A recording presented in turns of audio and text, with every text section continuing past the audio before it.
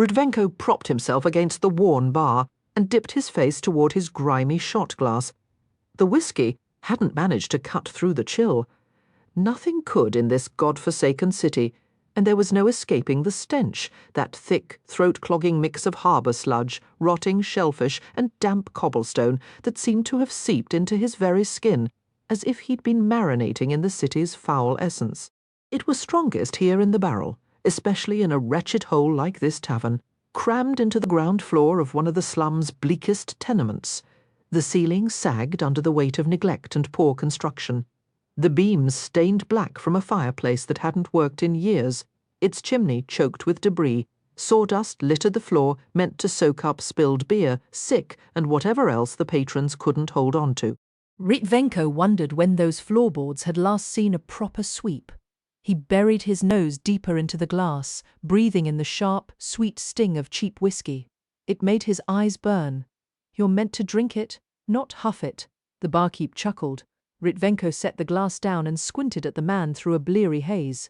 He was broad-shouldered and thick-chested, built like a brawler. Ritvenko had watched him heave more than one troublemaker out the door, but it was hard to view him as threatening, dressed in the ridiculous style popular with the young barrel bucks, a tight pink shirt straining over bulky arms, a loud plaid waistcoat in clashing red and orange. He looked like a gaudy, overcooked lobster. "Tell me," Ritvenko said, his kirch already clumsy and further slurred by drink, "why does this place smell so terrible, like a pot of spoiled stew, like a sink full of dirty plates?" The barman laughed again. "That's just Ketterdam. You'll get used to it." Ritvenko shook his head. He had no desire to get used to this city or its reek. His old position with Councilman Huid had been tedious, but at least his rooms were dry and warm.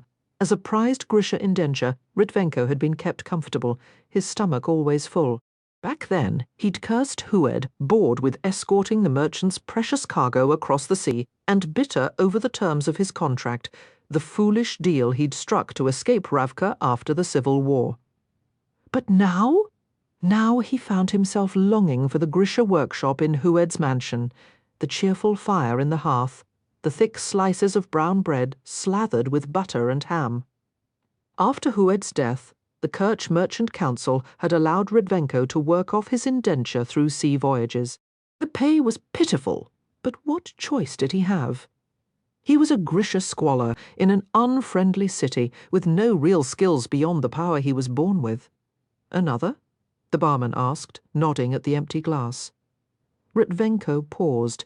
He shouldn't squander his coins. If he was careful, just one more voyage, maybe two, and he'd have enough to buy out his contract and secure a third-class ticket back to Ravka. That was all he needed. A sudden sharp memory surfaced. The crisp, clean air of the Ravkan foothills, so different from this damp, suffocating gloom. The thought was a painful twist in his chest. He was expected at the docks within the hour. Forecasts warned of storms, meaning the crew would depend on Ritvenko to harness the air currents and steer the vessel safely to its designated port. The destination was irrelevant to him. The captain would provide the coordinates. Ritvenko would command the winds or soothe the skies. Then he would collect his earnings. Since the winds remained quiet for now, perhaps he could doze through the initial leg of the journey. Ritvenko tapped the bar and gave a slow nod. A man was entitled to a little comfort, wasn't he? "I'm no errand boy," he grumbled under his breath. "What was that?" inquired the barman, refilling his glass. Ritvenko waved a hand dismissively. This ordinary fellow could never comprehend a life like his, toiling in anonymity, dreaming of spare change or a smile from a passing girl. He knew nothing of the thrill of battle, the weight of being revered. "You from Ravka?" Through the whiskey haze, Ritvenko's senses sharpened. "Why do you ask?" "No particular reason. You just have a Ravkan accent." Ritvenko forced himself to relax. Plenty of Ravkans passed through Ketterdam seeking work. Nothing about him openly declared he was Grisha. A wave of self-disgust washed over him, directed at himself, the barman, this entire city. He longed to simply sit and savor his drink.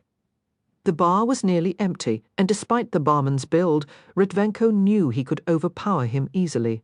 But for a Grisha, even stillness could invite danger. Lately, whispers had spread through the city about disappearances, Grisha vanishing from streets or homes, likely snatched by slavers and sold to the highest bidder. Ritvenko would not let that be his fate. Not when he was so close to earning his passage back to Ravka. He drained his whiskey, slapped a coin on the counter, and pushed back from the stool. He left no tip. Let a man work for his living. The moist, foul air outside did little to steady him as he stepped into the street. He lowered his head and turned his boots toward Forth Harbour, hoping the walk would clear his mind.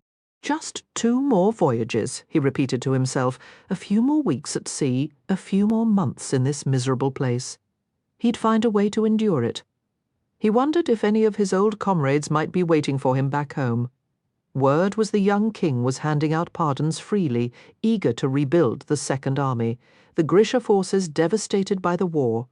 Only 2 more trips, he muttered to the damp cobblestones, stamping his boots against the lingering spring chill. How could it stay so cold and wet this late in the season? Living here felt like being stuck in the clammy, unwashed fold of a giant's coat. He hurried along Gruff Canal, a shiver tracing his spine as Black Veil Island came into view, nestled in the bend of the waterway. That was where the wealthy of Kerch had once interred their dead, in small stone crypts built above the waterline. Some peculiar trick of the climate kept the island perpetually draped in shifting fog, and rumours claimed the place was haunted. Ritvenko quickened his pace. He wasn't a superstitious man, when you wielded power like his shadows, held little terror, but who enjoyed a stroll past a graveyard. He hunched deeper into his coat and moved briskly down Havenstraat, his eyes tracking every shift in the twisting alleys. Soon he'd be back in Ravka, where he could walk the streets without this constant dread, provided he received his pardon. Ritvenko shifted uncomfortably inside his coat. The war had turned Grisha against Grisha, and his faction had been especially ruthless. He'd killed former brothers-in-arms, civilians, even the young. But the past was done, King Nikolai needed soldiers, and Ritvenko was an exceptionally capable one. With a curt nod to the guard stationed in the booth at the harbour entrance, Ritvenko glanced over his shoulder, verifying he wasn't followed. He wove past stacks of cargo containers toward the docks, located the correct berth, and joined the line to check in with the first mate. Ritvenko knew the man from previous trips, a perpetually frazzled and sour individual whose thin neck seemed to struggle against his coat collar. He clutched a heavy stack of papers, and Ritvenko caught sight of the distinctive purple wax seal belonging to a member of the Kerch Merchant Council. In this city, those seals were more valuable than currency, securing prime spots at the wharf and priority on the docks. What earned these councilmen such deference and privilege? Money.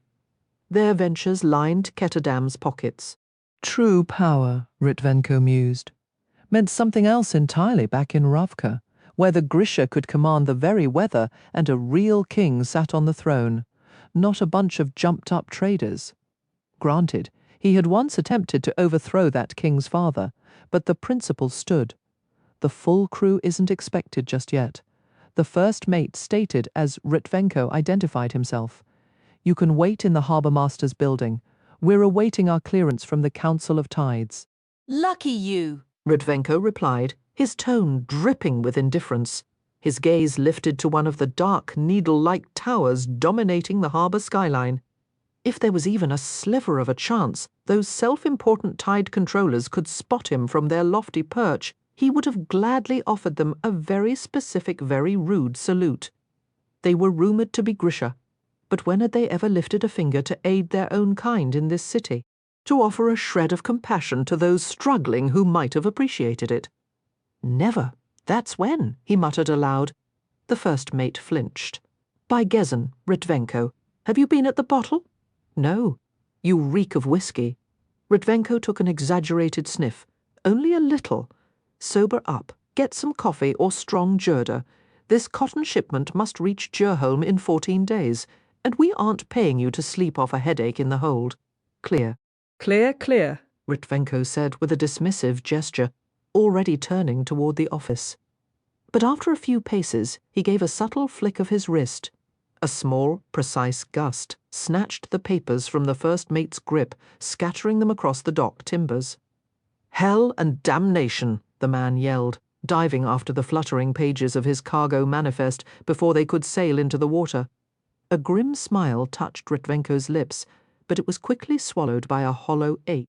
He was a titan among mortals, a skilled squaller, a decorated soldier. Here he was merely a hired hand, a broken-down Ravkan with clumsy kirch and a whisky habit. Home, he reminded himself. Soon he would secure his pardon and redeem his name. He would fight for his homeland once more. He would sleep under a solid roof and wear the blue kefta trimmed with silver fox fur. He would be Emil Retvenko again, not this sorry ghost of a man. "Coffee's over there," the clerk announced when Ritvenko entered the harbour master's office, nodding toward a tarnished copper pot in the corner. "Or tea. Coffee is what you have?" This country. Ritvenko filled a mug with the thick, bitter liquid, more for the warmth in his palms than anything. He couldn't stomach the flavour, especially without a generous spoonful of sugar, which the harbour master had inconveniently failed to provide. "Wind's picking up," the clerk remarked as a bell outside clanged, jostled by the strengthening breeze. "I have ears," Ritvenko growled. "Don't imagine it'll be much here, but once you're past the harbour mouth, quiet." Ritvenko cut in sharply. He was on his feet, listening intently. "What?" said the clerk. "It's just." Ritvenko pressed a finger to his own lips. A shout. The noise had come from the direction of the docked ship. "It's only seabirds."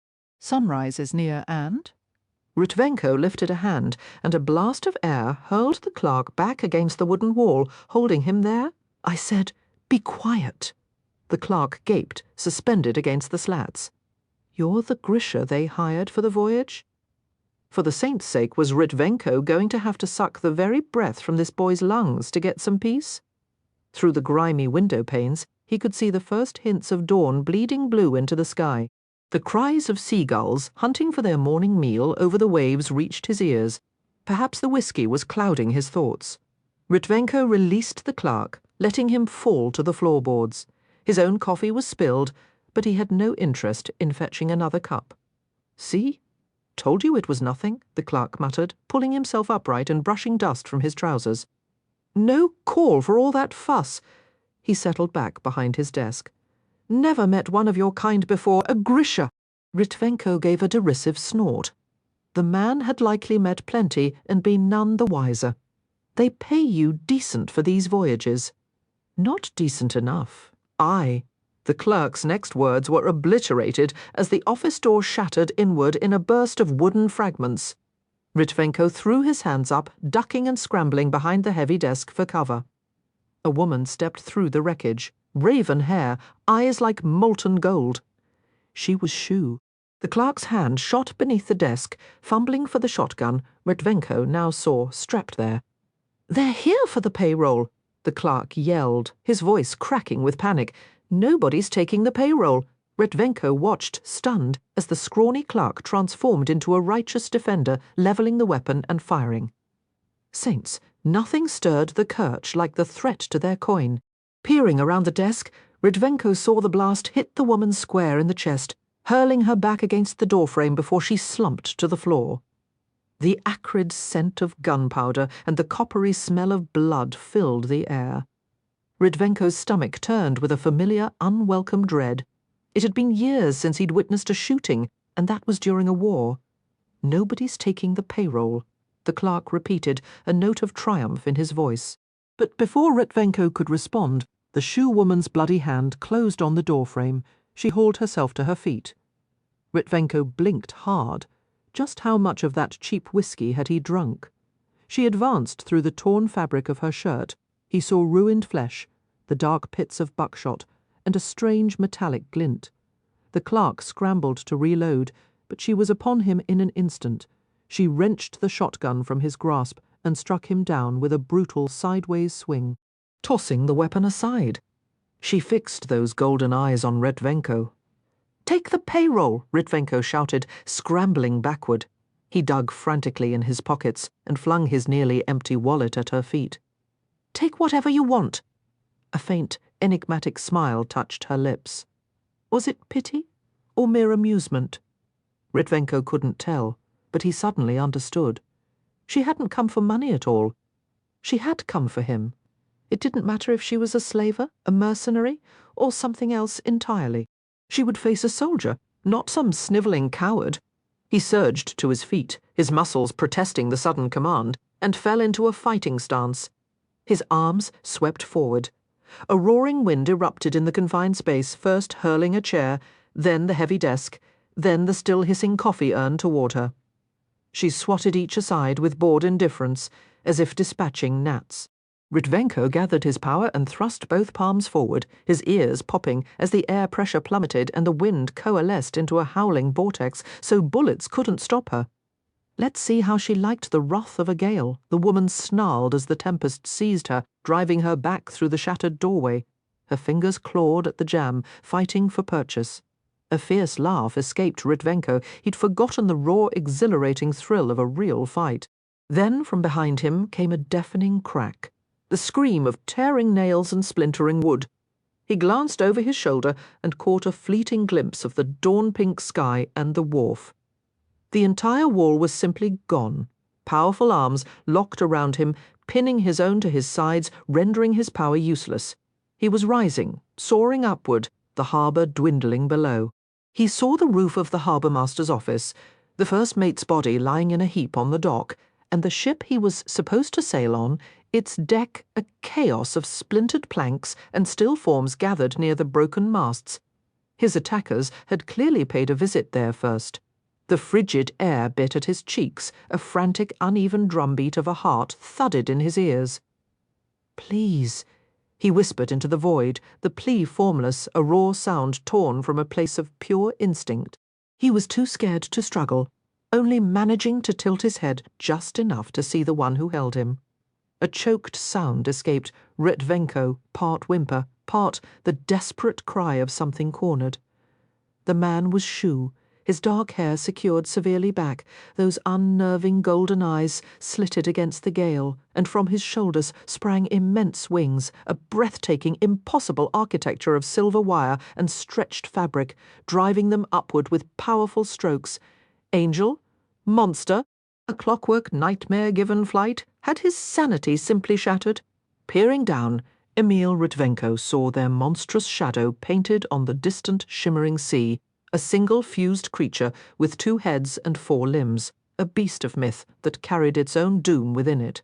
His silent prayers fractured into screams, lost to the uncaring wind. "What am I even doing here?" That particular refrain had become the soundtrack to Weiland's life since falling in with Kaz Brekker. On nights like this, during a job, it looped in his mind with the relentless, jittery rhythm of a stuck music box. What am I doing? How what am I doing here? He adjusted the cuff of his sky-blue waiter's jacket, the standard uniform for the staff of the exclusive club Cumulus, and fought to project an air of bored competence. It's just another dreadful party, he coached himself. He'd survived a lifetime of them at the Van Eck mansion. This was arguably better. No one here would ask him painfully polite questions about his academic failures or future plans. His only tasks were to stay silent, obey Kaz's orders, and for saint's sake, figure out what to do with his own hands. Clasped in front made him feel like a choir boy. Behind his back felt like a soldier at parade rest. Letting them hang limply at his sides just seemed wrong. Why had he never noticed how waiters simply existed in a room? Kaz had secured this second-floor parlour for the evening, but Weiland was convinced a genuine employee would burst in at any moment, finger-pointed, and yell fraud. Then again, feeling like a fraud was his default state these days.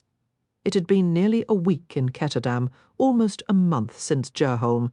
He'd been wearing Kuwei Yul Bo's face for most of that time, and the disconnect was profound. Catching his reflection in a darkened window still required a conscious, jarring moment of recognition. That's me. The golden eyes, the black hair. This was his reality now. His old self was gone, erased. and the person left in his place was a stranger standing in a plush private room at one of the Lid's most opulent gambling halls, tangled in yet another one of Brekker's convoluted plots. A player at the green felt table gestured vaguely with his empty champagne flute. Wylan pushed off from the wall, his steps quick. His hands trembled slightly as he lifted the bottle from its silver ice bath. But years of navigating his father's Murcher parties had granted him a few useless graces. He could, at least, pour champagne without creating a frothy disaster. He could almost hear Jesper's teasing drawl in his head. Finally, a marketable skill, Murchling. He risked a glance at the sharpshooter. Jesper was slouched at the table, cards fanned in his long fingers. He wore a faded navy waistcoat, dotted with tiny gold constellations, his rumpled white shirt a bright contrast against his skin.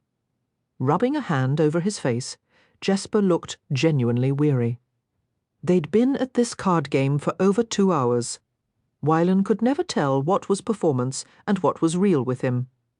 Filling another glass, Wylan focused on Kaz's blunt instructions from earlier. Take their drink orders, keep one ear on Smeat's chatter. It's a job. Do it a job. They all called it that. It never felt like work. It felt like the world tilting on its axis. It felt like the breathless, silent scream of freefall. Wylan steadied his nerves the way he always did in unfamiliar or tense situations, by cataloguing the details of his surroundings. His eyes traced the intricate starburst pattern inlaid in the polished floorboards, then rose to the blown glass chandelier, its delicate nodes shaped like seashells. The walls were covered in cobalt silk, flocked with silver clouds. There were no windows. Kaz had explained that gambling dens avoided them on purpose, so patrons would lose all sense of time. At the round table, Kaz dealt another hand to Smeat, Jesper, and the others. He wore the same sky-blue staff jacket as Wylan, and his hands were bare. Wylan had to consciously stop himself from staring. It wasn't just the oddity of seeing Kaz without his gloves. It was as if his hands operated on some hidden, perfect mechanism. Wylan had studied anatomical drawings for figure art. He understood how muscles and bones and ligaments were supposed to work, but Kaz's hands moved as if engineered solely for handling cards. His long, pale fingers flexed with an easy, precise rhythm, every shuffle and turn utterly economical. Kaz had insisted he could control any deck. So why, then, was Jesper losing so miserably back at the hideout on Black Vale? When Kaz first laid out this part of the plan, Wylan had been sceptical, and for once he wasn't alone. "Let me get this straight," Nina had said, her voice thick with disbelief. "Your brilliant strategy is to give Jesper a line of credit and have him play cards with Cornelis Smeat." Kaz had been unmoved. Smeat enjoys high-stakes three-man bramble, and he enjoys blondes. We're providing both. "I'll deal the first half of the night, then Specht takes over." Wylan didn't know Specht well. He was a former Navy man, a dregs member who had piloted their ship to the ice court. With his grizzled jaw and the tattoos crawling up his neck, Wylan found him slightly intimidating. Even Specht had looked uneasy. "I can deal cards, Kaz, but I can't control a deck." "You won't need to," Kaz replied. "Once you sit down, it becomes an honest game. The goal is to keep Smeat at that table until midnight." The shift change is the risky moment. The second I stand up, he'll start thinking about leaving or finding another game. Your job is to make sure his backside stays firmly in that chair. "I can handle it," Jesper had declared with a confidence that felt dangerously thin. Nina just scowled. "Sure, and maybe for Phase 2 I can pose as a Gerda Param dealer. What could possibly go wrong?" Wylan wouldn't have phrased it so sarcastically, but he agreed completely. They should be steering Jesper away from gambling halls, not feeding his appetite for risk. But Kaz's resolve was solid. "Just do your job and keep Smeat thoroughly entertained until midnight," he'd said. "You all know what's at stake." They did, in Edge's life. How could anyone argue with that? A sharp pang of guilt struck Wylan whenever he thought about it. His father had given them 7 days to surrender Kuwe Yulbo. After that, he would begin torturing. In Edge, time was almost up. Logically, Wylan knew he couldn't have stopped Van Eck's betrayal or the kidnapping. He knew it, but the weight of responsibility clung to him anyway. "What am I supposed to do with Cornelis Smeet after midnight?" Nina had asked later, a mischievous glint in her eye. Kaz's answer was blunt. "Try to talk him into spending the night with you." "What?" Matthias sputtered, his face flushing crimson all the way to the tips of his ears. "He won't agree to that." Nina gave a dismissive sniff. "Like hell he won't." "Nina," Matthias growled in protest. Kaz cut in, his tone dry. "Smeet doesn't cheat at cards, and he doesn't cheat on his wife. He's like half the amateurs parading around the barrel, mostly respectable, scrupulous. He lives a life of strict budgets and half a glass of wine with dinner. The irony of using a man's virtue against him wasn't lost on Wylan, adding another layer of unease to the already precarious night." Matthias frowned, but Jesper just flashed that wild gunslinger smile of his. "Let's be honest, Matthias," he said. "You're not exactly a fan of fun in general." Kaz laid out the plan. "Your job is to keep Smeet occupied at Club Cumulus from 8 until midnight. That's 4 hours of play, so stay sharp." Watching Nina work, Wylan felt a mix of admiration and unease. She wore a lavender gown, so sheer it was practically a whisper, its corset engineering her figure into a breathtaking silhouette. Though still recovering her strength, she had more than enough charm to keep Smeet's attention. She was settled comfortably on his knee, one arm draped around his shoulders, murmuring sweetly in his ear, while her hands wandered his chest and occasionally slipped inside his jacket, like a curious pup nosing for a hidden biscuit. She paused only to order another round of oysters, or to signal for more champagne. Wylan trusted Nina's ability to handle any man in any room, but it pained him to see her playing this part, perched in a draughty parlour on some smug lawyer's lap, dressed for show. She was definitely going to end up with a chill. Across the table, Jesper tossed in his cards again and released a frustrated sigh. His luck had been slowly bleeding out for 2 hours. He'd played it careful, but neither fortune nor Kaz's usual scheming seemed to be on his side tonight. How were they supposed to keep Smeet at the table if Jesper's funds ran dry? Would the promise of high-stakes company be enough? A few other wealthy patrons lingered by the walls, watching the game and waiting for a seat to open up. None of them had a clue about the real game being played. As Wylan leaned in to refill Nina's glass, he caught Smeet's low murmur. "A card game is much like a duel," the lawyer mused. "It's the small cuts that set the stage for the final killing stroke." His eyes slid to Jesper. "That young man is bleeding all over the felt." Nina giggled, playing her role perfectly. "I don't know how you keep all these rules straight in your head." Smeet's grin widened, visibly pleased. "This is child's play next to running a business. I can't imagine doing that either." "Sometimes I can't either." Smeet sighed, his demeanour shifting briefly to something almost weary. "It's been a difficult week. One of my clerks decided not to return from his holiday, leaving me short-handed and scrambling." The casual complaint sent a jolt through Wylan. His hand faltered and champagne splashed onto the floor. "I'm paying to drink it, not wear it, boy," Smeet snapped, brushing at his trousers. He muttered under his breath. "This is what happens when you hire foreigners." "He means me," Wylan realized, backing away quickly. Adjusting to his new shoe features was a constant challenge. He couldn't even speak the language. A fact that hadn't troubled him until 2 shoe tourists, maps in hand, had stopped him for directions on East Stave. Flustered, Wylan had offered an exaggerated shrug before darting into the servants' entrance of the club. "Poor darling." Nina soothed Smeet, her fingers combing through his thinning hair as she adjusted a flower tucked behind her ear. Wylan wasn't sure if she'd outright claimed to be from the House of the Blue Iris, but Smeet would certainly assume it. Jesper reclined in his chair, his fingers drumming a restless rhythm on the pearl handles of his revolvers. The movement caught Smeet's eye. "Those are remarkable firearms," Smeet observed in the tone of a man who was never wrong. "Real mother of pearl in the grips, if I'm not mistaken. I have a respectable collection myself, though nothing quite like a Zemeni repeater." Nina cooed, leaning closer. "Oh, I'd love to see your guns."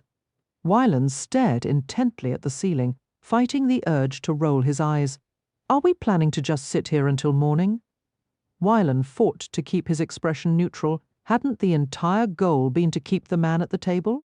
Nina clearly understood something he didn't, because Smeat's features settled into a stubborn line. "Quiet, darling. If my luck holds, I might just buy you a little trinket. I'd prefer another plate of oysters. You haven't finished the ones you have." Wayland noticed the slight flare of Nina's nostrils, as if she were gathering her resolve. Her appetite had been practically non-existent since recovering from her Parham ordeal, making it a mystery how she'd already forced down a dozen oysters. He watched her suppress a visible shudder as she swallowed the final one. "Absolutely divine," she said. Her voice strained as she glanced at Wylan. "Let's order another round." That was the cue. Wylan moved quickly, collecting the large platter heaped with melting ice and empty shells. "The lady has developed a taste for them," Smeat remarked. "More oysters, miss?" Wylan asked, his voice cracking slightly. "Perhaps some buttered prawns?" He tried again, his tone dropping too low. "She'll have both," Smeat declared with a wave of his hand. "And bring another glass of champagne. Wonderful," Nina replied, looking a bit pale. Wylan hurried through the swinging door into the servants' pantry. The room was lined with shelves of plates, glasses, and linens, with a large metal tub of ice in the corner. A dumb waiter occupied much of the far wall, a brass speaking tube shaped like a trumpet mounted beside it for communicating with the kitchens below. He set the dirty platter down, then spoke into the tube to request more oysters, prawns, and another bottle of champagne. "Which vintage, sir?" "Just more of the same, please." Wylan had overheard his father's associates debating wine vintages as investments, but he didn't trust his own knowledge to select a year. When he returned to the parlour with the fresh order, Kaz was just rising from the card table. He made a brief dismissive gesture, the signal that a dealer's shift was over. Specht took his place, a blue silk cravat neatly concealing the tattoos on his neck. He adjusted his cuffs and invited players to place new bets or collect their winnings. Kaz's gaze locked with Wylan's for a second before he slipped into the pantry. This was the critical point. Kaz and Jesper had explained that a superstitious player often believed his luck was tied to the dealer and would cash out when the dealer changed. Wylan's heart sank as he saw Smeat stretch and give Nina's rear a proprietary pat. "We've had a decent run," Smeat said, glancing at Jesper, who was gloomily contemplating his dwindling stack of chips. "Might find richer pickings somewhere else." "But my food just arrived," Nina protested with a pout. Wylan stepped forward, his mind blank except for the urgent need to stall. "Is everything satisfactory, sir? Can I bring you and the lady anything else?" Smeat ignored him, his hand still resting near Nina.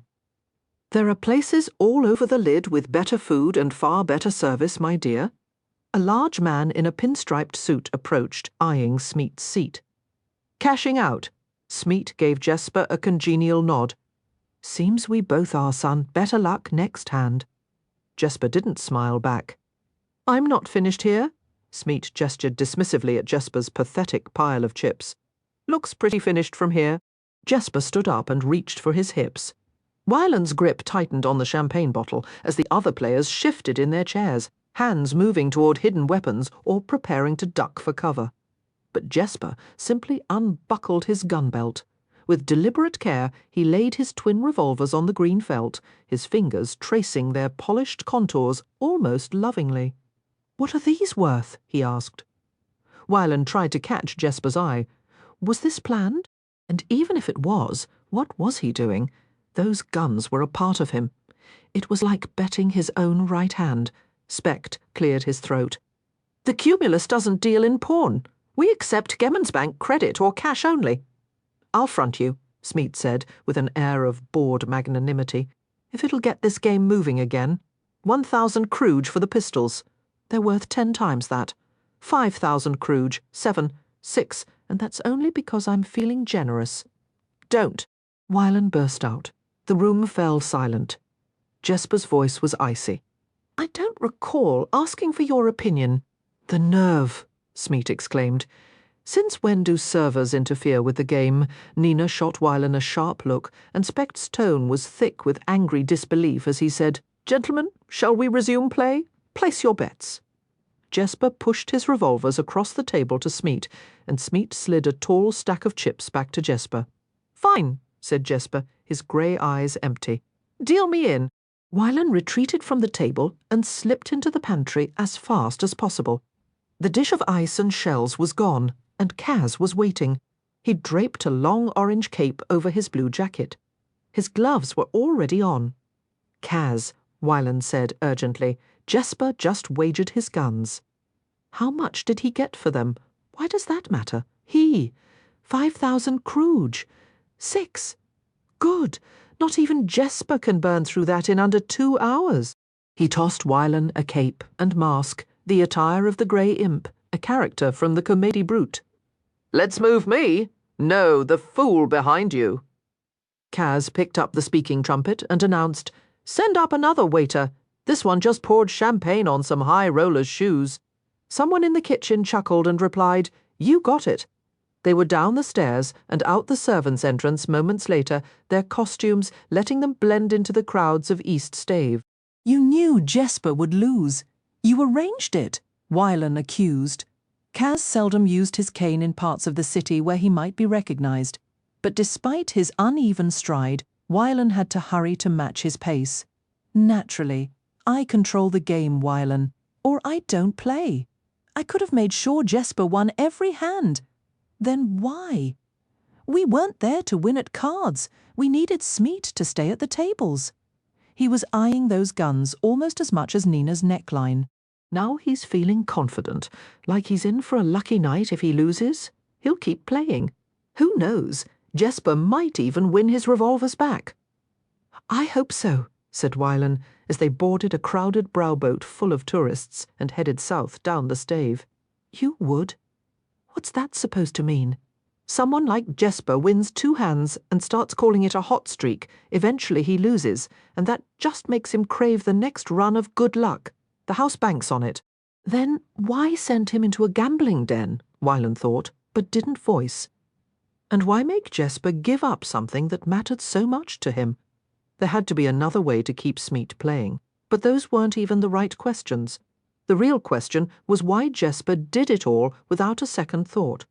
Maybe he was still seeking Kaz's approval, hoping to regain his favour after Jesper's mistake led them into the ambush at the docks that almost cost Inedge her life. Or maybe Jesper wanted something more than forgiveness from Kaz, a twisted sort of belonging, a proof of his own daring. "What am I doing here?" Wylan wondered again. He caught himself chewing on his thumb and made himself stop. He was here for Inedge. She'd saved their lives more than once, and he wouldn't forget that. He was here because he desperately needed the money. And if there was another reason, a tall, lanky reason with a dangerous weakness for games of chance, he wasn't going to dwell on that now. As soon as they reached the outskirts of the barrel, Wylan and Kaz discarded their capes and sky-blue jackets and made their way east into the Zelva district. Matthias was waiting for them under a shadowed doorway on Handel Canal. "All clear?" Kaz asked. "All clear," said the big Fjerdan. "The lights went out on the top floor of Smeet's house over an hour ago, but I don't know if the servants are awake." "He only has a daily maid and a cook," Kaz said. "He's too miserly to keep live-in help."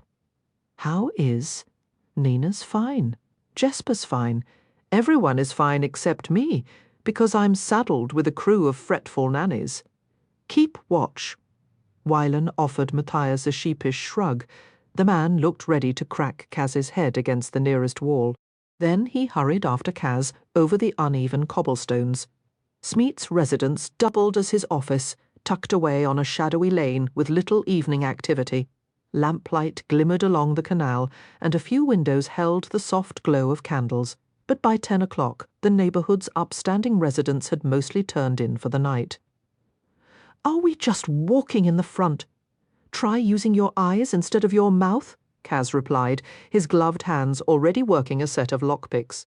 Wylan was trying, but he had to admit he'd been admiring the house's neat proportions, the steep angle of its gabled roof, the early roses blooming in the window boxes. He hadn't been viewing it as a problem to be solved. With a pang of irritation, he recognized this was actually a simple one. The Zelva district was comfortable but not opulent, home to skilled craftsmen, accountants and lawyers. The houses were solid and well kept, with pleasant canal views, but they were built close together, lacking sprawling gardens or private docks. To reach the upper windows, they'd have needed to breach a neighbour's home first, dealing with 2 sets of locks instead of 1. Better to chance the front door, to move with the confidence of rightful owners even if Kaz held picks, not keys. Use your eyes. But Wylan didn't enjoy seeing the world through Kaz's lens. Once they had their money, he'd never need to again. A heartbeat later, Kaz depressed the handle and the door swung inward immediately. Wylan heard the skitter of claws on hardwood, followed by low, rumbling growls as Smeat's pack of hounds charged the entry, white teeth bared, before they could identify the intruders. Kaz placed Smeat's whistle between his lips and blew. Nina had lifted it from the chain. The lawyer always wore around his neck, then hidden it under a discarded oyster shell for Wylan to retrieve from the kitchen. The whistle emitted no sound Wylan could hear. It won't work, he thought, a vivid image of powerful jaws closing on his throat, flashing in his mind. But the dog scrambled to an abrupt stop, colliding into a confused heap. Kaz blew again, his lips forming the pattern of a fresh command.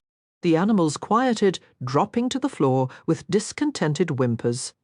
One even rolled onto its back, paws in the air.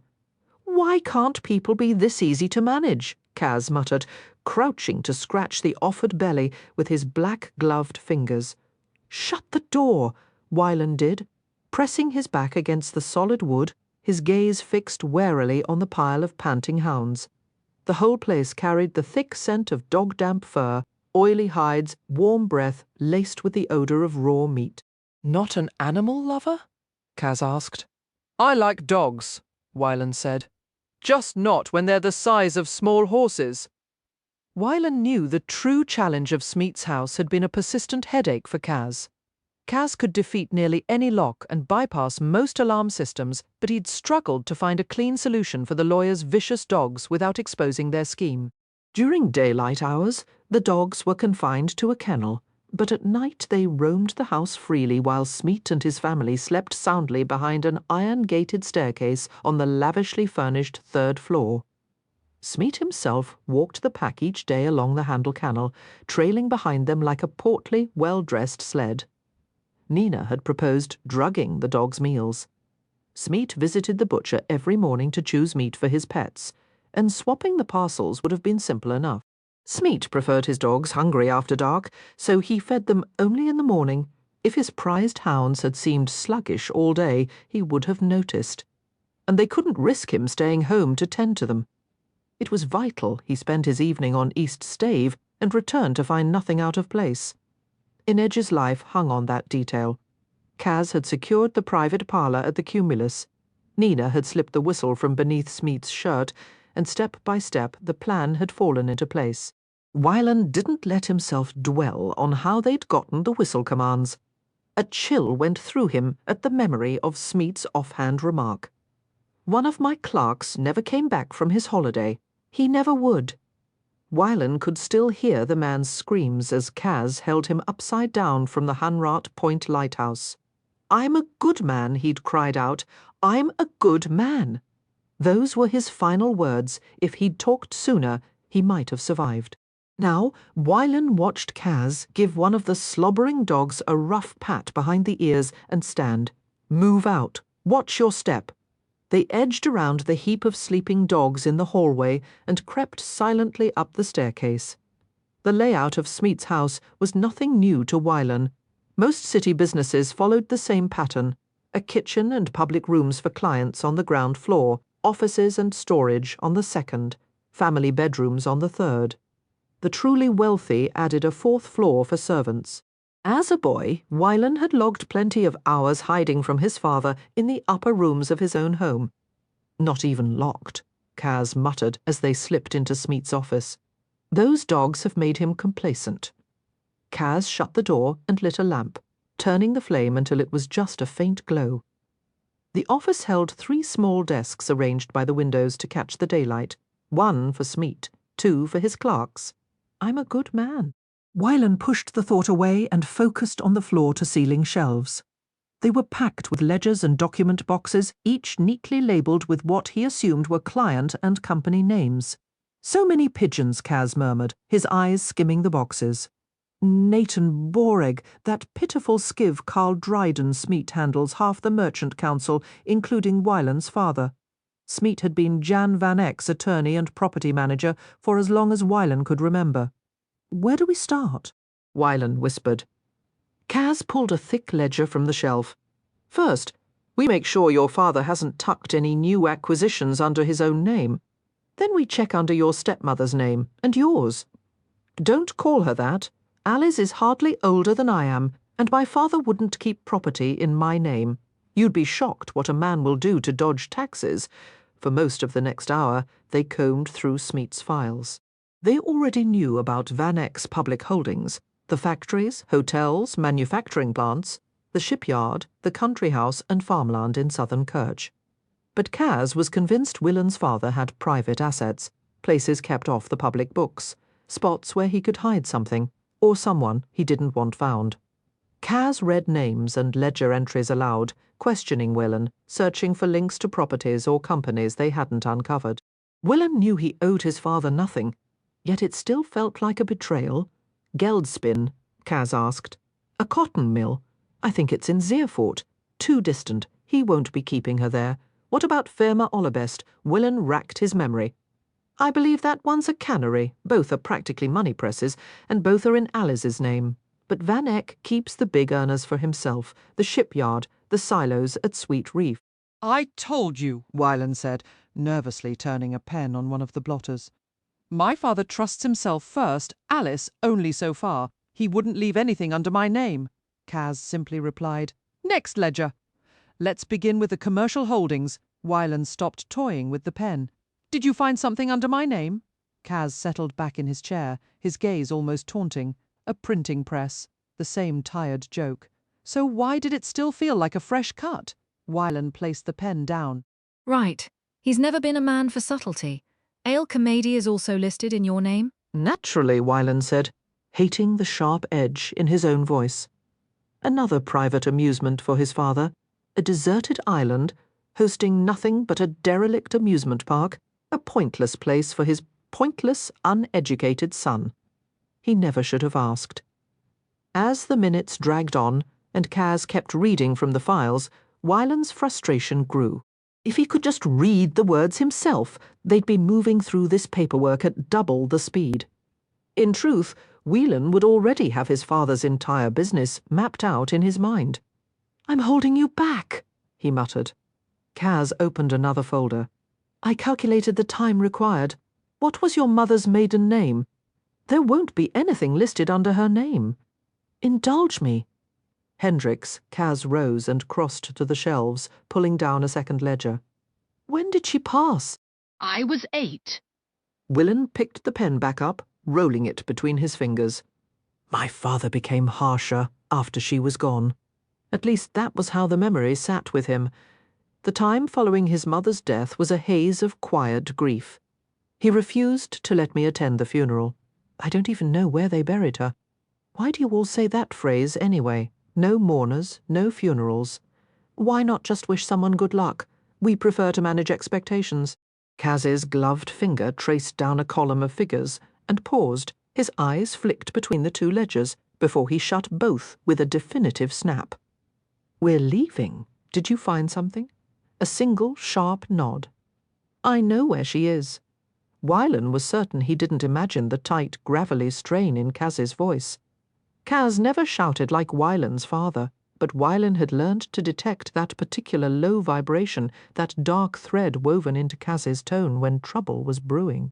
He'd heard it after the brawl at the docks when Inej was wounded. Again when they discovered Pekka Rollins was behind the ambush, and once more when Wylan's own father betrayed them. He'd heard it ringing clear as a bell from the lighthouse while the clerk begged for his life. Wylan watched as Kaz methodically restored the room. He shifted an envelope a precise inch to the left, eased a file drawer open a specific amount, repositioned the chair exactly. His eyes swept the space, and then he plucked the pen from Wyland's grasp, returning it to its precise spot on the desk. A real thief is like a refined toxin, Murchling. He leaves no evidence. Kaz extinguished the lamp. Was your father the charitable type? Hardly. He tithes to Gizon, but claims charity steals a man's dignity and his chance at honest work. Interesting. He's been making regular donations to the Church of St. Hilde for the past 8 years. If you wish to visit your mother, that's likely where you should begin. Wyland could only gape at Kaz in the darkened room. He'd never heard of the Church of St. Hilde, and he'd never known dirty hands to offer information without a price. Why? If Nina and Jesper did their jobs, Smeet will be returning shortly. If we're here when he arrives, the entire scheme falls apart. Move. Wyland felt as if he'd been clubbed with one of the heavy ledgers, and then told to shrug it off. Kaz eased the door open. They both froze. Peering over Kaz's shoulder, Wyland saw a small girl on the landing, her hand resting on the neck of one of the enormous grey guard dogs. She couldn't have been more than 5, her tiny toes peeking from beneath a flannel nightgown. Saints! Wyland breathed. Kaz stepped into the hallway, drawing the door almost closed behind him. Wyland lingered in the dark office, paralysed, uncertain what to do and terrified of what Kaz might decide to do next. The little girl tilted her head back to stare at Kaz, her thumb slipping from her mouth. "Are you one of my father's men?" "No." Wyland felt the memory press in, sharp and cold. "I'm a good man." They'd taken the clerk just outside the menagerie, dragging him to the lighthouse peak. Kaz had dangled him by his ankles until the man screamed for mercy, finally coughing up Smeet's signals. Just as Kaz began to pull him back to safety, the clerk started babbling offers, cash, client, account numbers, then a desperate pivot. "I know something about one of the girls, the Zemeni one." Kaz went still. "What do you know?" Wyland caught the shift then, that icy undercurrent in Kaz's ragged voice. The clerk, oblivious, thought he'd struck a deal. One of her regulars is giving her lavish presents. She's pocketing the cash. "You know what the peacock does to girls who skim profit?" "I do," Kaz replied, his gaze sharp as a blade's edge. "Tante Hillen beat the last one to death right in the parlour." Wyland tried to interject, but the clerk rushed on. "This girl knows she's finished if I talk. She lets me visit for free to buy my silence. She'd do the same for you and your crew. Anything you want. If Tante Hillen found out," Kaz said softly, "she'd execute your Zemeni as a warning to the others." "Yes," the clerk gasped, eager. "She'll do everything." Slowly, Kaz let the man's legs slide through his grip. It's awful, isn't it? Knowing your life rests in someone else's hands. The clerk's voice shot up an octave as understanding dawned. "She's just a working girl. She knows the risks. I'm a good man. I'm a good man." "There are no good men in Ketterdam," Kaz said. "The air here rots them." Then he opened his hands. Wyland shivered. Through the door's gap, he watched Kaz crouch to meet the child's gaze. "What do you call this big fellow?" Kaz asked, resting a hand on the dog's neck. "This is Maestro Spots. Is that right? He has the best howl. Papa lets me name all the puppies." "Is Maestro Spots your favourite?" Kaz inquired. The girl seemed to ponder, then shook her head. "I like Duke Adam von Silverhaunch the most, then Fuzzmuzzle, then Maestro Spots. Good to know, Hannah." Her mouth formed a small circle. "How did you know my name? I know every child's name." "You do?" "Certainly. Albert next door and Gertrude on Amber Street. I live beneath their beds and deep inside their closets." "I knew it," the girl whispered, a mix of dread and victory in her tone. "Mama said nothing was there, but I knew." She tilted her head. "You don't look like a monster. Here's a secret, Hannah. The worst monsters never do." Now her lip began to quiver. "Did you come to eat me? Papa says monsters eat children who don't go to bed on time. They do. But I won't, not tonight." "If you do 2 things for me." His voice was steady, almost lulling. with the rough texture of a worn violin string. First, you must climb into bed. Second, you must never tell a soul you saw us, especially your father. He leaned in and gave her braid a gentle tug. Because if you do, I'll cut your mother's throat, then your father's, and then I'll take the hearts from every one of these drooling hounds. I'll save Duke Silverhaunch for last, so you understand it was all your doing." The girl's face paled to the shade of her nightgown's lace, her eyes wide and gleaming. "Do you understand?"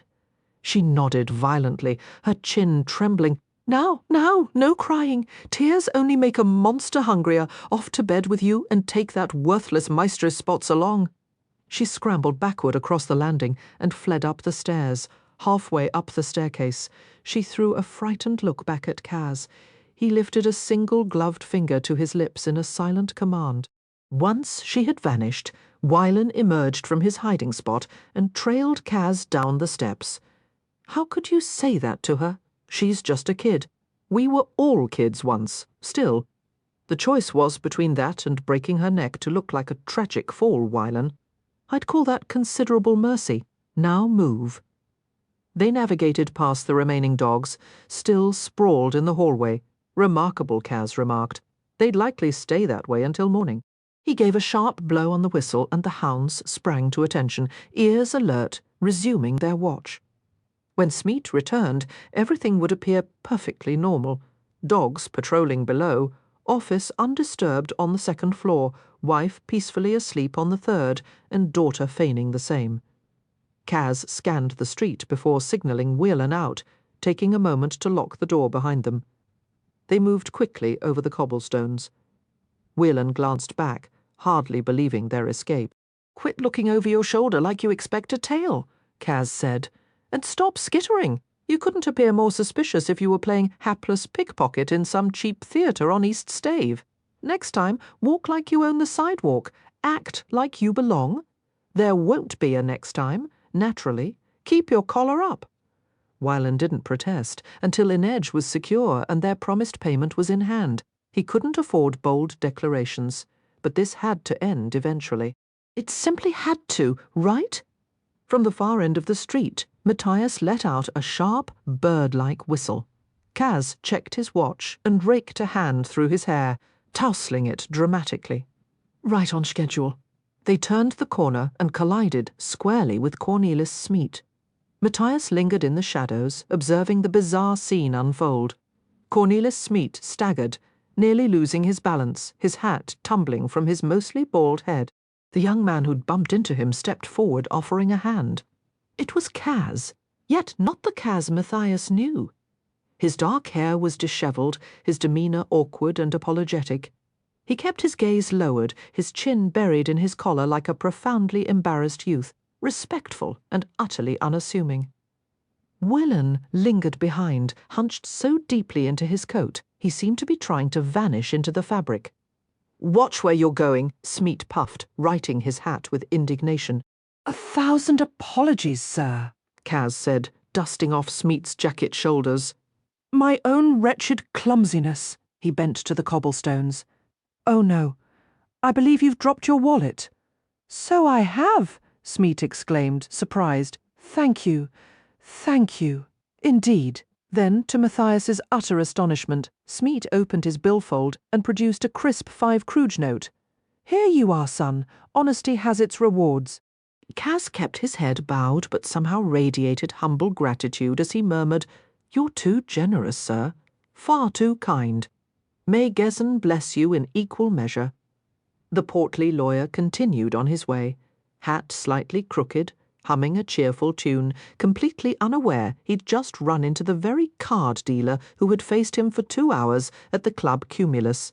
Smeet reached his door, fished a chain from his shirt, and then patted his waistcoat in a sudden panic, searching for his whistle. "You didn't attach it to the chain?" Matthias asked, as Kaz and Wylan joined him in the darkened doorway. He knew such sleight of hand was well within Kaz's skills, didn't see the need.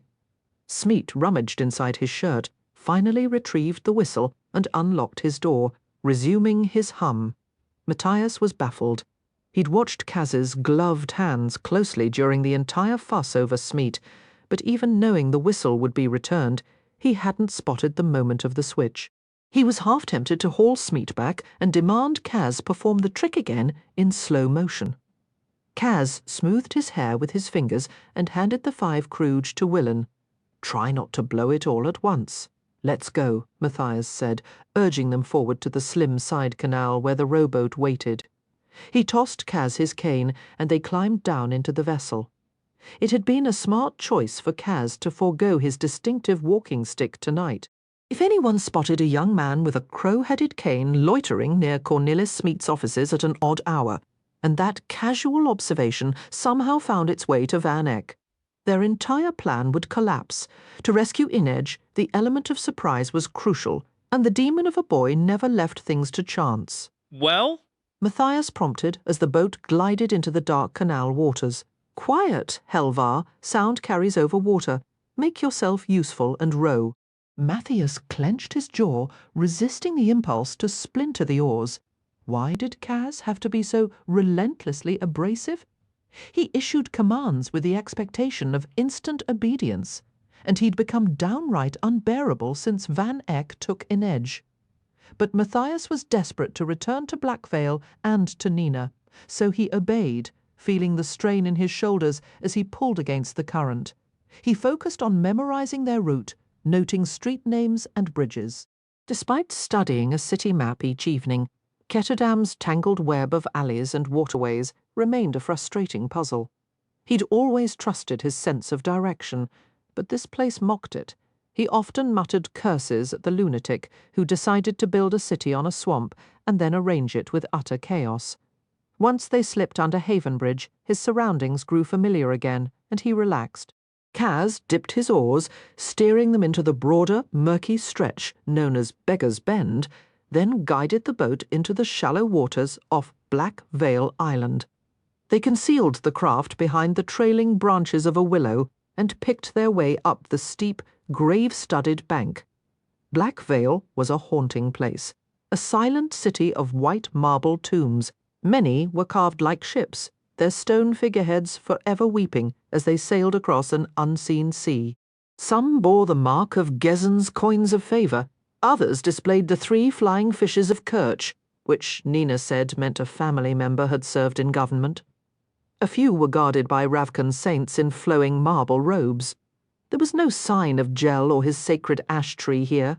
Fjordans would never choose to rest above ground where they couldn't take root. Most mausoleums had fallen into ruin, little more than crumbling rock piles draped in vines and dotted with spring blooms. The idea of using a cemetery as a hideout had initially horrified Matthias, no matter how long it had been abandoned. But then, nothing was sacred to Kaz Brekker. Why did they stop using this place?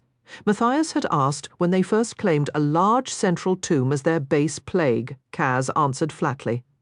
The first major outbreak was over a century ago. The Merchant Council banned burials within the city limits after that. Now they burn the bodies. "Unless you're wealthy," Jesper had chimed in. "Then they cart you off to some countryside cemetery where your corpse can enjoy the view." Matthias despised Black Vale, but he had to admit it worked. Tales of ghosts kept wanderers away, and the mist clinging to the twisted willows and stone masts hid any stray lantern light. Of course, all that secrecy would be pointless if people could hear Nina and Jesper shouting. They must have returned to the island and left their gondola on the northern shore. Nina's annoyed voice drifted over the graves, and Matthias felt a wave of relief, his pace quickening, eager just to see her face again. Jesper stomped through the damp grass of the cemetery, his voice a low grumble. "I don't feel like you're properly appreciating the ordeal I just endured." Nina didn't even break stride. "You spent the evening losing someone else's kruge at a card table. That sounds less like an ordeal and more like your idea of a good time." The sharp crack of a cane against granite silenced them both, their bodies instantly tensing for a fight. Nina's posture softened a moment later as the shadows resolved into familiar shapes. "Oh, it's just you. Disappointed." Kaz's voice was dry as he used his cane to steer them toward the heart of the island. "You might have heard us coming if you weren't so busy bickering." And Matthias stopped staring. You look like a farm boy at his first county fair. I was not staring, Matthias insisted, drawing himself up. But saints, where else was a man supposed to look? The dress seemed designed to highlight everything. Leave him be, Brekker, Nina said, a smirk in her voice. I enjoy the attention. How did it go? Matthias asked, forcing his gaze to remain fixed on her face. It became easier when he noticed the faint shadows beneath her expertly applied makeup, the subtle weariness in her eyes. She surprised him by taking his offered arm, leaning a fraction of her weight against him as they navigated the uneven ground. The night had clearly drained her. She should be in a warm bed, not wandering the barrel in flimsy silk. But with Van Eck's deadline looming, he knew Nina would grant herself no respite until Inej was free. It's a job, not a mission, she corrected lightly. And it went perfectly. Splendidly, Jesper chimed in, though his tone was sour. Just splendid. Except my revolvers are now languishing in the club Cumulus safe. Smeet was too terrified to walk home with them, the spineless lump. The thought of my beauties in his clammy grip. No one forced you to bet them. Kaz cut in. You backed me into a corner. What other leverage did I have to keep Smeet at the tables? As they neared the large stone tomb, Kuwei's head appeared cautiously around the edge. Kaz levelled his cane. What was my instruction? The shoe boy frowned. My kirch is not strong. Don't try that with me. It's strong enough. Get back inside. With a defeated sigh, Kuwei ducked back into the darkness, muttering, Back inside. Matthias hated this place. It felt perverse, this lavish temple to mortality. The tomb was fashioned to resemble an old merchant vessel. Its interior a cavernous stone hold. Stained glass windows set like portholes threw fractured colours onto the crypt floor when the sun was right. Nina had said the carvings of serpents and palm trees meant the family traded in spices, but they must have met misfortune or chosen another resting place, for only one vault was occupied, and the narrow corridors flanking the main chamber stood empty. With a groan of relief, Nina pulled the pins from her hair, removed the blonde wig, and dropped it onto the makeshift table. She collapsed into a chair, massaging her scalp. That's infinitely better, she sighed. But Matthias couldn't ignore the sickly pallor beneath her skin. She was worse tonight. Had there been trouble with Smeet, or had she simply pushed herself too far yet? Watching her now, her brown hair a damp mess, her eyes heavy-lidded, something tight in his chest loosened. This was the Nina he knew. Was it strange to find comfort in the way someone slumped in exhaustion? Guess what we spotted on our way out of the lid, she asked, a spark returning to her voice. Jesper was already rummaging through their supplies. 2 shoe warships anchored in the harbour. A hairpin flew past his ear. I was going to let them guess. Shoe ships? Kuwei asked, hurrying back to his notebook spread across the table. Nina nodded, cannons visible, red flags flying.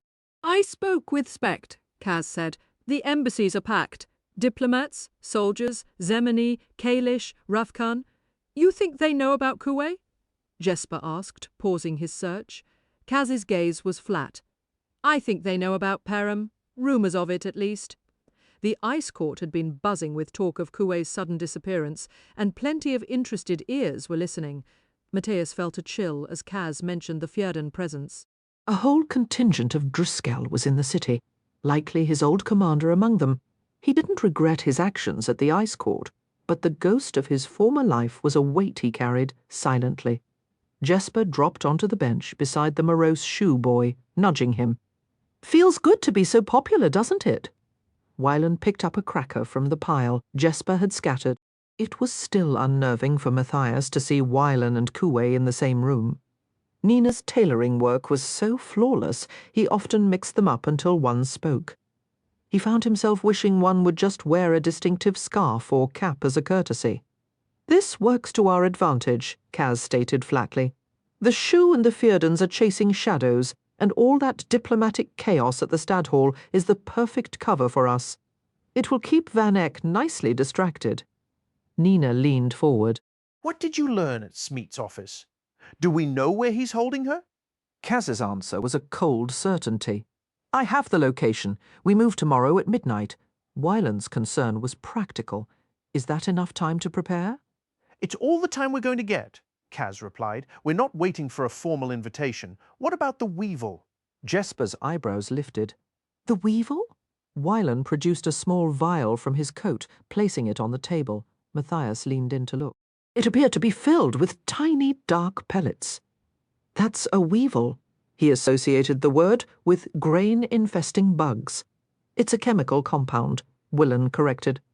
A metaphorical weevil. It doesn't have a proper name yet. Jesper grinned. You have to name it. How else do you invite it to supper? Forget the name. Kaz cut in, his voice like gravel. What matters is that the contents of that vial will devour Van Eck's fortune and his standing in this city. Wyland adjusted his spectacles. Theoretically. The chemistry is complex. I was hoping for Kuwei's assistance. Nina spoke to the boy in shoe, but he merely shrugged, his lip jutting out in a stubborn pout. Whether it was grief for his father or resentment at being trapped in a cemetery with criminals, his sullenness had only deepened. Well, Jesper prompted. I have other interests, Kuwei muttered.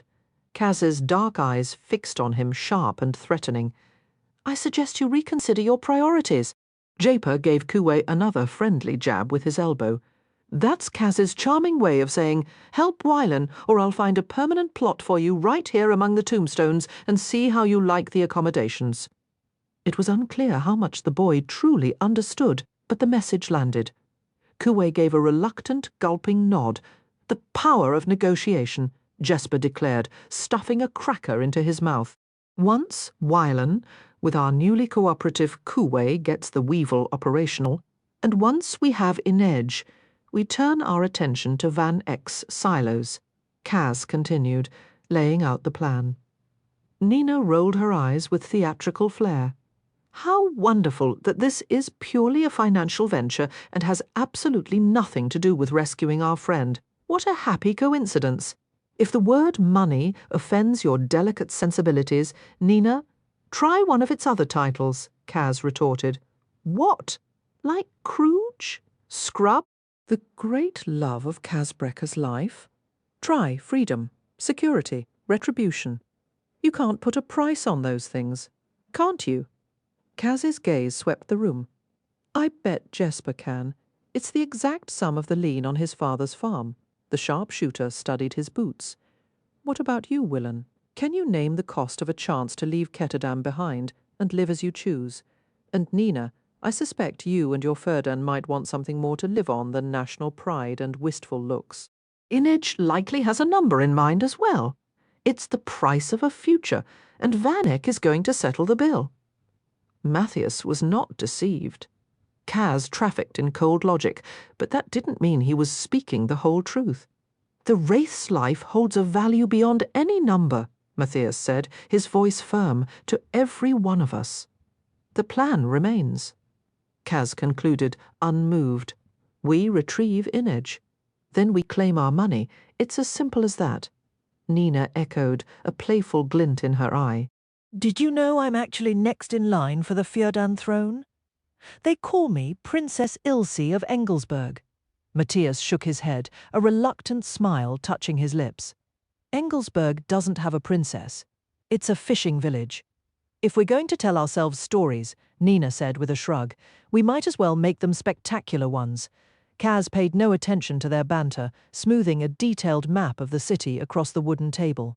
Nearby, Matthias overheard Wyland whispering to Jesper, why can't he just admit he wants her back? You have met Kaz, haven't you? Jesper replied, his tone light.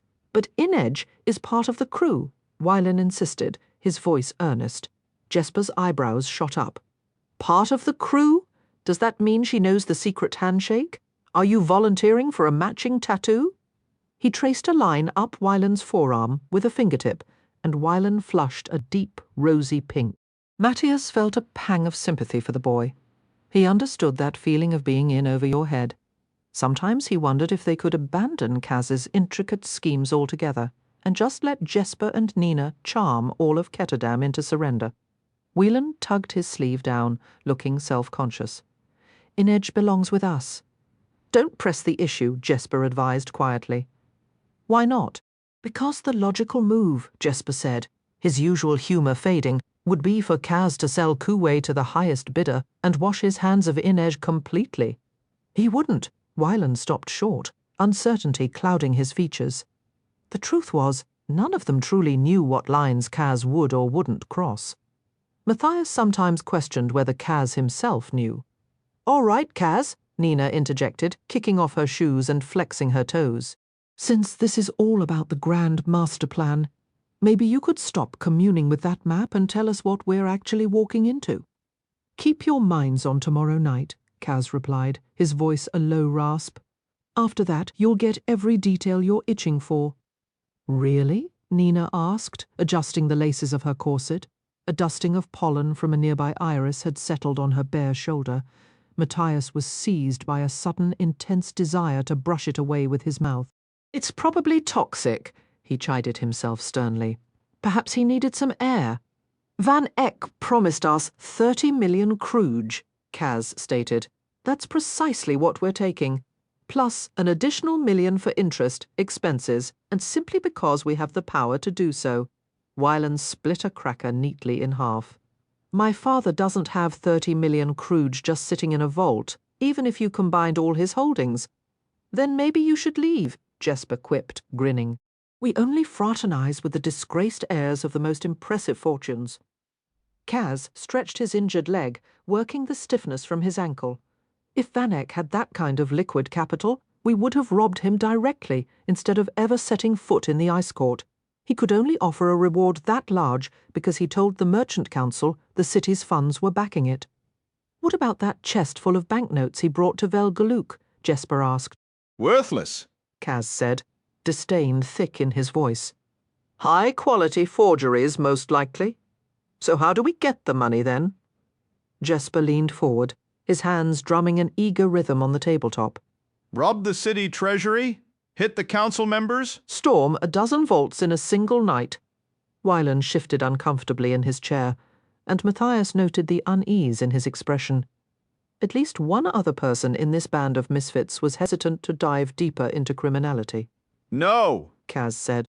"We're going to act like proper merchants and let the market do the heavy lifting for us." He leaned back, his gloved hands resting atop the crow's head of his cane. "We're going to take Van Eck's money, and then we're going to dismantle his reputation. We'll ensure he can never conduct business in Ketterdam or anywhere in Kerch again." "And what becomes of Kuwei?" Nina asked. "Once the job is finished," Kaz answered, "Kuwei, along with any other fugitives, Grisha and disinherited youngsters who might have bounties on their heads, can disappear into the southern colonies." Jesper frowned. "Where will you be?" "Right here," Kaz said, his tone deceptively casual. "I still have plenty of business requiring my personal attention." Though Kaz's delivery was smooth, Matthias detected a dark, simmering anticipation beneath the words. He had often pondered how anyone endured life in this city, but it occurred to him that the real question might be whether Ketterdam could endure Kaz Brekker. "Hold on a second," Nina said, holding up a hand. The assumption had been that Kuwei was bound for Ravka. Matthias voiced it plainly, recalling the transaction with Pekka Rollins at the Crow Club. "You sold your shares and asked him to send a message to the capital. We all heard it." "I believed it was a plea for assistance," Matthias countered. "Not an opening for negotiation." They had never actually discussed surrendering Kuwei to Ravka. Kaz observed them with a thin, knowing smile.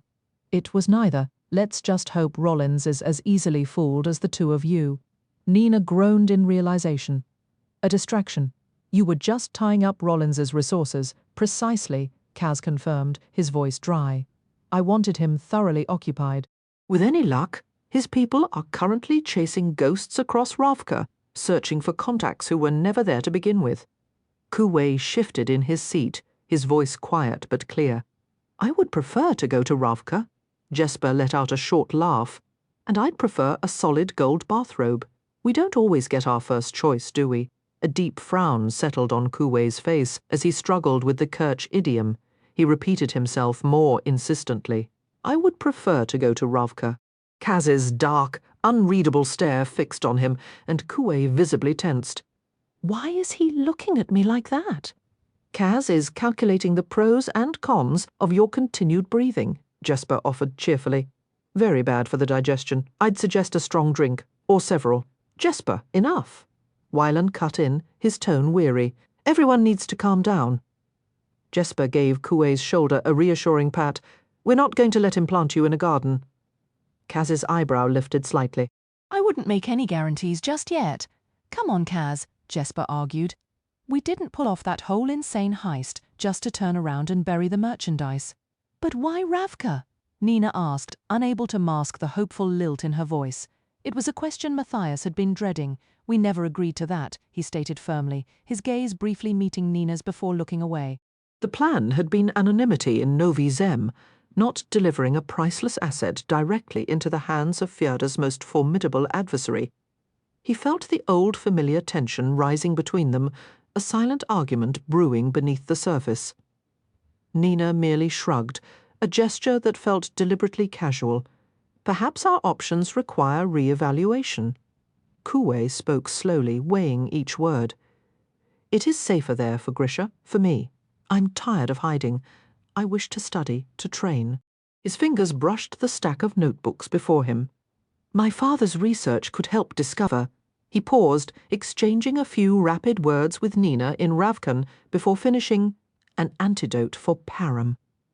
Nina clasped her hands together, her face alight with possibility.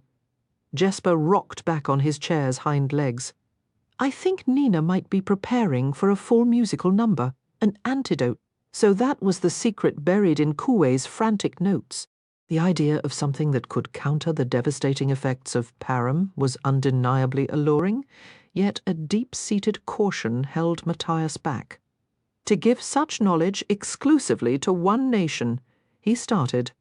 But Kuwei interrupted, his voice gaining strength. My father unleashed this drug upon the world, even without me, without my notes. Someone will recreate it.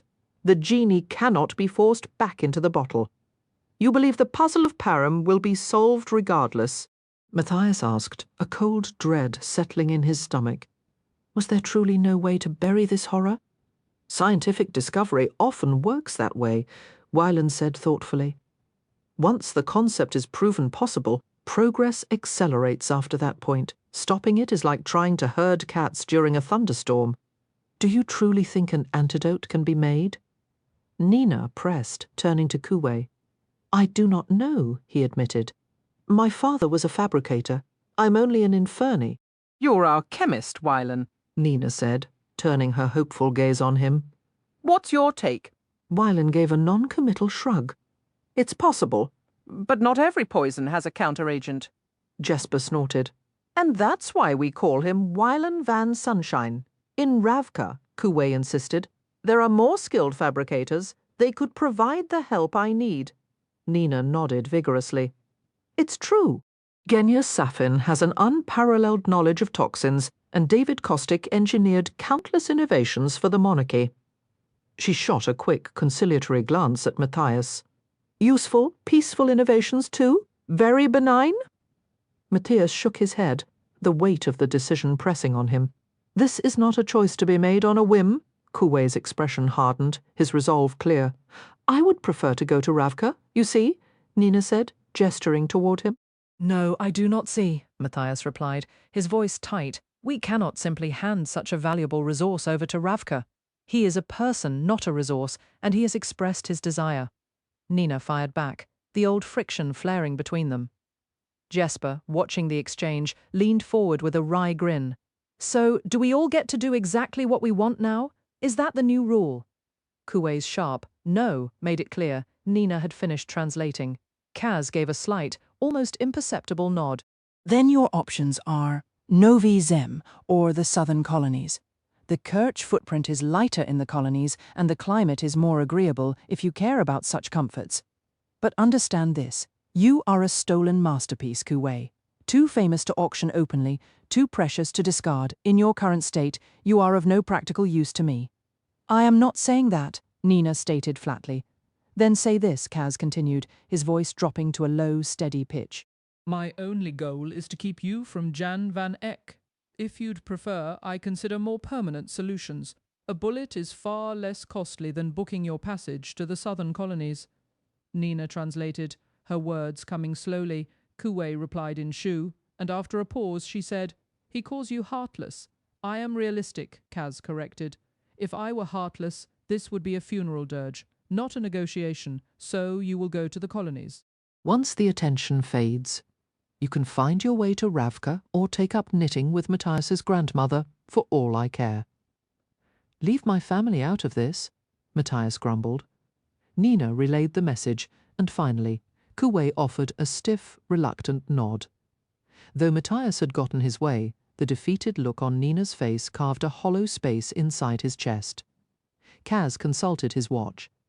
"Now that we're aligned, everyone knows their role. 1,000 things could go wrong between now and tomorrow night." Review the plan, then review it again. We do not get a second chance. Van Eck will establish a perimeter, Matthias said. He will have her under heavy guard. Correct, Kaz acknowledged. He has more weapons, more men, and more money. Our sole advantage is the element of surprise, and we will not waste it. A faint scraping noise came from outside the tomb. In an instant they were all on their feet, poised for action, even Kuwei. A moment later, Rotti and Specht slipped inside. Matthias let out a held breath and returned his rifle to its place, always within reach. "Report," Kaz said. "The Shu have fortified their embassy," Specht said. "It's the talk of the lid. How many?" "Around 40, Rotti answered, knocking mud from his boots. "Heavily armed, but still flying diplomatic colours. No one's sure what they're after." "We are," Jesper muttered. "I didn't get too close to the slat," Rotti added, "but Per Haskell is jumpy, and he isn't keeping it to himself." With you gone, work is piling up for the old man. "Now there's talk you're back in the city and crossed a merchant." "Oh, and a few days back, there was some kind of strike at one of the harbours. Several sailors dead, the harbourmaster's office smashed to splinters. Details are scarce." Matthias watched Kaz's expression turn grim. He was starving for information. Matthias knew the demon had his own reasons for pursuing Inedge, but the truth was undeniable. Without her, their ability to gather secrets had been crippled. "Understood," Kaz said, "but no one has linked us to the Ice Court raid or the Param." "Not that I've heard," said Rotti. "Nothing," Specht confirmed. Willen looked startled. "That means Pekka Rollins hasn't talked." "He will," Kaz said quietly. "He knows we have Kuwei hidden. He's just deciding how to use that knowledge. The letter to Ravka would buy them a little time, but not much." Jesper drummed restless fingers against his legs. "Has it occurred to anyone that this entire city is currently hunting us, furious with us, or actively planning our murders?" Kaz shrugged. "So, typically it's only about half. Jesper could make light of it, but Matthias doubted any of them truly grasped the scale of the forces now aligned against them. Fjorda, Shu-Han, Novi Zem, the Kalish, Kerch itself. These weren't rival barrel bosses or disgruntled merchants. These were sovereign nations fiercely protective of their interests and their people. "There's more," Specht interjected, his gaze landing on Matthias. "Matthias, you're officially deceased." "Excuse me?" Matthias's Kerch was fluent, but perhaps he'd misheard. "You were shanked in the Hellgate infirmary." A heavy silence fell over the room. Jesper sank into a chair. "Musen is dead." "Musen?" The name meant nothing to him. "He took your spot in Hellgate," Jesper said, voice flat. "so you could be on the Ice Court crew." Then it came back, the wolf fight, Nina standing in his cell, the chaotic escape. Nina had painted a member of the dregs with fake sores, given him a fever to ensure he was quarantined away from the general population. "Musen, he should have remembered. I thought you had a contact in the infirmary," Nina said, her tone sharpening. "To maintain the illness, not to provide protection." Kaz's expression was stone. It was an assassination. "The Fjordans," Nina stated. Matthias crossed his arms, a defensive gesture. "That isn't possible." "Why not?" Nina shot back. "We know there are Driscoll in the city. If they came looking for you and made enough noise at the Stad Hall, they'd have been told you were in Hellgate." "No," Matthias insisted, the word feeling hollow. "They would never use such a coward's method. Hiring an assassin? Murdering a man in his sickbed? But even as he spoke, his conviction wavered. Jarl Brum and his officers had committed far worse without a flicker of remorse. Big, blonde, and blissfully ignorant, Jesper muttered. The Fjordan national pastime. He died in my place, Matthias thought, a cold weight settling in his chest, and I didn't even know his name. Did Musen have any family? Matthias finally asked. Just the dregs, Kaz replied. No mourners, Nina whispered. No funerals, Matthias answered, the old barrel response tasting like ash. How does it feel to be a ghost? Jesper asked, all trace of his usual humour gone from his eyes. Matthias had no reply. The blade that ended Musen's life had been intended for him, and the Fjordans were likely behind it. The Druskel, his brothers. They had wanted him to die without honour, slaughtered in a prison cot, a traitor's death, the death he arguably deserved. Now he owed Musen a debt that could only be paid in blood, a currency he had no idea how to spend. What will become of his body? He asked. Likely already ashes on the reaper's barge, Kaz said dismissively, though his knuckles were white where he gripped his cane. Rotti cleared his throat. There's another thing. Someone's making serious inquiries about Jesper. His creditors can get in line, Kaz said, and Jesper flinched. No, Rotti said, shaking his head. A man showed up at the university. Jesper, he says he's your father. Inej lay on her stomach, arms stretched ahead, inching like a caterpillar through the absolute blackness of the ventilation shaft. Even after days of barely eating, the metal walls pressed in on her from all sides. She was navigating blind, dragging herself forward by the tips of her fingers alone. She'd woken some time after the battle on Velgilug Island with no memory of how long she'd been out or any clue to her location. The last clear memory was the terrifying plunge from a great height after one of Van Eck's squalors released her, only to be caught in the brutal grip of another, arms like iron wind screaming past her ears, the endless grey sky, and then a shattering pain across her skull. Consciousness returned to a throbbing head in pitch darkness, her wrists and ankles tied, a rough blindfold secured tight. For one heart-stopping moment she was 14 again, thrown into the reeking hold of a slaver ship, utterly terrified and alone. She forced a slow, steady breath. Wherever they had taken her, there was no gentle rock of the sea, no sound of canvas straining against the wind. The floor was unyielding stone. Van Eck could have taken her anywhere, a storage facility, a private residence. She might not even be in Kerch territory anymore. The specifics didn't matter. She was Inej Gaffer, and she refused to cower like a trapped animal. Wherever this place was, she would find a way out. By rubbing her cheek against the rough wall, she had managed to shift the blindfold just enough to peer out. The darkness was absolute, and in the heavy quiet, the only sound was her own frantic breathing as a fresh wave of panic threatened to take hold. She wrestled it down with deliberate breaths, in through the nose, out through the mouth, letting her thoughts drift into prayer as she felt the presence of her saints. She pictured them working at the bonds on her wrists, massaging feeling back into her numb fingers. She didn't bother pretending she wasn't scared. Years ago, after a terrifying accident, her father had told her that only idiots feel no fear. We face fear, he'd explained. We welcome the uninvited guest and hear what it has to say. When fear knocks, it means change is coming. Inej was determined to be the one directing that change. Pushing past the throbbing in her skull, she began to slowly explore the room's perimeter, mapping its size in her mind. Using the wall for support, she shuffled and hopped along, searching for any seam of a door or a window. The approaching footsteps had sent her scrambling back to the floor, but she hadn't been quick enough to readjust the blindfold. After that, the guards made sure it was secured much tighter. It was a minor setback, because by then she had already located the air vent. All she required was a method to free her hands. Kaz Brekker could have done it blindfolded in a submerged trunk. Her only real chance to see her prison came during mealtimes when they brought in a lantern.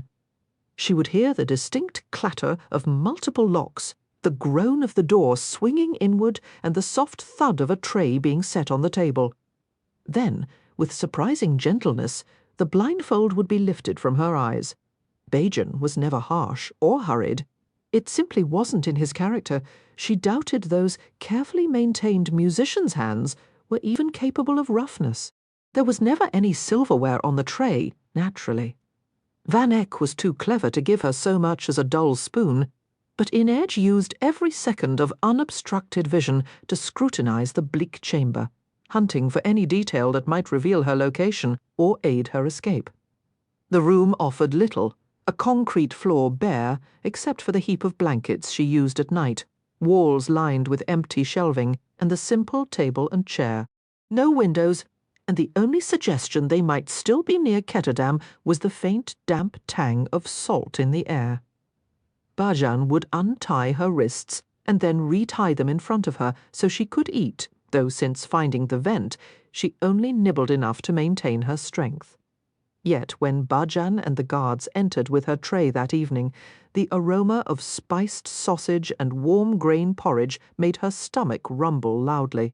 Dizzy from hunger, she misjudged the chair as she tried to sit, knocking the tray from the table. The white ceramic mug and bowl shattered, sending her dinner splattering across the floor in a heap of steaming mush and broken pottery. She landed awkwardly beside it, narrowly avoiding planting her face in the porridge. Bajan shook his head, his dark, sleek hair swaying. "You are frail because you refuse to eat. Mr. Van Eck has instructed me to force-feed you if it comes to that." Go ahead and try, she snarled from the floor, baring her teeth in a defiant grin.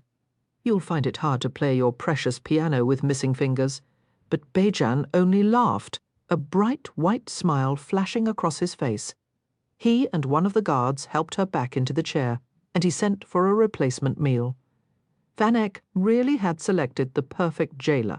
Bajan was Suli, just a few years older than Inedge, with a thick mane of black hair that curled at his collar and eyes like polished jet, fringed by lashes so long they could probably create their own breeze. He explained he was a music tutor under contract to Van Eck, and Inedge found herself questioning the merchant's judgment in bringing a young man like that into his home, especially with a new wife so much younger than himself. Van Eck was either brimming with confidence or severely lacking in sense. He betrayed Kaz, she reminded herself. That firmly places him in the latter category. After a guard had cleared the mess, Bajan certainly didn't lower himself to such tasks, and a fresh meal was brought. He propped himself against the wall to observe her. She took a small portion of porridge with her fingers, managing only a few clumsy mouthfuls. "You really should eat more than that," Bajan gently scolded.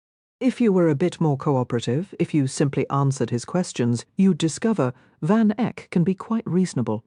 "A reasonable liar, swindler and kidnapper," she retorted, immediately regretting the response. Bajan couldn't conceal his satisfaction. This was their pattern at every meal. She would barely touch her food. He would engage in light conversation, lacing his words with probing questions about Kaz and the dregs. Any reply from her was a win in his book. The trouble was, the less she ate, the more her strength faded, and the tougher it became to keep her thoughts sharp.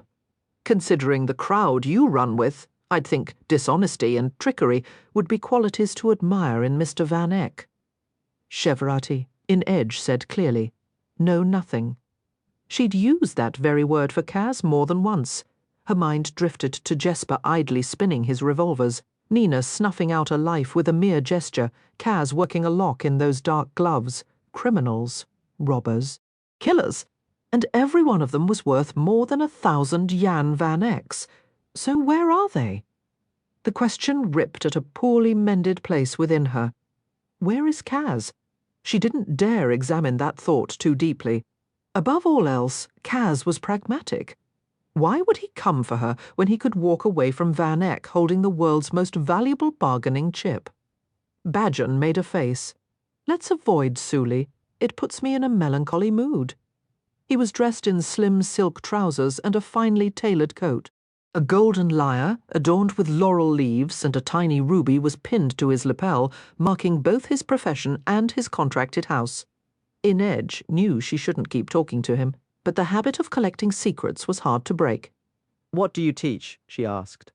Harp, piano, flute as well, and vocal lessons for the ladies. And how does Alice Van Eck sing? Bejan offered a languid smile, quite delightfully under my guidance. I could teach you to produce all sorts of agreeable sounds, Inedge sighed inwardly. He was just like the boys from her childhood, full of foolish ideas and effortless charm. I'm tied up and staring down torture or worse. Are you seriously trying to flirt right now? Bejan clicked his tongue. Mr. Van Eck and your Mr. Brekker will come to terms. Van Eck is a businessman. From what I gather, he's merely safeguarding his investments. I truly can't picture him resorting to torture. If you were the one bound and blindfolded every night, your imagination might not be so terribly limited. And if Bejan had any real knowledge of Kaz, he wouldn't be so sure of a peaceful exchange. In the endless hours alone, Inedge attempted to rest and focus on escape, but her thoughts always circled back to Kaz and the crew. Van Eck aimed to trade her for Kuwei Yulbo, the shoeboy they had extracted from the most lethal stronghold on Earth.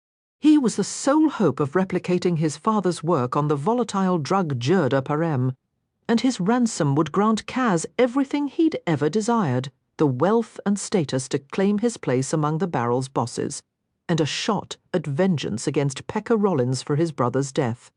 The facts marched in a grim line, a battalion of doubts arrayed against the fragile hope she clung to. Kaz's path was clear. Ransom Kuwei, take the money, and find himself a new spider to climb the walls of the barrel and gather secrets in his stead. She had made it clear to him she intended to leave Ketterdam the moment their payment came through. Stay with me?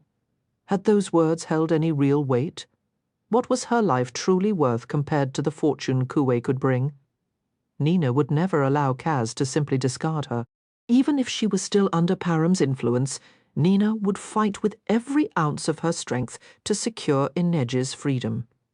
Matthias, with his unwavering sense of honour, would stand firmly by her side. As for Jesper, he would never intentionally cause her harm, but his father's livelihood was at stake, and his desperation for money was real. He would try his best, but his best might not align with what was safest for her. The real question was, without Kaz's cunning, could any of them truly counter Van Eck's cold resources and ruthless ambition?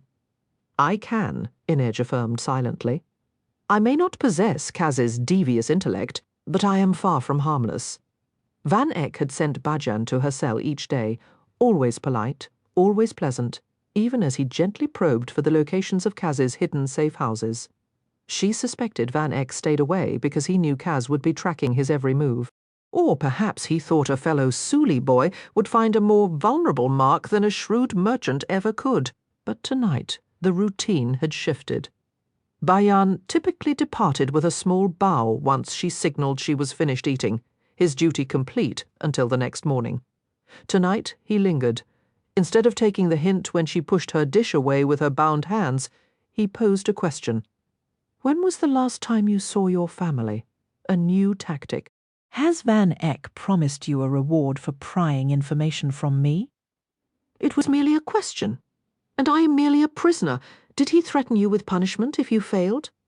Bajan's eyes flicked toward the guards, and he lowered his voice. Van Eck has the means to return you to your family. He could pay off your contract with Per Haskell. It is well within his power. Was this your idea?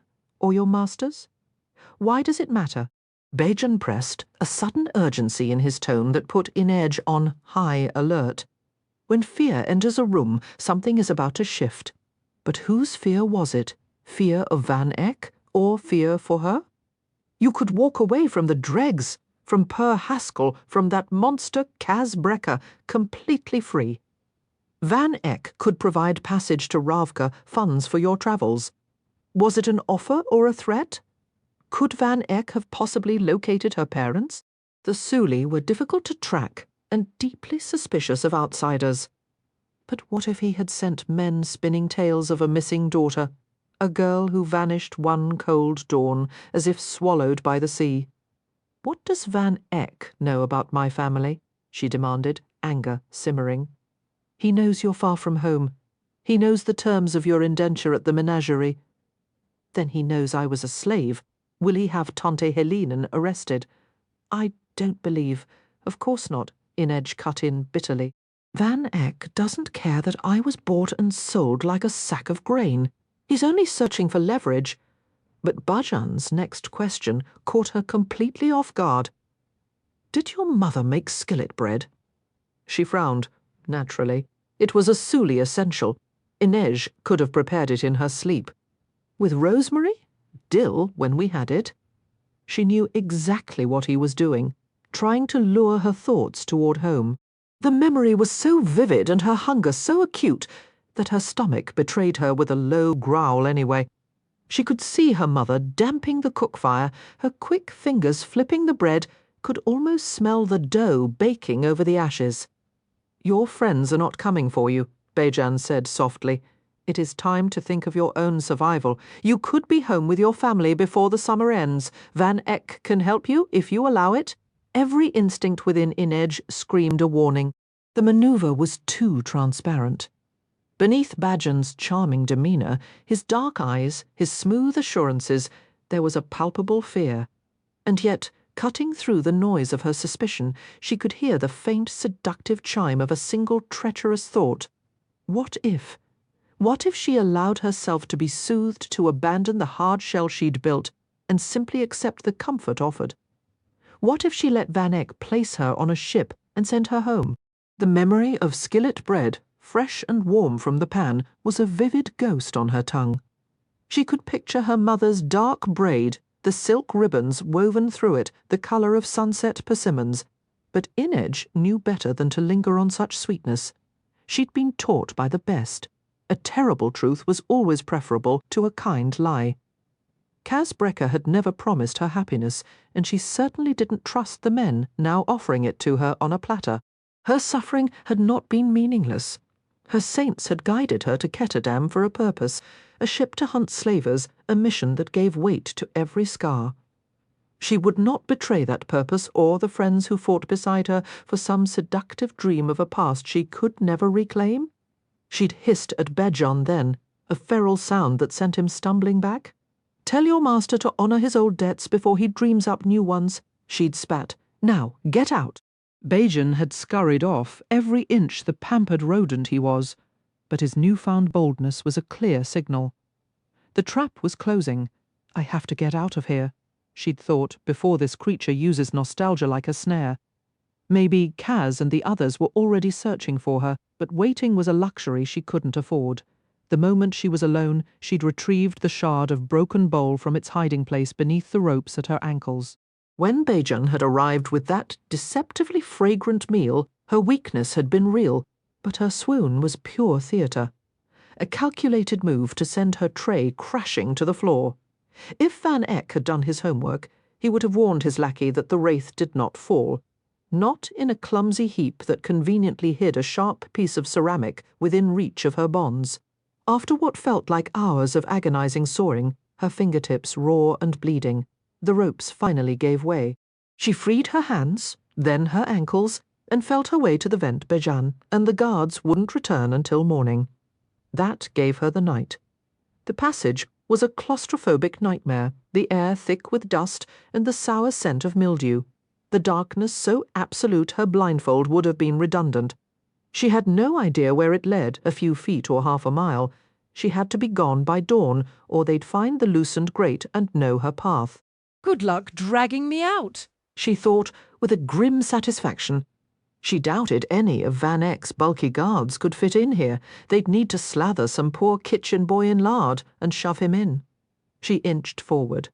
How far had she crawled? Every deep breath made the metal walls seem to contract around her ribs. For all she knew, she could be crawling along the roof of a building, ready to emerge high above a bustling Ketterdam street. Inedge could handle a drop. But if the shaft just ended? If it was bricked up?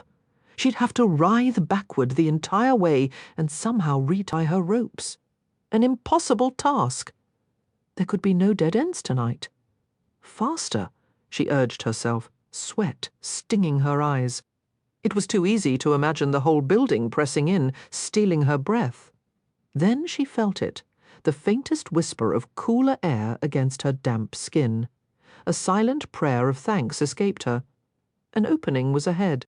She sniffed, hoping for the familiar tang of harbour salt or the distant smell of rain on fields, but caught only more dust. Carefully, she wiggled forward until her fingers met the slats of another vent cover. No light seeped through, which likely meant the room beyond was empty. A new, colder fear prickled at her. Saints! What if this vent emptied directly into Van Eck's own study? The silence was absolute. No snores, no steady breathing, just the hollow quiet of an empty space. Her palms itched for the familiar weight of her knives. Were they still in Van Eck's possession, or had he sold them off, or perhaps tossed them into the harbour? She whispered their names anyway. Petya, Maria, Anastasia, Lizabeta, Sankt, Vladimir, Sancta, Alina. Each one a small anchor of courage. With a firm shove, the vent cover gave way, but instead of swinging open, it tore free from its hinges. She fumbled, fingers brushing cold metal as it clattered to the floor below. Inedge held her breath, counting the seconds. 1 minute? 2? No one came. The room was deserted. Maybe the whole building was empty. Van Eck wouldn't leave her unguarded, though. His men were surely posted outside. If that was true, slipping past them would be the easy part. At least now she had a sense of the drop. There was no elegant way to do this. She slid out headfirst, gripping the rough edge of the vent, and when her body tipped past the point of balance, she let gravity take over, tucking into a tight ball with her arms shielding her head. The landing was jarring but painless, hard concrete, like the floor of her cell. She rolled with the impact and came to a stop against something solid and upholstered. Pushing to her feet, she ran her hands over the surface. Velvet. Another identical shape beside it. Seats. She was in a theatre. Plenty of music halls and theatres dotted the barrel. Could she be that close to home? Or maybe this was one of the more respectable opera houses in the lid. She moved cautiously, arms outstretched, until she found a wall at the back. Her fingers traced along it, searching for a door, a window, another vent. Finally, they hooked over a doorframe and closed around the knob. It was locked. She rattled it gently. Light flooded the room. Inedge shrank back against the door, blinking in the sudden glare. "If you wanted a tour, Miss Gaffer, you might simply have asked," said Jan Van Eck. He stood centre stage in his stark black Murch's suit. The theatre was a ruin. Moth-eaten green velvet seats, curtains hanging in tatters. The set from the last play still stood, a nightmarish parody of a surgeon's operating room with oversized saws and mallets mounted on the walls. She recognized it from The Madman and the Doctor, one of the short comedie brute farces. Guards were positioned around the room, and Bajan stood wringing his hands beside Van Eck. Had the vent been left open as a trap? Had this all been a game to him? "Bring her here," Van Eck instructed. Inedge didn't wait. She sprang onto the narrow back of the nearest seat and raced toward the stage, leaping from row to row as guards stumbled over the chairs. She vaulted onto the stage, darting past a startled Van Eck, evading 2 more guards, and seized a heavy stage rope. She shimmied upward, praying it would hold. She could hide in the rafters, find a route to the roof. "Cut her down," Van Eck called, his tone disturbingly calm. Inedge climbed faster, but then a face appeared above her, one of Van Eck's guards, knife in hand. The blade flashed, the rope gave way, and she fell, bending her knees to absorb the shock. Before she could rise, 3 guards were on her, pinning her in place. "Really, Miss Gaffer," Van Eck chided, almost amused. "We're well aware of your talents. Did you think I wouldn't take precautions?" He didn't wait for a reply. "You won't navigate your way free of this without my assistance or Mr. Brekker's, since he appears to be otherwise occupied. Perhaps you should reconsider your loyalties." Inedge remained silent. Van Eck clasped his hands behind his back. It was unsettling to observe the faint echo of Wyland's features in his face. "The city is buzzing with whispers about Perem. A Fjordan delegation of Driscoll has just arrived in the embassy quarter. This morning the Shoe sailed 2 warships into Third Harbour. I allowed Brekker 7 days to arrange an exchange for your safety, but everyone is hunting for Kuwei Yul Bo. I must remove him from the city before he is discovered. 2 Shu warships, that explained the shift. Van Eck's time had run out. Had Bajan been aware of this, or had he merely sensed the growing tension in his employer? I had hoped Bajan might be useful for more than improving my wife's piano skills, Van Eck went on. But it seems you and I must now reach an understanding. Where is Kaz Brekker hiding the boy? How could I possibly know? You must be familiar with the Dregs' safe houses. Brekker plans for everything. He'll have bolt holes scattered across the city. If you understand him so well, then you know he'd never keep Kuwei somewhere I could lead you to. I don't accept that. I can't control what you choose to believe. Your shoe scientist is likely already miles away. I would have heard my informants are everywhere, clearly not in the right places. A faint smile touched Bajan's lips. Van Eck shook his head, a weary gesture, put her on the table. Inedge knew resistance was futile, but she fought anyway. It was either that or surrender to the raw terror flooding her as the guards lifted her onto the cold surface and secured her limbs. Now she could see one of the prop tables was arranged not with the oversized theatrical mallets and saws hanging on the walls, but with genuine surgical instruments. Scalpels, bone saws, and clamps gleamed under the light, their purpose unmistakably grim. You are the Wraith, Miss Gaffer, a legend of the barrel? You've collected the secrets of judges, councilmen, thieves, and killers. I doubt there is anything in this city you don't know. You will tell me the locations of Mr. Brekker's safe houses now. I can't tell you what I don't know. Van Eck sighed, a sound of profound disappointment. Remember that I attempted civility. He turned to one of the guards, a broad-shouldered man with a nose like a knife's edge. I'd prefer this not take all night. Proceed as you see fit. The guard let his hand drift over the array of tools, as if selecting the most effective method of cruelty. Inedge felt her resolve tremble, her breaths turning into shallow, frantic hitches. Fear always announces an arrival. Something is always about to happen. Bajan leaned over her, his face pale, his eyes brimming with what looked like genuine distress.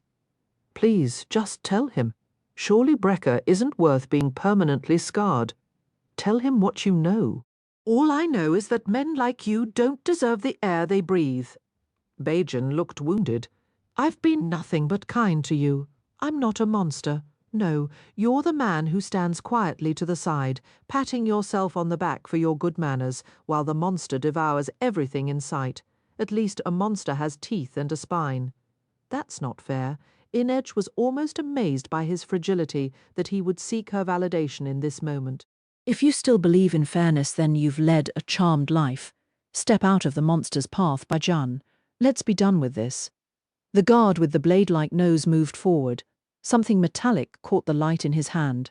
Inedge retreated inward, seeking that core of stillness that had sustained her through a year at the menagerie, a year of nights defined by pain and shame, of days measured in bruises and worse. Go on, she said, and her voice was cold, forged iron. Wait, said Van Eck. He was studying her as if she were a puzzling ledger entry, willing the numbers to reconcile. He tilted his head slightly and delivered his verdict. Break her legs. Inedge felt her courage shatter. She fought against the guard's grip, twisting violently. Ah, Van Eck observed, a note of satisfaction in his voice. Just as I suspected. The guard with the sharp, angular nose picked up a heavy pipe. No, Van Eck corrected, his tone chillingly calm. I don't want a clean break. Use the mallet. I want the bone shattered.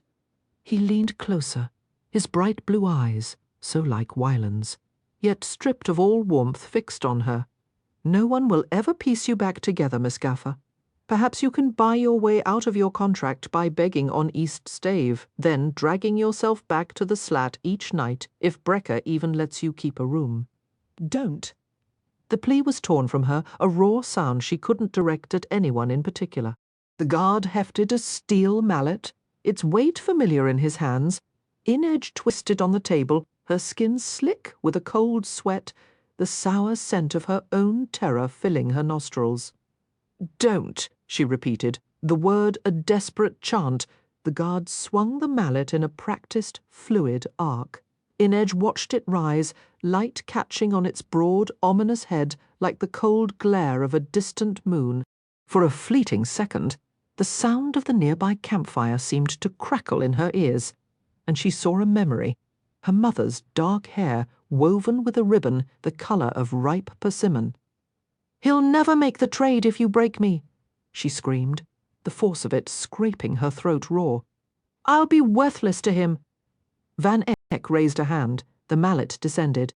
Inedge felt the rush of air against her trousers before the blow landed, not on her, but a hair's breadth from her calf, splintering the corner of the table with a sickening crunch. My leg, she thought, her entire body convulsing. That would have been my leg. The coppery taste of blood filled her mouth. She'd bitten her tongue. Saints protect me! Saints protect me! You present a compelling point, Van Eck mused, tapping a finger to his lips. Consider where your loyalties truly lie, Miss Gaffer. Tomorrow night my mercy may wear thin. Tremors racked her frame uncontrollably. I will carve you open, she vowed in the silent, dark corners of her mind. I will dig that wretched, shriveled heart from your chest. It was a wicked, venomous thought, but she clung to it. Would her saints condemn such an act? Could she ever be forgiven for killing not just to survive, but fueled by a hatred that burned white-hot? I don't care, she decided, as the guards lifted her shaking body from the ruined table. I'll atone for a lifetime if it means I get to end him. They hauled her back through the dusty lobby of the abandoned theatre and down a corridor to the cramped equipment room that served as her cell. They rebound her hands and feet. Badgen stepped forward to replace the blindfold. I'm sorry, he whispered, his voice strained. I didn't know he meant to. I never. Kadema Mehim. Bajan recoiled as if struck. Don't say that. The Suli survived by their closeness, by a loyalty forged in a world that offered them no home. Her teeth were chattering, but Inedge forced the words out. You are forsaken. As you have turned from me, so will all others turn from you. It was the gravest of curses, a denial of ancestral welcome that would leave a spirit to wander, eternally homeless. Bajan's face went pale. I don't believe in any of that. You will. He fastened the blindfold. The door clicked shut. Lying on her side on the unyielding floor, her hip and shoulder aching, she waited for the shaking to subside. In her first days at the menagerie, she had clung to the belief that someone would come, her family, the city guard, a hero from her mother's tales. Men came, but never to save her, and slowly that hope had dried up and blown away, leaving behind the hard, bitter seed of acceptance. Kaz had pulled her from that despair, and since then their lives had been a chain of rescues. A running tally of debts, neither bothered to count as they kept pulling each other back from the brink. Alone in the darkness, she understood that despite every uncertainty, a part of her had clung to the belief he would save her again, that he would conquer his own avarice and inner shadows to find her. That certainty was now crumbling. It hadn't been merely the logic of her statement that had stopped Van Eck, but the raw, undeniable honesty he had detected in her tone. He'll never trade if you break me. She couldn't dismiss those words as clever tactics or primal instinct. The power they held came from genuine conviction, a grim, unsettling kind of magic. Tomorrow night I may not be so merciful. Was tonight merely a lesson in fear, or would Van Eck return to make good on his promise? And if Kaz did arrive, what state would he find her in? Jesper felt an incessant, prickling restlessness, as if his borrowed clothes were infested. When the crew ventured from Black Vale into the barrel's underbelly, they hid behind the garish masks and capes of the comedy brute, blending into the carnival of anonymous revelry. But here, among the stately university avenues and quiet canals, appearing as Mr. Crimson or the Grey Imp would attract entirely the wrong kind of attention. He and Wylan had shed their costumes the moment they left the staves behind. Truthfully, Jesper didn't want to face his father after all this time while dressed like a carnival performer or even in his usual flashy barrel gear. He'd aimed for something resembling respectability, thanks to Wylan fronting a few krooge for a worn tweed jacket and a sombre grey vest. He didn't exactly look like a model citizen, but then students weren't supposed to appear too wealthy anyway. His hands kept drifting to where his revolvers should be, craving the solid, cool comfort of their pearl grips. That wretched lawyer had insisted the floor boss lock them away in a safe at the Cumulus. Kaz claimed they'd retrieve them eventually, but Jesper doubted Kaz would be so nonchalant if someone made off with his cane. "You're the one who wagered them like a fool." He chastised himself. He'd done it for Inedge. And if he was honest, he'd done it for Kaz too. A desperate bid to prove he was committed to fixing his mistakes. Not that it seemed to count for much. Well, he thought with a shrug, it's not like I could stroll through a university district armed to the teeth. Professors and students didn't go about their day loaded for bear, though lectures would certainly be more exciting if they did. Just in case he'd concealed a small, sorry-looking pistol beneath his coat. This was Ketterdam, after all, and every meeting could be an ambush. That was precisely why Kaz and Matthias were supposedly trailing them. He hadn't spotted either, which was probably a good sign, but he was still thankful for Wylan's company. Kaz had only permitted it because Wylan insisted he needed materials for his work on the Weevil. They passed quiet student cafes and shops with windows stacked high with textbooks, bottles of ink, and reams of paper. Less than 2 miles from the barrel's relentless clamour, it felt like they'd entered a different nation. There were no boisterous packs of dock workers hunting for a brawl, no tourists elbowing past. People here actually moved aside, kept their voices hushed. No barkers shouted from doorways, and the narrow lanes housed bookbinders and chemists instead of the unaffiliated boys and girls forced to work the corners. Jesper stopped beneath a striped awning, inhaling deeply. "What is it?" Wylan asked. "The air," Jesper said. "It just smells clean. Notes of fine tobacco, the petrichor from a morning rain on the cobbles, the sweet scent of hyacinths blooming in window boxes. None of the usual stench of alley waste, spilled gin or cloying perfume. Even the ever-present coal smoke seemed diluted. Are you stalling?" Wylan pressed. Jesper let out a breath, his shoulders slumping slightly. "All right, maybe a little." Rotty had delivered the note to the hotel, where the man claiming to be Jesper's father was lodged, arranging a time and place Jesper had considered going himself. But if this was some kind of trap, meeting in the open was smarter. The university grounds felt safe, a world away from the perilous twists of the barrel, or any of Jesper's familiar haunts. Part of him dreaded the encounter, while another part dreaded the empty bench more. Confronting a fight was simpler than facing the deep shame of his own colossal mistakes. A topic that felt like trying to trust his weight to a ladder made of wet, splintering wood. "I've always had a soft spot for this neighborhood," he said instead. "My father appreciates it as well. He considers learning a paramount virtue." "More important than profit!" Wylan gave a slight shrug, his gaze drifting to a shop window displaying a collection of meticulously painted world globes. "Knowledge isn't a marker of heavenly blessing. Wealth is?" Jesper shot him a quick look. He still couldn't get accustomed to Wylan's thoughtful words emerging from Kuwei's features.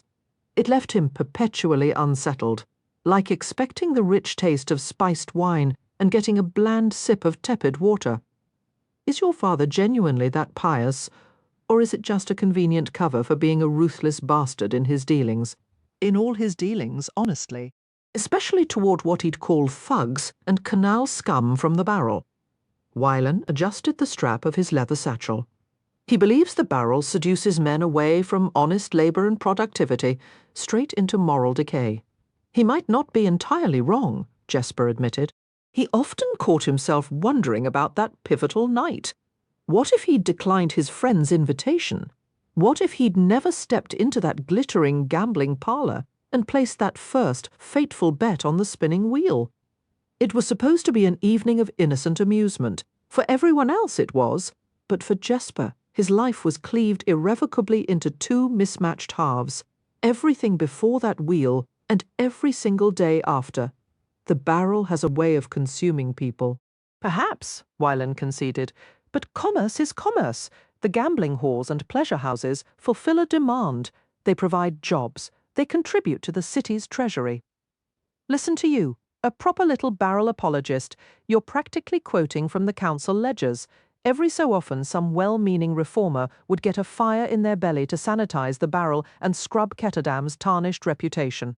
That's when the pamphlets would fly, a war of words between the owners of the dens and houses on one side and the sober black-coated merch reformers on the other. It always circled back to coin, of course. The enterprises of the staves generated staggering revenue, and the residents of the barrel poured a shockingly respectable stream of tax dollars into the city's vaults. Willen fiddled with his satchel strap again, which had become tangled. I don't see it as fundamentally different from risking a fortune on a cargo of silk or jerda. Your odds are just considerably better when you're playing the commodities market. Now you have my full attention, Merchling. Improved odds were a language Jesper always understood. What's the biggest loss your father ever took on a trade? I wouldn't know. He stopped discussing business with me years ago. Jesper paused. Jan van Eyck was a monumental fool for how he'd treated his son, but Jesper had to admit a nagging curiosity about Wyland's so-called affliction. He wanted to understand what Wyland saw on a page, why numbers and prices posed no problem, but strings of letters became an insurmountable wall. He held the question back. I sometimes think living near the barrel makes the merchers even more rigid. All that sombre black clothing and self-denial, meat, rationed to twice a week, lager instead of decent spirits. Maybe they're overcompensating for all the fun we're having over here.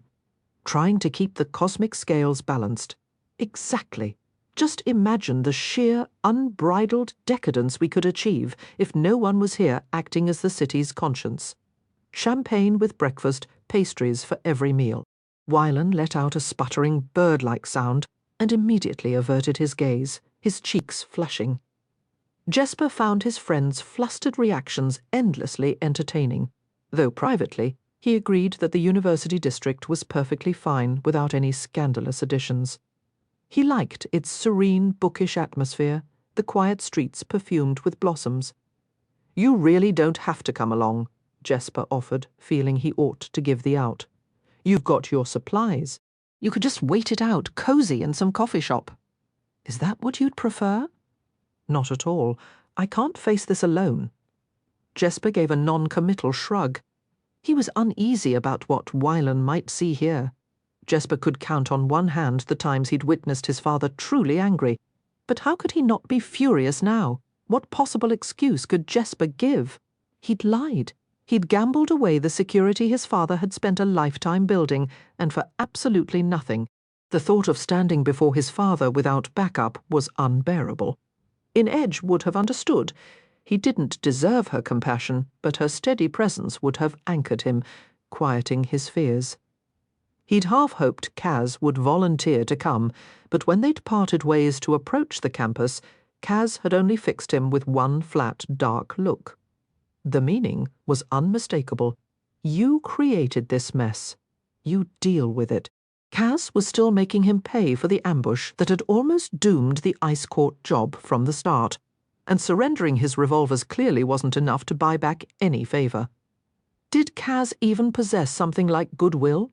Jesper's pulse quickened as they passed under the immense stone archway into the courtyard of the Booksplein.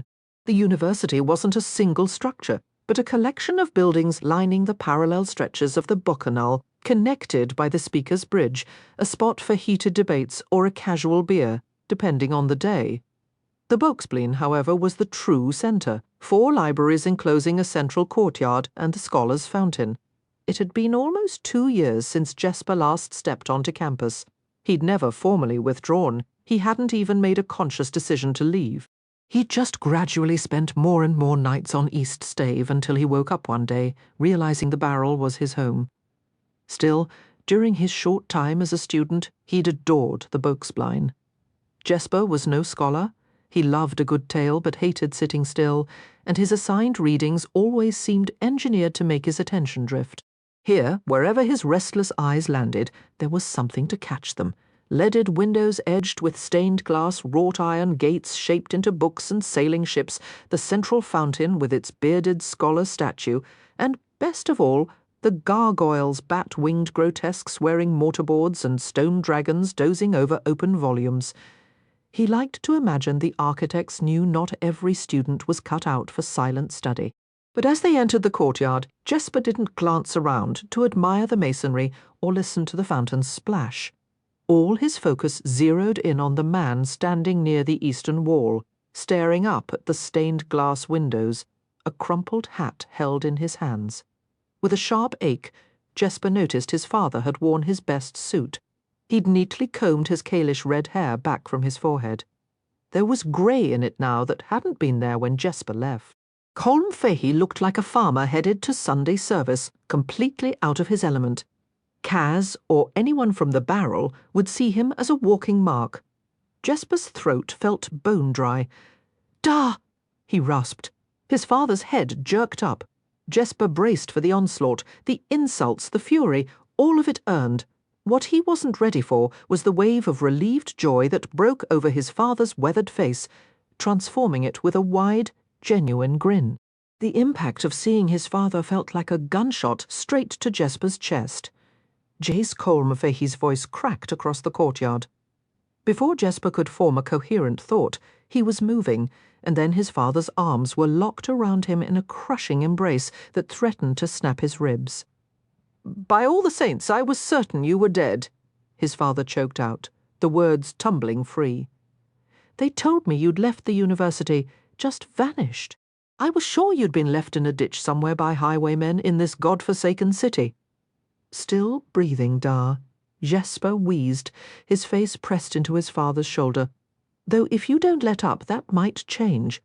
Colm released him with a wet laugh, holding him back to look at him, his large hands firm on Jesper's shoulders. "I swear you've grown another 6 inches." Jesper shrugged, a familiar warmth of embarrassment creeping up his neck. "Maybe 3. Anyway, this is Wylan," he said, smoothly shifting from Zemini into Kirch. The 2 languages had woven through his childhood, his mother's tongue and the language of commerce. His father's native Kalish had been saved for the rare evenings Colm would sing. "Pleasure to meet you. Do you speak Kirch?" Colm boomed, and Jesper realized with a wince it was because Wylan's features still read as distinctly Shu. "Da!" he hissed, mortified. "He speaks perfect Kirch." "A pleasure, Mr. Fahey," Wylan said smoothly, his merchant courtesy impeccable. "And you, young man, are you also a student here?" "I have pursued some studies," Wylan replied, the hesitation clear. Jesper floundered in the awkward quiet. He hadn't known what to anticipate from this reunion, but polite small talk certainly wasn't it. Wylan cleared his throat gently. "Mr. Fahey, you must be hungry after your journey." Famished, Colm admitted with relief. Wylan nudged Jesper with an elbow. "We could take your father for a meal. Lunch?" Jesper echoed, the word feeling foreign on his tongue. "Right, lunch. Everyone enjoys lunch." It seemed like a divine intervention. They would eat. They would converse. Perhaps they would share a drink. "Saints, let there be a drink." "But Jesper, what is going on?" His father pressed, his expression growing serious. "I got a notice from the Gemmansbank." That loan is coming due, and you led me to believe it was a short-term arrangement. And your coursework. Da! Jesper started, the weight of his secrets pressing down. "It's the situation is." A sharp crack of gunfire shattered the courtyard's calm, the sound ricocheting off the stone walls. Jesper instinctively threw himself in front of his father as a bullet sparked against the cobblestones near their feet, kicking up grit. Suddenly, the air was alive with the echo of more shots, the reverberations making it impossible to pinpoint their source. What in the name of all that's good? Jesper grabbed his father's sleeve, hauling him toward the shallow cover of a recessed doorway.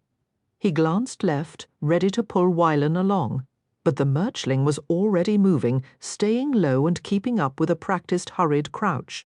"Nothing teaches you to duck and run like having bullets whiz past your head a few times," Jesper thought grimly as they pressed against the cold stone of the archway.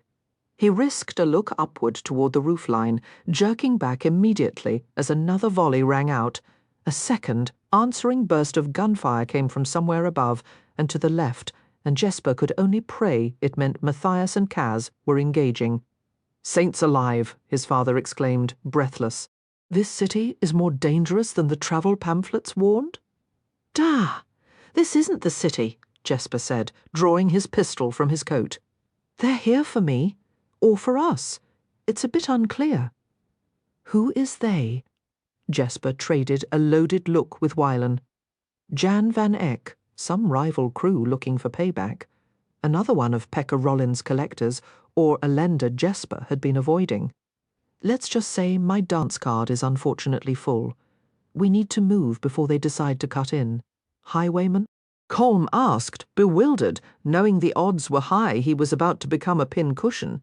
Jesper fought back, a reckless smile. "Close enough."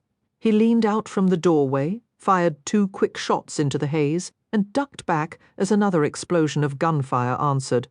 "Wylan, please tell me you're carrying something more useful than sketching pencils and chemical reagents.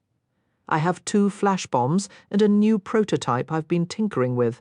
It has a bit more, well, kick, bombs?" Jesper's father repeated, blinking rapidly, as if trying to dispel a nightmare. Jesper offered a helpless shrug. "Consider them more like scientific inquiries.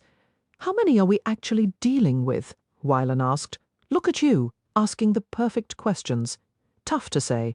They're positioned on the roof, and our only exit is back through that arch. That's a wide stretch of open courtyard to cross while they're shooting down from an advantage.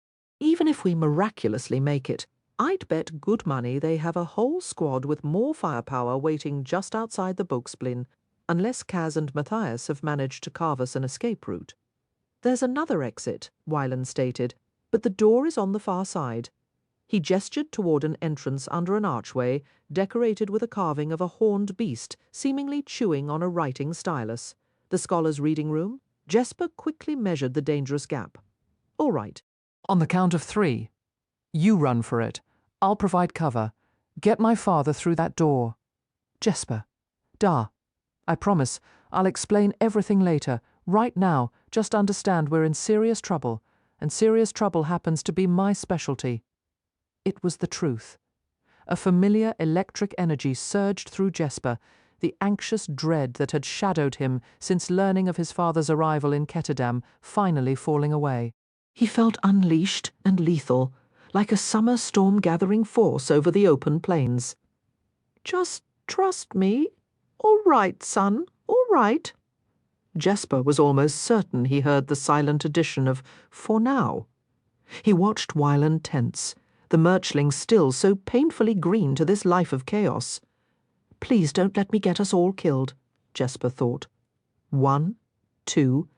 He opened fire on 3, bursting into the courtyard and diving behind the broad stone fountain. He'd entered blind, but his instincts took over, his eyes instantly tracking the shadows on the roof. He fired not to kill, but to terrify, to create enough panic and distraction to buy Wylan and his father those precious seconds. A bullet slammed into the fountain's central statue, blasting the book from the stone scholar's hand into powder. Whatever they're shooting, they aren't playing games. Jesper reloaded, rose from cover, and fired again. All saints. He cursed as a searing pain ripped through his shoulder. Being shot was a sensation he would never enjoy. He ducked back behind the fountain's ledge, flexing his fingers to assess the damage. Just a graze, but it burned fiercely, and he was already bleeding onto the sleeve of his brand-new tweed coat. This is precisely why investing in respectable attire is a waste of money, he grumbled to himself. Above, he could see the silhouettes shifting any moment they'd flank his position. "Jesper," Wylan's voice cut through. "He was supposed to be safe inside. Jesper, at your 2 o'clock. Jesper glanced up as a dark object sailed through the air. He fired without a second thought. The sky seemed to rupture. "Get in the water!" Wylan screamed. Jesper hurled himself into the fountain basin, and a heartbeat later the very air crackled and flashed with searing light. When he emerged, dripping and sputtering, he saw the courtyard transformed. Every stone surface, every garden bed was now pockmarked with smouldering, tiny craters. Screams of pain echoed from the roof. Just what kind of explosive did Willen have in his pockets? He spared a fleeting worry for Kaz and Matthias, but there was no time. He sprinted for the doorway beneath the pencil-gnawing demon. Wylan and his father were inside, and together they heaved the heavy door shut. "Help me barricade this," Jesper said, already scanning the room. The scholar seated at the desk wore sombre grey robes. His nostrils flared with such profound indignation that Jesper half expected to be inhaled. "Young man." Jesper simply levelled his pistol at the man's chest. "Move." "Jesper," his father exclaimed, horrified. "Don't fret, Da. In Ketterdam, this is practically a friendly greeting. Think of it as a firm handshake. Is that true?" His father asked, bewildered, as the scholar scowled and stepped aside, allowing them to shove the massive desk against the door. Without a doubt, Whelan affirmed quickly. "Most certainly not." The scholar spluttered in outrage. Jesper just ushered them onward. "It really depends on the neighbourhood." "Let's move," Jesper urged, and they sprinted down the central aisle of the reading room past long tables lit by lamps with elegant curving necks. Students were huddled against the walls and ducking beneath chairs, their faces pale with the certainty of impending doom. "No cause for alarm, folks," Jesper shouted over his shoulder. "Just a bit of impromptu marksmanship practice out in the yard." Wylan guided them toward a door adorned with intricate scrollwork. "This way." A scholar in billowing robes hurried after them, voice trembling. "You cannot go in there. That is the rare books collection." "Care to repeat that handshake?" Jesper asked brightly, then added, "We promise only to shoot what's absolutely necessary." He gave his father a light nudge forward, up the staircase. A voice emerged from under the nearest table. "Jesper." A blonde girl peered out from her crouched position on the floor. "Madeleine?" Jesper said, recognition dawning. "Madeleine Michaud, you promised me breakfast. I had a sudden trip to Fjorda." "Fjorda?" Jesper was already following Wylan up the steps, but he leaned back into the room. "If I make it through this, waffles are on me." "You can't afford her waffles," Wylan muttered under his breath. "Keep your voice down. We're in a library." Jesper had never had reason to visit the rare books room during his academic days. The silence here was profound, a heavy, liquid quiet like being submerged. Illuminated manuscripts rested in glass cases, bathed in cascades of golden lamplight, while valuable maps adorned the walls. A squalor in a blue kefta stood in one corner, arms raised, but he recoiled as they entered. "Shoo!" the squalor cried upon spotting Wylan. "I won't be taken. I'll end my life first." Jesper's father raised his hands in a calming gesture, as if soothing a skittish animal. "Easy now, son." "We're merely passing through," said Jesper, giving his father another encouraging push forward. "Follow me," Wylan instructed, as they wove through the maze of towering shelves and display cases, past the occasional terrified scholar or student pressed against the books. Jesper asked, "Why is a squalor stationed in a rare books room?" "Humidity control," Wylan explained. "He keeps the air dry to preserve the manuscripts. Sounds like a cushy job." Upon reaching the western wall, Wylan halted before a large map of Ravka. He glanced around to ensure they weren't observed, then pressed the symbol denoting the capital Os Alta. The map seemed to split apart along the depicted border of the unsea, revealing a narrow, dark crevice just wide enough to sidle through. "It leads to the second story of a printmaker's shop," Wylan said as they edged inside. It was constructed so professors could travel between the library and their residences without encountering disgruntled students. "Disgruntled?" Jesper's father asked.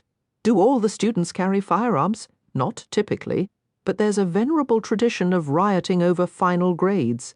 The map slid shut, sealing them in darkness as they shuffled sideways along the tight passage. "Not to be a bore," Jesper whispered to Wylan, "but I wouldn't have pegged you for knowing your way around the rare books collection.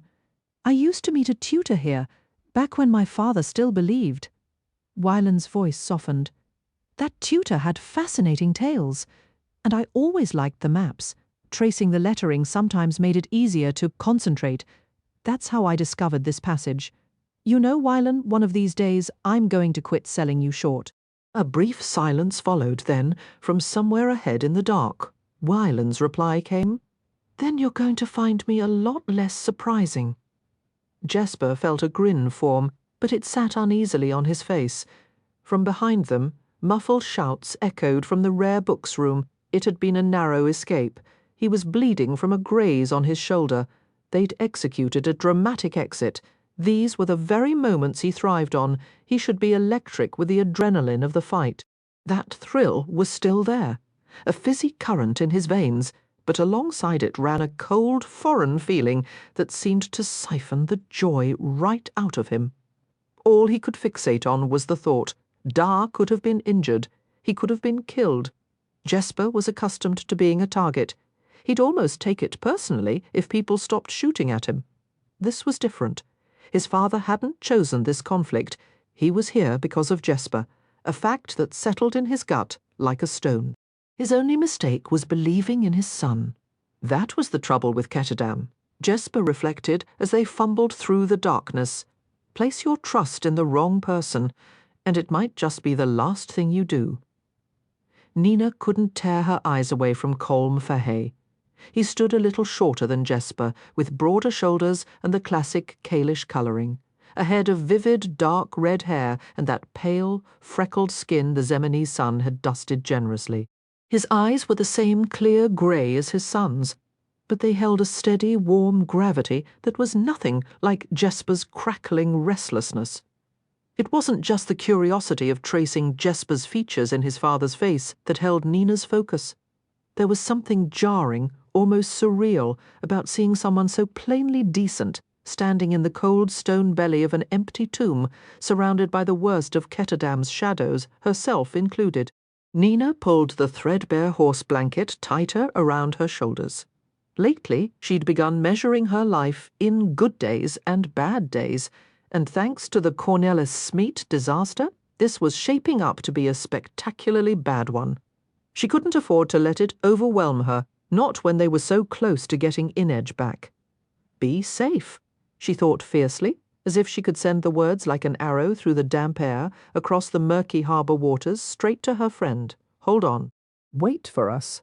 She hadn't been on Velgaluk when Van Eck took Inedge. She'd been trapped in her own private hell, still fighting to purge the last traces of Perim from her system, lost in the fog of withdrawal that had begun on the voyage from Gerholm. She forced herself to remember every wretched detail of that time, the shaking, the nausea, the humiliating hours when Matthias had held her hair back, cooled her brow, restrained her gently as she'd raged and bargained, and screamed for more of the drug. She made herself recall every cruel thing she'd spat at him. "You're enjoying this? You want to see me beg? How long have you waited for me to fall apart? Stop punishing me, Matthias. Help me. Be good to me and I'll be good to you." He had borne it all in silent endurance. She clung to those memories now sharp and cringeworthy because she needed them to fight the craving that still gnawed at her. She never wanted to be that person again. Now she watched Matthias, his hair growing back thick and golden, just beginning to curl at his ears. The sight of him filled her with a painful mix of love and resentment, because he wouldn't give her what she craved, because he knew exactly how much she still wanted it. After Kaz had hidden them away on Black Vale, Nina had lasted 2 whole days before breaking. She'd sought out Kuwei, speaking to him softly in Shu, listening to him grumble about the tomb's damp chill. Then, almost without meaning to, the question slipped out. "Do you have any left?" He didn't pretend not to understand.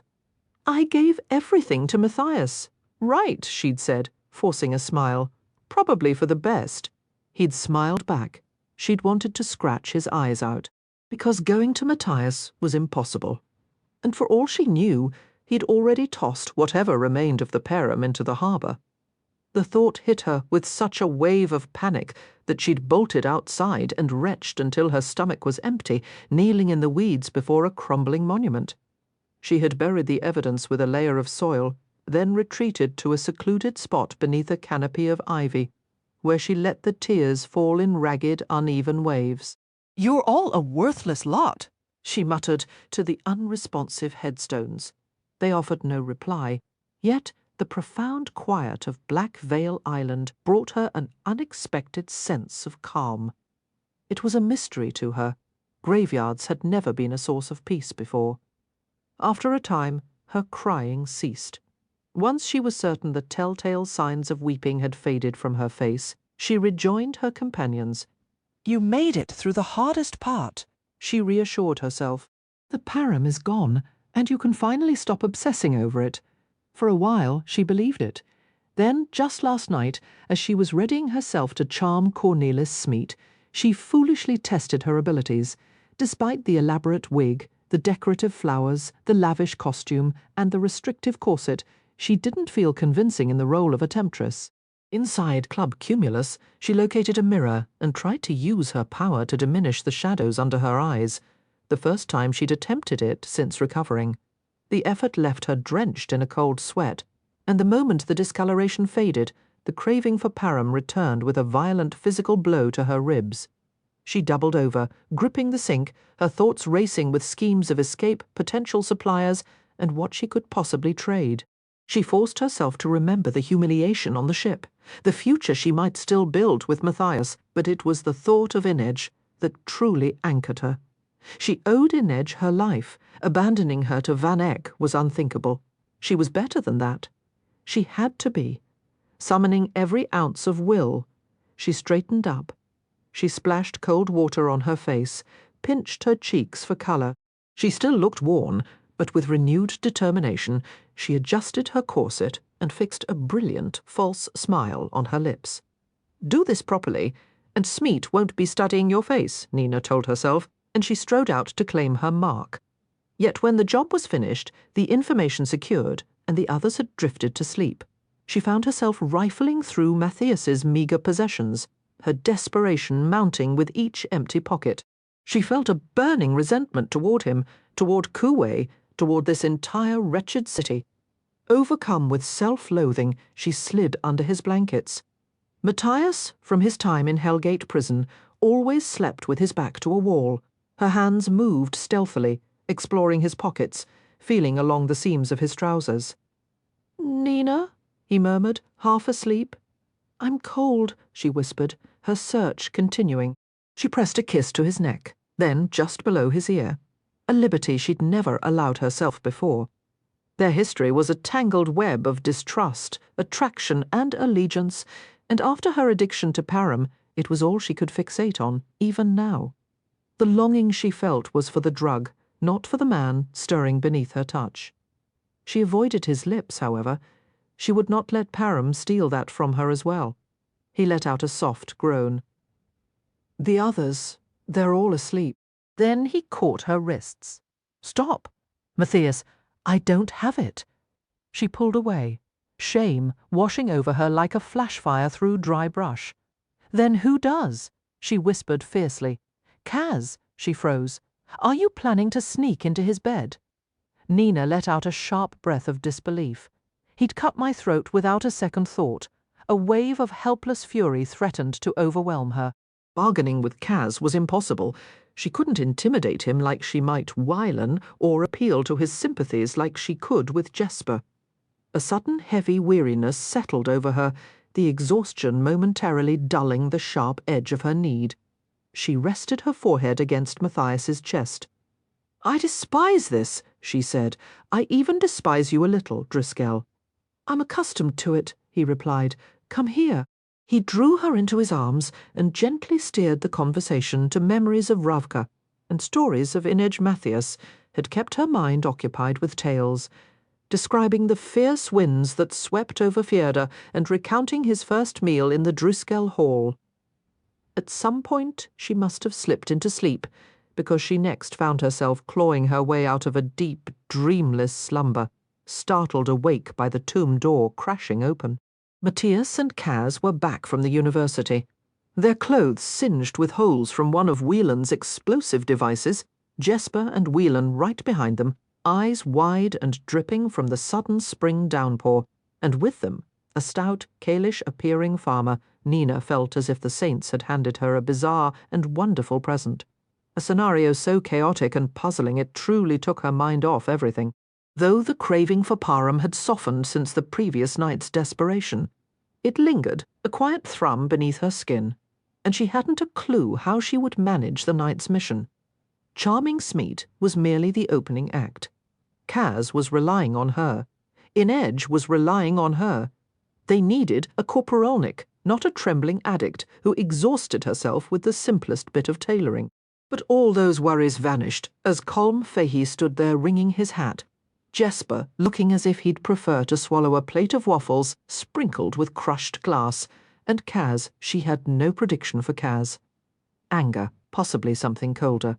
Kaz despised surprises and potential weak points, and Jesper's father was one very solid, weather-beaten vulnerability. Yet, after listening to Jesper's rushed and, Nina suspected, heavily edited, account of their escape from the university, Kaz merely leaned on his cane and asked, "Were you followed?" "No," Jesper answered with a firm shake of his head. Willen? Colm stiffened. "You doubt my son's word." "It's not personal, Da," said Jesper. "He doubts everybody." Kaz's expression remained smooth, his gravelly voice deceptively calm, so much so that Nina felt goosebumps rise on her arms. "My apologies, Mr. Fahey. A habit one picks up in the barrel. Trust, but verify. Or don't trust at all," Matthias muttered under his breath. "Wylan?" Kaz repeated. Wylan set his satchel on the table. If they'd known about the passage, they would have followed us or had men waiting at the printmaker's shop. We lost them. "I made it about 10 on the roof," said Kaz, and Matthias gave a confirming nod. "Sounds right," Jesper agreed. "But I can't be certain. They had the sun behind them." Kaz took a seat, his dark gaze fixed on Jesper's father. "You were the bait. Excuse me, son? The bank called in your loan?" Colm blinked, taken aback. "Well, yes, actually. They sent me a strongly worded letter saying I'd become an unstable credit risk. They stated if I didn't pay in full, they'd be forced to take legal action." He turned to his son, his tone more bewildered than angry. "I wrote to you, Jess. I haven't been able to get my mail." After Jesper had left university, had letters still found him there? Nina marvelled at how he'd kept this deception alive so long. It was helped by the ocean between them, and by her father's willingness to believe the best. An easy mark, Nina thought with a pang of sadness. Whatever his reasons, Jesper had been swindling his own father. "Jesper," Colm began, "I was trying to get the money, Da. They're threatening to take the farm." Jesper's eyes stayed locked on the tomb floor. "I was close. I am close. To the money?" Now Nina heard the frustration in Colm's voice. "We're sitting in a tomb. We were just shot at." "What made you board a ship to Ketterdam?" Kaz inquired. "The bank moved up the deadline," Colm said, indignation rising. "Just said I'd run out of time. I tried to reach Jesper, but when I got no answer I thought, you thought you'd see what your brilliant boy was doing on the wicked streets of Ketterdam. I feared the worst." The city does have a reputation. "Well deserved, I assure you," said Kaz. "And when you arrived?" I asked around at the university. Jesper winced as his father finished speaking. "You went to the city guard?" Colm mangled his hat with renewed frustration. "Where else was I supposed to go, son? You know the risks for someone with your condition." "Da," Jesper said, finally meeting his father's gaze. "You didn't tell them about my—" "Of course I didn't." Colm snapped, the unspoken word hanging heavily between them. He tossed the ruined hat aside. "None of this makes sense. Why bring me to this wretched city? Why were people shooting at us? What happened to your university plans? What happened to your—" Jesper struggled for words, opening and closing his mouth without sound. "It was my doing," Wylan suddenly interjected, drawing all eyes to him. He was worried about the farm's loan, so he paused his studies to apprentice with a "Local firearms engineer," Nina supplied helpfully. Matthias grumbled, a low warning beside her. "Nina, he needs our help," she whispered back. "To deceive his own father? It's a creative interpretation of events, completely different." She had no clue where Wylan was headed with this story, but his desperate expression demanded support. Exactly, Wyland said, seizing the lifeline. An apprenticeship, and then I mentioned a promising investment. They were defrauded, Kaz stated. His voice remained its usual cold, level tone, but his posture was rigid, as if navigating a minefield.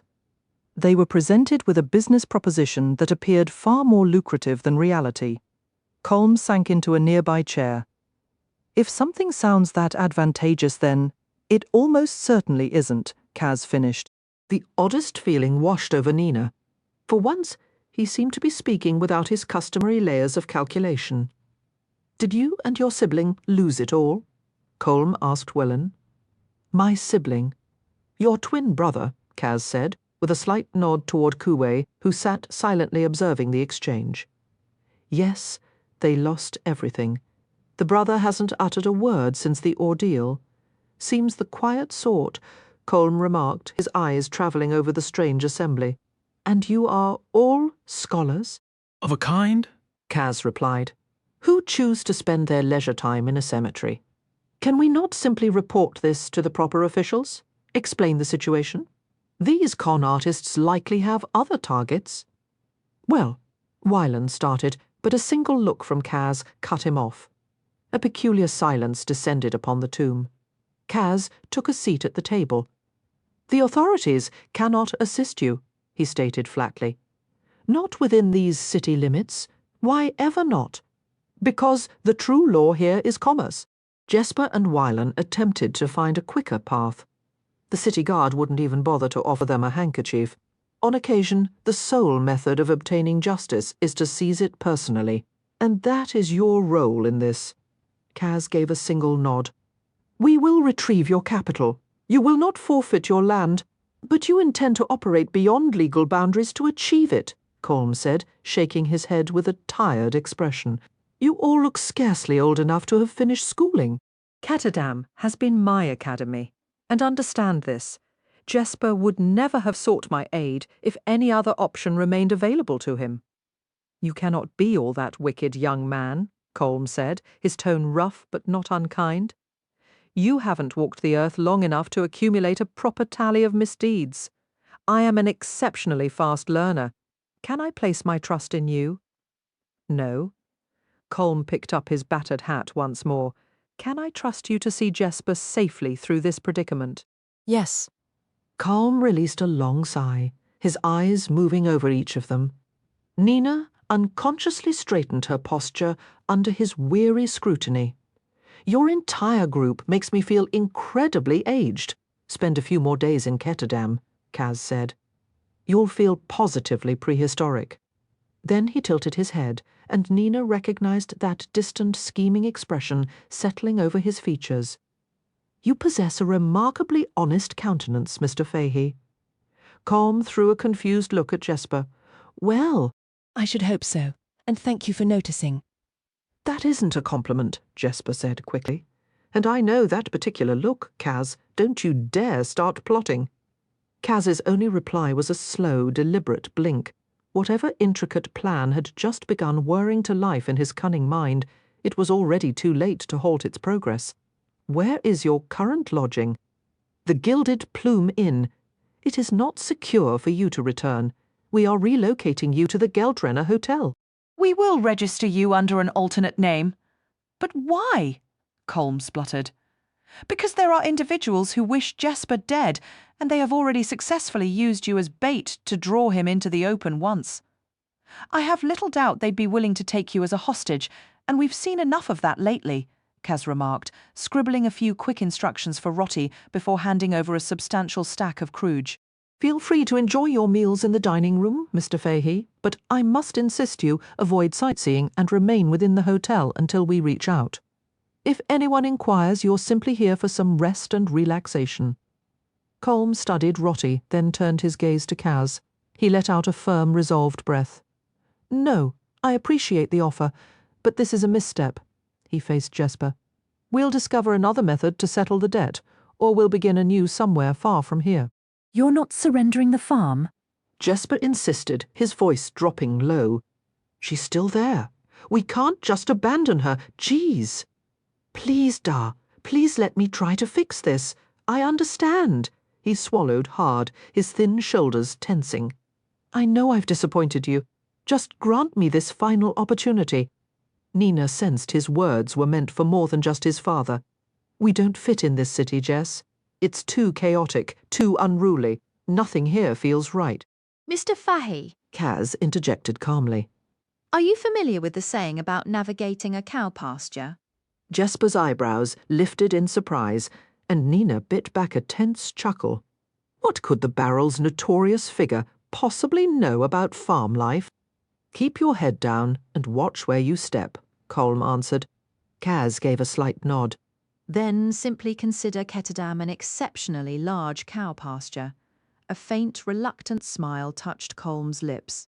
Allow us 3 days to secure your funds and ensure both you and your son depart Kerch safely. Is that truly achievable in this city? Anything is possible? That notion doesn't exactly inspire confidence. He stood, and Jesper sprang up beside him. 3 days, Jesper. Then we return home, with or without the money. He placed a hand on Jesper's shoulder. And for Saint's sake, exercise caution.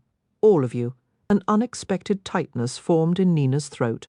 Matthias had lost his family to conflict. Nina herself had been taken from her parents for training when she was only a child. Wylan had been effectively cast out from his father's home. Kuwei had lost both his father and his homeland. And Kaz? She didn't wish to imagine the grim origins Kaz had emerged from. But Jesper still had a place to return to. Someone who cared for him, someone who could assure him, everything will be all right. She pictured sunlit fields under a clear sky, a simple wooden house sheltered from the wind by a row of sturdy red oaks. A true sanctuary, for a fleeting, almost foolish moment. Nina wished Colm Fahey could march straight into Jan Van Eyck's office and demand Inedge's return with the threat of a good old-fashioned brawl. She wished someone in this relentless city would lend them aid, that they weren't so utterly isolated. She even caught herself wishing Jesper's father could whisk them all away with him. She'd never set foot in Novi Zem, yet the yearning for those imagined golden fields struck her with the sharp ache of homesickness. Ridiculous, she chided herself. Immature. Kaz was correct. If they wanted justice, they would have to seize it themselves. That truth did nothing to soothe the hollow longing in her chest. But then Colm was saying his farewells to Jesper and vanishing through the stone archway with Roddy and Specht. He turned for a final wave and was gone. I should accompany him, Jesper said, lingering anxiously in the doorway. You nearly got him killed once already, Kaz stated bluntly. Do we have any idea who orchestrated the ambush at the university? Willen inquired. Jesper's father visited the Stadwatch, Matthias noted. I'm certain many officers there are open to bribes. True, Nina agreed. But it can't be mere coincidence that the bank chose this exact moment to call in his loan. Wylan settled at the table. If the banks are involved, my father may be the one pulling the strings. Pekka Rollins also wields considerable influence at the banks, Kaz added, and Nina noticed his gloved hand tighten around the crow's head of his cane. Could they be collaborating? She asked. Jesper dragged his hands over his face. All the saints and your Aunt Eva. Let's pray they're not. I'm not dismissing any possibility, said Kaz, but none of this alters what must be done tonight. Here. He reached into a concealed niche in the wall. My revolvers, Jesper exclaimed, clutching them eagerly to his chest. A brilliant smile lit up his face. Well, look at you two. You actually managed to get them back. The safe at the Cumulus isn't exactly Fort Knox, Kaz replied, his tone flat. Seriously, Kaz, thank you. Any trace of the kindness Kaz had shown Jesper's father earlier had vanished, disappearing as quickly as a mirage. A sharpshooter is useless without his tools, Kaz stated, seemingly unaware of how Jesper's expression fell. We've all been operating at a deficit for too long tonight, is when that changes now under the judgmental stare of a waxing moon. They were moving to make good on that promise. Nina adjusted her sleeves. The brief cold spell had ended, replaced by the thick, oppressive warmth of a Kerch spring, a damp, suffocating heat, broken only by sudden, violent downpours. Matthias and Jesper had departed earlier to secure the gondole at the docks, and after gathering at the launch point, leaving Kuwei in the care of Rotti and Specht on Black Vale, they set off. Their boat slipped silently through the dark water, drawn toward the distant glimmer of harbour lights. Jesper's revolvers were once again settled at his hips, and both he and Matthias carried rifles. Kaz had a pistol concealed in his coat, and that infamous cane, while Nina noticed Willen's hand drift to his satchel, laden with explosives and flash bombs. "Let's hope our intelligence is correct," Willen murmured. "My father will be prepared." "That's the plan," Kaz answered. Nina's fingers found the grip of the pistol tucked into her spring coat. She had never relied on a firearm before. She never wanted to. I was the weapon. But her confidence in that was gone. Her connection to her power felt fragile and distant, like trying to grasp something that kept sliding just out of reach. She needed it to be there tonight. There was no room for error, not with Inej's life in the balance. Nina was certain that if she had been on Velgaluk, the fight would have unfolded differently. Inej would never have been captured if Nina had been strong enough to confront Van Eck's men. And with Param, no one could have stood in her way. She gave a sharp, dismissive shake of her head. If you'd taken Param, you'd be a hopeless addict by now, probably floating out with the trash on the Reaper's barge. They reached the shore in silence, disembarking swiftly. With a series of gestures, Kaz directed them to their positions. He would approach from the north, Matthias and Wylan from the east. Nina and Jesper were tasked with the guards on the western perimeter. Nina flexed her hands. Silence 4 guards. That should be simple. A few weeks ago, it would have been effortless, a gentle slowing of pulses, a quiet descent into sleep without a sound. Now, she couldn't tell if it was the humid air or her own anxious sweat making her clothes stick to her skin. All too soon, she spotted the outlines of the first 2 guards. They lounged against a low stone wall, their rifles nearby, their murmured conversation a lazy drone in the night. "Easy." "Put them to sleep," Jesper whispered. Nina focused on the guards, trying to attune herself to their bodies, to seek out the familiar rhythms of heartbeat and blood. It was like groping in absolute darkness. There was nothing. She could vaguely perceive the suggestion of their forms, a faint awareness. But that was all. She saw them, she heard them, but the deeper sense, the innate gift that had been part of her since childhood, the core of her power, had gone utterly silent. All she could think of was Param, the breathtaking euphoria, the effortless control, as if the very fabric of the world was hers to command. "Any day now," Jesper hissed, his voice tight with impatience. A sudden noise, or perhaps just the sense of being watched, made one of the guards turn his head toward the shadows. He raised his rifle, motioning for his partner to join him. "Movement over there!" Jesper's fingers found the grips of his pistols. Saints, if he had to fire, every guard in the complex would be on them in seconds, and the entire mission would be over before it began. Nina forced her concentration inward, fighting against the Param's relentless craving that shuddered in her bones and clawed at her mind. She shut it out. One guard stumbled, dropping to his knees with a groan. "Gillis?" The other called out, his weapon still trained forward. "What's wrong?" He wasn't careless enough to lower his gun. "Stop right there," he shouted into the gloom, one hand reaching for his faltering friend. "Show yourselves, Nina!" Jesper hissed, the urgency sharp in his whisper. Now would be good. Nina tightened her hand into a fist, imagining the pressure on the guard's throat to silence him. I said, "Identify yourselves." Jesper's gun cleared its holster. This couldn't happen. She refused to be the weak link. Param was meant to destroy her or release her, not trap her in this agonizing state of half-strength. A wave of pure, clarifying fury washed over her, and her consciousness latched onto something, not flesh, but substance. From the edge of her vision, a hazy form detached from the darkness, a swirling cloud of grit and plaster. It darted toward the standing guard.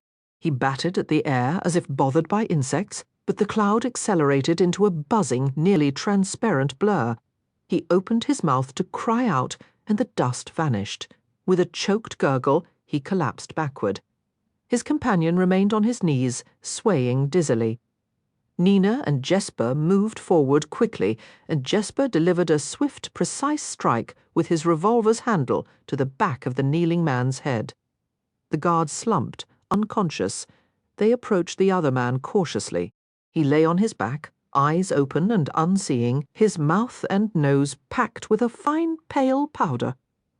"Was that you?" Jesper asked. Had it been? Nina could almost feel the grit on her own tongue. This defied everything she knew. A corporalnik worked on the living body, not on lifeless matter. This was fabricator craft, and powerful at that. It wasn't you? Flattering, but that was all your show, darling. I didn't mean to kill him. What had she intended? Just to keep him quiet. A trickle of dust escaped the corner of his slack lips. Jesper nudged her shoulder, his tone shifting from awe to practicality. 2 guards left, and we're behind schedule. Maybe we just hit them really hard. Elegant. I approve. A peculiar prickling sensation crept over Nina's skin, but the screaming need for Param had quieted to a dull throb. I didn't mean to kill him. The thought was a cold stone in her gut, but there was no time for it. The guards were down. The plan was alive. Let's move, she said, her voice steadier now. We have a friend to collect. Inedge spent the night awake in the blackness. The gnawing in her stomach suggested dawn had come, but no one came to remove the blindfold or bring food. Van Eck clearly saw no further need for pretense. He had seen her fear plainly last night. That would be his tool now, not the false comfort of Bejan's gentle words or Suli eyes. Once the tremors had subsided, she had crawled to the vent, only to find it sealed tight with new bolts. It must have been done while she was at the theatre. She wasn't shocked. She believed Van Eck had left it loose before simply to dangle hope and then rip it away. In the heavy silence, as her thoughts finally settled into a cold clarity, she formed a strategy. She would talk. She would begin with the safe houses the dregs had abandoned, places compromised or grown inconvenient. From there, she could move to locations belonging to other barrel gangs' spots, once considered secure. It was a path of calculated betrayal, each step a piece of herself left behind in the dark. She was aware of a repurposed shipping container down in Third Harbour that the Liddies sometimes occupied. The Razogols preferred to lay low in a grimy hotel just a few blocks from the slat. They nicknamed it the Jam Tart House, thanks to its peeling raspberry-coloured paint and the white trim along the eaves that resembled piped frosting. It would likely consume most of Van Eck's night to comb through every room. She intended to delay. She would guide Van Eck and his men on a winding, futile tour across Ketterdam in their hunt for Kaz. Acting wasn't her strong suit, but life at the menagerie had demanded its share of deceptions, and surely she'd picked up a trick or two from watching Nina.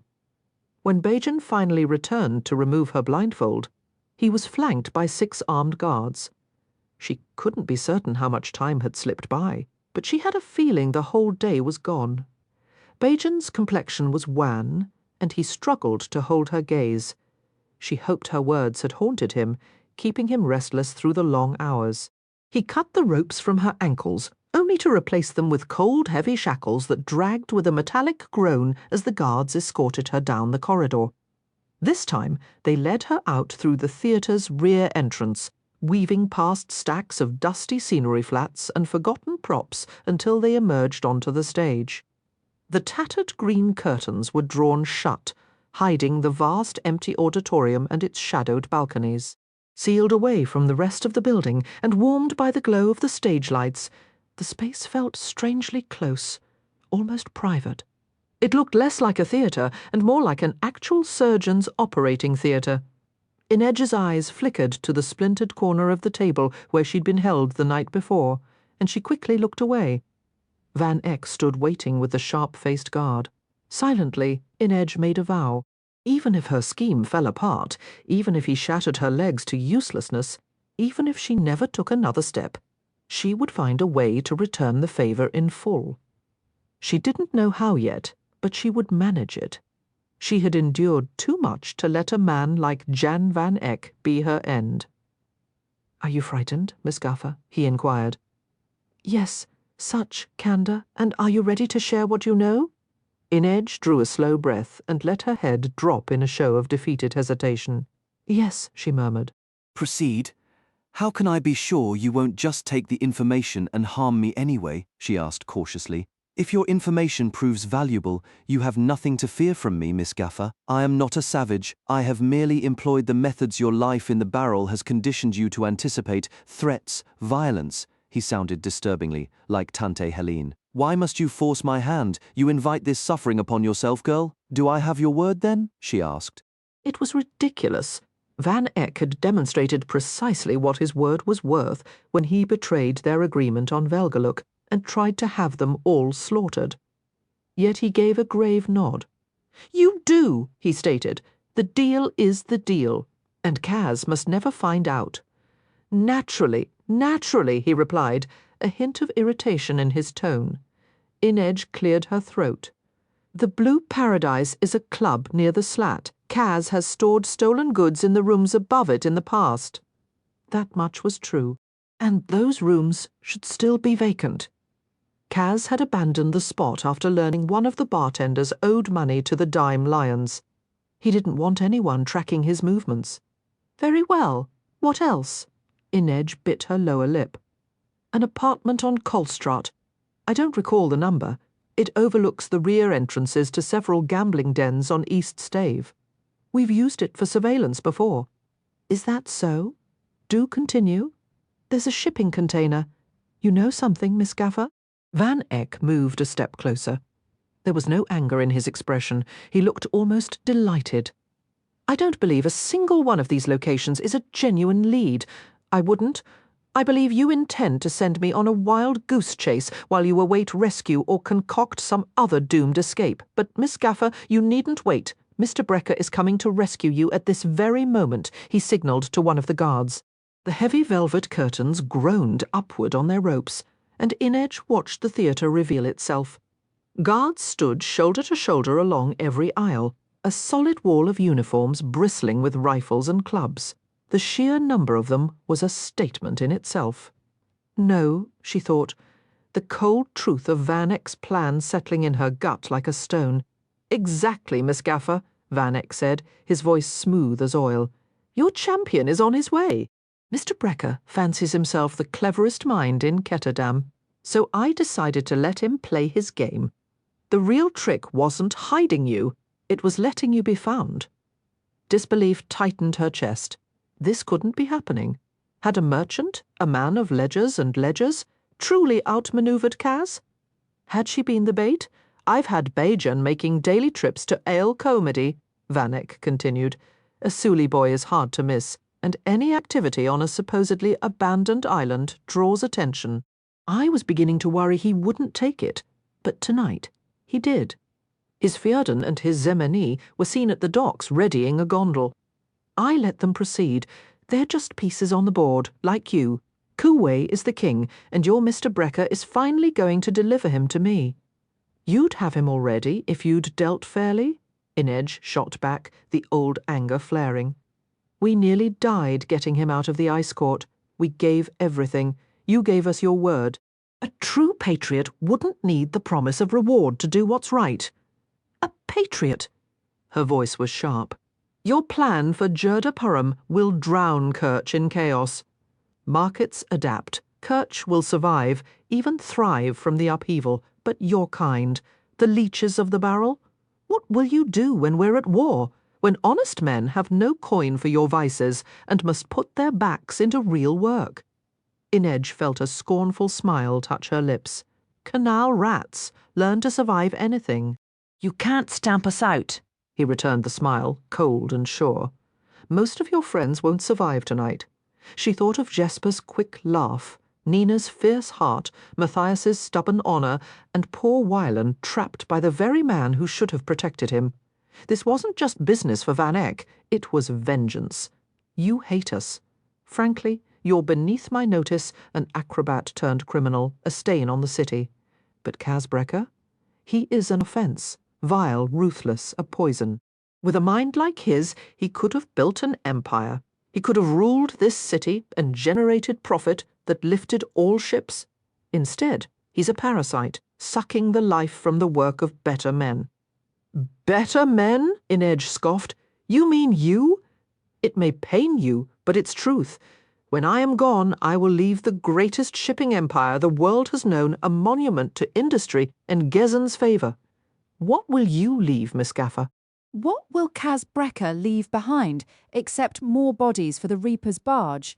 A shout echoed from outside the theatre, and a tense silence fell as every guard shifted focus toward the doors. Van Eyck checked his pocket watch. Midnight precisely. He does have a sense for theatre. I'll give him that. Another shout, followed by a sharp burst of gunfire. Inej felt the weight of the shackles on her ankles, the presence of the 6 guards behind her. A wave of helpless fury threatened to drown her. They were walking right into it, and she was utterly useless to stop them. I thought a completely open door might seem suspicious. Van Eyck mused. We mustn't make the game too obvious. He'll never tell you where Kuwei is. Van Eyck's smile was almost paternal. I'm merely debating which method will be more persuasive, torturing Mr. Brekker or making him watch as I torture you. He leaned closer, his voice dropping to a confidential whisper. I think I'll start by removing those gloves of his. I do wonder what those thieving fingers will sound like when they snap. Inej's mind flashed to Kaz's hands, pale and clever, the ridge of scar tissue across his knuckles, a map of old battles.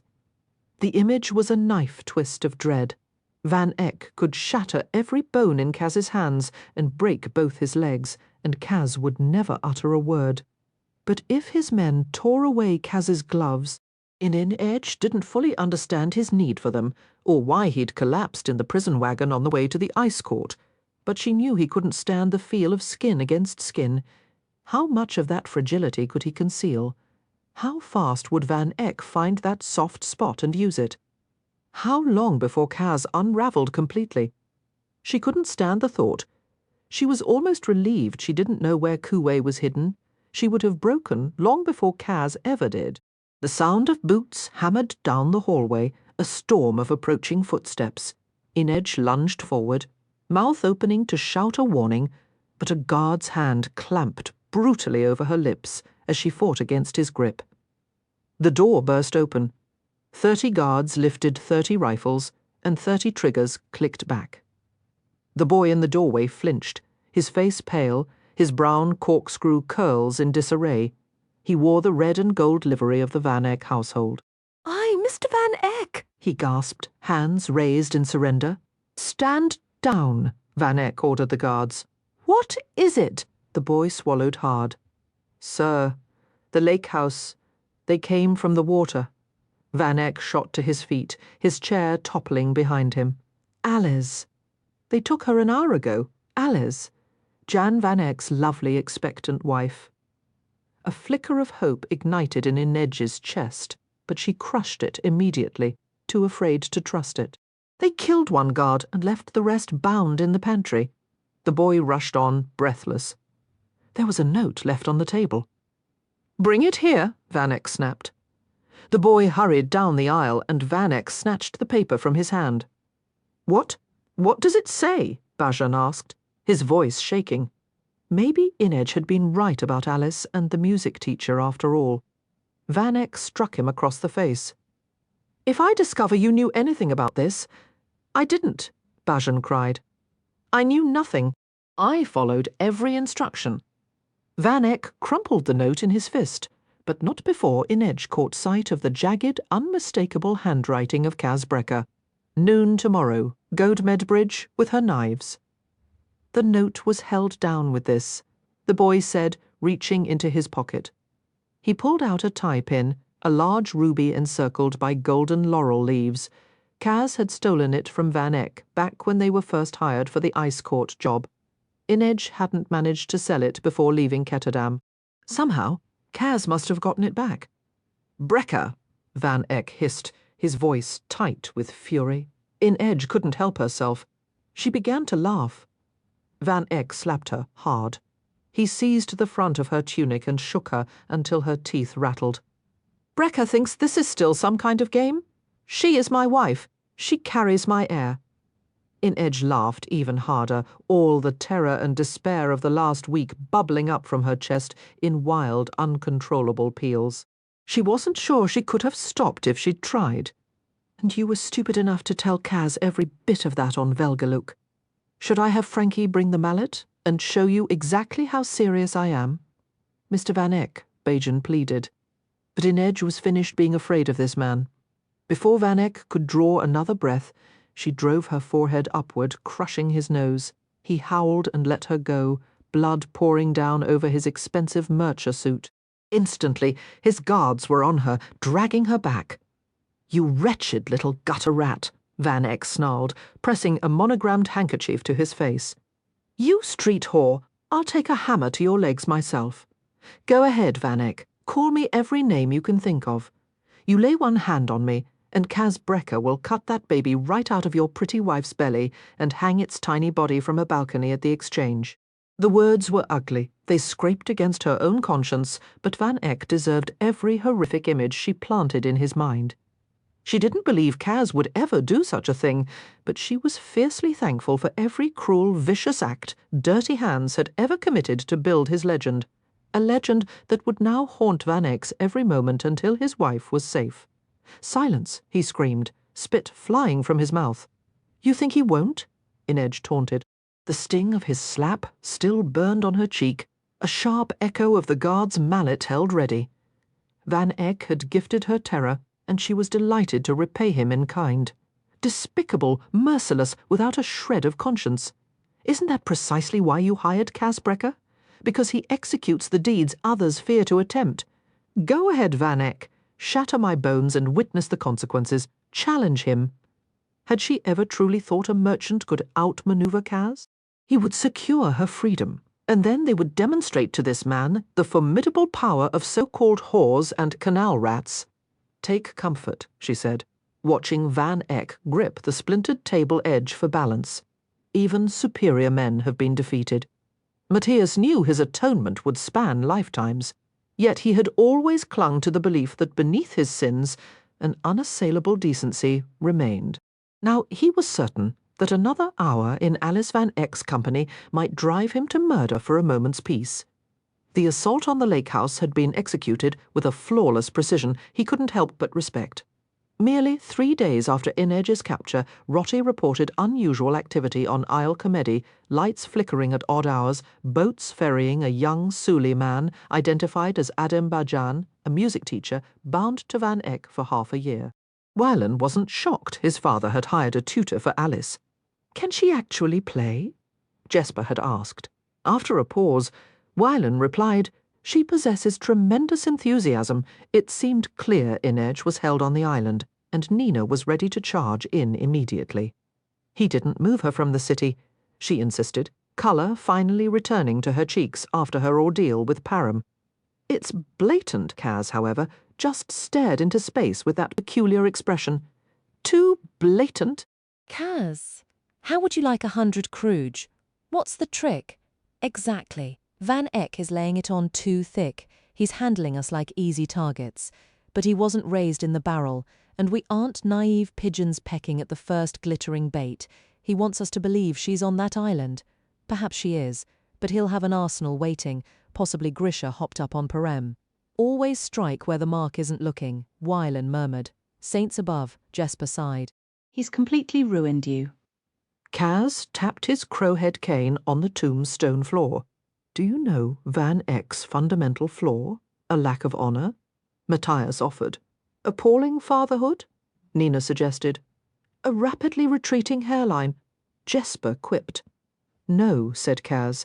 He has too much to lose, and he handed us a blueprint for what to take first.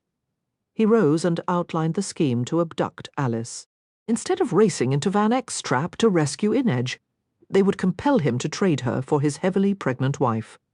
The real challenge was locating her. Van Eck was clever. Kaz suspected he'd smuggled Alice out of the city right after their false bargain.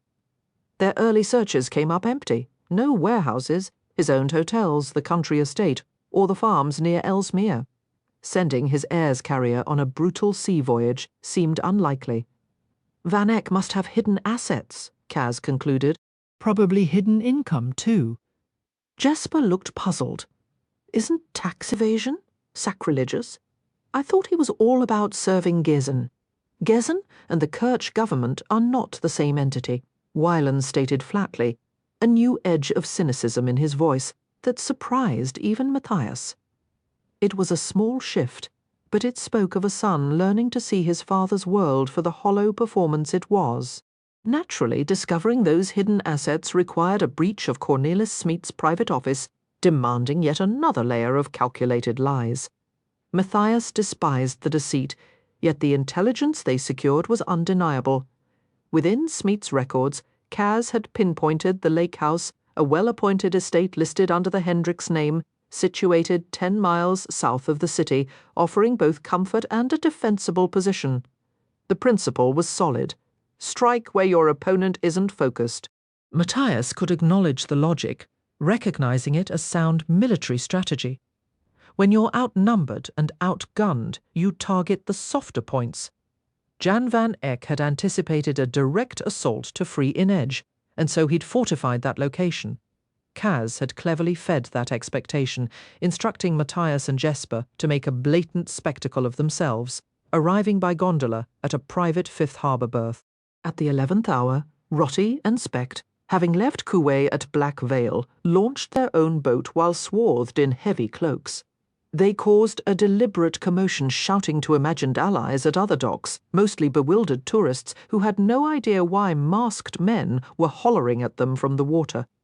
It had required immense restraint for Matthias not to protest when Kaz assigned Nina to partner with Jesper for the lake house assault. Intellectually, he understood the reasoning. They needed to neutralize the guards silently to avoid any alarm.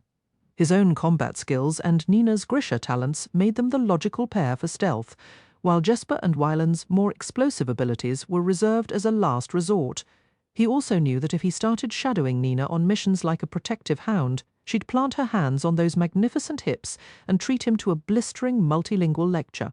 Still, he, and perhaps Kuwei alone, understood the toll the Ice Court mission had taken on her, the quiet suffering she masked with bravado.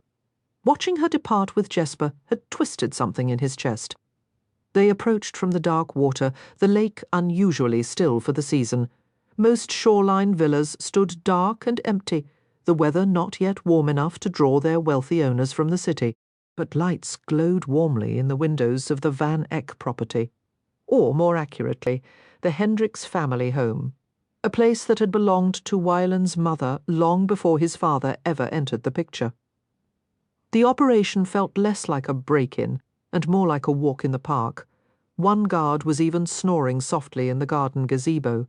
Matthias only realized there'd been an incident when the guard count came up short. But there was no time to ask Nina and Jesper for details.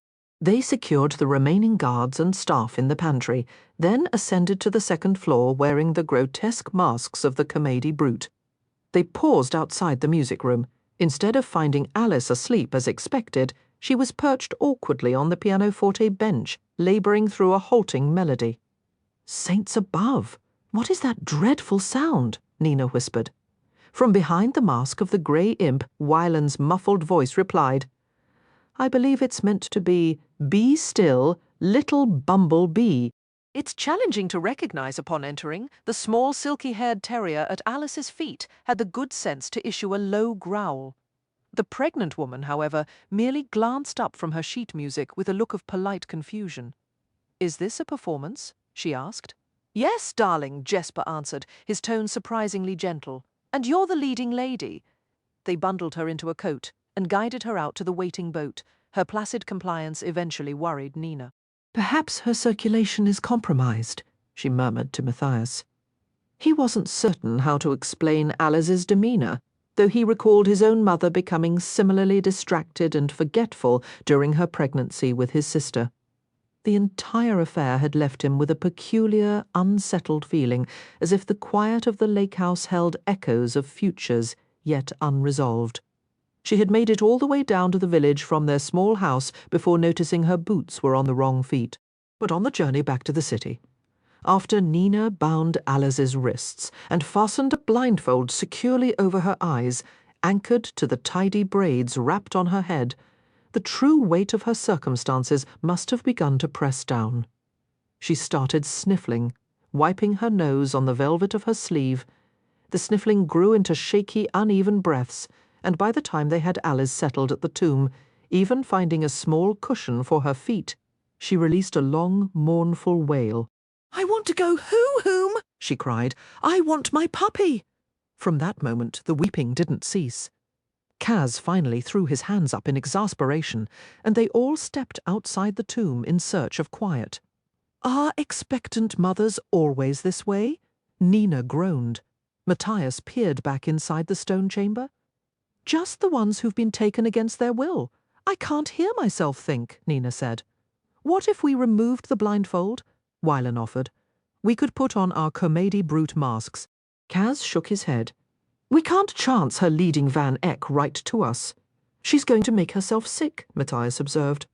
"We're in the middle of a job," Kaz replied. "A lot has to happen before the exchange tomorrow. Someone figure out how to quiet her, or I will." "She's just a scared girl," Wylan began. "I didn't ask for a character sketch," but Wylan persisted. "Kaz, promise me you won't. Before you finish that thought, consider what a promise from me is worth, and what you're willing to pay for it. It isn't her fault. Her family pushed her into marrying my father. Alice isn't here because she did anything wrong. She's here because she's leverage. She's only a pregnant girl. Carrying a child isn't some rare gift. Ask any unfortunate girl in the barrel. Inej wouldn't approve." In an instant, Kaz had Wylan pinned against the tomb wall with his forearm, the crow's head of his cane pressed under Wylan's chin. "Go ahead. Tell me how to run my business again." Wylan swallowed, his lips parting. "Do it," Kaz said, "and I'll cut the tongue from your head and toss it to the first stray cat I see." "Kaz," Jesper said carefully. Kaz paid him no mind. Wylan's lips pressed into a thin, defiant line. The boy truly had no sense of self-preservation. Matthias considered whether he'd need to step in on Wylan's behalf, but Kaz had already released him. "Someone silence that girl before I return," he said, and stalked off into the cemetery. Matthias rolled his eyes toward the sky. This bunch of maniacs could all use 6 months of military discipline and maybe a good thrashing. "Best not to bring up Inej," Jesper remarked as Wylan brushed himself off. "You know, if you're fond of breathing." Wylan shook his head. "But isn't all of this for Inej?" "No, it's all about the grand scheme, remember?" Nina said with a scoff.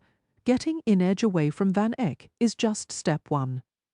They returned to the tomb.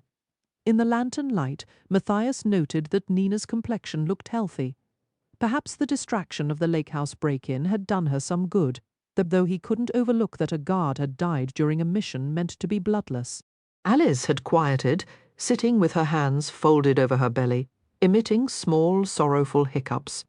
She made a half-hearted attempt to loosen her blindfold, but Nina had tied the knots cleverly. Matthias glanced at Kuwei, who was seated across from her at the table. The shoe boy merely shrugged. Nina sat down beside Alice. "Would you, like some tea with honey?" Alice asked. "I, think we have sugar. I only take tea with honey and lemon." Nina looked ready to tell Alice precisely where she could put her honey and lemon, so Matthias said quickly, "How about a chocolate biscuit instead?" "Oh, I adore chocolate." Nina's eyes narrowed.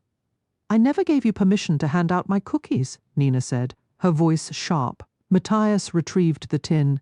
"It's for a charitable purpose," he insisted, having bought the treats specifically to coax some appetite back into her. "You haven't eaten any of them anyway." "I'm pacing myself," Nina replied with a haughty sniff, "and you should know better than to come between me and my sugar." Jesper nodded in agreement.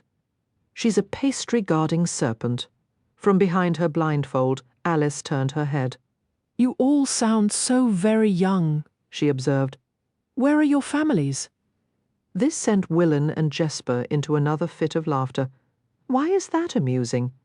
"It isn't," Nina said soothingly. "They're just acting foolish." "Hold on," Jesper retorted. We're not the ones raiding your secret dessert supply. I'm selective about who gets access to my dessert supply, Nina said, with a playful wink. Extremely selective. Matthias muttered, caught between relief at seeing Nina's spirit return and a petty jealousy that Jesper was the one drawing out her smile. He needed to douse his head in cold water. He was acting like a lover-struck fool. So, Jesper said, slinging an arm around Alice's shoulders. Tell us about this stepson of yours. Why? Alice asked. Do you plan to abduct him as well? Jesper let out a dismissive sound. Unlikely from what I hear. He's a dozen different kinds of difficult to manage. Willen folded his arms. I've heard he's gifted and unfairly judged. Alice's brow furrowed. I understand him perfectly well. He doesn't slur his words. Actually, he sounds rather like you. Willen recoiled as Jesper howled with laughter. And yes, he's quite gifted. He's studying music in Belent. But what's his personality like? Jesper pressed. Any hidden anxieties he shared? Poor routines, foolish romantic attachments. Wylan thrust the cookie tin toward Alice. Please, have another. She's had 3 already, Nina protested. Then her mood shifted abruptly, her voice growing thick. Wylan was always kind to my birds. I miss my birds, and Rufus. I want to go home. She buried her face in her arms on the table, her shoulders shaking. Brilliant. I thought we might actually enjoy a moment of quiet.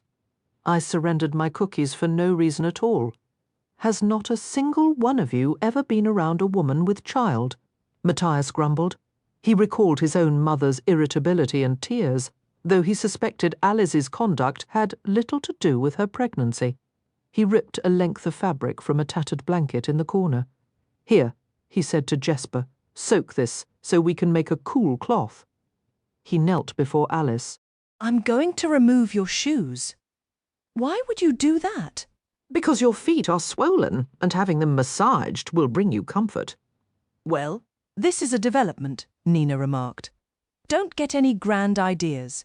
Too late for that, Alice said, flexing her toes. Matthias carefully removed her shoes. You haven't been kidnapped. You're simply being detained for a short while. By tomorrow afternoon, you'll be back home with your dog and your birds. You understand that no one here intends to harm you? Yes. I'm not certain I do. Well, you can't see me, but I am the largest person in this room, and I give you my word that no one will hurt you. Even as he said it, Matthias knew it might be a false promise. Here was Alice receiving a foot rub and a cool compress in a hole inhabited by some of the most dangerous criminals crawling through this wretched city.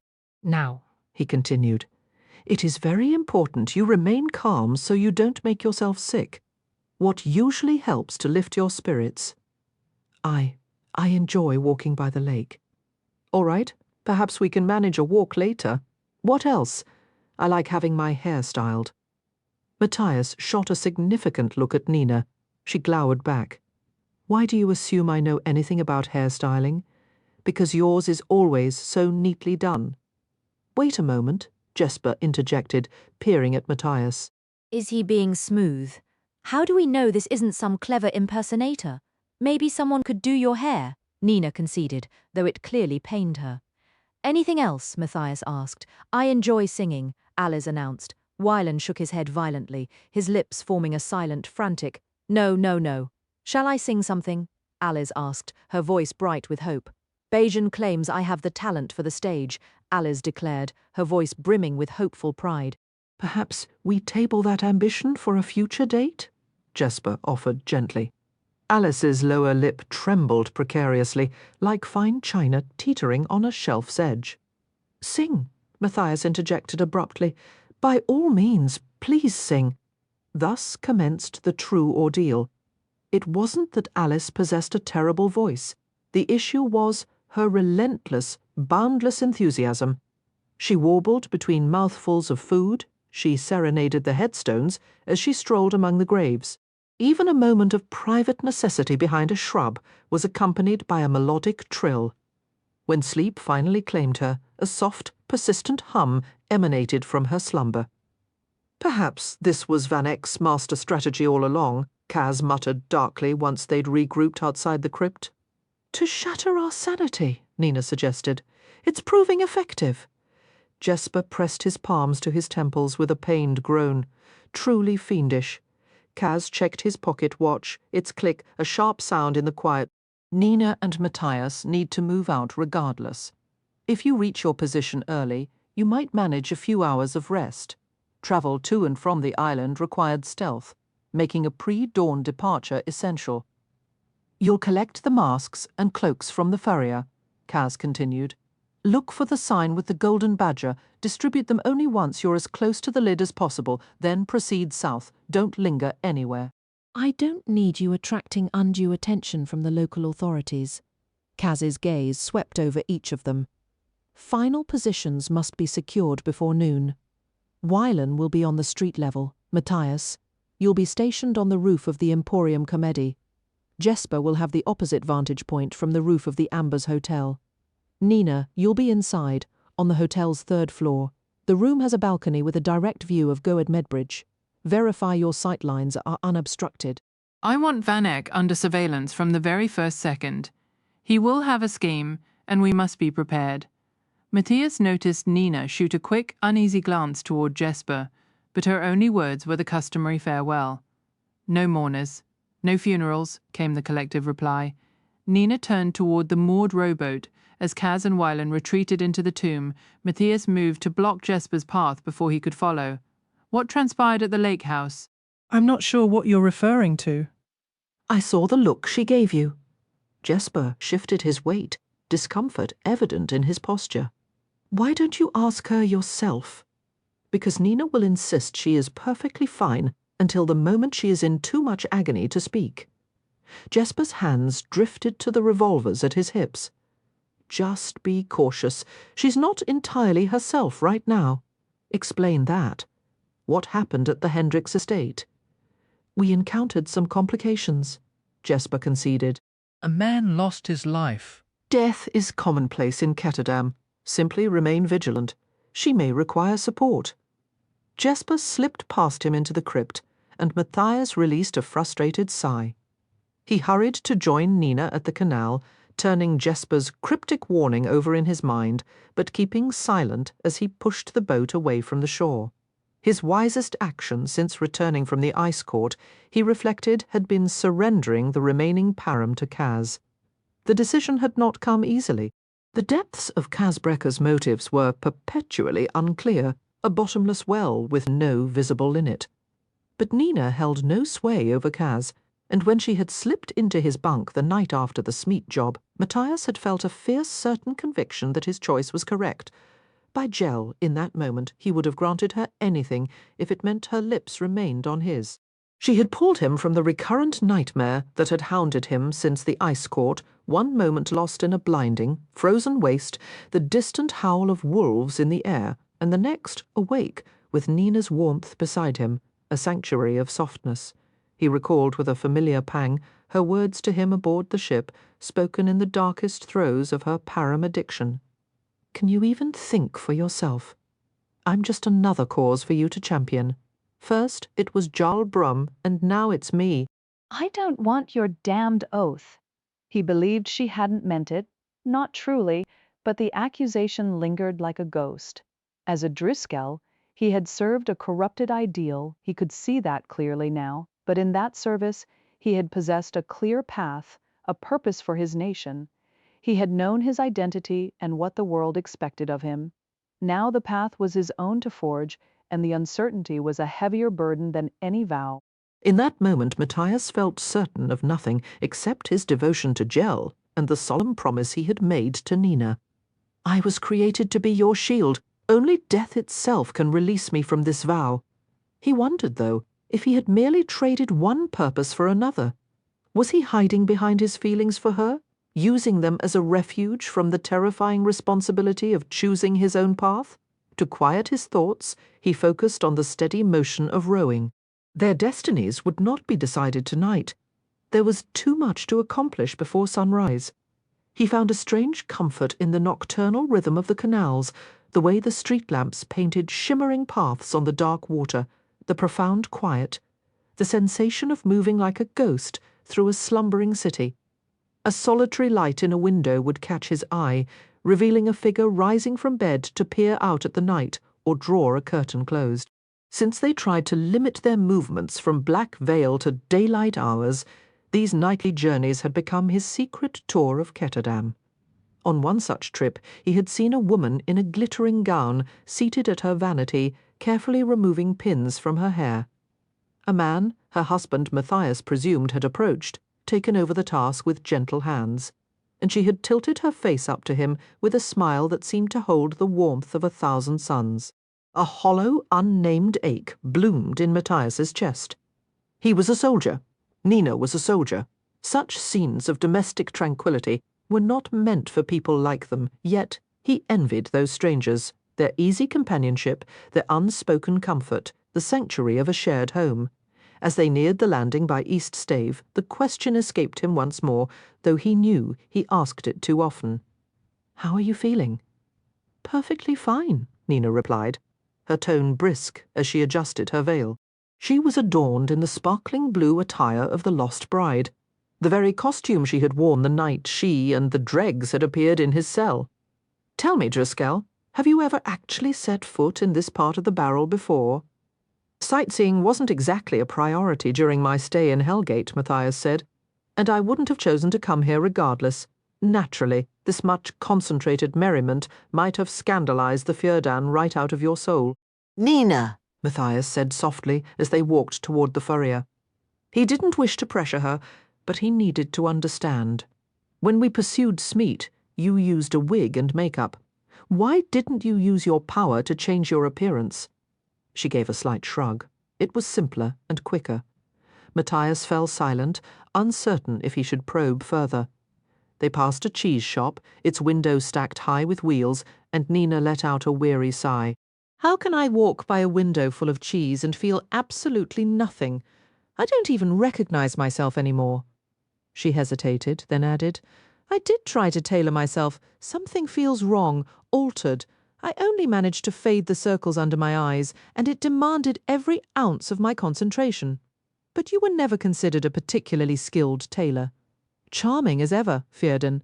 Nina, this was different. It wasn't just difficult, it was painful. It's hard to describe." "What about influencing behavior?" Matthias asked. "The way you did at the ice court when you were using Param? I don't believe that's within my reach anymore. Have you attempted it? Not in so many words. Try it on me. Matthias, we have a job to do. Try it. I'm not going to go rummaging around in your mind when we have no idea what the consequences might be." "Nina." "Fine," she relented, exasperated. "Come here." They were close to East Stave now, and the crowds of revellers had swelled. Nina pulled him into the shadowed gap between two buildings. She lifted his mask and her own veil, then slowly cradled his face in her hands. Her fingers slid into his hair, and Matthias's entire world narrowed to that point of contact. It felt as if her touch resonated through his entire being. She searched his eyes. "Well, I don't feel anything," he said, his voice coming out rough and strained. She arched an eyebrow. "Nothing at all. What were you trying to make me do?" "I was attempting to compel you to kiss me." "That's ridiculous." "Why is that?" "Because I always want to kiss you," he confessed. "Then why don't you ever actually do it?" "Nina, you've just endured a horrific trauma." "I have." "That's true. You know what might help? A significant amount of kissing. We haven't had a moment alone since we were on the Ferroland." "You mean when you were nearly dying?" Matthias countered. Someone needed to keep a clear head about how serious this all was. "I'd rather remember the fun parts," she said. "Like that time you had to hold my hair back while I was sick over a pail. Don't try to be funny right now, but I enjoy hearing you laugh. This isn't the moment for that. If I don't surprise you, you'll just hover and keep asking if I'm all right. Is caring a crime? No, but treating me like I'm made of glass is. I'm tougher than I look." She pushed his mask down roughly, adjusted her own veil, and walked past him out of the narrow lane. She crossed the street to a storefront marked by a gilded badger sign. He trailed after her, aware he'd messed up but unsure how to fix it. A small bell chimed as they stepped inside. "Who keeps a shop open at this hour?" he muttered under his breath. "Who buys coats in the middle of the night?" "Visitors," she replied simply. Sure enough, a handful of people were sorting through piles of furs and hides. He followed her to the counter. "We're here for a pickup," she told the clerk, wearing spectacles. "The name? Judith Coinen." "Ah, yes," the clerk said, flipping through a large book. "Golden Lynx and Black Bear, all paid up. One moment, please." He disappeared into a back room and returned a minute later, straining under two enormous bundles wrapped in brown paper and secured with string. "Would you like assistance carrying these two?" "We're all set." Matthias lifted the packages easily. "The city folk here could use more time outdoors and some real physical activity. But it looks like rain. At least allow me to." "We're fine," Matthias rumbled, and the clerk took a nervous step back. "Pay him no mind," Nina said smoothly. "He's overdue for some sleep. Thank you for your help." The clerk offered a thin smile, and they were on their way. You do realize you're awful at this, don't you? Nina asked once they were back on the street and moving into the East Stave district. At pretending and playing a part, at being courteous, he corrected. Matthias thought about it. I didn't intend to be impolite. From now on, let me do the talking. Nina, no names from this point forward. He could hear the irritation in her voice, and he sensed it wasn't just about his shortness with the shopkeeper. They stopped only long enough for Matthias to swap his madman costume for one of the many Mr. Crimson outfits packed inside the furrier's parcels. Matthias wasn't certain if the clerk had known what was hidden in the wrapping, if the costumes had been sewn in the shop, or if the Golden Badger simply served as a discreet pickup location. Kaz had a web of obscure contacts all over Ketterdam, and only he understood how it all functioned. Once Matthias had selected a suitably large crimson cloak and settled the red and white painted mask over his face. Nina passed him a pouch of silver coins. He tossed it lightly in his hand, and the coins gave a merry clink. "These aren't genuine, are they?" "Obviously not, but nobody ever knows for sure. That's half the game. Let's run through the routine." "Routine?" "Mother, father, pay the rent." Nina chanted in a playful, musical tone. Matthias just looked at her. "Are you feeling unwell?" Nina pushed her veil back so he could get the full effect of her exasperated stare. "It's from the Comedy Brute. When Mr. Crimson makes his entrance, the crowd always shouts, 'Mother, father, pay the rent.'" Matthias finished flatly. "Right. Then you reply, 'I can't, my dear. The money's spent,' and you throw a fistful of coins to the audience. What's the point? The same reason everyone boos the madman and tosses blossoms at the Scarab Queen. It's custom." Tourists might not get it, but the locals do. So tonight, if someone calls out, "Mother, father, pay the rent," "I can't, my dear. The money's spent." Matthias recited in a dreary monotone, scattering a few coins from his hand. "You need to put some life into it," Nina insisted, a hint of a real smile finally breaking through her stern expression as she watched him fumble the performance. "It's meant to be enjoyable. I feel ridiculous. Feeling ridiculous now and then is healthy, Fjerdan." "You only say that because you have no sense of embarrassment." To his surprise, she didn't fire back, a clever reply. She fell quiet, staying silent until they assumed their first post outside a gambling hall on the lid, blending in with the street musicians and performers just a few doors down from Club Cumulus. Then it was as if Nina had been switched on. "Step right up for the Crimson Cutlass," she announced. "You, sir. You're looking a bit thin. How about some complimentary food and a tankard of wine? And you, miss, you certainly look like someone who knows how to enjoy herself." Nina drew people in one after another as if it were second nature, distributing free refreshments, costumes, and flyers. When a bouncer from the gambling parlor stepped out to investigate the commotion, they simply moved along heading south and west, continuing to give away the 200 costumes and masks Kaz had secured. Whenever anyone inquired about the purpose, Nina explained it was a promotional event for a new gambling establishment called the Crimson Cutlass. Just as she had anticipated, every so often someone would notice Matthias's outfit and exclaim, "Mother, father, pay the rent." Matthias responded dutifully, doing his best to sound cheerful. If the tourists and merrymakers found his act unconvincing, no one complained, likely distracted by the handfuls of silver coins being tossed about. By the time they reached West Stave, the costumes were all gone and dawn was breaking. He caught a quick glint from the roof of the Ambers Hotel, Jesper signalling with a mirror. Matthias accompanied Nina up to the third-floor room, reserved under the name Judith Coenen. Just as Kaz had promised, the balcony offered an unobstructed view of the broad span of Goad Medbridge and the waters of West Stave, lined on both sides by hotels and pleasure houses. "What does that mean?" Matthias asked. Goad Medbridge? "Good Maiden Bridge. Why is it called that?" Nina leaned in the doorway and said, "The tale goes that a woman discovered her husband had fallen for a girl from West Stave and intended to leave her. She came to this bridge and, rather than face life without him, threw herself into the canal." Over a man with so little honour? You wouldn't be tempted, with all the delights and distractions of West Stave right here. Would you leap from a bridge for a man who was? "I wouldn't leap from a bridge for the King of Ravka himself." "It's a dreadful story," said Matthias. "I doubt it's even true. It's just the sort of thing that happens when men are left to name the bridges." "You should get some rest," he said. "I can wake you when it's time. I'm not tired, and I don't need instructions on how to do my job. You're upset, or told what I'm feeling. Get to your post, Matthias. You're looking a bit worn around those gilded edges yourself." Her tone was icy, her posture rigid. The memory of the dream hit him with such force he could nearly feel the winds bite, the snows stinging his cheeks in sharp gusts. His throat burned, raw from shouting Nina's name. He wanted to tell her to be cautious. He wanted to ask her what was troubling her. "No mourners," he murmured. "No funerals," she replied, her gaze fixed on the bridge. Matthias left quietly, went down the stairs, and crossed the canal via the wide expanse of Goad Medbridge. He glanced up at the balcony of the Ambers Hotel, but saw no sign of Nina. That was good. If he couldn't spot her from the bridge, then Van Eck wouldn't be able to either. A few stone steps led him down to a dock where a flower seller was manoeuvring his barge, laden with blossoms into position in the soft pink morning light.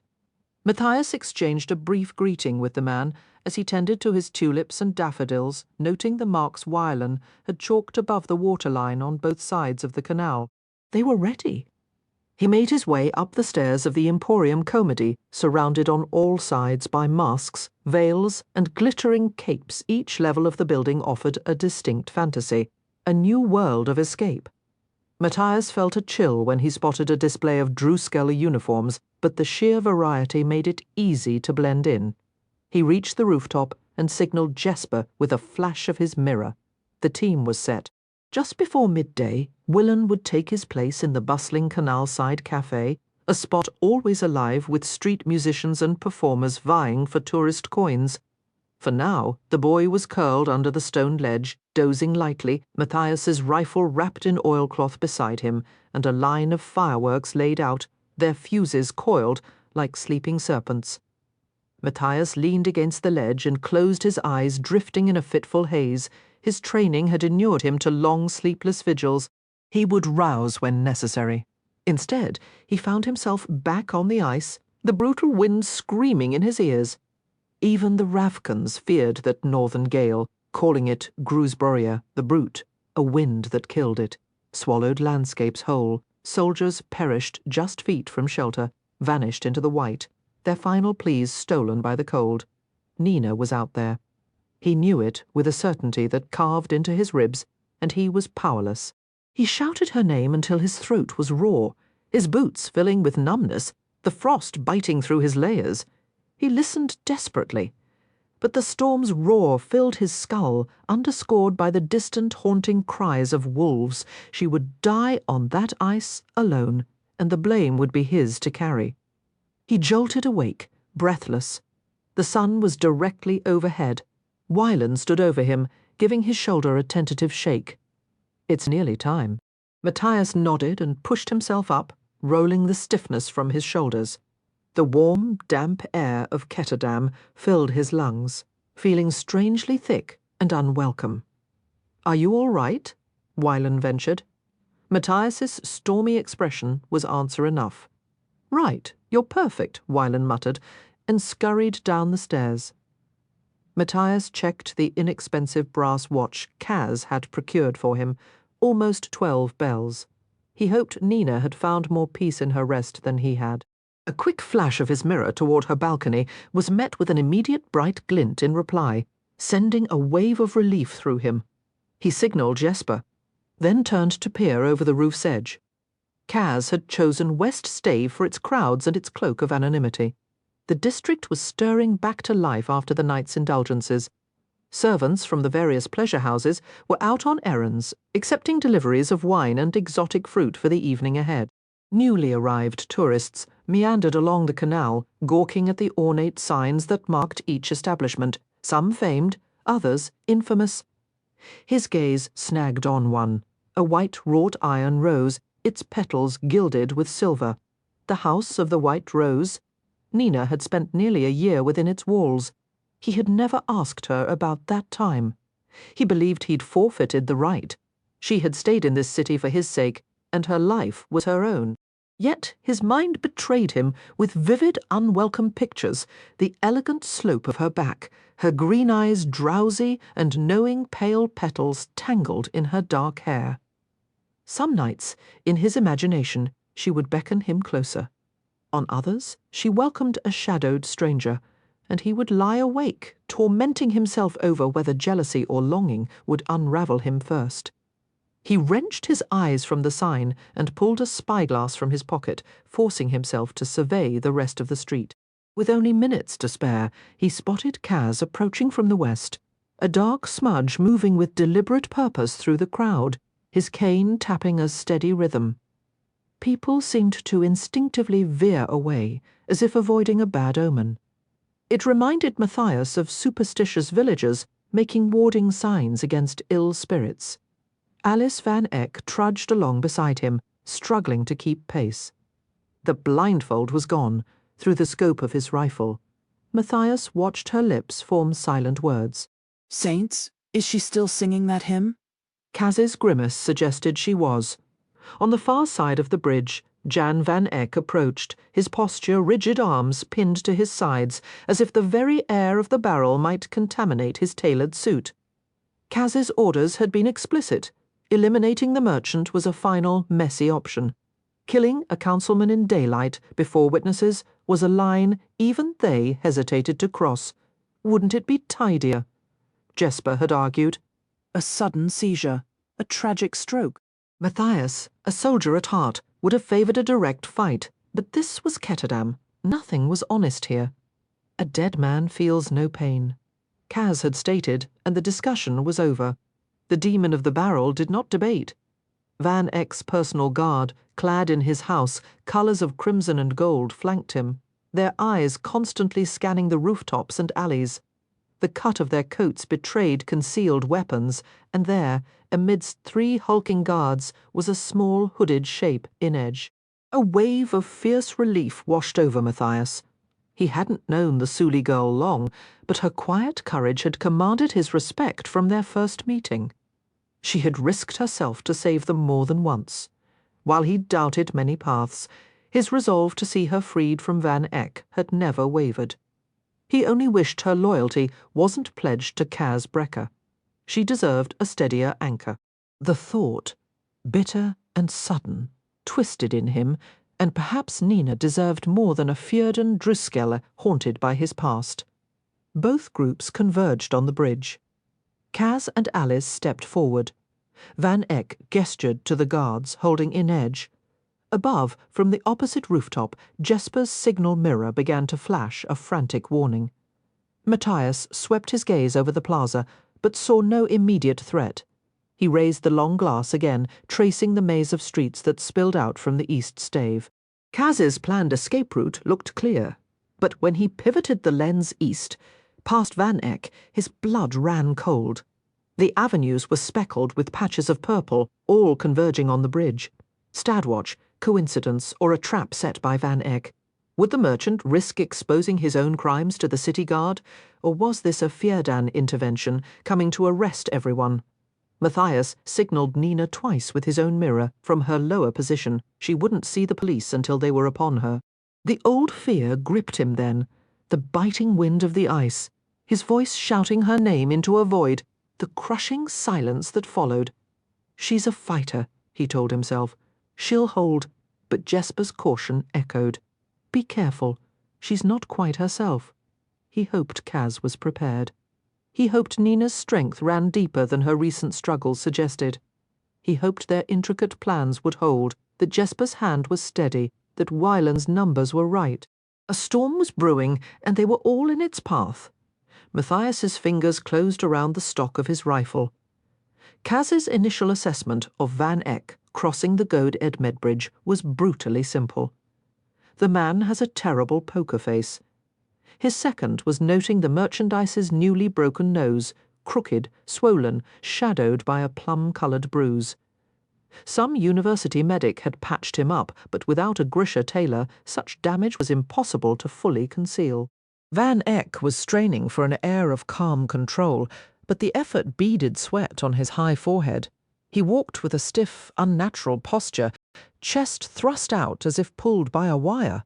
The procession of guards in gaudy red and gold, however, was a genuine surprise. Kaz had expected the merch to slink into the barrel with minimal fanfare. This theatrical entrance was either profound arrogance or a very deliberate signal.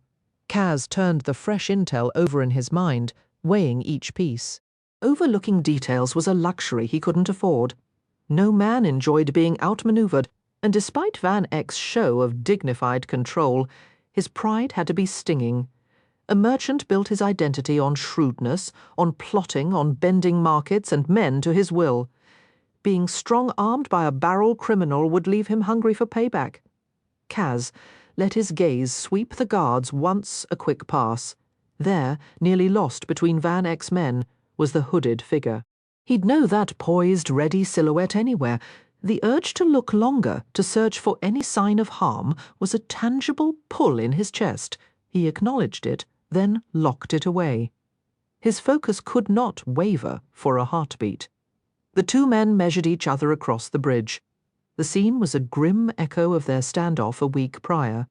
Kaz had replayed that encounter too many times in the dark after the day's schemes were done, dissecting each second. His critical error flashed before him the instant his attention had flickered toward Inej, instead of holding steady on Van Eck. That single, costly glance had revealed a boy's weakness, had risked the entire game for one person and endangered them all. That sentimental fool was a liability that needed eliminating. Kaz had done the deed without a flicker of remorse. The man left in his place saw only the mission, retrieve Inej, make Van Eck suffer. Everything else was static. He'd considered Van Eck's own blunders too. The merch had been foolish enough to boast about his new heir, the child growing inside young Alice with her pale hair and soft hands. It was pride, yes, but also a deep-seated loathing for his disowned son, Wylan, a desire to scrub him from the ledger like a bad debt. Van Eck gave the barest of nods. Kaz kept a gloved hand on Alice's shoulder. He didn't expect her to bolt, but who could guess what whims danced in her head? Then Van Eck motioned, and his men brought Inej forward. Kaz and Alice started across. In a fraction of a second, Kaz registered Inej's constrained walk, her arms secured behind her. They'd bound her wrists and put chains on her ankles. A sensible precaution, he reasoned. I would have done the same.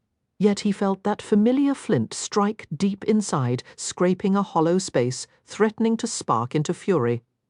The thought of just ending Van Eck here and now surfaced. Patience, he counselled himself. He'd cultivated it like a discipline. Patience would bring every enemy low in time. Patience, and the fortune he planned to strip from this merchant. Do you find him attractive? Alice inquired out of nowhere. What? Kaz said, certain he'd misheard. She'd been humming and singing nonsense tunes ever since he'd removed her blindfold at the market, and he'd been diligently ignoring the noise. Something seems off about Jan's nose, Alice mused. I'd wager he had an unfortunate run-in with the Wraith. She scrunched her own small nose in thought. I think Jan could be quite handsome if he weren't so terribly old. Count yourself fortunate we live in a world where a man's wealth can compensate for his age. It would be nicer if he were both young and wealthy. Why limit yourself? Kaz replied, a dry edge to his tone. Why not young, wealthy and royal? Why settle for a merchant when you could land a prince? I suppose, Alice said airily, but the money is the important part. I've never really understood the appeal of princes. Well, Kaz thought with a flicker of dark amusement, no one would ever question this girl's Kirch upbringing. Alice, I'm genuinely surprised to find we share the same opinion. For once, Kaz kept his attention on the edges of the bridge as they neared its midpoint, his gaze sweeping over Van Eck's posted guards. He noted the open balcony doors on the third floor of the Ambers Hotel and the daily flower barge moored beneath the western span. He was certain Van Eck had men stationed in the surrounding buildings just as he did, but none of them would be allowed to take a fatal shot. Van Eck might dream of seeing him dead in a canal, yet Kaz held the key to finding Kuwei, a fact that should, in theory, keep a bullet from his brain. They halted a solid 10 paces apart. When Alice tried to step forward, Kaz tightened his grip, holding her back. You promised to take me to Jan, she protested. And here he is, Kaz replied flatly. Now, stay quiet. Jan, she cried out sharply. It's me. I know, my dear, Van Eck answered calmly, his eyes fixed on Kaz. He dropped his voice. This isn't finished, Brekker. I require Kuwei Yulbo. Are we just going to recite the same lines? You want the Jurda Param formula, and I want my payment. The agreement stands. I don't have 30 million kruge to hand over. How unfortunate. I'm confident another buyer will. And have you found one? Don't lose sleep over my affairs. Merch. The market provides. Now, do you want your wife back? Or did I haul Alice all this way for nothing? One moment, Van Eck interjected. Alice, what name did we choose for the child? Well done, Kaz muttered. His crew had successfully passed off Willen as Kuwei on Velgaluk, and Van Eck had swallowed the deception. Now the merchant was seeking proof. He was getting his real wife and not some girl with a surgically altered face and a padded belly. It seems an old dog can learn a new trick, besides just playing dead. Van Eck ignored the jab. Alice, he repeated. What are we naming the baby? The baby? Alice replied, bewildered. Jan for a boy? Plumiege for a girl? We agreed Plumiege was reserved for your new parakeet. Alice's lower lip pushed out in a pout. I never agreed to that. Personally, I think Plumiege is a charming name for a daughter, Kaz remarked, satisfied Murch. Come here, Van Eck said, beckoning Alice forward as he signalled the guard holding Inej to let her go. As Inej passed Van Eck, she turned her head and whispered something too low for others to hear. Van Eck's mouth tightened into a thin line. Inej moved forward, her steps oddly graceful despite her bound arms and the shackles at her ankles, 10 feet away, then 5. Van Eck embraced Alice as she erupted into a flurry of questions and excited chatter, 3 feet. Inej's gaze was unwavering. She looked thinner, her lips dry and cracked. Yet even after days in captivity, the sunlight found a dark sheen in her hair beneath her hood, 2 feet. And then she stood before him. They still had to get off this bridge. Van Eck wouldn't let them walk away, so simply. Your knives? Kaz asked quietly. They're sewn into the lining of my coat, she murmured. Van Eck had released Alice, and his guards were leading her away. Those red and gold uniforms still nagged at Kaz. Something felt wrong. Time to go, he said, an oyster knife already in his hand to cut her bonds. Mr. Brekker. Van Eck called out. Kaz heard the thrill in Van Eck's voice and went still. Perhaps the man was a better bluffer than he'd assumed. You gave me your word, Kaz Brekker. Van Eck shouted, his tone theatrically outraged. Everyone nearby on the stave turned to look. You swore you would return my wife and son to me. Where are you hiding Willen? Then Kaz saw them, a wave of purple advancing toward the bridge. Stadwatch officers flooding onto the stave with rifles raised and clubs in hand. Kaz raised a brow, so the Murch was finally making things interesting. Seal the bridge, an officer yelled. Kaz glanced behind and saw more Stadwatch blocking their retreat. Van Eck smiled widely. "Shall we play for real now, Mr. Brekker? The full force of my city against your little gang of thieves?" Kaz didn't waste his breath on a reply. Kaz pushed Inedge forward, and she turned, presenting her bound wrists. He sliced through the ropes with a quick slash of his knife, then flipped the blade toward her, confident she would catch it as he dropped to his knees, lockpicks already in hand. The heavy tread of boots echoed on the bridge. Inedge leaned back over his crouched form, and Kaz heard a soft whistle, followed by a heavy thud. The shackles clicked open and fell away. Rising swiftly, he spun to see a Stadwatch officer on the ground, an oyster knife buried in his forehead, while more purple-clad guards surged from every direction. Kaz lifted his cane, signaling Jesper. "West side, the flower barge," he told Inedge. That was all she needed. She was over the railing and gone in an instant. Overhead, the first fireworks burst, their colours pale against the midday sky. The plan was alive. Kaz pulled a coiled climbing line from his coat, hooked it to the rail, and snagged his cane beside it. He hauled himself up and vaulted over the side, swinging out over the canal. The line went taut, and he arcs back like a pendulum, landing neatly on the flower barge's deck beside Inedge. 2 Stadwatch boats were already speeding toward them as more officers raced down the canal ramps. Kaz hadn't known exactly what Van Eck would attempt. Bringing in the Stadwatch was a bold, messy move, but he'd been certain all escape routes would be blocked.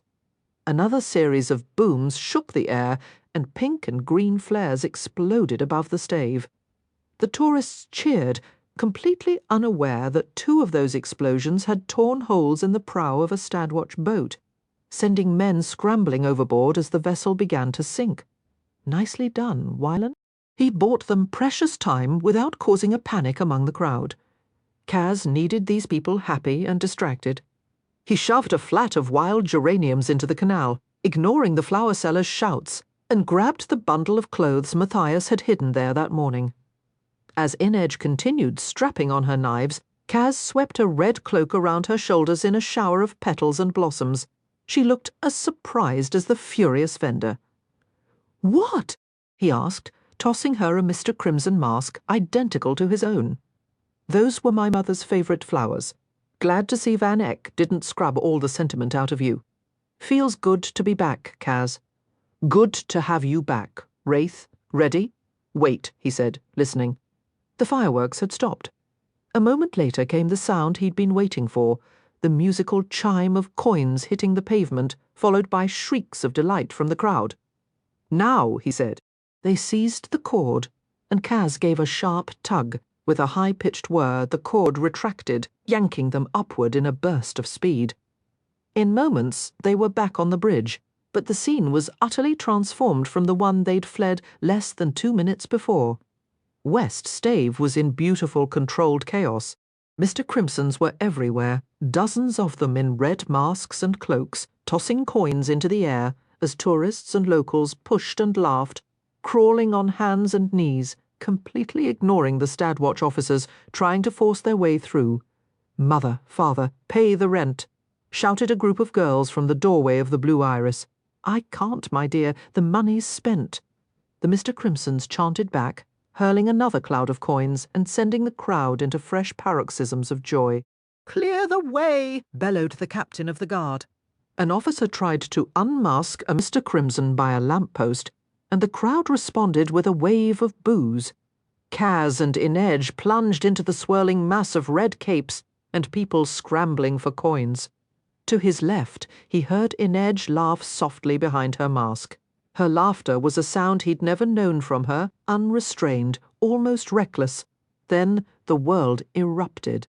A deafening blast tore through the stave, a shockwave that sent bodies stumbling, hands clawing for support against walls and strangers. Kaz fought to keep his balance, his cane striking the cobbles to steady himself. When he looked up, the air was a murky haze, thick with smoke and powdered plaster. A high-pitched ringing filled his ears, muffling the distant, panicked shrieks that followed. A woman rushed past, her face and hair ghostly with dust, her hands pressed to her ears where blood seeped between her fingers. where the elegant facade of the House of the White Rose had stood. Now there was only a ragged, gaping wound.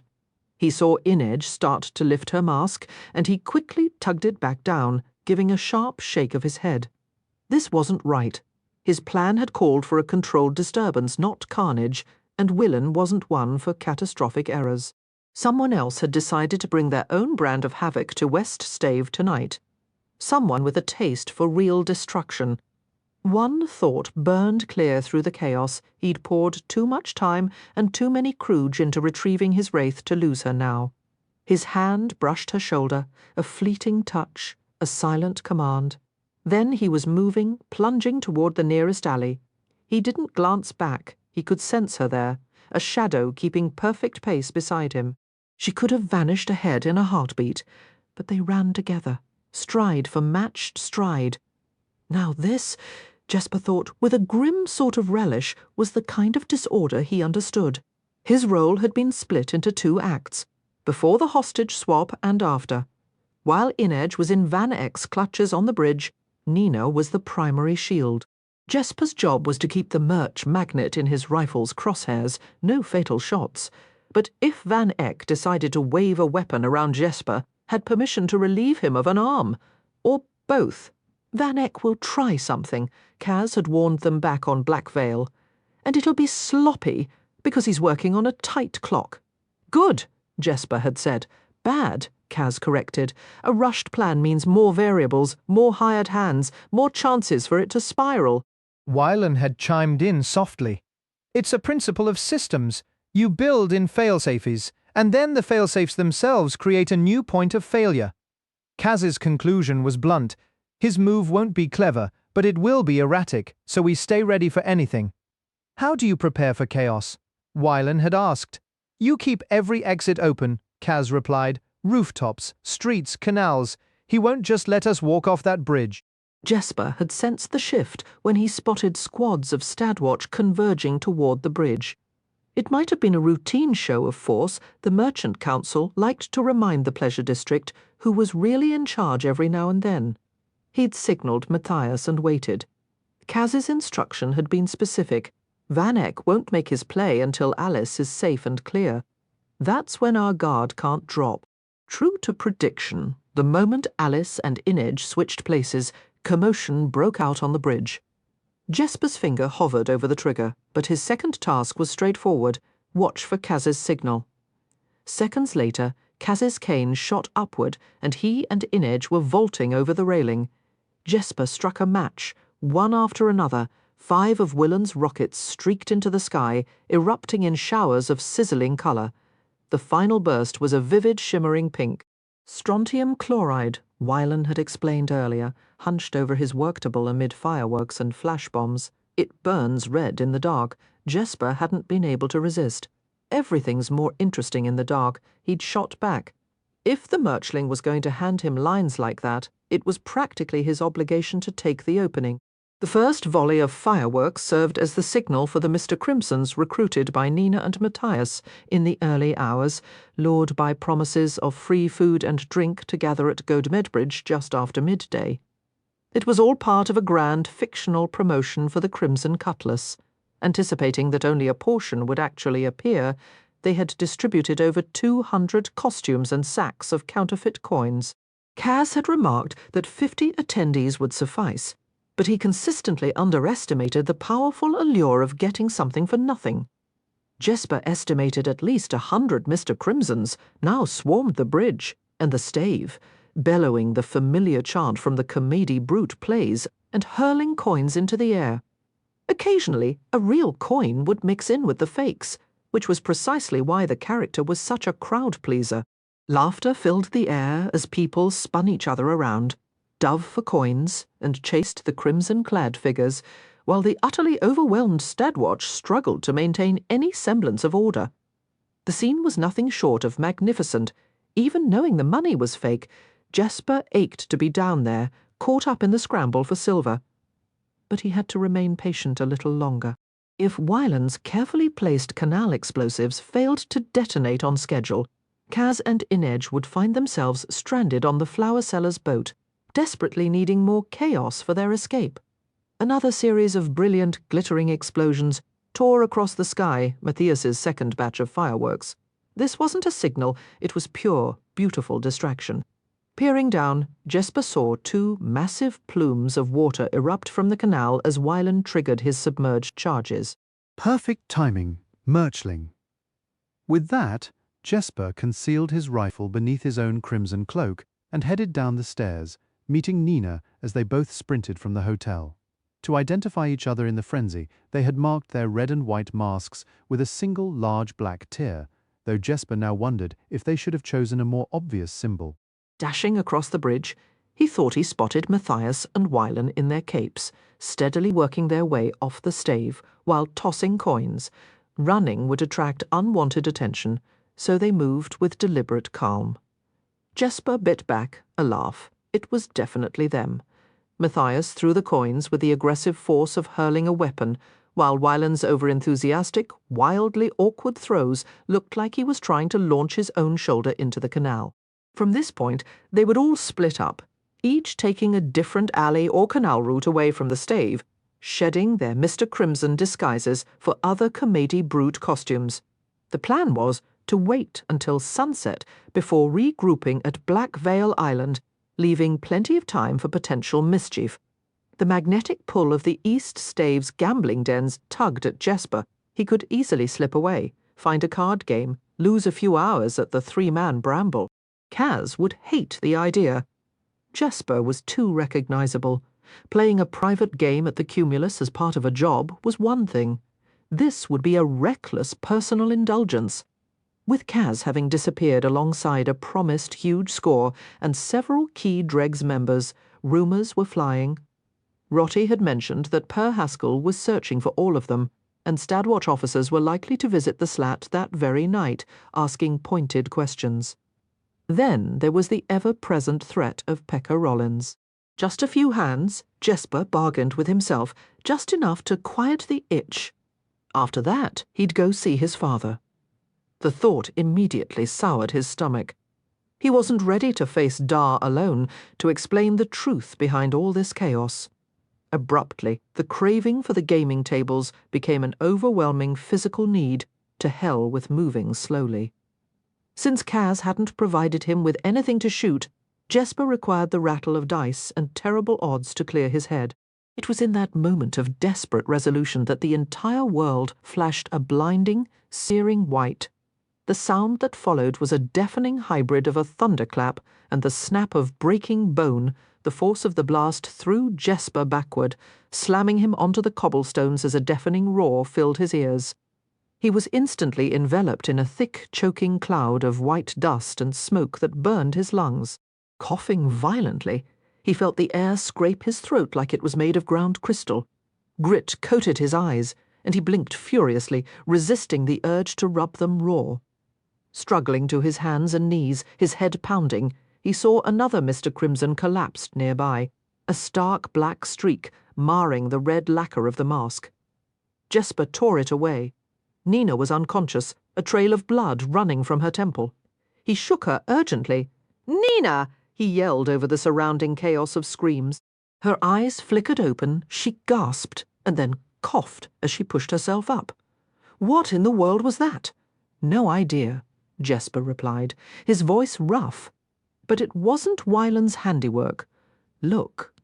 He gestured toward the House of the White Rose, where a massive, jagged hole now dominated the facade. A bed teetered dangerously from the second story, poised to crash into the ruined lobby below. The decorative rose vines climbing the walls were ablaze, filling the air with a cloying, scorched, sweet scent from within the wreckage. Panicked shouts echoed. "Saints, I have to help them," Nina said, her addled mind clearing as she remembered her year working there. She scanned the frantic crowd. Where's Matthias? Where's Wylan? If this is another one of Kaz's brilliant schemes... I really don't think... Jesper started, but his words were cut off by another thunderous explosion that vibrated through the stones beneath them. They threw themselves flat, arms shielding their heads. What fresh hell is this? Nina shrieked, a mix of terror and fury in her voice as people scrambled in every direction. She climbed to her feet, peering south down the canal, where another plume of dark smoke was rising. Is that the willow switch? No, Nina whispered, a look of dawning horror on her face as a terrible understanding took hold. It's the anvil.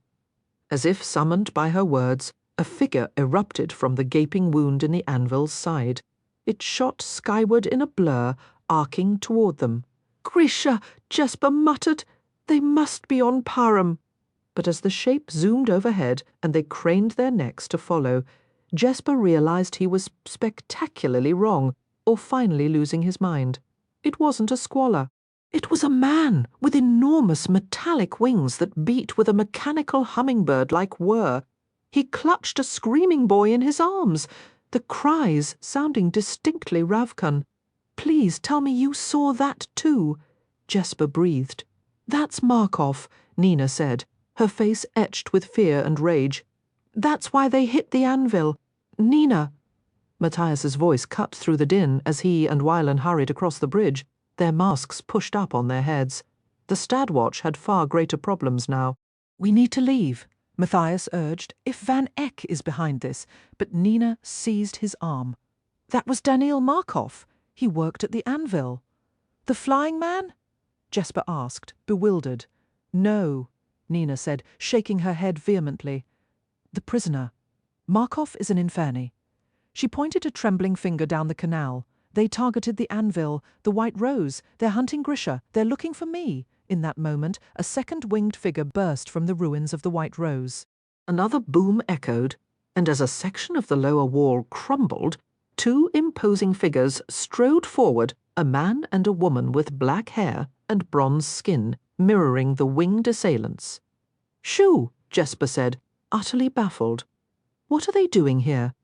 And since when do they come with built-in wings? Masks, now, Matthias commanded, his voice leaving no room for argument.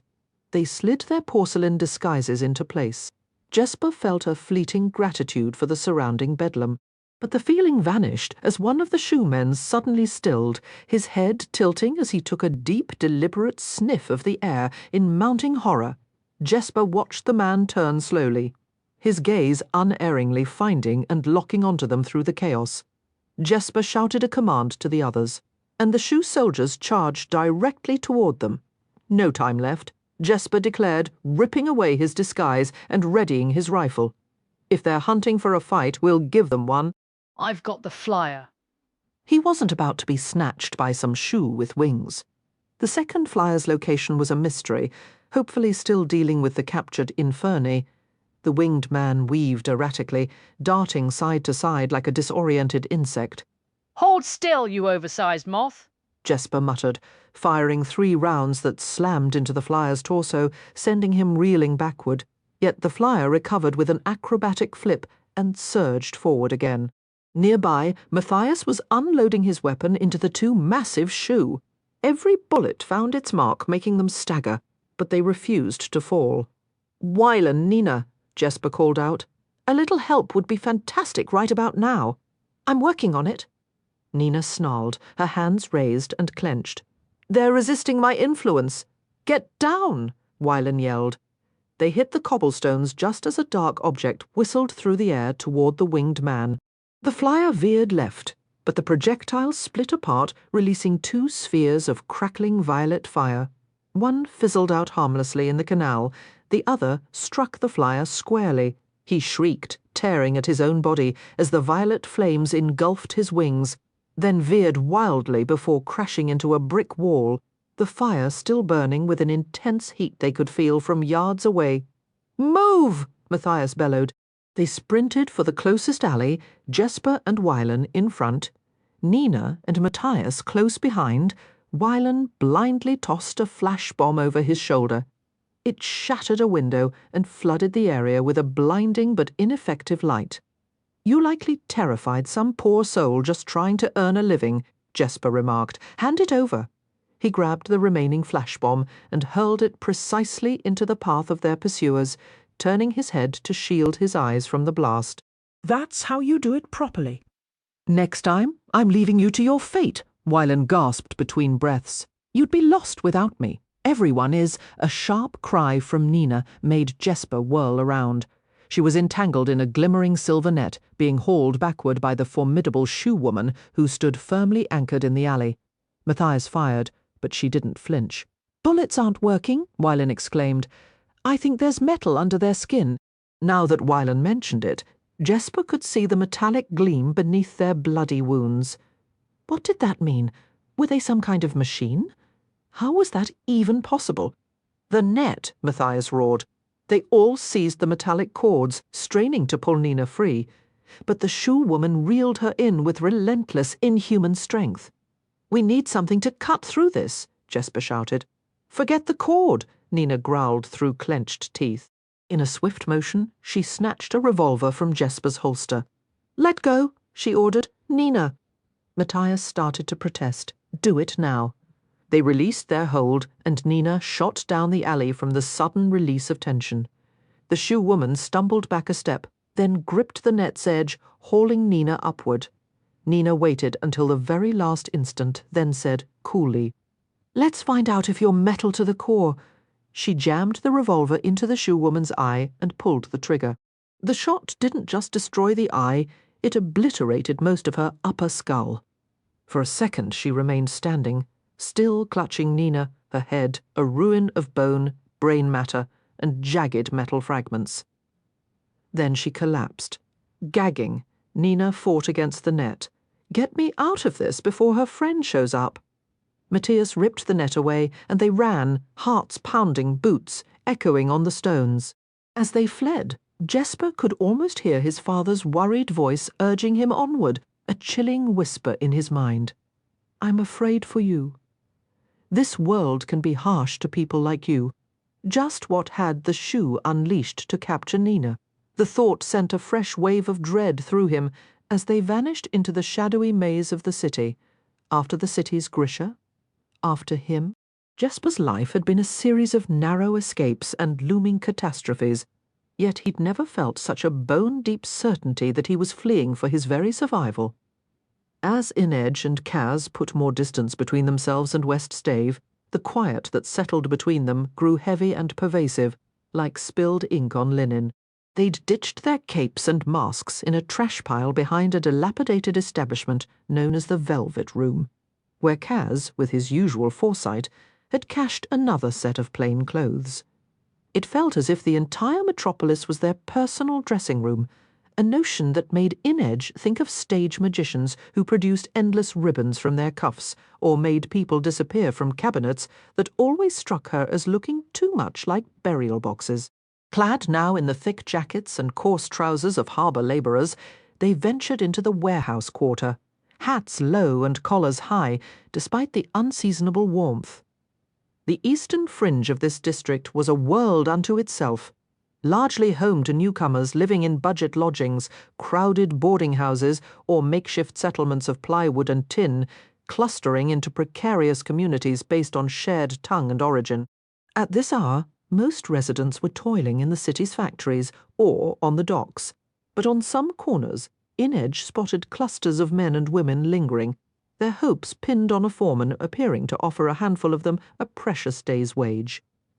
After her liberation from the menagerie, Inedge had roamed Ketterdam's streets, struggling to decipher the chaotic urban puzzle.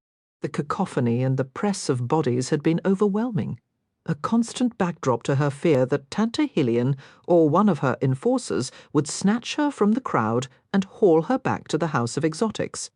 But she'd understood that, to prove her worth to the dregs and work her way free of her new indenture, she couldn't let the foreign clamour and hard cobblestones defeat her. We greet the unexpected visitor. She would have to master the city.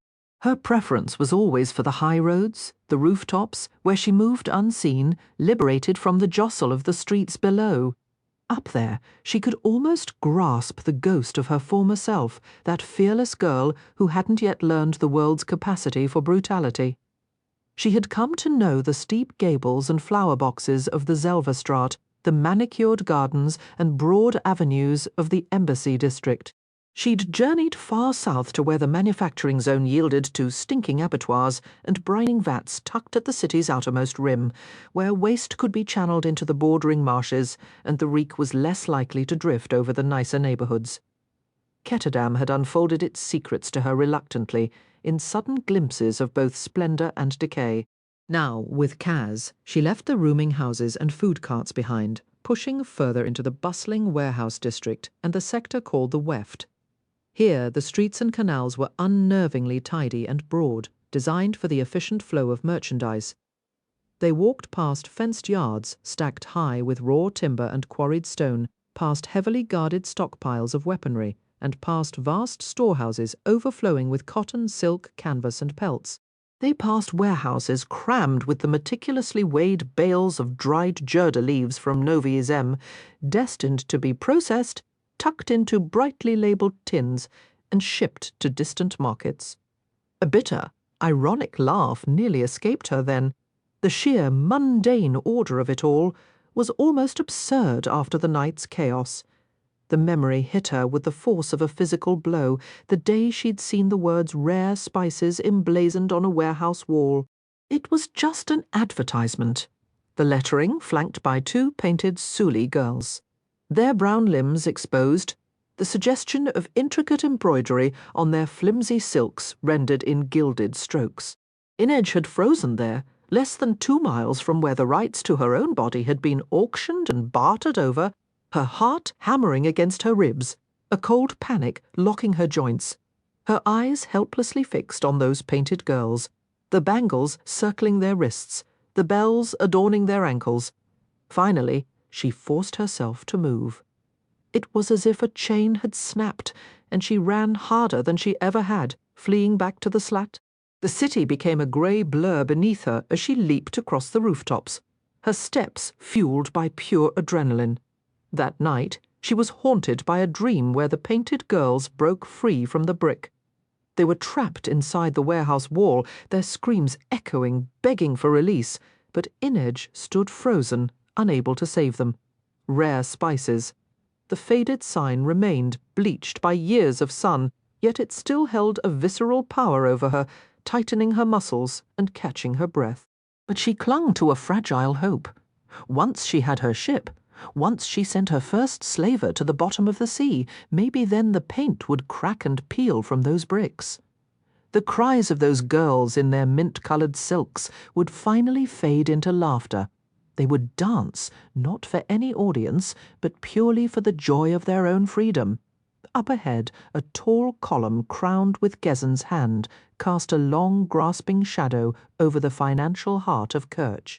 For a fleeting, rebellious moment, Inedge pictured her saints lashing ropes around it and pulling the whole symbol of greed crashing to the cobblestones. She and Kaz, disguised in their drab coats, looked like just 2 more boys searching for day labour, drawing no attention. Yet Inedge's lungs felt tight. The warehouse district was crawling with Stadwatch patrols, and the shipping magnates had hired their own private guards for extra security, ensuring every door stayed locked and every dock worker kept their hands strictly to themselves. Ironically, this made it one of the most secure areas in all of Ketterdam, and precisely why Van Eck would never think to look for them here. They reached an abandoned linen warehouse. The lower windows were shattered, and the bricks above were stained with recent soot from a fire. In a city where space was gold, a building like this wouldn't stay empty for long. It would be scrubbed, rebuilt, or demolished for something new. The padlock on the back door was no match for Kaz, and they slipped inside to a ground floor reeking of smoke and char. A staircase near the front seemed sturdy enough.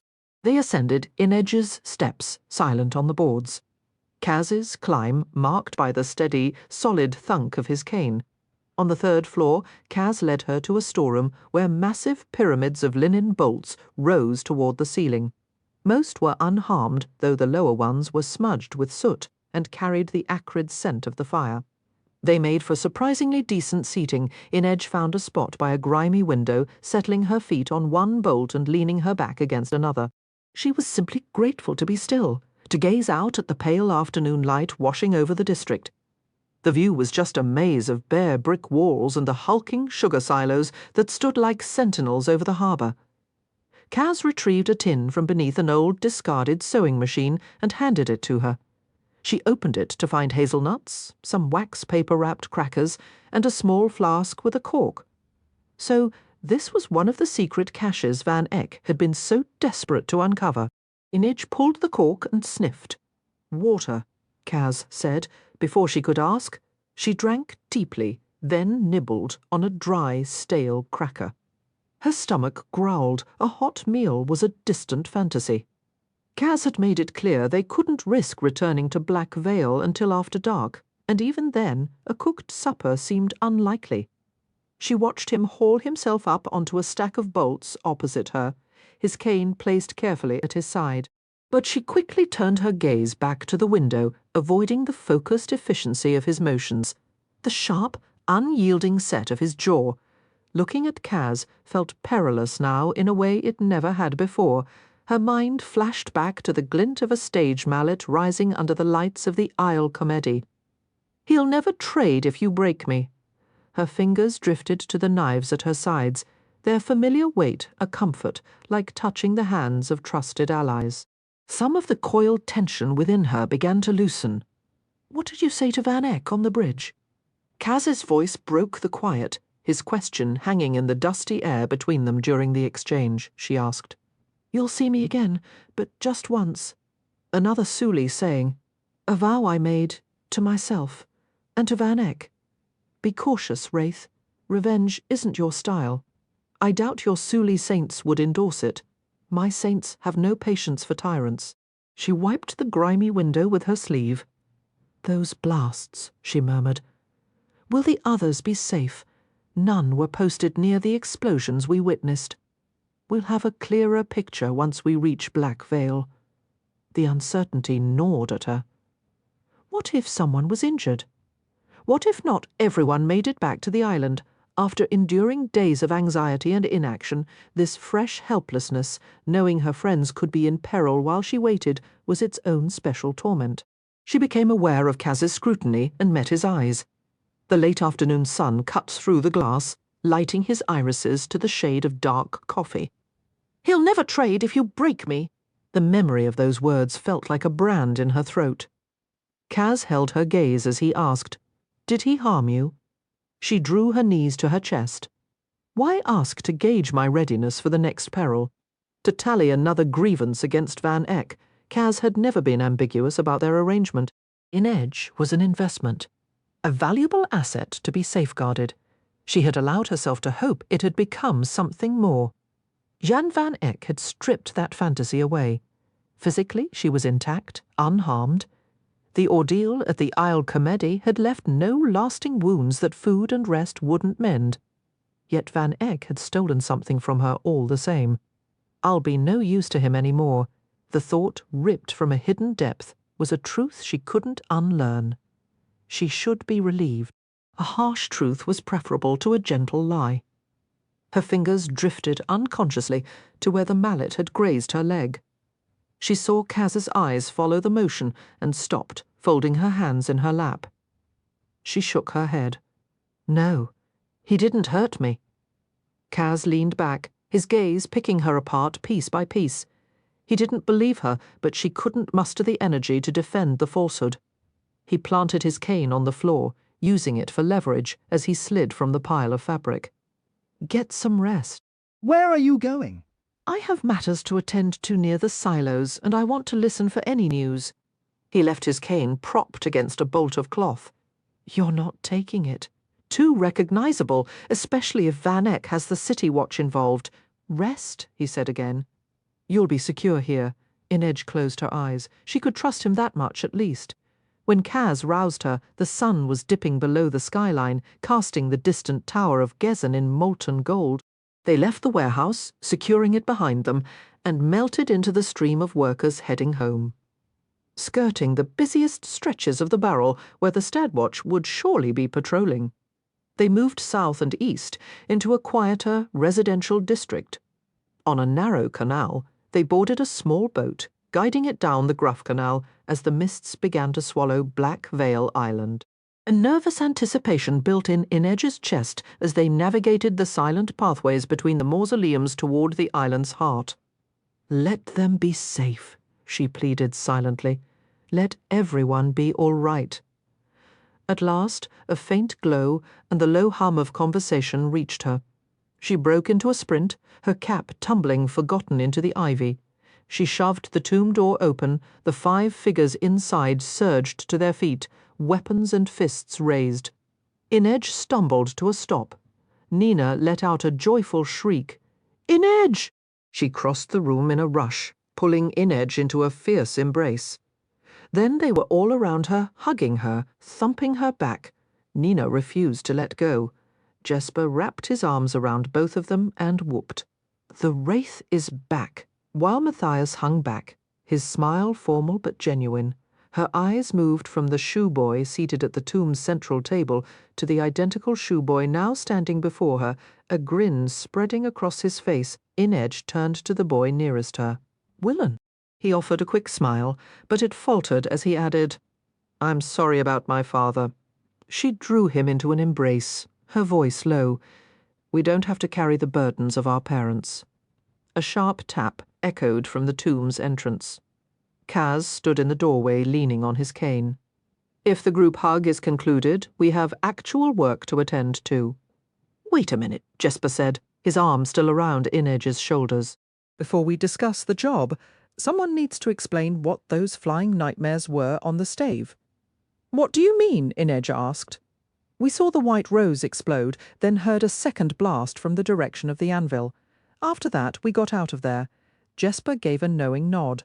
"And that's where you went wrong. If you'd stayed, you could have had the thrilling experience of almost being skewered by a shoeman with wings." "2 of them," Wylan clarified. Inedge's brow furrowed. "2 sets of wings?" "2 individuals," Jesper said. Equipped with wings, Inedge pressed, like some kind of avian creature. Nina took her by the arm and steered her toward a table strewn with gear, where a map of Ketterdam lay unfolded. Think less bird, more monstrous mechanical moth. Also, are you starving? We have chocolate biscuits. Of course, Jesper sighed dramatically. She gets the royal cookie treatment. Nina pushed Inedge into a chair and set the tin before her. "Eat," she ordered. Her tone was light, but Inedge noticed the way Nina only picked at the edge of her own biscuit, a stark contrast to her usual voracious appetite. It hinted at a deeper unease. "There were 2 shoe with wings," Nina continued, "and another pair, a man and a woman who were decidedly not ordinary." "Nothing. Nina did affected them," Wylan added. Nina gave a vague hum, avoiding their eyes. Matthias joined them, his expression grave. "The shoe woman we fought possessed strength greater than mine, Jesper's and Wylan's combined." "You heard correctly," Jesper confirmed with a wink. "Stronger than our merchling here?" "I contributed," Wylan protested. "You absolutely did," Jesper agreed. "What was that purple fire, anyway?" "It's a new formulation I've been developing," Wylan explained, a spark of pride in his voice. "Based on a Ravkan design called Lumiere, the flames are notoriously persistent." I altered the composition to generate significantly higher heat.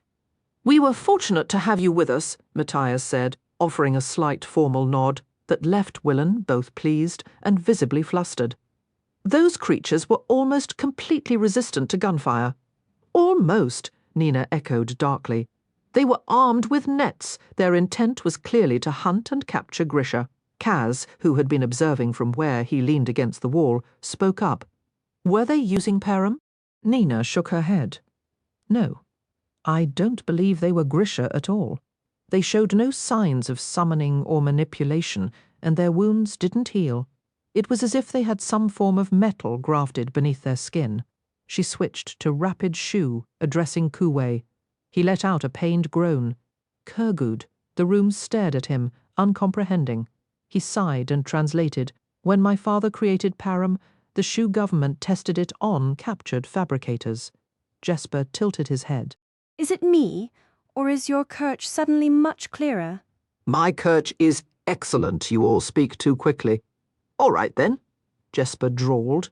his posture deceptively casual in his chair, hands near his revolvers. "Why would your lovely homeland test? Param on fabricators." They have more fabricators in captivity, Kuwei said.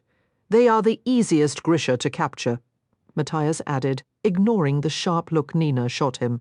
Historically, they received minimal combat training, and without Param, their abilities are not naturally suited for warfare. Our leaders wished to expand the experiments, Kuwei went on, but they did not know how many Grisha they could acquire. Perhaps they shouldn't have slaughtered so many, Nina suggested, her voice dripping with a sarcasm so thick you could spread it on toast. Kuwei merely nodded, either missing or choosing to ignore her tone. Yes, Grisha are scarce, and Param drastically shortens a Grisha's lifespan. So, they brought in doctors to work with the fabricators already dying from the drug. The goal was to create a new type of soldier, the Kergud. I do not know if they succeeded. I believe we can answer that with a resounding affirmative, Jesper said. Specially tailored soldiers, Nina murmured, the thought settling heavily in the room. Before the conflict began, I recall whispers of similar experiments in Ravka, attempts to strengthen skeletal structures and alter bone composition with metal enhancements. They used volunteers from the First Army for their trials. Don't look so appalled, Matthias. Given enough time, your Fjordan superiors likely would have attempted the very same procedures. Jesper pointed out that fabricators work with solid materials, metals, glass, fabrics. This sounded more like Korporalki territory to him. Inej observed he still spoke as if he weren't one of them. They all knew Jesper was a fabricator, even Kuwei had realized it amid the chaos after their flight from the ice court. Yet Jesper seldom acknowledged his own ability. She figured that was his private burden to bear as he chose. Nina explained that tailors exist in a grey area between fabricators and Korporalki.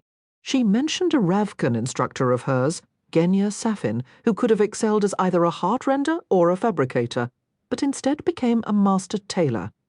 What they were discussing was essentially a highly advanced form of tailoring. Inej struggled to wrap her mind around the concept. "So you're saying you actually saw a man with wings attached to his body?" "Not organic wings," Nina clarified. "They were mechanical, a framework of metal and what looked like treated canvas. But it's far more complex than just strapping wings to someone's back. You'd need to integrate the muscle systems, reduce bone density to lower overall weight, and then somehow account for the lost bone marrow, possibly even replacing the entire skeleton. The intricacy involved is staggering."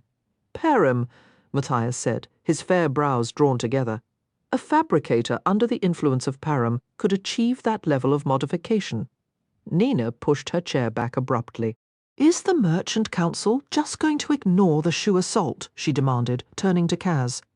"Can they really march into Kerch, start destroying property, and abduct people without consequence?" "I doubt the Council will take action," Kaz replied.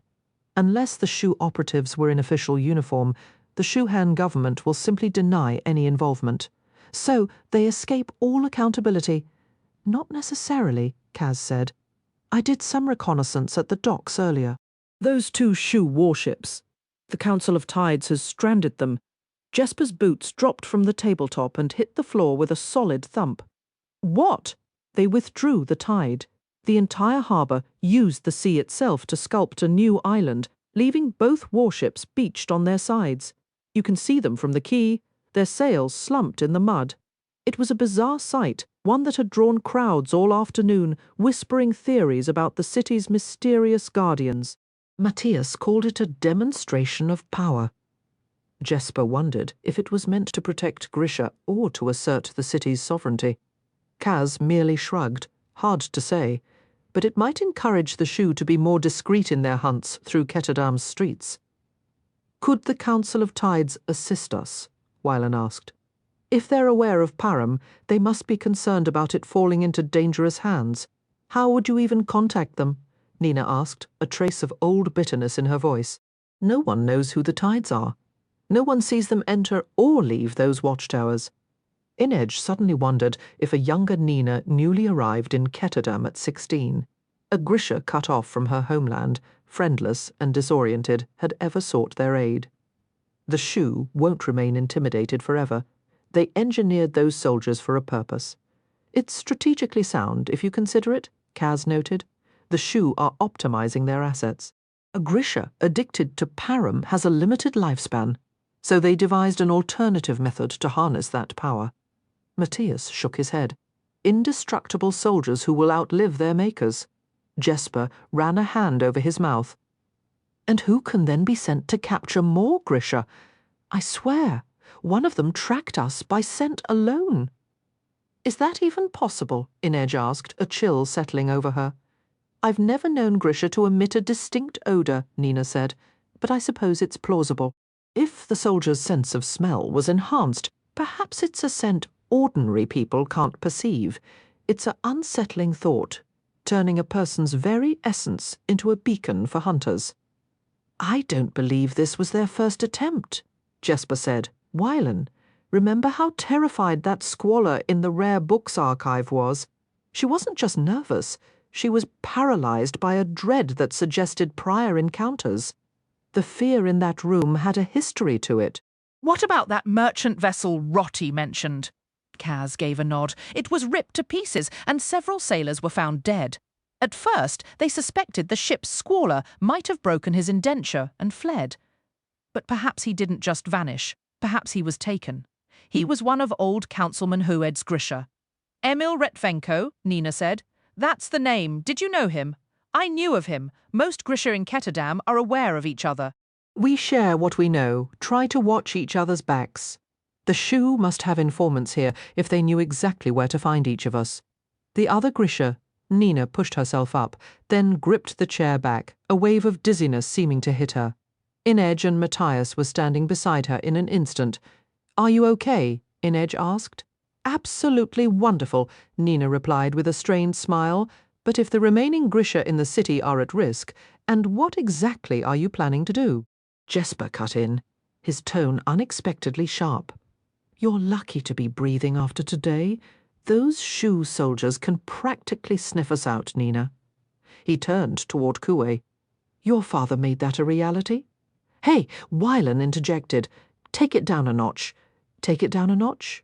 As if things weren't hard enough for Grisha already? What if they track us to Black Vale? There are 3 of us right here. Kaz tapped his knuckles on the table. Wylan has a point. Ease up. The city wasn't safe before, and it isn't safe now. So let's focus on getting wealthy enough to get out. Nina set her hands on her hips. Are we seriously discussing money right now? We're discussing the job and making Vanek pay what he owes. Inej linked her arm with Nina's. I want to know what we can do for the Grisha, still trapped in Ketterdam. She caught the glint of the mallet at the peak of its swing. And I'd also like to know how we're going to make Vanek truly regret this. There are larger concerns at play here, Matthias stated. Not for me, Jesper said. I've got 2 days left to square things with my father. Inej wasn't sure she'd heard him right. Your father? That's right. A family get-together in Ketterdam, Jesper said, his tone deceptively light. Everyone's welcome. Inej saw right through his casual act. The debt? His hands drifted back to his revolvers. Yeah, so I'd really love to hear exactly how we plan to settle this. Kaz adjusted his grip on his cane. Has anyone stopped to wonder what I did with all that cash Pekka Rollins handed over? A knot tightened in Inej's stomach. You went to Pekka Rollins for a loan? I would never borrow from Rollins. I sold him my stakes in Fifth Harbour and the Crow Club. No, Kaz had built those places from the ground up. They were monuments to everything he'd done for the dregs. Kaz, so where do you think the money went? He repeated. Weapons. Jesper guessed. Ships. Inej offered. Explosives? Wylan suggested. Political favours, Nina chimed in. They all glanced at Matthias. This is where you tell us how terrible we are, she whispered. He simply shrugged. They all seem like sensible options. Sugar, said Kaz. Jesper slid the sugar bowl toward him down the table. Kaz rolled his eyes. Not for my coffee, you glutton. I used the funds to buy sugar shares and place them in private accounts for all of us, under false names, naturally. I don't care for speculation, Matthias stated. Naturally you don't. You prefer things you can see, like heaps of snow and kindly tree spirits. Oh, there it is, Inedge said, leaning her head on Nina's shoulder and grinning at Matthias. I've missed that scowl of his. Besides, Kaz continued, it's hardly speculation when you already know the result. You know something about the sugar harvest? Jesper asked. I know something about the supply. Wylan straightened in his chair. The storage silos, he said. The silos at Sweet Reef. Well done, Merchling. Matthias shook his head. What's Sweet Reef? It's a zone just south of Sixth Harbour, Inedge explained. She recalled the sight of the enormous silos looming over the warehouse district, as massive as small hills. That's where they store molasses, raw cane, and the refineries for processing sugar. We were practically right there today. That wasn't an accident, was it? No, said Kaz. I wanted you to see the lay of the land. Most of the world's sugarcane is grown in the southern colonies and Novi Zem, but the next harvest isn't for another 3 months. This season's yield has already been cut, processed, refined and secured in the Sweet Reef storage silos. Wylan spoke up. There are 30 silos. My father owns 10 of them. Jesper let out a low whistle. So Van Eck controls a third of the global sugar supply. He owns the silos themselves, Kaz corrected, his voice flat. Not the sugar inside.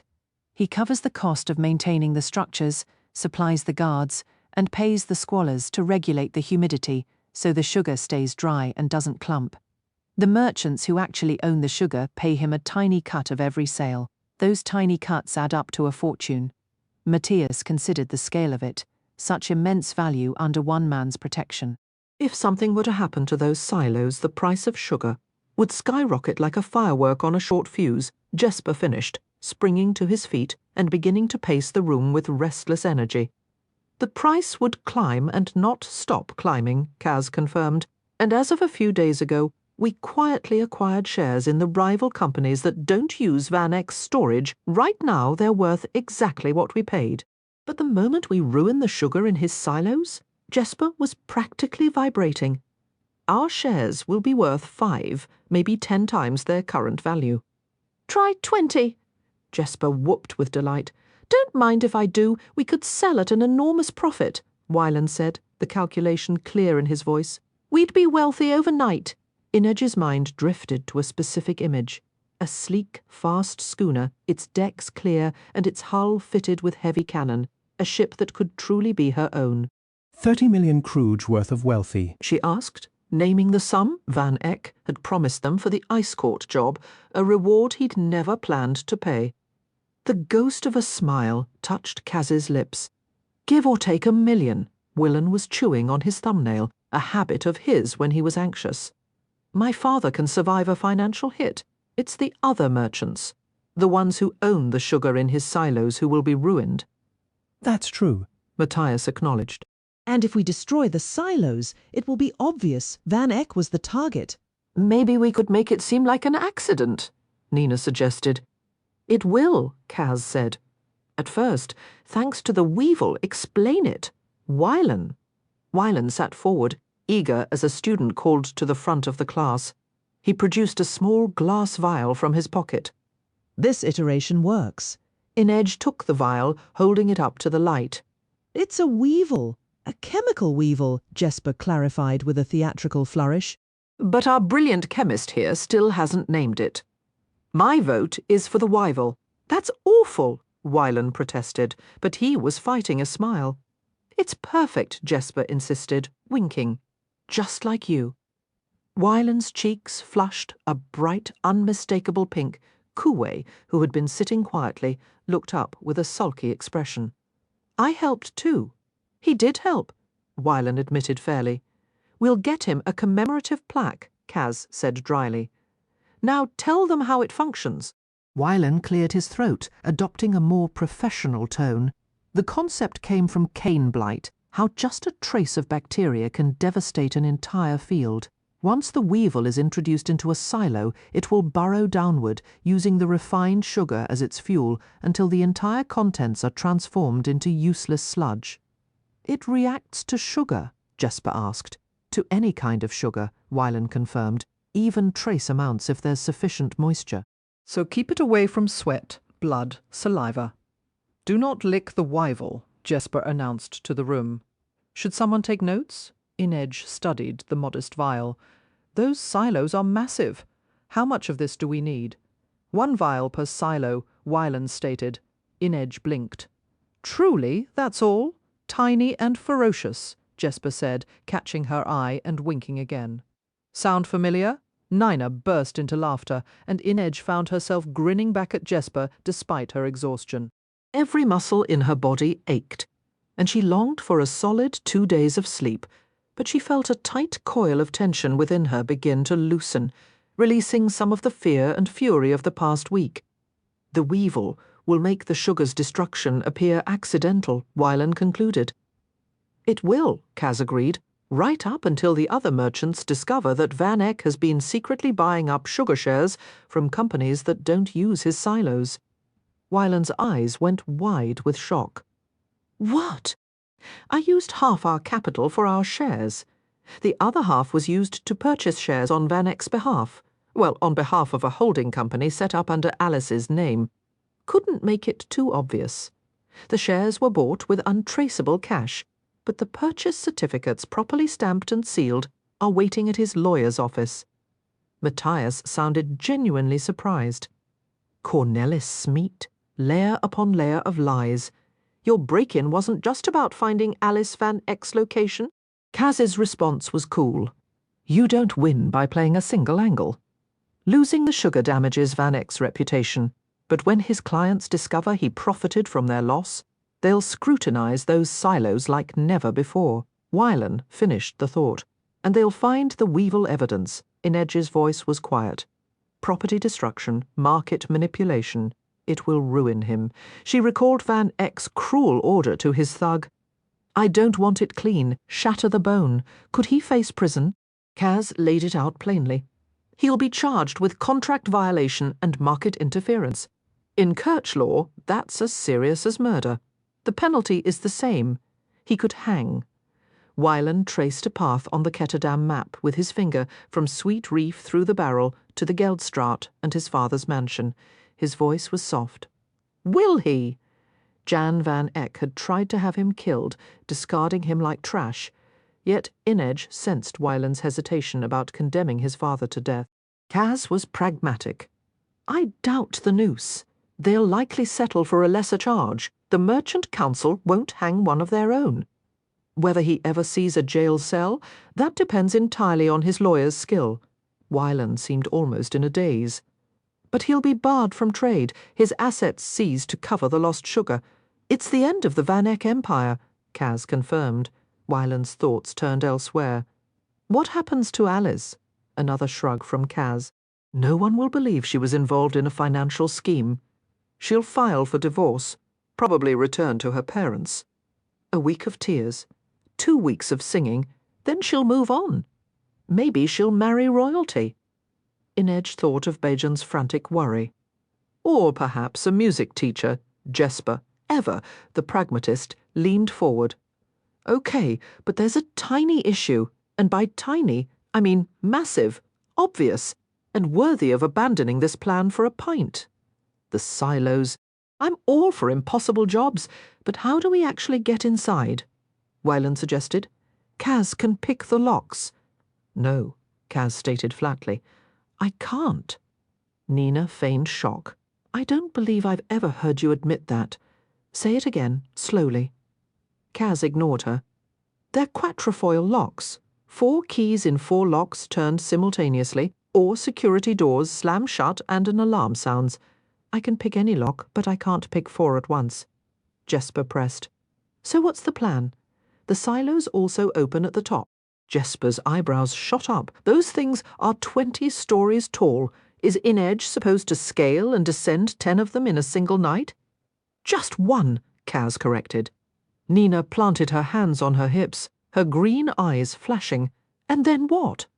Inedge pictured the towering structures, the daunting gaps between them. A strange calm settled over her.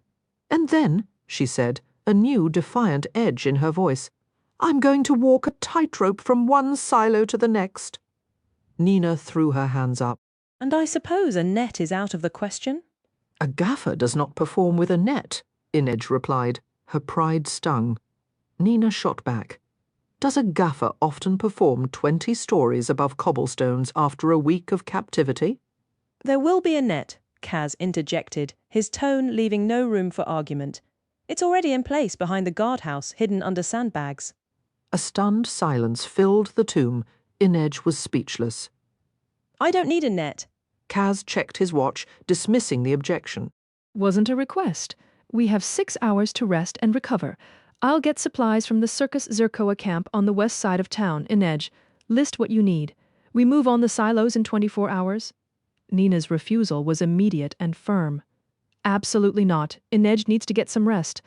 Absolutely, Jesper chimed in. She looks like a strong gust of wind could carry her off. I'm perfectly fine, Inedge insisted. Jesper gave an exaggerated eye roll. That's your default answer for everything. Isn't that the standard procedure around here? Wylan asked. We all assure Kaz we're fine, and then proceed to do something reckless. Are we really that obvious? Inedge said.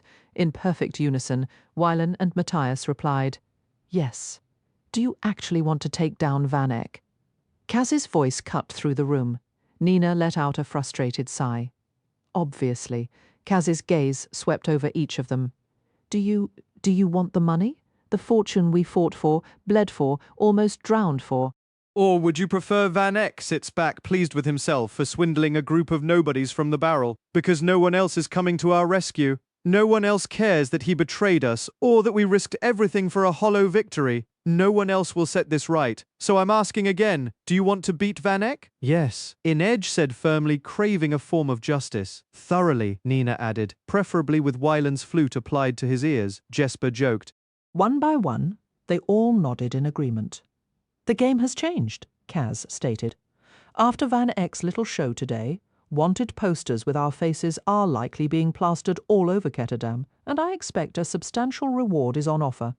He's leveraging his reputation. The faster we dismantle it, the better. We're going to strip him of his wealth, his standing and his liberty in a single night. But that means we don't pause. As furious as he is, tonight Van Eck will enjoy a lavish meal and drift into a troubled sleep in his comfortable merchant's bed. Those city watch grunts will rest their tired heads until their next shift, maybe hoping for a bit of extra pay. But we don't stop. Time is against us. We can rest when we're wealthy. Understood. Another round of nods followed. Nina, there are guards patrolling the silo perimeter. You'll be the diversion. A distressed Ravkan new to the city, searching for work in the warehouse district. You need to keep them busy long enough for the rest of us to get inside, and for Inedge to climb the first silo then. On one condition, Nina interrupted, arms folded. This isn't a negotiation? Everything is a negotiation with you, Brekker. You probably haggled your way out of the womb. If I'm doing this, I want us to get the remaining Grisha out of the city. Forget it. I'm not operating a refugee charity. Then I'm out. Fine. You're out. You'll still receive your share from the ice court job, but I don't need you for this crew. No, Inedge said softly, her voice carrying a new, unyielding edge. But you need me. Kaz laid his cane across his knees. It appears alliances are being formed. Inedge recalled how the sunlight had warmed the brown of his eyes just hours earlier. Now they were the cold, bitter shade of overbrewed coffee. But she would not yield. They're called friendships, Kaz. His attention shifted back to Nina. I don't appreciate being cornered, and I don't appreciate tight shoes, but we all endure discomfort. Consider it a puzzle for that brilliant, monstrous mind of yours. After a lengthy silence, Kaz asked, How many people are we discussing? Fewer than 30 Grisha in the city that I know of, aside from the Council of Tides. And how do you propose we gather them? Distribute flyers directing them to a giant raft? There's a tavern near the Ravkan embassy. We use it to pass messages and share information. I can spread the word from there. Then we just need a ship. Van Eck can't monitor every harbour. Inedge hesitated, but felt compelled to voice her concern. I believe he can. Van Eck has the entire city government at his disposal, and you didn't witness his reaction when he realised Kaz had dared to take Alice. Please tell me he actually foamed at the mouth, Jesper said hopefully. It was a near thing. Kaz limped to the tomb's entrance, peering out into the dark. Van Eck wouldn't have involved the city authorities without careful consideration. It makes him vulnerable, exposes his own dealings. His pride is a weakness we can exploit. He turned back, a sharp, calculating look in his eyes. We'll find a way, but first we move now. It's a gamble, and he wouldn't be taking it unless he planned to squeeze every advantage from it. He'll have every port and coastal watchtower on high alert, with strict orders to interrogate anyone attempting to depart Ketterdam. He'll simply state he has intelligence that Wyland's kidnappers might try to smuggle him out of Kerch. Attempting to extract all the Grisha will be perilous in the extreme, Matthias stated, his voice low. The worst outcome would be for a number of them to end up in Van Eck's custody, especially if he still possesses a stash of Purim. Jesper drummed his fingers on the handles of his revolvers. What we require is a genuine miracle, and maybe a bottle of bourbon loosens up the mental gears. No, Kaz said. The word deliberate. We require a vessel, a ship that could never be considered suspicious, one that Van Eck and the Stadwatch would have no reason to detain. We need one of his own ships. Nina leaned forward in her seat, anticipation clear. Van Eck's trading company must have numerous vessels making runs to Ravka. Matthias crossed his formidable arms, thinking it over. Smuggle the Grisha refugees out on a ship belonging to Van Eck himself. We'd require forged manifests and transit papers, Inej pointed out. Why do you imagine they discharged Specht from the Navy? Kaz countered. He was falsifying leave documents and supply orders. Wyland chewed on his lower lip. But it's not merely about a few papers. Assume there are 30 Grisha refugees. A ship's captain is going to demand an explanation for why 30 people. 31? Kuwe interjected. Are you actually following all this? Jesper asked, disbelief colouring his tone. A ship to Ravka, Kuwe said plainly. I understand that perfectly well. Kaz gave a dismissive shrug. If we're commandeering a boat, we might as well book you a ticket. 31 it is, Nina agreed with a smile, though the tense muscle in Matthias's jaw suggested he was far less enthusiastic. All right, said Wyland, smoothing a fold in the map before them. But a ship's captain is going to question why 31 individuals are being added to his passenger list. Not if the captain believes he's part of a covert operation, Kaz replied. Van Eck will pen a fervent letter, imploring the captain to exercise the highest discretion in transporting these valuable political refugees and instructing him to conceal them from anyone who might be swayed by shoe bribes, including the Stadwatch, at any cost. Van Eck will dangle a substantial reward for the captain upon his return, ensuring he doesn't get any ideas about betraying the Grisha. We already have a sample of Van Eck's handwriting. We just require his official seal. Where does he keep it? Jesper asked, turning to Wyland. In his office. At least that's where it was. We'll need to get in and out without him becoming aware, Inej said, and we'll have to act swiftly afterward. The moment Van Eck discovers the seal is missing, he'll deduce our plan. We infiltrated the ice court, Kaz remarked, a dry edge to his voice. I believe we can handle a merchant's office. Well, we nearly died infiltrating the ice court, Inej reminded him. Several times over, if I recall correctly, Jesper added. Inej and I pilfered a decapple right from Van Eck's home. We already know the layout. We'll manage. Wyland's finger was tracing the line of the Geldstraat on the map again. You didn't have to breach my father's personal safe on that job. Van Eck keeps the seal in a safe? Jesper laughed. It's almost as if he's inviting us to take it. Kaz has a better rapport with combination locks than he does with actual people. You've never seen a safe like this one, Wyland said. He had it installed after the decapple was stolen. It uses a 7-digit combination he changes daily, and the lock mechanism incorporates false tumblers designed to baffle anyone trying to crack it. Kaz shrugged again. Then we circumvent it. I'll choose practicality over artistry any day. Wyland shook his head. The walls of the safe are constructed from a proprietary alloy reinforced with Grisha steel. An explosion? Jesper suggested. Hopefully, Kaz raised an eyebrow. I suspect Van Eck would notice that. A very, very small explosion. Nina let out a snort. You just want an excuse to blow something up. Actually, Wyland said, He tilted his head, his expression turning distant and contemplative, as if he were hearing a faint, intriguing melody only he could perceive. A sudden, vivid memory surfaced for him then, a childhood moment watching a locksmith repair a clock in his father's study, the intricate dance of tiny gears clicking into place with perfect, silent logic. The first light of day would reveal their presence, but if they could move the refugees from the harbour before his father uncovered the theft, Wylan wasn't entirely certain where to procure the necessary components, yet the beginnings of a plan were taking shape. Inej? Jesper murmured. She shifted closer, studying Wylan's expression. Is that his scheming face? It might be. Wylan blinked, as if returning from a deep thought. It is not, but I believe I might have a solution. We're listening, Murchling, Kaz stated flatly. The compound is essentially a far more stable form of auric acid. Naturally, Jesper replied. And what does that mean for us? It's a corrosive agent. It releases a small amount of heat during reaction. But its power is immense, and its nature highly unstable. It can eat through Grisha steel and nearly any other material except balsa glass. Glass. The glass itself, combined with the sap from the balsa tree, counteracts the corrosive properties. And where does one acquire such a substance? One component can be sourced from an ironworks. They use it to remove rust from metal. The other will be more challenging. We'd require access to a quarry containing a vein of auris or a comparable halide compound. The nearest quarry is at Olendal, Kaz noted. That could suffice. Willen continued, his voice growing more earnest. Once we have both compounds, transport becomes critically dangerous after the reaction completes. Auric acid is relatively inert, but during its active phase, it's a sure method to lose your hands.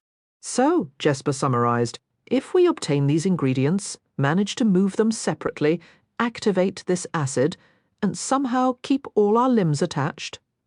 Wylan nervously twisted a strand of his hair. We could melt through the safe door in minutes. Without harming what's inside, Nina asked.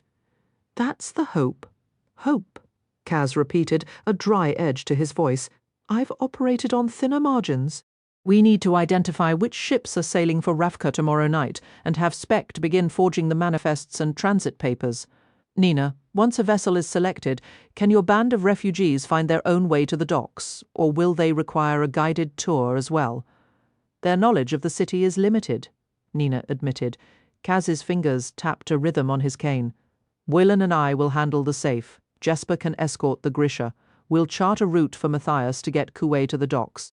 That leaves only Nina to distract the guards and manage the net for Inej at the silos. A functional net requires at least 3 people to be effective. Inej stretched, rolling her shoulders with a familiar ease. Being back with this crew, even in a damp mausoleum after only a few days away, felt like a proper homecoming. A faint, almost imperceptible smile touched her lips. I told you, she said, her voice quiet but clear. I don't work with a net. They planned deep into the night, long past midnight. Kaz was distrustful of the altered strategy and the complication of shepherding Nina's Grisha. Yet, though he showed no sign to the group, certain aspects of this new path held a strange appeal. There was a real chance Van Eck would deduce the shoe's intentions and seize the city's remaining Grisha for himself, a weapon Kaz had no desire to see in the merchant's possession. But this rescue mission couldn't afford to delay them. With so many factions in play, and the Stadwatch involved, speed was essential. Given sufficient time, the shoe would stop fretting over those beached warships and the Council of Tides, and eventually discover Black Veil. Kaz wanted Kuwait out of Ketterdam and out of the game as quickly as possible. Finally, they set aside their lists and diagrams. The remnants of their sparse meal were cleared to avoid attracting the island's notorious rats, and the lanterns were extinguished. The others would sleep. Kaz could not. He had meant every word. Van Eck possessed more money, more allies, and the full authority of the city. They couldn't merely be cleverer than Van Eck. They had to be utterly relentless. and Kaz could perceive the looming threats the others could not yet see. They'd secured a victory that day, reclaiming Inedge from Van Eck's grasp. But the merchant still held the upper hand in their larger conflict. Van Eck's readiness to involve the Stadwatch, and by extension, the entire Merchant Council, showed just how untouchable he believed himself to be. Kaz still possessed the note arranging their meeting on Velgeluk, but it was flimsy evidence at best. Pekka Rollin's words from the Emerald Palace echoed in his mind. That taunting question. Who would the council believe? A canal rat from the barrel's filthiest slum? Don't fool yourself, Brekker. Back then, Kaz had been swallowed by a red fury in Rollin's presence, a rage that stripped away his careful reason and hard-won patience. Around Pekka, he wasn't Dirty Hands or the Dreg's most feared lieutenant. He was just a boy, burning with a rage so bright it threatened to incinerate the civilized facade he'd built. Now, leaning on his cane amid the graves of Black Vale, he could admit Pekka was right. You couldn't wage war against a respectable merch like Van Eck if you were seen as nothing more than a thug with a reputation filthier than a stable floor. To win, Kaz would have to change the game entirely. He would prove what he already knew. Beneath those soft hands and fine suits, Van Eck was a criminal, worse than any barrel brute, because his word was worthless. He didn't hear Inedge approach. He simply felt her presence beside the broken columns of a white marble tomb. She'd found soap somewhere, washing away the scent of hay and grease paint from the rooms of the Isle Comedie. Her dark hair gleamed in the moonlight, neatly coiled at her neck, her stillness so profound she could have been another stone sentinel in the graveyard. Why the net, Kaz? Why indeed? It had complicated his planned assault on the silos, doubling their exposure. I couldn't bear to watch you fall. I went through considerable trouble retrieving my spider. I didn't do it so you could crack your skull open the next day. You protect your investments, she said, her voice carrying a note of weary acceptance. Exactly, and you're leaving the island. He should have been more concerned that she could anticipate his moves. Rotty says the old man is getting restless. I need to go settle him down. Per Haskell still led the dregs, enjoying the title's perks, but not the work it required. With Kaz absent so long, things were beginning to fray. Worse, when Haskell grew anxious, he tended to do something foolish, just to prove he was still in charge. "We should also watch Van Eck's house," Inedge said. "I'll handle it. He'll have tightened his security." The rest went unspoken. No one was better suited to slip past those defences than the Wraith. He should tell her to rest, insist he would manage the surveillance himself. Instead, he gave a curt nod and moved toward one of the gondolas hidden in the willows, ignoring the flicker of relief he felt when she followed. After the chaotic noise of the afternoon, the canals felt eerily silent, the water too still. "Do you think West Stave will be back to normal tonight?" Inedge asked quietly, her voice low with the instinctive caution of a canal rat. "Unlikely. The Stadwatch will be investigating, and tourists don't come to Ketterdam for the excitement of being blown apart. Many businesses would lose coin. By morning, Kaz suspected the steps of the Stadhall would be swarmed with furious owners from the pleasure houses and hotels, all demanding answers. It could make for quite the spectacle. Excellent. Let the Merchant Council members busy themselves with issues beyond Jan Van Eck and his vanished heir. Van Eck will have altered his security since we took the decapel, Kaz noted. And now that he's aware Wylan is with us, Inedge agreed. Where do we find the old man? The Knuckle. Intercepting Haskell at the Slat was impossible. Van Eck would have the Dreg's headquarters under watch, and now the Stadwatch was likely crawling all over it. The image of Stadwatch thugs rifling through his sparse possessions sent a wave of cold anger across Kaz's skin. The Slat was nothing grand, but Kaz had transformed it from a drafty ruin into a place where you could sleep off a bender or hide from the law without freezing in winter or being eaten alive by pests in summer. The Slat was his, regardless of what Per Haskell believed. Kaz guided the gondol into Zova Canal at the barrel's eastern fringe. Per Haskell held his weekly court at the Fairweather Inn, a ritual of cards and gossip with his cronies. He wouldn't miss it tonight. Not when his star lieutenant had publicly clashed with a mercer and brought the law crashing down on the dregs, ensuring he'd be the centre of every conversation. The knuckle was a crooked passage, squeezed between a tenement and a factory, churning out cheap souvenirs. It was windowless, poorly lit, and so narrow it barely qualified as an alley, an ideal spot for an ambush. While not the safest path from the slat to the fair weather, it was the most direct, and Per Haskell never could resist a shortcut. Kaz secured the boat near a footbridge, and he and Inedge melted into the shadows to wait, the necessity for silence understood between them. Less than 20 minutes later, a man's silhouette appeared at the alley's entrance, an absurd feather protruding from his hat. Kaz waited until the figure was almost upon him before stepping forward. Haskell. Per Haskell spun, yanking a pistol from his coat. He was fast for his age, but Kaz had expected the weapon and was prepared. A quick jab of his cane to Haskell's shoulder sent a jolt of numbness through the man's hand. Haskell grunted, the gun slipping from his grasp. Inedge caught it before it hit the ground and tossed it to Kaz. Brekker, Haskell spat, trying to flex his numb arm. Where the hell have you been? What kind of rat ambushes his own boss in an alley? This isn't a robbery. I just didn't want you shooting anyone before we talked. Kaz offered the gun back by its grip. Haskell snatched it, his grizzled jaw set stubbornly. Always pushing your luck, he grumbled, shoving the weapon into a pocket of his plaid jacket since his numb arm couldn't reach his holster. You know what you brought down on me today? I do. That's why I'm here. Stadwatch were all over the Slat and the Crow Club. We had to shut everything down. Who knows when we'll reopen? What were you thinking? Snatching a mercer's son? Was this the big score you left town for? The one that was supposed to make me a rich man? I didn't snatch anyone. It wasn't entirely accurate, but Kaz knew nuances were wasted on Haskell. Then what in Gezen's name is happening? Haskell whispered fiercely, spittle flying. You've got my best spider, he said, gesturing to Inedge. My best shooter, my heartrender, my top bruiser. Musen is dead. Damn it all, Haskell swore. First big bolliger. Now, Musen, are you trying to dismantle my whole crew? No, sir. Sir, what's your game, boy? Van Eck is playing a clever hand, but I'm still ahead of him. Doesn't look that way from where I'm standing. Good, said Kaz. Better that no one sees us coming. Musen's death was a blow I hadn't seen coming. But give me just a few more days, and not only will the law be off your back, your vaults will be so full you could fill a swimming pool with gold coins and dive right in. Haskell's gaze sharpened. What kind of numbers are we discussing?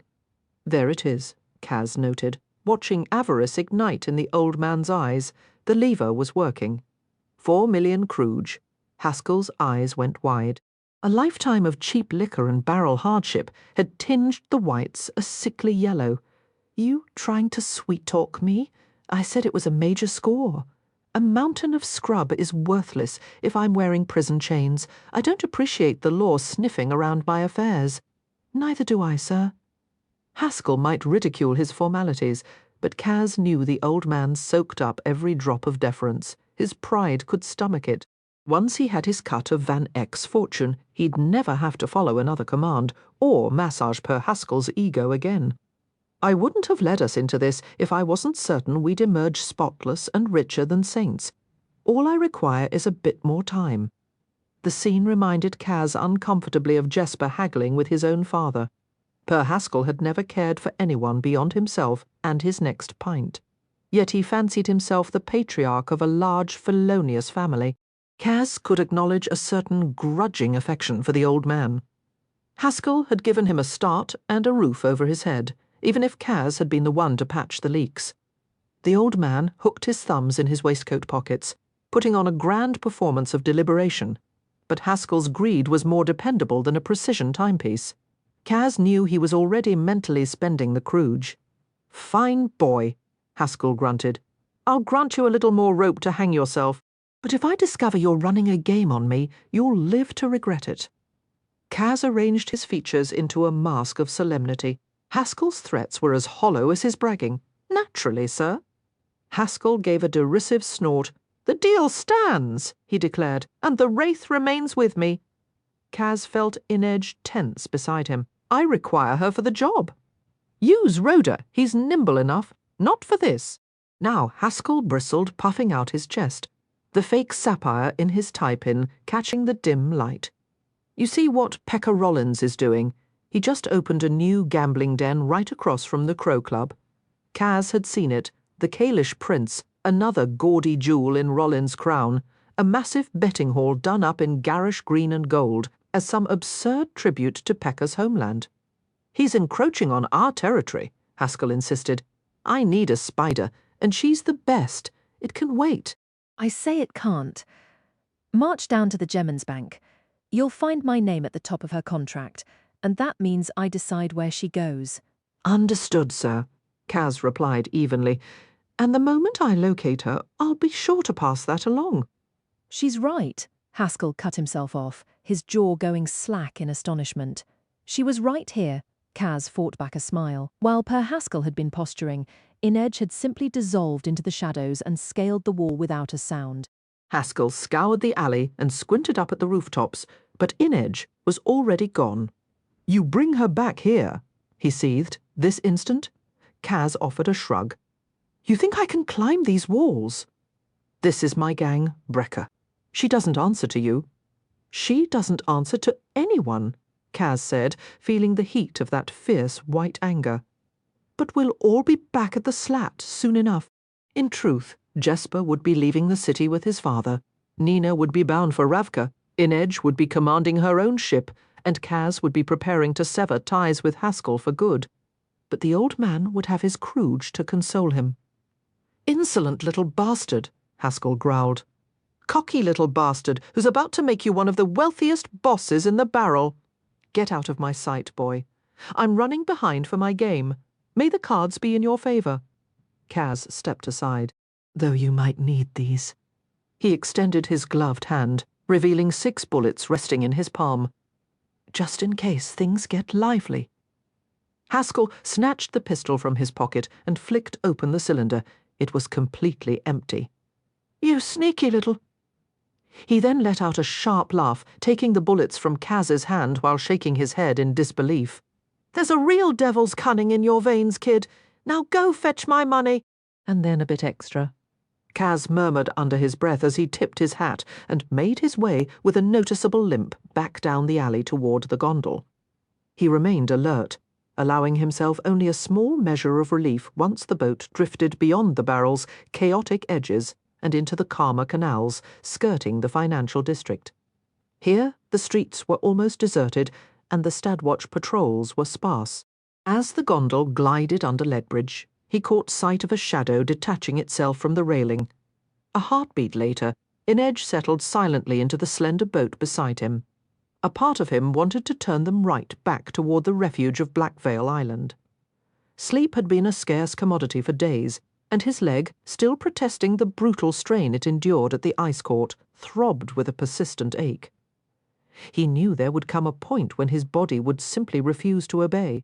As if sensing his thoughts, Inedge spoke up. I can manage the watch on my own. I'll meet you back at the island. Not a chance. She wasn't getting away from him that easily. Which angle do you want to take for Van Eck's house? Let's begin at the Church of Barter. We can get a clear line of sight to his house from the rooftop. Kaz wasn't exactly delighted by the plan, but he guided the gondol up the Burse Canal, passing the imposing exchange and the ornate front of the Geldrenner Hotel, where Jesper's father was likely sleeping peacefully in his suite. They moored the boat near the church. A warm, golden glow from countless candles poured from the always open doors of the main cathedral, inviting anyone to step inside and offer prayers to Gezen at any hour. Inedge could have scaled the outer walls effortlessly, and Kaz might have attempted it on a better day, but he wasn't going to challenge his screaming leg tonight. He needed an easier entry through one of the chapels. You really don't have to come up, Inedge said as they moved quietly along the perimeter and found a chapel door. Kaz paid no attention to her comment and quickly worked the lock open.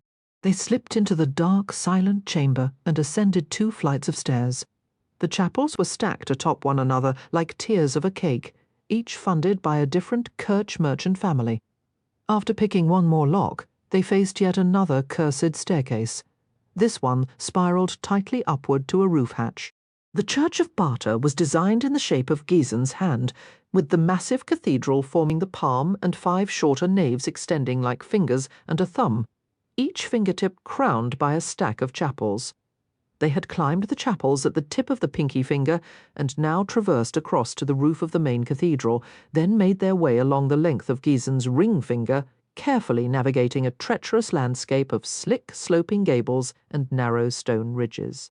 Why must gods always demand worship from such inconvenient heights? Kaz grumbled under his breath, his focus entirely on not slipping.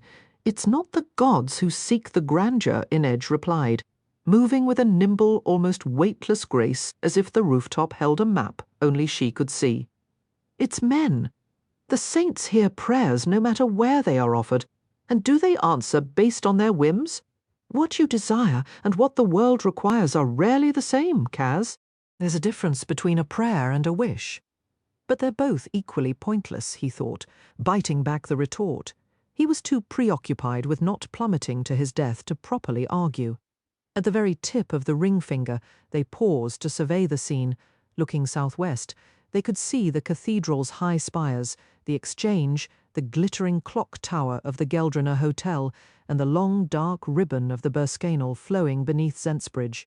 But by turning east, this specific rooftop granted them a perfect, unobstructed view of the Geldstraat, the Geldcanal beyond it, and the stately, well-guarded home of Van Eck. From the chapel roof, they had a clear view of the security measures Van Eck had arranged around his home and along the canal. But it wasn't enough.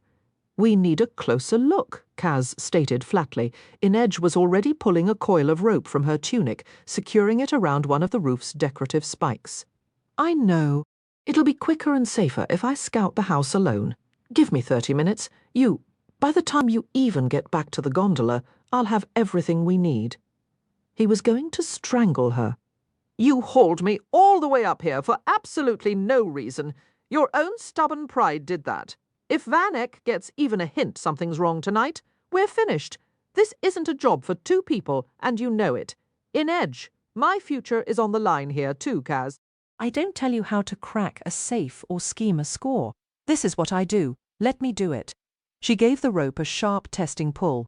Besides, think of all the quality time you'll have for prayer and deep reflection on your climb back down. Then she was gone, disappearing over the chapel's edge. Kaz remained, staring at the empty space. She'd played him. The supposedly righteous, honourable wraith had outmanoeuvred him. He turned to gaze at the daunting stretch of rooftop he now had to navigate. To hell with you and every single one of your saints, he muttered to the empty air. And then, to his own irritation, he felt a smile tug at his mouth. That amusement had thoroughly evaporated by the time he finally lowered himself into the waiting gondola. It wasn't the deception that bothered him. It was the fact she was correct. He knew he wasn't in any condition to attempt a blind infiltration of Van Eck's mansion tonight. This wasn't a 2-person operation, and it wasn't their method. She was the Wraith, the Barrel's premier spy. Slipping in and out unseen to gather secrets was her expertise, not his.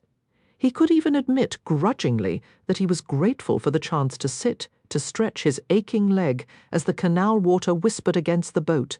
So why had he insisted on going with her? That was the dangerous sort of thinking that had nearly gotten her killed before. I will master this, Kaz told himself. By tomorrow night, Kuwei would be leaving Ketterdam. In a few days, they'd have their money. Inedge would be free to chase her dream of hunting slavers, and he'd finally be free of this persistent, distracting complication.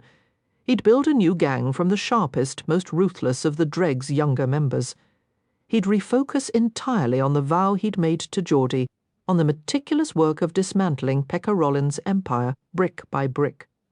And yet, his gaze kept drifting to the canal-side walkway, his irritation mounting. He was better than this. Patience was the part of the criminal life most people botched. They craved action instead of holding steady to gather intelligence.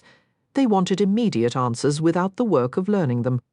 Sometimes the key to winning was simply to wait. If you didn't like the conditions, you didn't charge into the downpour. You waited for it to pass. You found a way to stay dry. Brilliant, he thought, with savage irony. So where, in all the hells, is she? She landed in the gondola without a sound a few tense minutes later. "Report," he said, pushing them away from the bank. "Alice is still in the same second-floor room. There's a guard stationed outside her door. The office? Same place, just down the hall. He's had skylar locks fitted on all the exterior windows." Kaz let out a frustrated breath.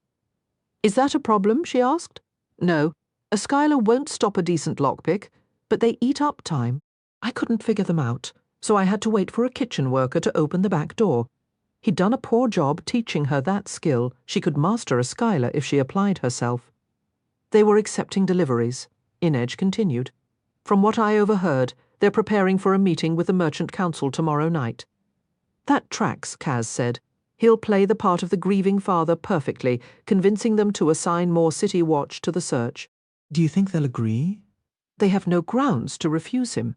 And everyone's getting a discreet heads-up to hide any mistresses or other secrets they don't want uncovered during a sweep.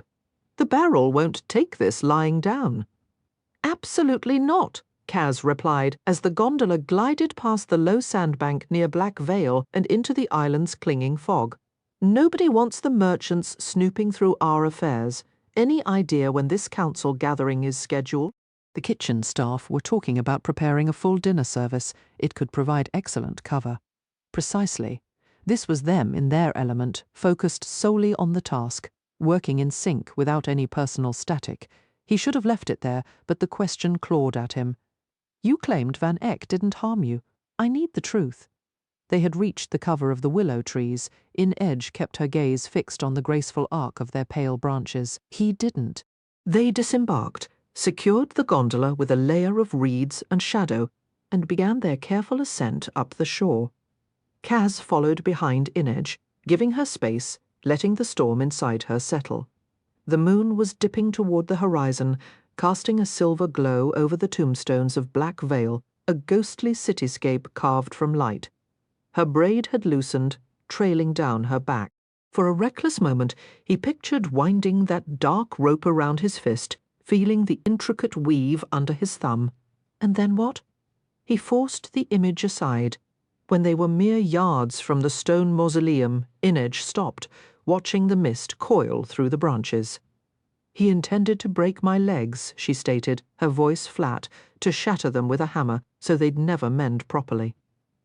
Any lingering thoughts of moonlight and hair vanished, incinerated by a sudden violent rage. Kaz noticed Inedge's hand drift to her left sleeve, where the menagerie's mark had once been branded into her skin. He only knew fragments of what she'd survived there, but he understood the taste of powerlessness, and Van Eck had forced that poison on her again. Kaz would have to invent a whole new vocabulary of pain for that self-satisfied merchant bastard. Jesper and Nina had a point. Inedge needed time to rest and heal after the ordeal. He knew her strength, but he also knew what being trapped did to her spirit. "If you're not ready for this—" "I'm ready," she said. Still facing away, the quiet between them was a deep, uncrossable river. He couldn't navigate the gap between the gentleness she warranted and the brutality their course required. Attempting it could get them both killed. He could only be what he was, someone who had no soft words to give. So he offered what he had. "I'm going to carve Van Eck open," he said, his voice low. "I'll give him a hurt that can't be stitched closed, one he'll carry forever, the kind that doesn't heal." "The kind you've carried?" "Yes." It was both a vow and a confession. She drew an unsteady breath. Her next words came fast and sharp, like she hated the sound of them. "I wasn't sure you'd come." Kaz couldn't fault Van Eck for that doubt. He had built it in her, brick by brick, with every icy remark and calculated slight. "We're your crew, Inedge. We don't abandon our own to merchant filth. It wasn't the right answer. Not for him, and not for her." When she finally turned, her eyes were blazing. "He was going to break my legs," she repeated, her chin lifted, a faint tremor in her words. "Would you have come for me then, Kaz, if I could no longer climb a wall or balance on a wire, if I wasn't the Wraith any more?" Dirty Hands would not have. The pragmatic survivor who could secure their money and their lives would have done the merciful thing and then moved on. But that wasn't his only voice. "I would have come for you," he said. Seeing the skepticism in her glance, he pressed on, the words feeling foreign yet true. "I would have come for you, and if I couldn't walk, I'd drag myself to you. However broken we were, we'd find a way out together with every knife and pistol we had, because that's who we are. The fight never truly ends." A gust of wind stirred, making the willow branches rustle with a secretive, whispering sound. Kaz met her stare, seeing the sliver of moon mirrored in her eyes like two pale blades. Her caution was justified, even toward him.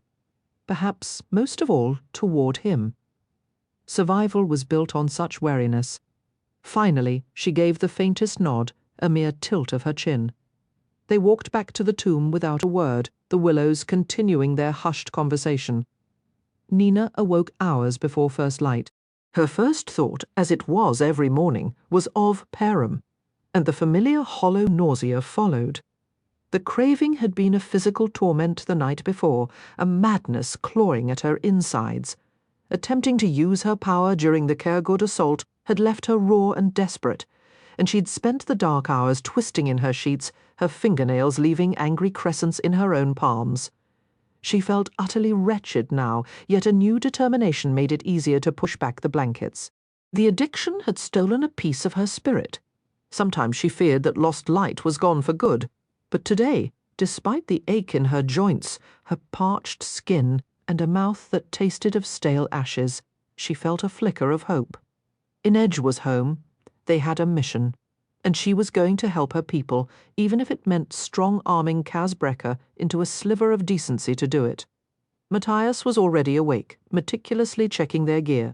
Nina stretched with an exaggerated yawn, arching her back just so, gratified by the way his eyes briefly swept over her before snapping guiltily back to the rifle he was loading. Serves him right, she thought with a private smirk. She'd made her intentions perfectly clear recently. If he was going to stubbornly ignore the opportunity, she could at least ensure he suffered for it. The others were stirring in the tomb's main chamber. Everyone except Jesper, who was still blissfully snoring, his long limbs dangling from beneath a rumpled blanket. Inedge was preparing tea. Kaz sat at a table, exchanging rough drawings with Willen, as Kuwei observed, occasionally pointing at a detail. Nina let her gaze linger on the two shoe faces side by side. Willen's nervous energy was worlds apart from Kuwei's quiet watchfulness, but in stillness, the resemblance was uncanny. "I did that," Nina remembered. The memory washed over her. The sway of lantern light in the ship's cabin, Wyland's red curls vanishing under her touch, replaced by sleek black hair, his wide blue eyes, scared but resolute, shifting to a golden hue and a new shape. It had felt like real magic, the kind from the bedtime stories told at the little palace to lull Grisha children to sleep. That power had been hers alone. Inedge came over, settling beside her with two steaming cups. "How are you feeling?" she asked softly. "Can you manage any food?" "I doubt it," Nina said, but she forced down a sip of the bitter tea. "Thank you for last night, for having my back. It was the only thing to do. I won't watch more people be turned into property. Even so. You're welcome, Nina Zennik. You can repay me in the traditional manner. Waffles, a towering stack. You need them.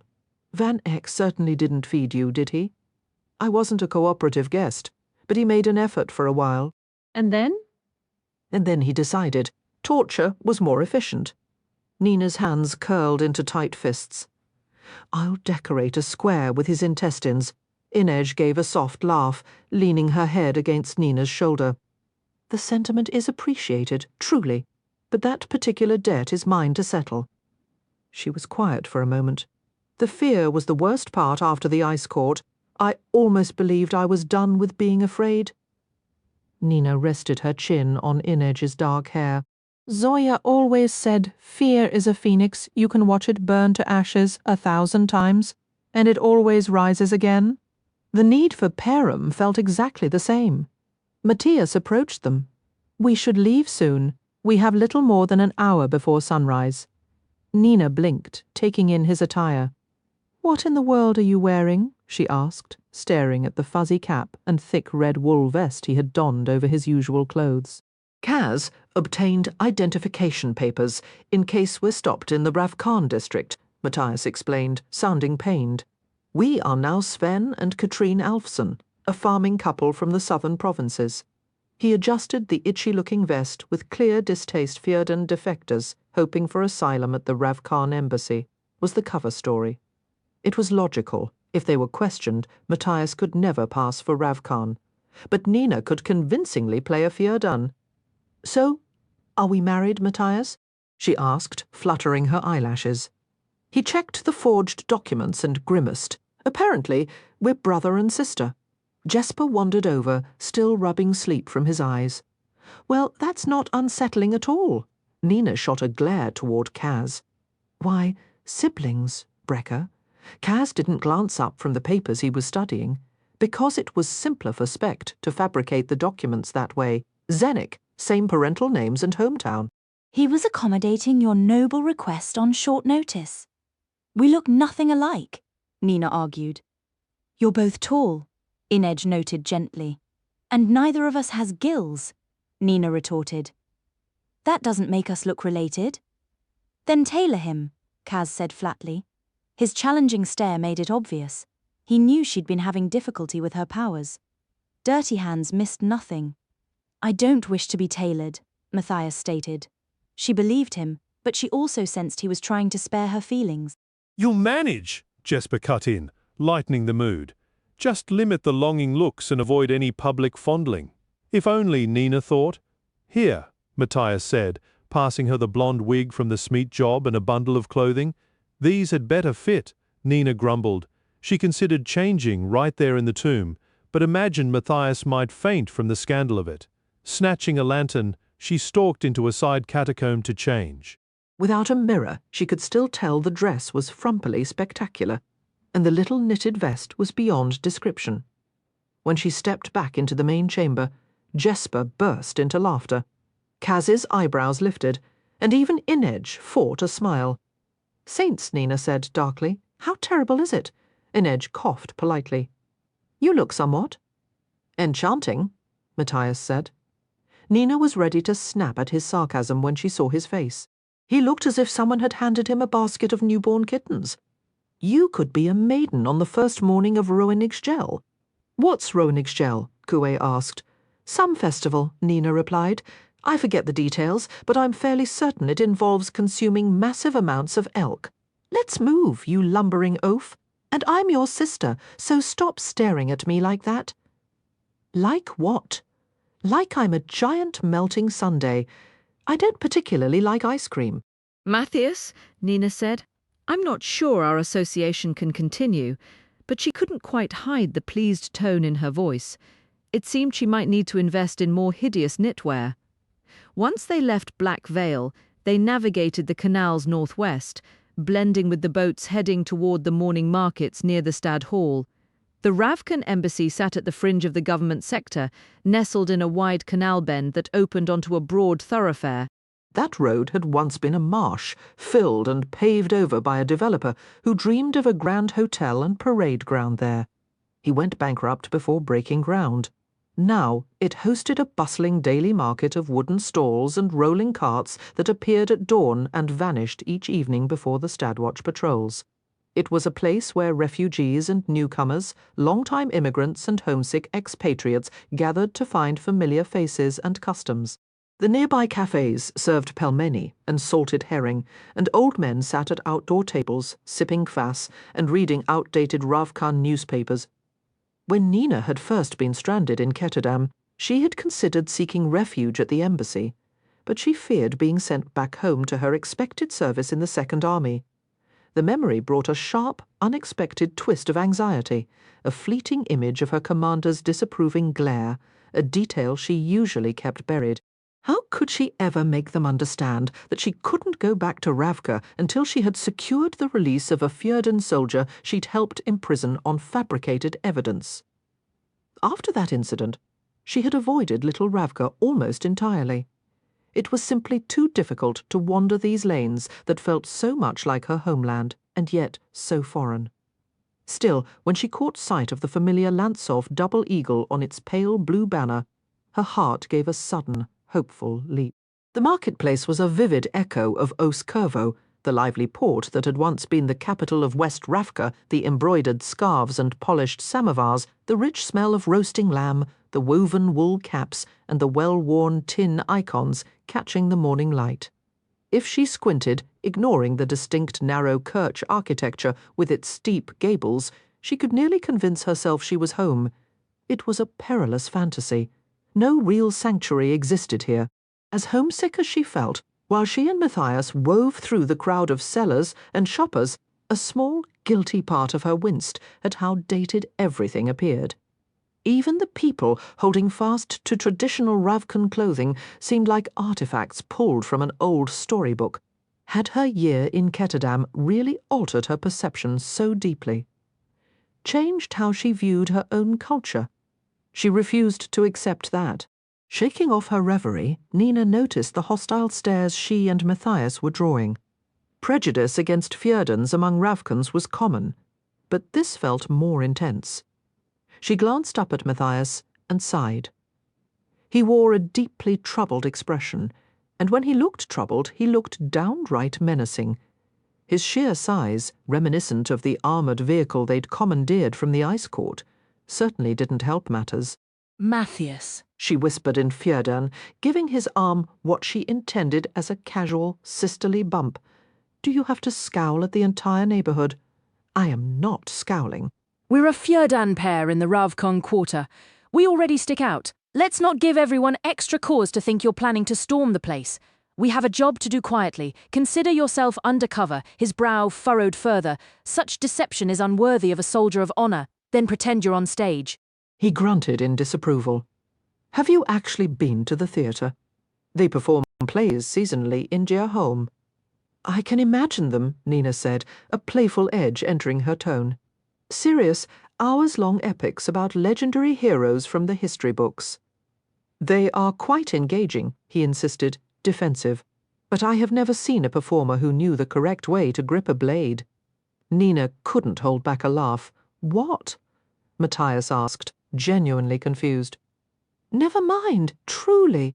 She'd explain the concept of double entendre to him someday, or perhaps not. He was far more amusing when he was utterly clueless. What are those? He asked, pointing to a vendor's spread. It was covered with neat rows of what resembled small sticks and fragments of stone. Bones, Nina answered. Finger bones, knuckles, bits of spine, pieces of wrist, saints' relics for safeguarding. Matthias pulled back. Ravkans keep human bones on their persons.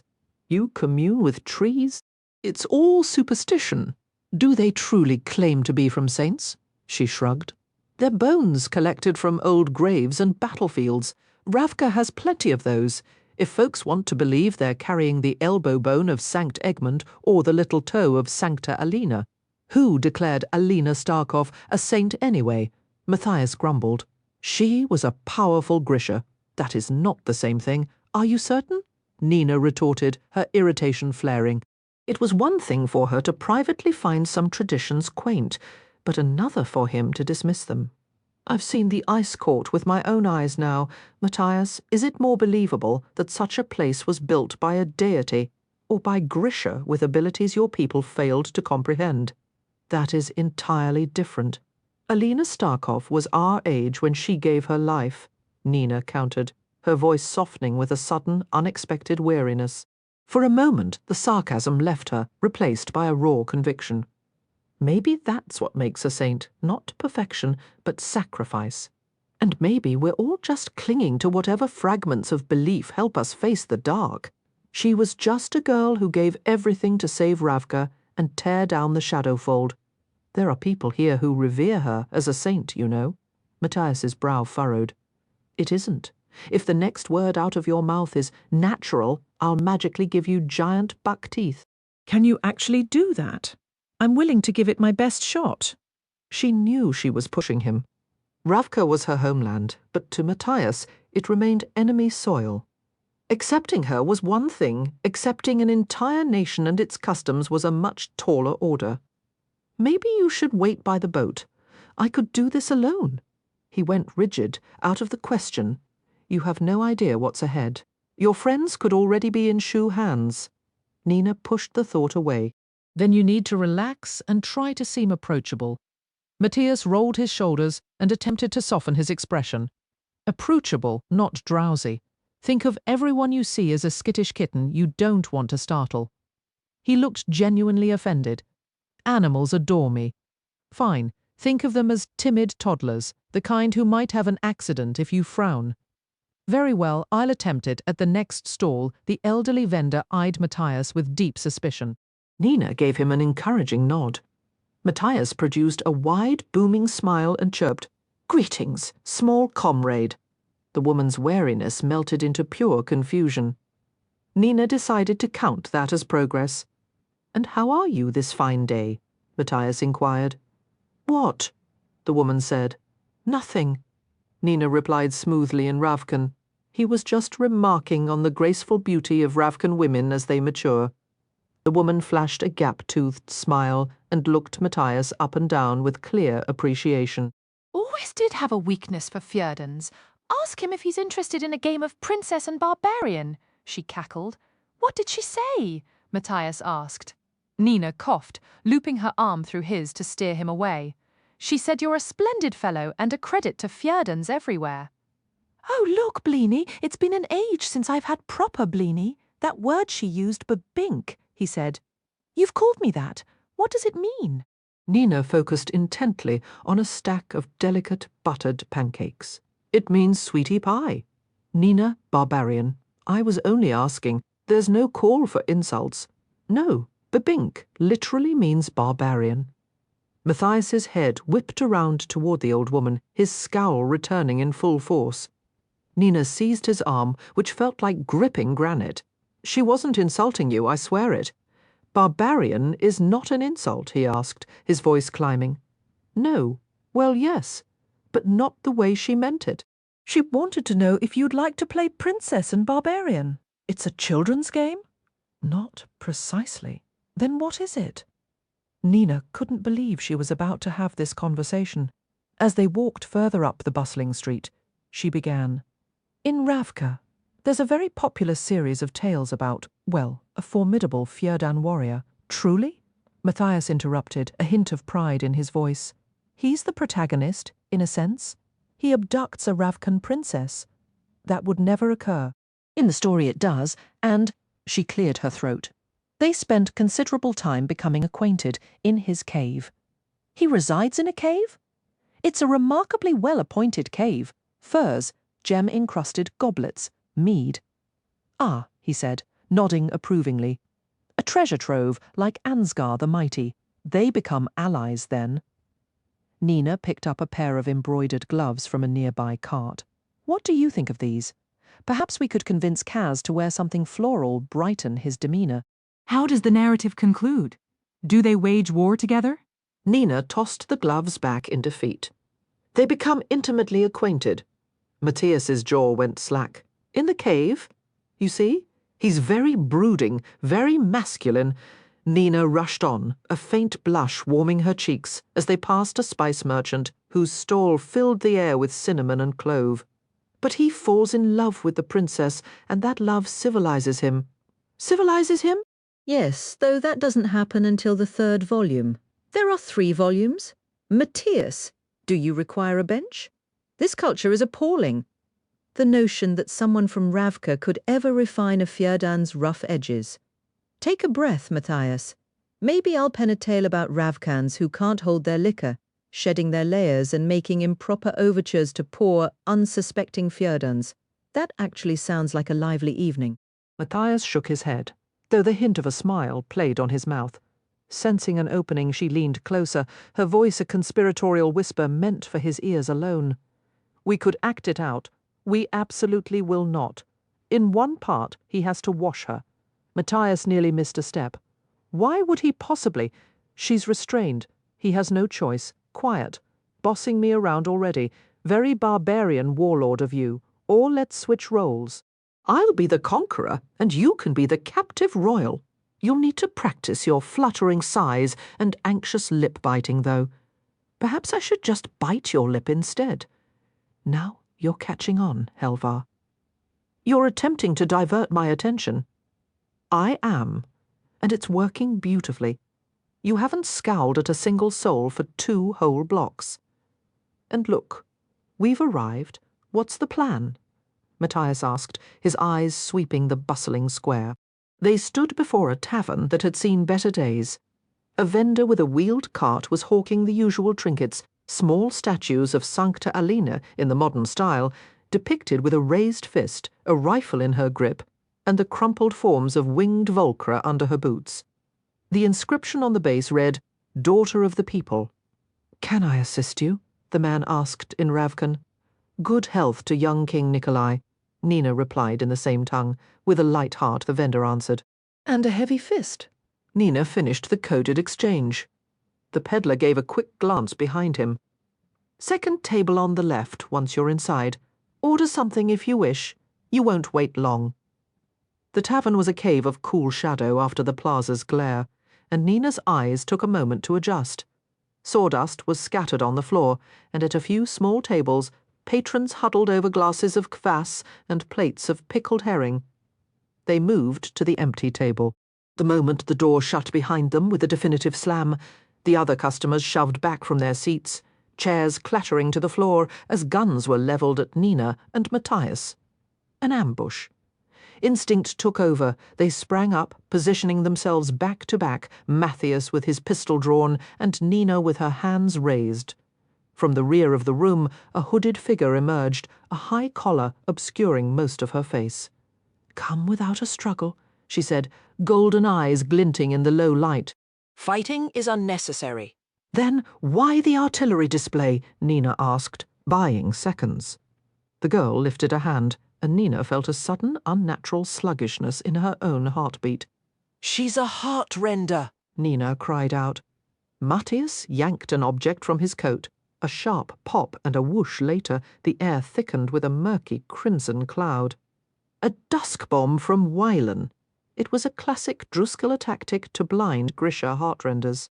Sheltered by the haze, Nina flexed her fingers, pleading for her power to answer.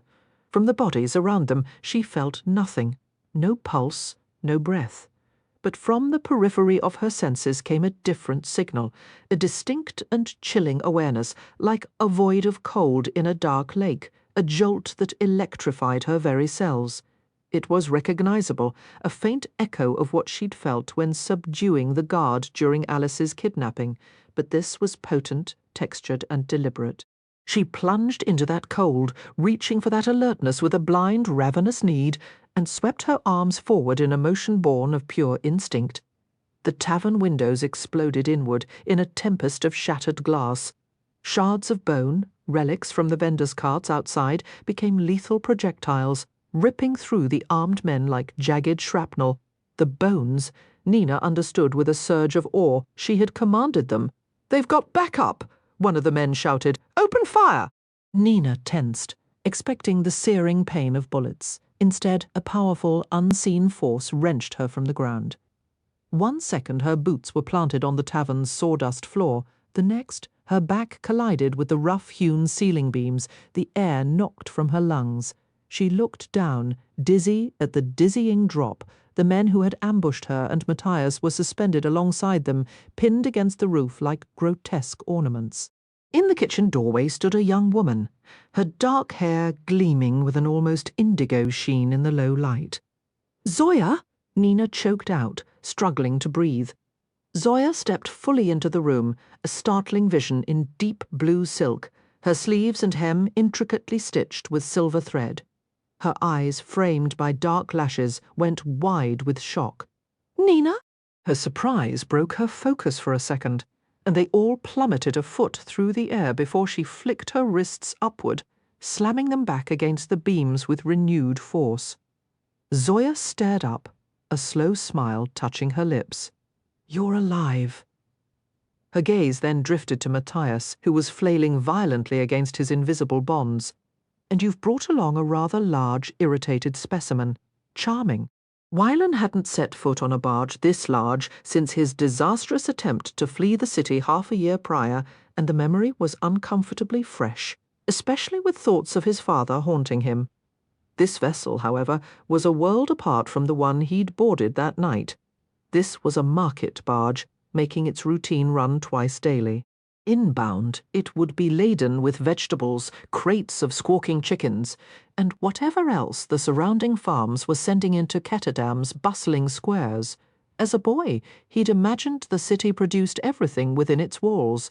But he'd learned the truth. Ketterdam consumed the world, but created almost nothing itself. Its exotic fruits, mangoes, prickly dragon fruit, tiny sweet pineapples came from the southern colonies. Its daily bread came from the farmlands that encircled the city like a green moat. He and Jesper had caught an outbound boat, packed not with produce, but with people, new immigrants, fresh off the docks, and labourers seeking field work over the factory jobs in the city. They'd boarded too far south to find seats, and Jesper was making his displeasure abundantly clear, his long limbs folded awkwardly. "Remind me again why we couldn't take the Belent line," he'd grumbled earlier. "It goes right past Olendal. These market barges are grimy, and you always have to stand, because on the Belent line you two would stick out like sore thumbs," Kaz had countered. Here in the city, a shoe and a zemeni draw no special attention, provided Jesper avoids his louder waistcoats. But give me one plausible reason, other than farm labour, for the pair of you to be wandering the Kerch countryside. Willen hadn't fully considered how his new face might make him conspicuous beyond the city limits. Secretly, he was grateful Kaz had vetoed the Belend line. It might have been more comfortable, but the memories associated with it would have been too heavy on a day he was finally going to visit his mother's resting place. "Jesper," Kaz had ordered, "keep your revolvers out of sight and your wits about you." Van Eck will have eyes on every major dock and station, and we don't have the time to forge travel papers for Wylan. I'll secure the corrosive from a shipyard in the Impergium district. Your first and only job is to locate that quarry and retrieve the second mineral for the acid. You visit St. Hilda's churchyard if, and only if, you have time to spare. A familiar, stubborn heat rose in Wylan's chest. I have to do this. I've never seen her grave. "I won't leave Kerch without paying my respects. Trust me, you care more about it than she does. How can you say something so cruel? Don't you remember anything about your own parents? My mother is Ketterdam. She birthed me in the harbour filth. My father is Prophet, and I make my offerings to him every day. Be back by nightfall, or don't bother returning, either of you. I require a crew, not a pack of weepy-hearted amateurs."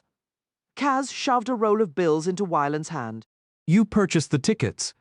I don't want Jesper getting distracted and losing our travel money on a gambling wheel." Jesper sighed, leaning against the barge's rail. "That particular tune is getting very old, Kaz." Jesper simply shook his head, though Wylan could see the sharpness of Kaz's words still lingered. Now, watching Jesper lean against the railing with his eyes closed and his face tilted toward the pale spring sun, Wylan couldn't shake his unease. He kept his own face half hidden in the coarse collar of his coat. "Shouldn't we be more careful?" he asked quietly.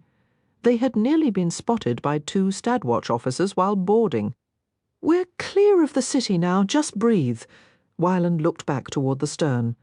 "I was sure they would search the vessel." Jesper cracked one eye open. "And delay every barge on the canal? Van Eck is already causing chaos at the docks. If he backs up the browboats, people will start a riot." "Why would they?" "Take a look. The farms need hands, the factories need workers.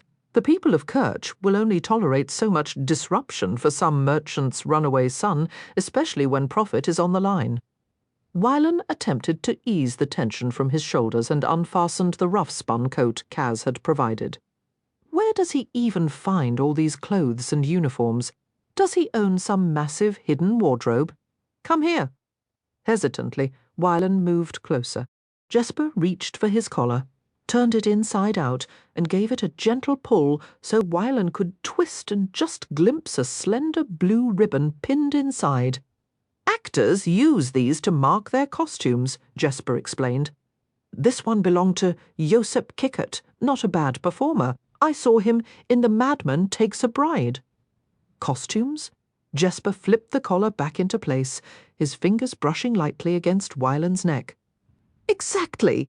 Kaz carved a hidden passage into the wardrobe rooms of the Stadlead Opera years back. That's where he sources a lot of his gear and stores the rest, means he's never caught holding a counterfeit Stadwatch uniform or stolen house livery during a raid. Wyland supposed the logic was sound. He watched sunlight dance on the water for a long moment, then fixed his gaze on the worn railing. Thank you for coming with me today. Kaz wasn't about to send you off alone. And anyway, I owe you. You came along to meet my father at the university, and you jumped in when his questions got too pointed. I don't enjoy lying. Jesper turned, propping his elbows on the rail and looking out at the grassy banks that sloped into the canal. Then why did you do it? Wyland wasn't entirely sure why he'd spun that wild tale about tricking Jesper into a foolish investment. He hadn't even known what he was going to say before the words left his mouth. He just couldn't bear to see Jesper, usually so confident and quick to smile, wearing that lost expression, or to witness the painful blend of hope and dread in Colm Fahey's eyes as he waited for his son's reply. It reminded Wyland too sharply of the way his own father had once looked at him, back when there was still a belief that Wyland could be corrected or mended. He didn't want to watch the light in Jesper's father's eyes shift from concern to heartbreak to fury. Wyland shrugged. I'm getting into the habit of saving you. Consider it my daily workout. Jesper let out a loud, sudden laugh that sent Wyland anxiously scanning the deck again, worried they'd attract notice. But Jesper's amusement faded quickly. He adjusted his stance, rubbed the back of his neck, toyed with the brim of his hat, a lanky piece of restless clockwork powered by some invisible current, except clocks were straightforward. Wyland could only wonder at Jesper's inner workings. Finally, Jesper said, I should have gone to see him today. Wyland knew he meant Colm. Why didn't you? I have no idea what to tell him. Is the truth completely off the table? Let's just say I'd prefer to sidestep it. Wyland looked back at the water. He had begun to think of Jesper as fearless, but perhaps courage wasn't about the absence of fear. You can't outrun this forever, you know. Just watch me. Another farmhouse drifted past, a faint white shape in the morning haze, with lilies and tulips dotting the fields before it like scattered stars. For a fleeting, cynical moment, Wyland thought maybe Jesper could keep running. If Kaz kept pulling off impossible jobs, maybe Jesper could always stay one leap ahead, a perpetual dance just beyond the reach of consequence. The thought was less comforting than it was exhausting. I should have brought flowers, Wyland murmured, feeling the absence like a weight. Anything at all. We can find some along the way, Jesper offered quickly, clearly grateful for the shift in topic. Do you remember her well? Not really, Wyland admitted with a small shake of his head. I remember her hair, though. It was this incredible coppery gold. Just like yours used to be, Jesper said, and Wyland felt an unwarranted heat rise to his face. It was merely an observation. He cleared his throat, focusing on the hazy images in his mind. She loved paintings and sonatas. I have this faint memory of sitting beside her at the piano, but it could have been a governess. He gave a helpless shrug. One day she was ill and went to the country for her health. Then she was just gone. Was there a service? My father said she was buried at the sanatorium. That was the end of it. We never spoke of her again. He claimed dwelling on the past was pointless. Wyland picked at a loose thread on his coat sleeve. I believe he did love her in his way. They argued constantly, often about me, but I also remember how the house would fill with their laughter. Forgive me, but I can't picture your father laughing, smiling, maybe, but only if he's counting a stack of coins. He's not a monster. He tried to have you killed. Technically, he sabotaged our ship. My death would have been a fortunate side effect. The words tasted bitter, even to him. Jesper wasn't the only one running from his ghosts. Right, of course, Jesper retorted, his tone turning dry. Perfectly reasonable, and I'm sure he had very sound reasons for never letting you mourn your mother, too. Wyland kept his eyes on the unravelling thread. It wasn't entirely like that.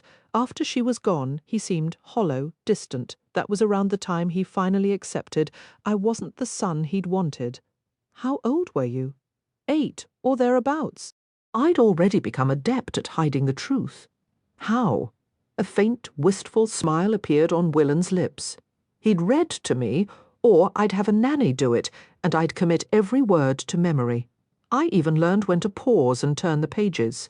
I'd set the sentences to little tunes in my mind, like songs. I still do it sometimes. I'll say someone's handwriting is illegible and have them read it aloud, then fit it all to a melody. I can keep it there until I need it. A shame you can't use that talent for counting cards. I could, but I won't. Wasted potential. Look who's talking. Jesper made a face. Let's just enjoy the view. There wasn't much of one yet, just the same grey road. A deep weariness settled over Wylan, bone-deep and unfamiliar. This life of constant dread, of jumping at every shadow, was exhausting. He considered telling Jesper everything, the whole pathetic story. Would it be a relief to have it out in the open? Perhaps. But a stubborn part of him wanted Jesper, and the rest of their crew, to keep believing he'd left his father's mansion by choice, that he'd deliberately chosen the chaos of the barrel. As the years passed, Jan van Eyck had made it abundantly clear there was no room for his son, a sentiment that only solidified after his marriage to Alice. Yet he seemed at a loss for what to actually do with Wylan. He resorted to making grand, dismal declarations. You can't be sent to seminary. You'd be exposed as illiterate. I can't apprentice you. You'd reveal your defect. You are like perishable goods, Wylan. I can't even store you away without you causing a stench. Then, 6 months ago, his father had called him to the study. I've secured you a placement at the conservatory in Belent, he'd announced. A private secretary has been engaged to meet you there. He will manage any correspondence or affairs beyond your capacities.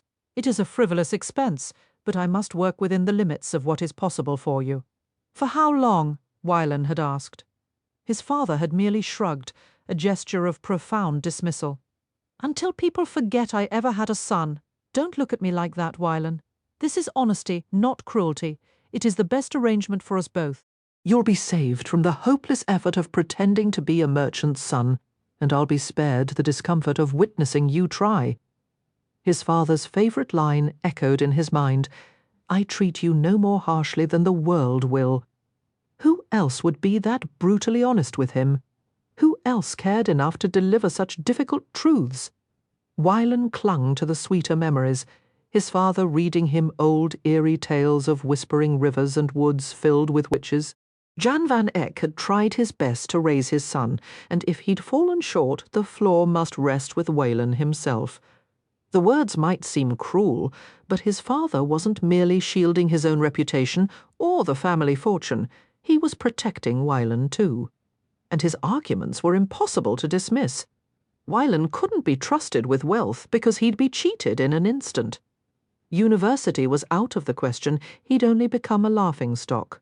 This is for the best, for both of us. His father's anger had been hard to bear, but it was the cold, flawless logic that truly lingered in Wylan's mind, that sensible, undeniable voice that spoke up whenever he considered trying something new or attempting to read again. Being sent away had stung, yet Wylan had allowed himself a flicker of hope. Life in Belent sounded like an adventure. He knew little about it, only that it was Kirch's second oldest city, nestled on the banks of the Droombeld River. But it was far from his father's circle of friends and business partners. Van Eyck was a common enough surname that, far from Ketterdam, it wouldn't automatically tie him to those Van Eycks. His father passed him a sealed envelope and a modest pile of crooge for the journey. Your enrollment papers are inside, along with enough coin to get you to Belent. Once you arrive, have your secretary settle matters with the bursar. An account is already established in your name. I've also arranged for companions to accompany you on the browboat. Heat rushed to Wylan's face in a wave of shame. I can manage the trip to Belent on my own. You've never travelled beyond Ketterdam unsupervised, and now is not the moment to begin. Mixon and Pryor have some of my business to attend to in Belent. They will escort you and make certain you are properly settled. Is that clear? It was perfectly clear. He wasn't even deemed capable of boarding a boat and leaving the city by himself. But Belend would be different.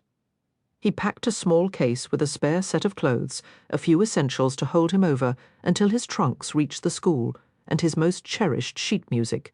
If he could decipher letters as easily as he read a tablature, his life would be without struggle.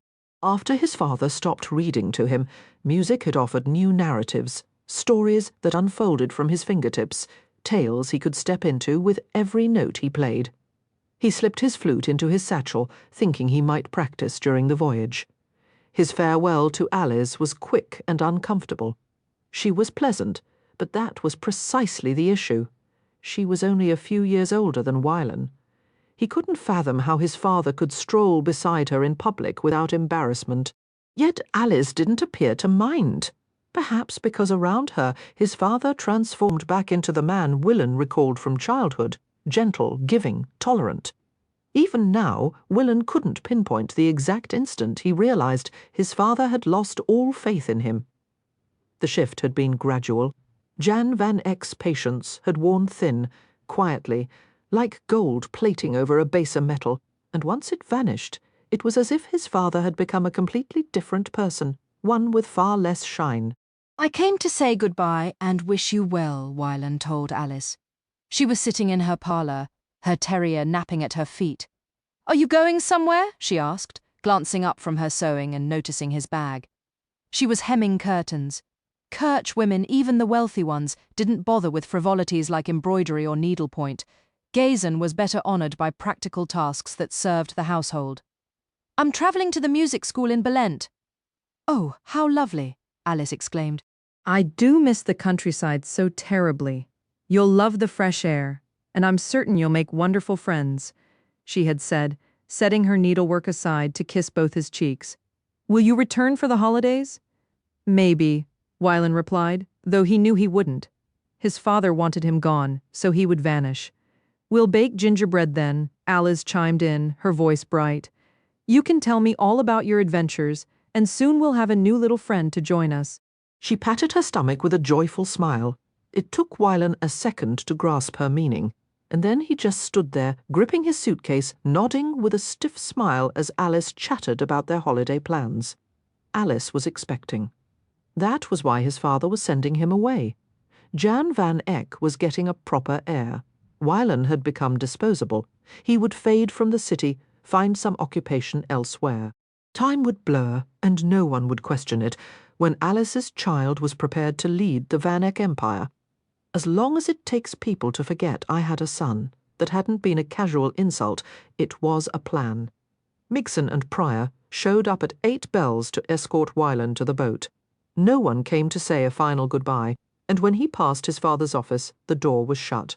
Wylan refused to knock and beg for a crumb of affection like Alice's little terrier whining for a treat. His father's men wore the dark suits preferred by merchants and spoke little to him on the walk to the docks. They bought tickets for the Belent line, and once aboard, Migson buried himself in a newspaper, while Pryor slouched in his seat, hat tipped low, eyes not fully closed. Wylan couldn't tell if the man was dozing or watching him like some sleepy-eyed reptile. The boat was mostly empty at that hour. Passengers napped in the stuffy cabin or ate packed dinners, ham sandwiches and thermoses of coffee balanced on their laps. Unable to sleep, Wylan left the cabin's warmth and walked to the prow. The winter air was sharp and carried the scent of the slaughterhouses on the city's outskirts. It turned his stomach, but soon the lights would fade and they'd be in open country. He wished they were travelling by day. He would have liked to see the windmills standing guard over the fields, the sheep grazing in peaceful pastures. He sighed, shivering in his coat, and adjusted his satchel strap. He should try to rest. Maybe he could wake early and catch the sunrise. When he turned, Pryor and Migson were standing behind him. "Sorry," Wylan began. Then Pryor's hands clamped around his throat. Wylan gasped or tried to. The sound was barely a rasp. He clawed at Pryor's wrists, but the man's grip was iron, the pressure unyielding. Pryor was large enough that Wylan felt himself being lifted slightly as he was shoved against the railing.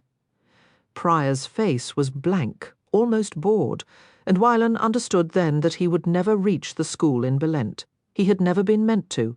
There was no secretary, no account in his name. No one was expecting him. The supposed enrollment papers in his pocket could have said anything. Wylan hadn't even tried to read them. He was going to disappear, just as his father had always intended, and these men were hired to finish the job. His father, who had once read him to sleep, who had brought him sweet mallow tea and honeycomb when he was ill with lung fever.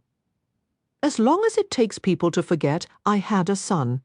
His father was going to wipe him from the ledger, a faulty entry, a cost to be erased. The books would be balanced, black spots crowded Wylan's vision. He thought he could hear faint music. "You there! What's going on?"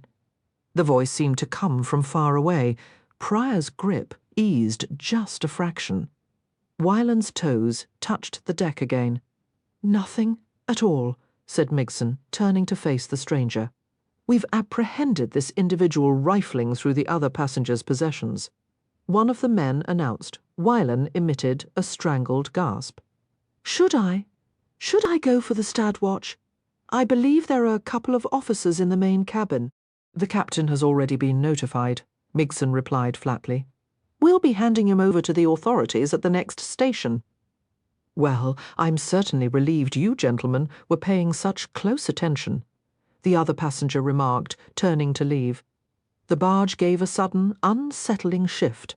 Wylan knew he couldn't afford to wait and see what came next. Summoning every ounce of his strength, he shoved hard into Pryor's chest. Then, before his courage could desert him, he hurled himself over the boat's railing and into the dark, frigid water of the canal. He swam with a desperate, frantic speed, his throat burning and his head still spinning from the earlier assault. To his horror, he heard a second splash cut through the night. One of them had gone in after him. The grim realization hit him. If he turned up anywhere still alive, Migson and Pryor likely wouldn't see a single coin of their payment. He altered his stroke immediately, minimizing noise, and fought to focus his panicked thoughts. Ignoring every instinct that screamed for him to head straight for the nearest canal bank, he dove beneath the hull of a nearby market barge and surfaced on its far side. Using the vessel as a moving shield, he swam alongside it. The soaked satchel on his back felt like an anchor dragging at his shoulders, but he couldn't bring himself to let it go. My belongings, he thought. The idea absurd given the circumstances. My flute. He didn't stop, not even when his breath became a ragged gasp and a deep, aching numbness began to seep into his limbs. He drove himself forward, putting precious distance between himself and his father's hired men. But his body had its limits. Soon his movements became less like swimming and more like frantic, uncoordinated thrashing. The cold was leaching the strength from his muscles. If he didn't reach land, he would sink. He made a final, clumsy effort toward the shadowy pilings of a bridge and hauled himself, dripping and shuddering violently, onto the cobblestones. He curled there, soaked to the bone and shaking from the cold. Every swallow was a painful scrape in his bruised throat, and every distant ripple in the water sent a jolt of terror through him. Was that Pryor, coming to finish what he'd started? He needed a plan. But coherent thought felt just out of reach. With numb fingers, he checked his trouser pockets. The crooge his father had given him was still there, a sodden but perfectly spendable lump. The money was no comfort. Where was he supposed to go? It wasn't enough to flee the city, and if his father put men on his trail, he'd be found in a heartbeat. He needed somewhere safe, a place his father would never think to search. Exhaustion was a physical weight, heavier than the wet clothes clinging to his skin. He was terrified that if he let his eyes close, he wouldn't find the strength to open them again. So he just started walking. He moved north, away from the pungent smell of the slaughterhouses, through a hushed neighborhood where minor merchants lived in tidy, respectable homes. The streets began to twist and narrow, the buildings leaning in as if sharing secrets. Despite the late hour, this new district was defiantly awake. Light glowed in every window and doorway, raucous music spilled from dilapidated cafes, and in the alleys he caught glimpses of shadowy figures pressed close together. "Get a bath, did you, boy?" cackled an old man missing several teeth, perched on a stoop. "I'll give him a bath." A woman leaning against a stair rail shouted back, her laughter echoing. He was in the barrel. Wylan had spent his entire life in Ketterdam, but he had never set foot here. It was forbidden. It was unthinkable. His father had always described it as a filthy pit of sin and sacrilege, the city's enduring disgrace. Wylan knew it as a labyrinth of shadowed lanes and concealed tunnels, a district where locals performed in garish costumes for scandalized crowds, where tourists flocked in search of cheap, illicit thrills, where people flowed in and out with the randomness of the tide. It was, he realized with a jolt of grim hope, the perfect place to vanish. And it had been until the first of his father's letters had found its way to him, shattering that fragile anonymity. A sharp tug on his sleeve broke the memory. Jesper was leaning toward him, a familiar grin on his face. "This is us, Murchling. Try to keep up." Willan shook off the recollection and hurried after him. They stepped off at the deserted Olendale dock and climbed the embankment to a quiet village road. Jesper paused, scanning their surroundings. This spot felt too much like home. Endless fields, a silence only broken by buzzing insects, and that clean, country air. He gave a full-body shudder. Revolting, as they strolled, Jesper started plucking wildflowers from the roadside, handing them to Wylan until he held a decent bouquet. "So, the quarry is our next stop?" Jesper asked.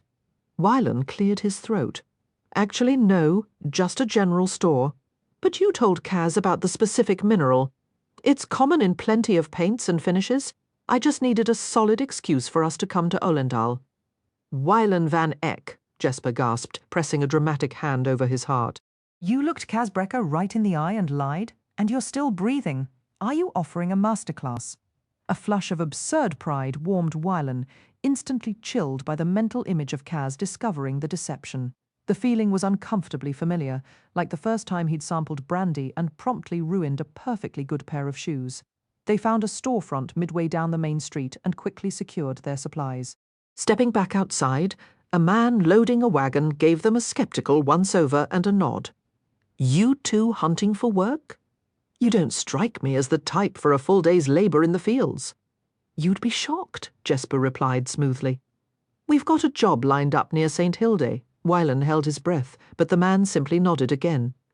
"Fixing up the old hospital, then?" "That's the one," Jesper said.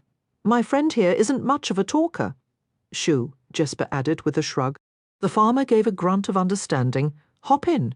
I'm headed toward the quarry. I can drop you at the gates. What's with the flowers? For a girl he's sweet on, out by St. Hilde. Must be some girl. The worst taste in women, I swear." Wylan seriously contemplated pushing Jesper from the moving wagon. The dirt track was flanked by rolling fields of barley and wheat, the flat landscape interrupted by occasional barns, and the slow turn of windmill sails. The wagon maintained a brisk pace. A little too brisk, Wylan decided, as they crashed into a deep rut, jolting his entire frame. He sucked in a sharp breath.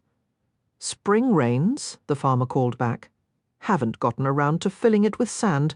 Just fine," Jesper said, through gritted teeth as they hit another jarring hole. "I wasn't particularly attached to having my internal organs all in one place anyway." The farmer chuckled. "Shakes the dust loose. Good for the digestion." Clutching his side, Wylan deeply regretted not executing his earlier shoving plan and leaping to safety. Fortunately, after only another mile, the wagon slowed near two stone pillars marking a gravel drive. "This is my stop," the farmer announced. "Not a place I care to have dealings with. Too much misery. Sometimes, when the wind is right, you can hear them laughing and carrying on." Jesper and Wylan shared a look. "Are you saying it's haunted?" Jesper asked.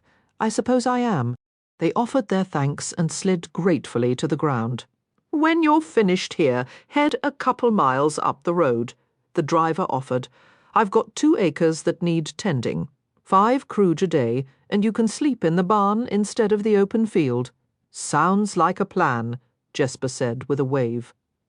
But as they turned to walk the drive, he muttered, "We are absolutely walking back. I think that wagon just realigned my spine. Once the wagon was out of sight, they shed their work coats and caps, revealing the dark suits Kaz had insisted they wear beneath. They hid the discarded clothes behind a broad tree stump. Tell them Cornelis Smeet sent you, Kaz had instructed. Say you're there to check on the grave maintenance for Mr. Van Eck. Why that story? Wylan had asked. Because if you walk in claiming to be Jan Van Eck's son, they'll laugh you right back out the door. The drive was lined with tall poplars. As they reached the top of a gentle rise, a structure came into view. 3 stories of pale stone, with a short, elegant staircase leading to an arched entrance. The gravel path was impeccably kept, bordered by trimmed yew hedges. This doesn't look much like a church, Jesper observed. Maybe it was a monastery once, or a private school. Wylan ventured, a sudden, unexpected memory surfacing of his father dismissing a proposal to convert an old seminary into a warehouse. The cold practicality of that moment felt oddly echoed in this serene, isolated place. The gravel crunched softly under his shoes as they walked. Jesper, Wylan began, his voice quieter than he intended. Do you remember much about your mother? He'd witnessed many of Jesper's smiles, the quick, dazzling grins, the smug smirks, the easy, lazy ones. But the expression that dawned on Jesper's face now was different. It was slow, private, and held close, like a cherished secret. Yeah, Jesper said simply. She's the one who taught me to shoot. 100 questions crowded Wylan's mind, but as the church came into view, his thoughts scattered like leaves in a breeze. To the left of the building, an arbour heavy with newly bloomed wisteria released a sweet, almost cloying scent into the spring air. Just past the trimmed lawn, to the right, a wrought-iron fence enclosed a graveyard. At its centre stood a tall stone statue. A woman, likely St. Hilda, her features worn smooth by time. That must be the cemetery, Wylan said, his fingers tightening around the stems of his flowers. What am I doing here? The doubt returned, sharp and sudden. Kaz had been right. This was a foolish, sentimental errand. What comfort could a slab of stone possibly offer? He wouldn't even be able to read the inscription, but they had travelled so far. Jesper! He started, but his words were cut off as a woman in simple grey work clothes rounded the corner, pushing a wheelbarrow heaped with dark soil. Good morning, she called cheerfully. Can I help you, gentlemen? And a very fine morning it is, Jesper replied smoothly, his charm effortlessly engaged. We're here from the offices of Cornelis Smeet. The woman's smile faltered slightly. Wylan quickly added, On behalf of Councilman Jan Van Eck. She didn't seem to notice the tremor in his voice. Her expression cleared, and her round, rosy cheeks lifted in a warmer smile. Of course, I must admit, I'm a bit surprised. Mr. Van Eck has been most generous to our institution, but we hear from him so seldom. Nothing is wrong, I hope. Not at all, Wylan said, a little too brightly. Just a new administrative policy. Jesper chimed in seamlessly. More paperwork for everyone, I'm afraid. Isn't that always the way? The woman chuckled, her eyes drifting to the bouquet in Wylan's hands. And I see you've brought flowers? Wylan looked down. The wild flowers seemed pathetic now, small and already wilting from his anxious grip. Yes, we did. She wiped her earthy hands on her shapeless smock. I'll take you to her then. But instead of turning toward the iron gate of the cemetery, she led them back toward the church's main entrance.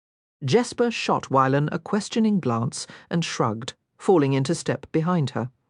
As they ascended the low stone steps, a cold, creeping sensation travelled up Wylan's spine. Jesper, he whispered urgently. There are bars on the windows. Nervous monks, Jesper suggested. But the usual humour was absent from his tone. The interior was nothing like any church Wylan had ever seen. The front parlour soared 2 stories high, its floor laid with pristine white tiles, painted with delicate blue tulips. The silence was profound, a thick, smothering quiet that pressed against his ears. A large desk sat in one corner, adorned with a vase of the same purple wisteria from outside. Wylan took a deep breath, finding a sliver of comfort in the familiar scent. The woman unlocked a large cabinet, sorted through it briefly, and withdrew a thick, well-worn file. "Here we are," she said, placing it on the desk. "Maria Hendricks, as you can see, all the documentation is in perfect order. You're welcome to review it while we get her cleaned up for your visit. In the future, a bit of advance notice would help us avoid any delays." A wave of icy sweat broke over Wyland's skin. He managed a stiff nod. The woman took a heavy ring of keys from the cabinet and moved to one of the pale blue doors leading out of the parlour. The sound of the key turning in the lock from the other side echoed in the hushed room. Wyland set his broken-stemmed flowers down on the desk. He'd been clutching them like a lifeline. "What is this place?" he breathed, the words barely audible. What did she mean, get her cleaned up? His heart hammered against his ribs, a frantic off-beat rhythm of pure dread. Jesper was already flipping through the folder, his eyes scanning the pages with focused intensity. Wyland leaned over his shoulder, and a hopeless, choking panic seized him. The words on the page were a senseless scribble, a chaotic tangle of black lines that might as well have been insect tracks. He struggled to draw air into his lungs. "Jesper, please," he begged, his voice thin and strained. "Read it to me. I'm sorry," Jesper said, the words tumbling out in a rush. "I forgot." Wyland couldn't decipher the expression on Jesper's face, a mix of sorrow and utter bewilderment. "Wyland," Jesper said, his voice low. "I believe your mother is still alive. That can't be true. Your father had her institutionalized." Wyland shook his head, refusing to accept it. She fell ill. It was a respiratory infection. The records state she was diagnosed with hysteria, paranoia, and a persecution complex. "She can't be alive," he remarried. "What about Alice? I think he had her declared mentally unfit and used it to secure a divorce. This isn't a chapel, Wyland. It's a sanitarium. St. Hilda." The annual payments from his father weren't charitable contributions. They were for her care, for their secrecy. The world seemed to tilt on its axis. Jesper guided him into the desk chair, a firm hand on his back, easing him forward. "Head between your knees. Look at the floor. Just breathe." Wyland dragged air into his lungs, forcing himself to exhale slowly, his gaze fixed on the cheerful blue tulips patterned in the white tile. "Tell me everything." "You need to steady yourself, or they'll suspect something's off." "Tell me the rest." Jesper released a heavy sigh and kept turning pages in the file. "You have got to be kidding me," he muttered a moment later. "There's a transfer of authority here. It's a duplicate." Wyland didn't lift his eyes from the floor. "A transfer of what?" Jesper read aloud. "This document, witnessed before Gezen and in accordance with the lawful commerce of men, ratified by the courts of Kirch and its merchant council, hereby transfers all property, estates, and legal holdings from Maria Hendricks to Jan van Eck, to be administered by him until such time as Maria Hendricks is deemed competent to manage her own affairs." "All property," Wyland echoed. "What is happening? What is she doing in this place?" The key turned in the lock of the light blue door, and the woman, a nurse, Wyland understood, swept back in, adjusting her smock. "We're ready for you," she announced. "She's very calm today. Are you feeling unwell?" "My friend's a little light-headed, too much sun after being cooped up in Mr. Smeat's office all day. Could we possibly get a glass of water?" "Of course," the nurse replied. "Oh, you do look quite peaked." She vanished behind the door again, repeating the ritual of locking and unlocking it. "She's keeping the patients contained." Jesper knelt before Wyland, hands on his shoulders. "Why, listen, you have to get a grip. Can you handle this? We can go. I can make an excuse, or I can go in alone. We can attempt to return another." Wyland drew a ragged, deep breath through his nose. The enormity of it was incomprehensible, a vast, dark ocean he couldn't navigate, so just do one thing at a time. It was a strategy an old tutor had taught him, a way to prevent the page from becoming a blur of overwhelming symbols. It had never worked under his father's looming shadow, but Wyland had found it useful elsewhere. One thing at a time. Stand up, he stood. "You're okay. I'm okay," he stated. "We are not leaving." That was the single solid fact in the room. When the nurse returned, he took the water, thanked her, and drank. Then he and Jesper followed her through the pale blue door. He left the wilted wildflowers strewn across the desk behind. One thing at a time, they passed locked doors, a sort of common room from somewhere. A low, mournful sound reached his ears in a broad parlour.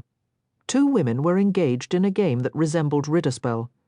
My mother is dead, she's gone, but some part of him, a part that was now wide awake, knew it was a lie. The nurse finally ushered them onto a glass-enclosed porch situated on the west side of the building to soak up the last warmth of the setting sun. One entire wall was windows, offering a view of the hospital's sprawling green lawn and the distant cemetery. It was a pleasant room, the tiled floor gleaming. A half-finished landscape rested on an easel near the window, and the sight of it brought a sudden memory rushing back to Weilen. He recalled his mother standing before her own easel in the garden of their Geldstraat home, the sharp scent of linseed oil in the air, her clean brushes standing in a jar of water. Her thoughtful eyes would trace the lines of the boathouse and the canal just beyond. "She paints," Weilen stated, his voice devoid of inflection. Constantly, the nurse replied with a bright, cheerful tone. "Our Maria is quite the talented artist." In a wheeled chair sat a woman, her head nodding slightly, as if she were battling sleep. Piles of blankets were wrapped around her slender shoulders. Her face was deeply lined, and her hair, a faded amber streaked with silver, reminded Weilen of his own hair colour left to bleach in the sun. A wave of relief washed over him. This woman seemed far too aged to be his mother, but then she lifted her chin and opened her eyes. They were a clear, unmistakable hazel, vivid and unchanged. "You have visitors, Miss Hendricks." His mother's lips moved silently. She studied them with a sharp, penetrating gaze before her expression softened, growing distant and uncertain. "Should I? Do I know you?" she asked, her voice faint. Weilen's throat tightened. "Would you recognize me," he thought, "if I still looked like the boy you knew?" He managed to shake his head. "We met a very long time ago," he said. "I was only a child then." She made a soft, thoughtful sound and turned her gaze toward the lawn. Feeling utterly lost, Weilen looked to Jesper. He wasn't prepared for this. In his mind, his mother was a memory long interred, returned to dust. Gently, Jesper guided him to the chair facing Maria. "We have an hour before we need to start back," he murmured. "Talk to her. About what? Remember what you told Kaz? We never know what comes next. This is the moment we have." Then Jesper stood and walked over to where the nurse was organizing tubes of paint. "Please forgive me, miss. I'm embarrassed to say I missed your name." The nurse smiled, her cheeks as round and rosy as apples coated in candy. "Betche.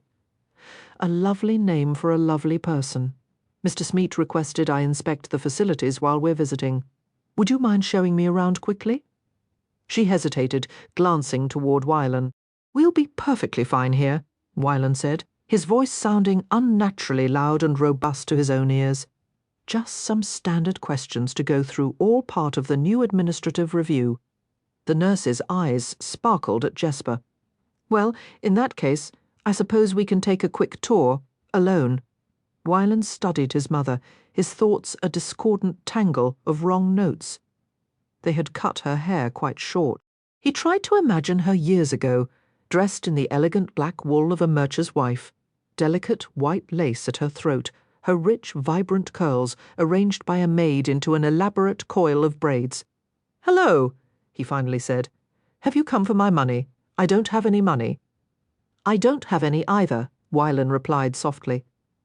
She wasn't precisely familiar, yet there was something in the tilt of her head and the straight, poised line of her spine, as if she were seated at a piano bench. "Do you enjoy music?" he asked. She nodded. "Yes, but there isn't much to be heard here." He drew the flute from inside his shirt. He had carried it all day, tucked against his chest like a hidden talisman, and it was still warm from his body heat. He had originally intended to play it by her graveside, a notion that now felt foolish. Kaz would have ridiculed him mercilessly. The initial notes wavered, but soon he steadied his breath. He found a melody, a simple tune from his earliest lessons. For a brief moment, She looked as if she were trying to place where she'd heard it before. Then she simply closed her eyes and listened. When he finished, she said, "Play something cheerful." So he played a lively Kalish reel, followed by a Kirch sea shanty better suited to a tin whistle. He played every upbeat song that came to mind, avoiding anything sombre or sorrowful. She didn't speak, though occasionally he noticed her foot tapping in time and her lips moving as if she knew the words. Eventually, he lowered the flute into his lap. "How long have you been in this place?" She offered no reply. He leaned closer, searching for any flicker of recognition in her distant, hazel-coloured gaze. "What did they do to you?" Her hand rose, cool and dry against his cheek. "What did they do to you?" she echoed. He couldn't tell if it was a question thrown back at him or just a hollow repetition. Wylan felt a sharp, aching lump form in his throat and struggled to force it down. The door swung open with a bang. "Well, now, was it a nice little chat?" The nurse chirped as she bustled in. Quickly, Wylan slipped the flute back inside his shirt. It was, he managed. Everything appears to be in order. "You both seem terribly young for this sort of duty," she remarked, smiling pointedly at Jesper. "I could say the same about you," he shot back with a grin. "But you know how it goes. The newest hires always get the grunt work. Will you be returning soon?" Jesper gave a playful wink. "You never can tell," he nodded toward Wylan. "We've got a boat to catch." "Say goodbye, Miss Hendricks," the nurse prompted. Maria's lips parted, and this time Wylan was near enough to catch the whispered word. Van Eck, as they left the ward, the nurse kept up a constant cheerful patter with Jesper. Wylan trailed behind them, his heart a heavy, painful weight in his chest. What exactly had his father done to her? Was she truly insane? Or had he simply paid off the right officials to claim she was? Had he been poisoning her mind? Jesper glanced back once, his grey eyes full of quiet worry as the nurse prattled on. They were nearly at the pale blue exit door when the nurse suddenly asked, "Would you care to see her paintings?" Wylan stopped dead. He nodded mutely. "I think that would be fascinating," Jesper said smoothly. The woman led them back down the hall and opened a door that seemed to lead to a storage closet. Wylan's legs nearly gave way. He had to brace a hand against the wall to steady himself. The nurse, still talking, didn't notice. The paints aren't cheap, of course, but they do bring her such joy. This is just the most recent collection. Every 6 months or so, we have to haul them out to the trash pile. We simply don't have the room. Wylan wanted to shout. The closet was packed with canvases, vistas of the hospital grounds, a lake captured in both sunlight and shadow. And there, painted over and over, was the face of a small boy with coppery curls and vivid blue eyes. He must have made a sound, because the nurse finally turned to him. "Oh my," she said to Jesper, "your friend has gone awfully pale again. Perhaps a tonic?" "No, thank you," said Jesper, slipping an arm around Wylan's shoulders. "But we really must be going. It's been a most informative visit." Wylan didn't remember the walk down the driveway, lined with dark yew hedges, or fetching their coats and caps from behind the old tree stump near the main road. They were halfway back to the docks before he found his voice. "She knows what he did. She knows he had no right to take her money, her entire life, Van Eck," she'd said. She wasn't Maria Hendricks. She was Maria Van Eck, a wife and mother robbed of her name and everything she owned. "Remember when I told you he wasn't a monster?" Wylan's legs simply quit. He sat down hard, right in the middle of the dirt road, and he didn't care because the tears were coming in great heaving sobs that tore through him. He hated that Jesper was witnessing this, but he was powerless to stop it, the crying, or any of the rest. He buried his face in his arms, covering his head as if by sheer... "Hey," Jesper said, giving him a firm shake. "Hey, listen to me. Your father had plenty of options when he discovered you couldn't read. For heaven's sake, he could have claimed you had a vision problem or were partially blind. Or, ideally, he could have simply been thrilled to have a son with your kind of mind. I don't have that kind of mind. You're clueless about plenty, Wylan, but you are not clueless. And if I catch you calling yourself an idiot one more time, I'm informing Matthias you attempted to kiss Nina, quite enthusiastically. Wyland sniffed, using his sleeve. He wouldn't buy that for a second. Fine, then I'll tell Nina you made a pass at Matthias with equal enthusiasm. Jesper let out a breath. Listen, ordinary people don't lock their spouses away in sanitariums. They don't cut their sons off for not being the perfect heir. You think my old man dreamed of a disaster like me? This isn't on you. This happened because your father is a madman wearing a very expensive suit. Wyland pressed his palms against his aching eyes. All of that is correct, and none of it makes me feel the slightest bit better. Jesper gave his shoulder a gentle nudge. All right, try this. Kaz is going to rip your father's entire world to pieces. Wyland almost said that didn't help either, but he paused. Kaz Brekker was the most ruthless, vindictive person Wyland had ever met, and he'd vowed to ruin Jan van Eyck. The idea washed over him like a cool stream, soothing the hot, humiliating helplessness he'd carried for years. Nothing could ever fix what had happened, but Kaz could make his father's life a spectacular mess, and Wyland would have wealth. He could get his mother out of that place. They could travel somewhere sunny. He could sit her at a piano, coax music from her again, take her somewhere bursting with colour and melody. They could sail to Novi Zem. They could go anywhere. Wyland raised his head, drying his cheeks. You know, that actually helps a great deal. Jesper's smile widened. Figured it might. But if we miss that boat back to Ketterdam, there's no glorious payback. Wyland stood, suddenly impatient to get back to the city, to help set Kaz's scheme in motion. He'd gone to the ice court with reluctance. He'd assisted Kaz with resentment, because deep down a part of him had believed he earned his father's disdain, and he could finally admit that somewhere, hidden away, he'd nursed a faint hope he might still find a way back into his father's good graces.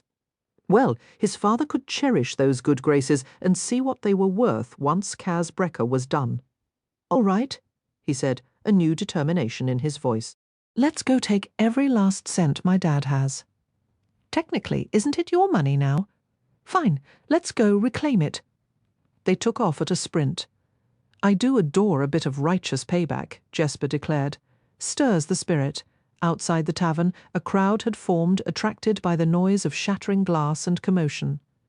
Zoya deposited Nina and Matthias rather roughly onto the floor, and they were swiftly ushered out the back, flanked by a handful of the armed guards.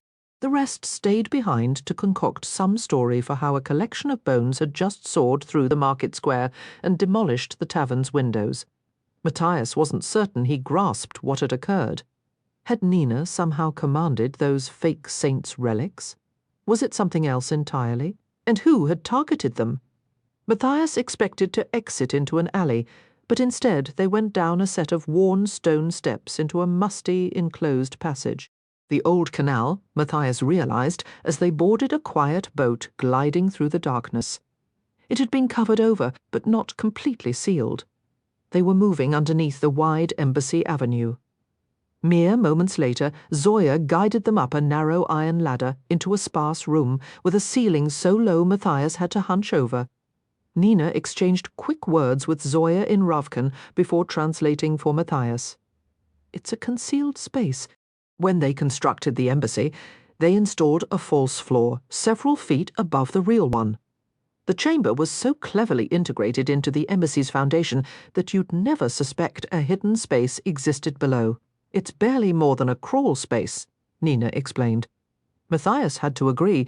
Given that Ketterdam's structures famously lacked basements, it was a brilliant place to hide.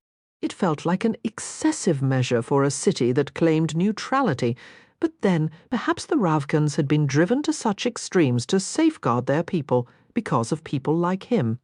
He had been a hunter, a killer, who once took pride in his work. Soon, they found a cluster of figures gathered against what he guessed was the eastern wall, assuming he hadn't lost all sense of direction in the dark. We're directly beneath the embassy garden, Nina murmured. He gave a terse nod. It was the logical spot to muffle sounds from a hidden group. There were maybe 15 of them, a mix of ages and backgrounds, united only by their tense, watchful expressions. These had to be Grisha. They hadn't waited for a formal warning to seek shelter. So few, Matthias asked quietly. Nina had thought there were closer to 30 in the city. Some might have escaped on their own, or they're hiding elsewhere, she offered. Or they were already in the hands of the authorities. If Nina avoided saying it aloud, he wouldn't either. Zoya guided them through a low arch into a rounded chamber, where Matthias could finally stand straight, likely situated under a decorative cistern or garden folly. His brief relief vanished when one of Zoya's guards produced a set of iron shackles, and Zoya's finger pointed squarely at him.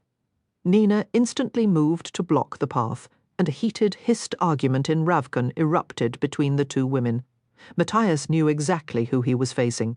Zoya Nazialensky was a legend among Ravka's Grisha, a squalor of immense power who had served under the Darkling, then the Sun's Summoner, and now held a seat on King Nikolai's ruling triumvirate. After feeling the force of her abilities firsthand, her rapid rise made perfect sense. He didn't understand the words, but Zoya's contempt was clear in her tone and in her sharp gestures toward him and the restraints. He was on the verge of snarling that if the Storm Witch wanted him chained, she could attempt it herself and see how that ended when Nina threw up her hands. "Enough," she declared in Kirch. "Matthias stays free, and we will all speak a language we understand. He has a right to know what's happening here." Zoya's gaze sharpened. She looked from Matthias to Nina, and then, in heavily accented Kirch, stated, "Nina Zenik, you remain a soldier of the Second Army, and I am still your commanding officer. This is a direct violation of orders. Then you'll have to shackle me as well. Do not assume I am not considering it." "Nina!" The shout echoed through the chamber, coming from a red-haired woman who had just entered. "Genya!" Nina cried out with joy. Matthias would have recognized Genya Safin without an introduction. Her scarred face, the red silk eye patch, embroidered with a golden sunburst, marked her as the famed tailor, Nina's former teacher, and another member of the triumvirate. Watching their reunion, a cold sickness settled in his gut. He had anticipated meeting desperate, anonymous refugees, people like Nina, who were simply trying to survive in Ketterdam. Not the highest-ranking Grisha in Ravka. Every instinct screamed at him to fight or to flee this place immediately, not to stand there like some nervous boy being presented to his sweetheart's family. And yet, these were Nina's friends, her mentors. They are the enemy. A voice insisted in his mind, and he couldn't tell if it was Commander Brum's or his own. Genya stepped back from the embrace, gently brushing a stray blonde strand from Nina's wig to study her face. "Nina, how can this be? The last time Zoya laid eyes on you—" "You were having a full-blown meltdown," Zoya cut in, storming off from camp with all the subtlety of a lost bull moose. To Matthias's astonishment, Nina actually flinched, looking for all the world like a scolded kid. He'd never seen her wear an expression of pure embarrassment before. "We believed you were gone," Genya said softly. "She looks like she's been through hell." "She looks perfectly fine to me." "You disappeared," Zoya snapped, her voice sharp. "When word reached us of Fjordan patrols in the area, we feared the absolute worst." "The worst found me," Nina replied, her voice low. "And then it decided to stick around for an encore." She reached for Matthias's hand, her fingers lacing with his. "But we made it through. We're here now." Zoya's gaze dropped to their joined hands, her arms folding tightly across her chest. "I can see that." A faint, curious smile touched Genya's lips. "Well, if he's the worst that could happen? What are you even doing here?" Zoya demanded, ignoring her. "Are you and your Fjordan companion trying to flee Ketterdam? What if we were? Why set a trap for us?" "Grisha are being targeted all over the city," Zoya shot back. "We had no idea who you were or if you were working with the Shu. We only knew you used the code with the peddler. We keep soldiers stationed in the tavern now. Anyone seeking out Grisha is a possible enemy." Considering the terrifying new Shu soldiers Matthias had witnessed, their caution was justified. "We came to help," Nina stated firmly. "What help could you possibly offer?" Zoya's tone was dismissive. "You have no concept of the forces moving in this city, Nina. The Shu have created a substance. Jorda Param, Zoya went very still. What do you know about Param? Nina's grip on Matthias's hand tightened. She drew a slow, steadying breath. I've seen its effects. I've felt them myself. Jenya's single amber eye widened in dismay. Nina, please tell me you didn't. Of course she did, Zoya said, a bitter laugh escaping her. You've always been this way. You dive headfirst into disaster like it's a vacation. Is that why you look like you've been dragged through a gutter? How could you be so foolish? I do not look that bad, Nina muttered, but the chastened expression was back. Matthias couldn't bear it.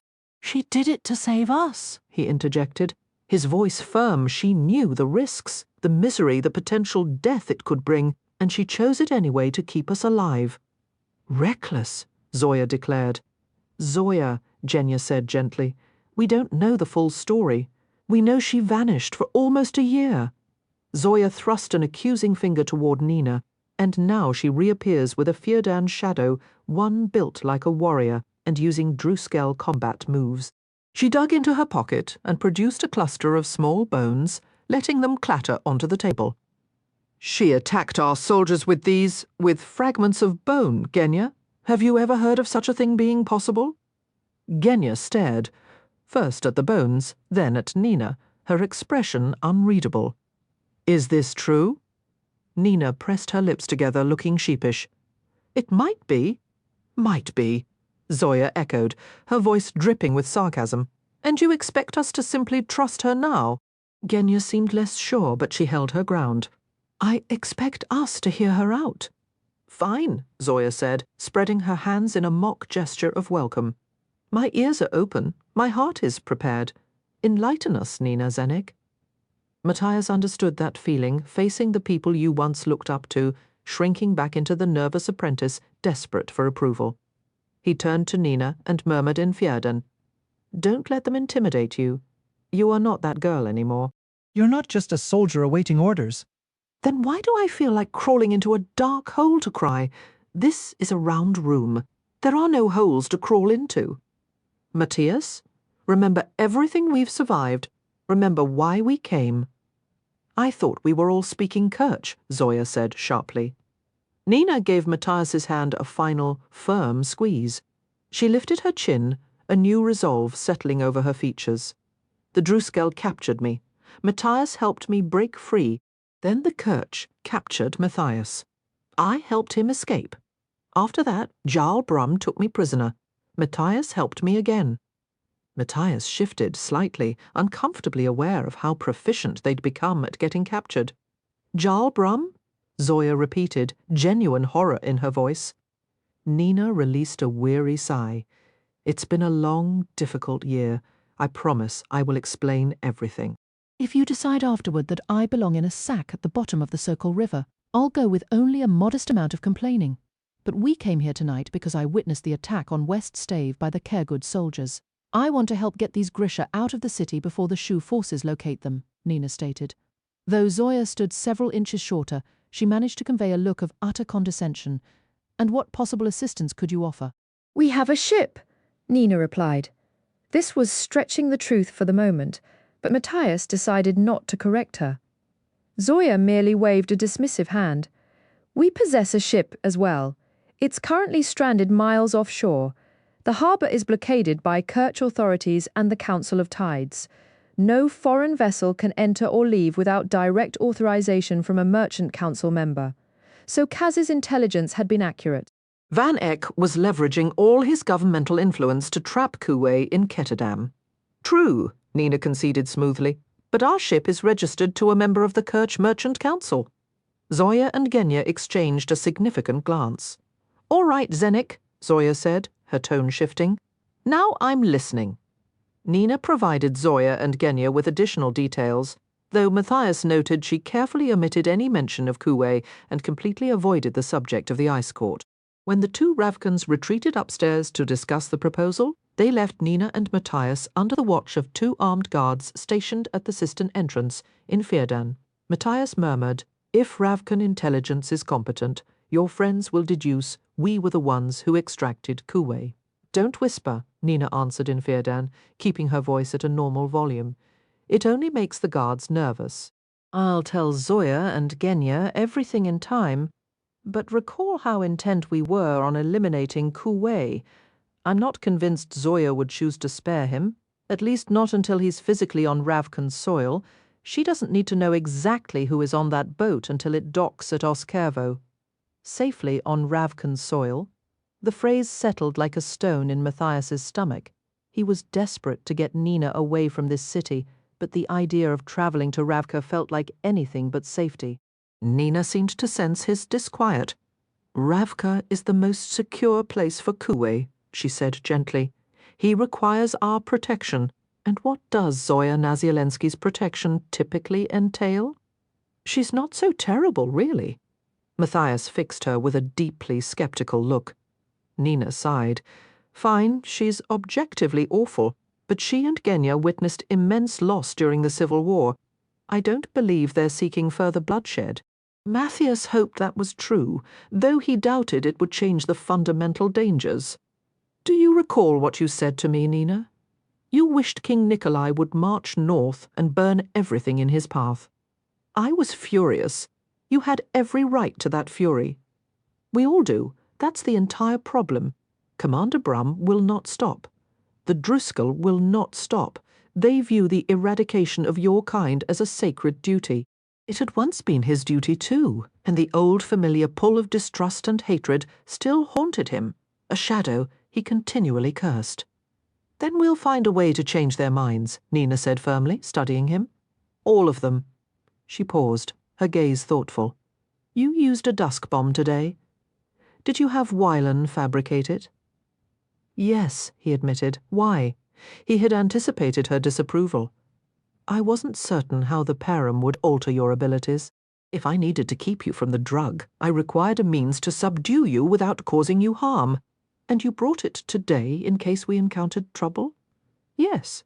Trouble involving Grisha. He nodded, bracing for her reprimand. But it never came. She simply watched him, her expression contemplative. She moved closer. Matthias shot an anxious look toward the guards' backs visible in the doorway. Ignore them, she whispered. Her next question was quiet, direct. Why haven't you kissed me, Matthias? This isn't the place. Is it because of what I am? Do you still fear me? No. She hesitated, wrestling with her words. Is it because of my behavior on the ship? The way I acted the other night when I tried to coax the rest of the parum from you? How could you think that? You're always calling me shameless. Her voice grew soft, vulnerable. I suppose I feel ashamed. A slight shudder passed through her. It's like trying to wear a coat that's 2 sizes too small, she said. Nina, I gave you my word. That's not. Your enemies are my enemies now. I'll stand beside you against anything, even this poison. She shook her head as if he weren't making any sense. I don't want you here out of obligation, or some misplaced sense of duty, or because you feel you owe me for saving your life. Nina, he began, then hesitated. Nina, I am here because you allow me to be. There is no greater privilege than to stand at your side. Privilege? Duty? I understand. Her anger he could handle, but the hurt in her eyes was something he couldn't bear. Matthias was fluent in the language of conflict, but this conversation left him tongue-tied. Meeting you was a catastrophe. She arched an eyebrow. How charming! By Giel, he was awful at this. He pressed on, desperate for her to see. Yet I am thankful for that catastrophe every single day. I needed an upheaval to tear me from the world I understood. You were a hurricane, an avalanche. I, she declared, placing a hand on her hip, am a fragile bloom. You are no single bloom. You are an entire meadow bursting into colour all at once. You are a wildfire. You are a thunderstorm. You are utterly consuming. And what would you rather have? She demanded, her eyes flashing, a faint tremor in her voice. Some proper Fjordan maiden in a high-necked dress who takes a cold plunge whenever she feels a spark of excitement. That is not what I meant. She stepped closer. Again, his gaze flickered toward the guards. Their backs were turned, but Matthias was certain they were listening, regardless of the language being spoken. What are you so afraid of? She challenged. Don't look at them, Matthias. Look at me. He looked. It was a battle not to. He loved seeing her in Ferdinand attire, the snug wool vest, the generous sweep of her skirts. Her green eyes were vivid, her cheeks flushed, her lips slightly parted. It was dangerously easy to picture himself on his knees before her, his hands tracing the pale curve of her calves, pushing the fabric of her skirts upward, past her knees to the warmth of her thighs. And the cruelest part was, he remembered exactly how she felt. Every fibre of him recalled the heat of her skin against his that first night in the whaling camp. There is no one I desire more, there is nothing I want more than to be consumed by you. But you don't wish to kiss me. He drew a slow breath, fighting for clarity. This was all backwards in Fjorda, he started. We are not in Fjorda, he had to make her see. In Fjorda, he insisted, I would have sought your parents' blessing to court you properly. I haven't laid eyes on my parents since I was a girl. We would have been chaperoned. I would have shared meals with your family at least 3 times before we were ever permitted a moment alone. We are alone now, Matthias. I would have brought you tokens. Nina tilted her head. Do continue. Winter roses, if I could manage them. A silver hair comb. I don't require trinkets. Apple cakes topped with sweet cream. I thought Driskella avoided sweets. They would all have been for you, he said. You have my full attention. Our first kiss would have been in a sun-dappled forest, or beneath a sky full of stars after a village festival, not in a tomb or some musty cellar with sentries at the door. Let me see if I understand, Nina said. You haven't kissed me because the scenery isn't poetic enough? This isn't about poetry. A true kiss, a real courtship. There is a way these things are meant to be done. For respectable criminals. The corners of her mouth lifted, and for a heartbeat he feared she would laugh. Instead, she simply shook her head and moved nearer still. Her body was now a whisper from his own. The urge to erase that tiny space was a torment. On the very first day you arrived for this proper courtship, I would have pulled you into the pantry, she said. But please, do go on about Fjordan girls. They speak softly. They don't flirt with every man they come across, you know. I flirt with women as well. I'm fairly certain you'd flirt with a potted plant if it glanced your way. If I flirted with a plant, it would definitely perk up. Are you jealous? Constantly? Good. Her voice was a low hum that seemed to resonate inside him. What are you staring at, Matthias? He kept his eyes fixed on the ceiling, murmuring, Nothing. Matthias, are you praying? Maybe for self-control? She asked, her tone deceptively sweet. You truly are a witch. I'm not proper, Matthias. I am painfully, acutely, and ravenously aware of that. He let out a slow breath. And I hate to break it to you, but you're not exactly proper either. His eyes finally met hers. How many rules have you shattered since we met? How many laws? And they won't be the last. Nothing about us will ever be proper, she stated, tilting her face toward his. They were so close the air between them felt charged. Not how we met, not the life we're living, and certainly not the way we kiss. She rose onto her toes, and just like that, her lips met his. It was hardly more than a brush, a swift, surprising touch. Before she could even think of pulling back, his arms were around her.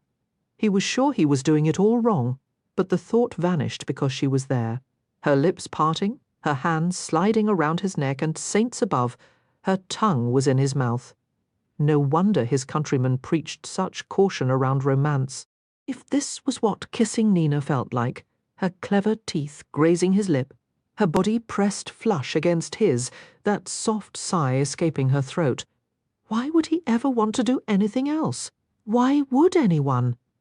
Matthias, she breathed against his mouth, and then they were lost in it again. She tasted like spring rain and wildflowers. His hands moved over her back, mapping the curve of her spine, the generous swell of her hips. Matthias, she said again, more firmly, drawing back. He opened his eyes, braced for some mistake. Nina was biting her lower lip, now pink and full, but she was smiling, her eyes bright. Did I do something wrong? Not a thing, you magnificent creature. But Zoya's pointed cough cut through the air. I'm thrilled you two found a way to pass the time. Her face was a mask of disdain, but beside her, Genya looked ready to vibrate with delight. Maybe you should set me down, Nina suggested. Reality came rushing back, the guards' amused glances, Zoya and Genya in the doorway, and the fact that, in his year's worth of pent-up longing, he had lifted Nina completely off the floor. A hot wave of shame washed over him. What kind of Ferdinand behaved this way?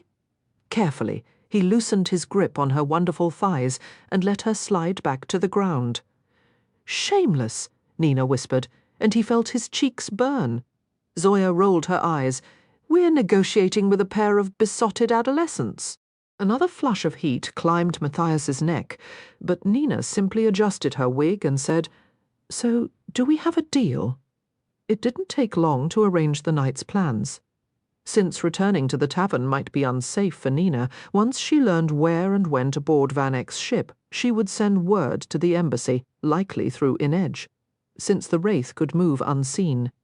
The refugees would stay hidden as long as possible, then Genya and Zoya would escort them to the harbour. Expect trouble, Matthias warned. The Shu are watching this district. They haven't dared strike the embassy or the market yet, but it's only a question of time. We'll be prepared, Ferdinand, Zoya replied, and in her look he recognized the resolve of a natural leader.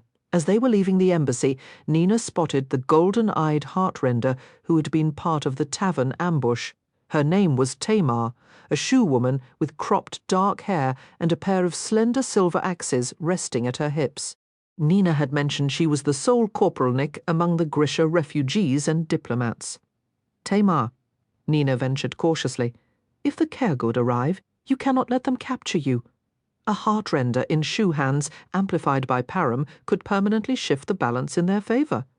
You have no idea what that drug can truly do. No one will take me breathing, the girl replied flatly. She produced a small, pale yellow tablet from her pocket, holding it up between her fingers. Poison. Genya's design, it's instant. We all carry them. She passed it to Nina. Take this just for safety. I have a spare. Nina, Matthias began, but Nina didn't pause. She tucked the pill into her skirt pocket before he could voice another objection. They moved out of the government quarter, avoiding the market stalls and giving a wide berth to the tavern where the Stadwatch had congregated. Matthias tried to concentrate on the route back to Black Vale, to stay sharp, but his mind kept circling back to that faint yellow pill. Its very sight had resurrected the dream with brutal clarity, the northern ice, Nina vanishing, Matthias utterly helpless. It had extinguished the wild, joyful warmth of her kiss completely. The nightmares began aboard the ship during Nina's most brutal battle with Param withdrawal. One night she had been furious, trembling violently, her clothes drenched in sweat. "You're not a good man," she had screamed. "You're a good soldier, and the pathetic part is you can't even tell the difference." Later, she was wretched, sobbing, racked by hunger and remorse. "I'm sorry," she'd wept. "I didn't mean it. You know I didn't mean it." And then, a heartbeat later, if you would just help me. Her lovely eyes swam with tears, and in the dim lantern light, her pale skin looked dusted with frost. "Please, Matthias, I'm in so much pain. Help me." He would have given anything to relieve her agony, but he had sworn not to provide more Param. He had vowed not to let the drug enslave her, and he intended to keep that promise, whatever the personal cost. "I can't, my love," he had whispered, laying a cool cloth on her forehead. "I can't get you more Param. I had them lock the door from the outside." In an instant, her expression twisted, her eyes narrowing to slits. "Then break the damn door down, you worthless skiv." "No." She spat directly in his face. Hours later, she lay quiet, exhausted, sorrowful but lucid. She rested on her side, eyelids a shadowed violet, breathing in short, shallow gasps. "Talk to me," she murmured. "About what? Anything. Tell me about the Eisenolf." He shouldn't have been startled that she knew of the Isenulf, the massive white wolves bred to fight alongside the Driskeller. They were larger than common wolves, and though trained to obey, they never shared that untamed, fierce spirit that set them apart from tamer breeds. It was difficult to speak of Ferda, the life he had left behind for good, but he made himself continue, desperate for any distraction. Sometimes there are more wolves than Driskeller, sometimes more Driskeller than wolves. The wolves choose when to mate, almost ignoring the breeders. They're too willful for anyone's interference. Nina had managed a faint smile, then grimaced. "Keep going," she whispered. "The same family has bred the Isenulf for generations. They live far to the north, near Stenrink, the Ring of Stones. When a new litter is born, we journey there by foot and by sledge, and each Druskeller selects a pup. From that day on, you are bound to each other. You fight side by side, sleep on the same furs, share your rations. He is not a pet. He is a warrior, like you, a brother." Nina shuddered, and Matthias was flooded with a nauseating wave of shame. In a fight against a Grisha, an Isenulf could turn the tide for a Driskel, instinctively leaping to its master's defence and going straight for an attacker's throat. The Heartrender's power was useless against animals. A Grisha like Nina would stand little chance against such an assault. What if the wolf is hurt? Nina pressed. A Driskel can always train another, but the loss is devastating. And if the Driskel dies, what becomes of the wolf? Matthias took a long moment to answer. He hated this line of thought. Trassel had been his heart. They're released back into the wild, but no pack will ever take them in. What was a wolf without its pack? Isenulf weren't built for solitude. When had the other Driskeller written him off? Had it been Brum himself who led Trassel north onto the ice? The image of his wolf alone and calling for him left a cold, hollow pain in his chest. It felt like a fracture, a lonely sound, like a snow-laden branch finally giving way. As if sensing his grief, Nina opened her eyes, their pale green like the first hint of spring, a colour that pulled him back from the frozen edge. What was his name? Trassel. A slight smile touched her lips. Troublemaker. No one else would have him. Was he the runt? Quite the opposite, Matthias said. The journey to the Ring of Stones had taken over a week of brutal travel. Matthias, only 12 and new to the Driskel, had hated every moment and dreamed of desertion daily. The physical training itself was a relief. The endless running and sparring kept the ache for his lost family at a dull roar. He wanted to be an officer. He wanted to fight Grisha. He wanted to honour the memory of his parents and his sister. The Druskel gave him that purpose. But the rest of it? The loud jokes in the mess, the constant bragging and pointless noise? He had no patience for it. He'd already had a family. They were in the ground, their souls with gel. These boys were just a tool for his goal. Brum had warned him he'd never be a true Druskel if he didn't learn to see the others as brothers. But Matthias didn't buy it. He was the biggest, the strongest, the fastest. He didn't need friends to survive. He spent the entire sled ride at the back, wrapped in silence and furs, and when they finally arrived, he hung back as the others stampeded into the vast barn, whooping and shoving, each diving for the squirming pile of white pups with eyes like chips of ice. The truth was, he wanted a wolf more than anything, but he knew there might not be enough. The old breeder decided the pairings, and some boys would leave with nothing. Most were already crowding around her, trying to win her favour. See? This one likes me. Look, I got her to sit. Matthias knew he should try to be charming, but instead he found himself drifting toward the kennels at the rear of the barn. In a wire cage in the corner, a flash of yellow caught his eye, light reflecting off a pair of watchful, hostile eyes. He moved closer and saw a wolf, not a pup anymore, but not fully grown either. It growled as he approached, hackles raised, head low, teeth bared.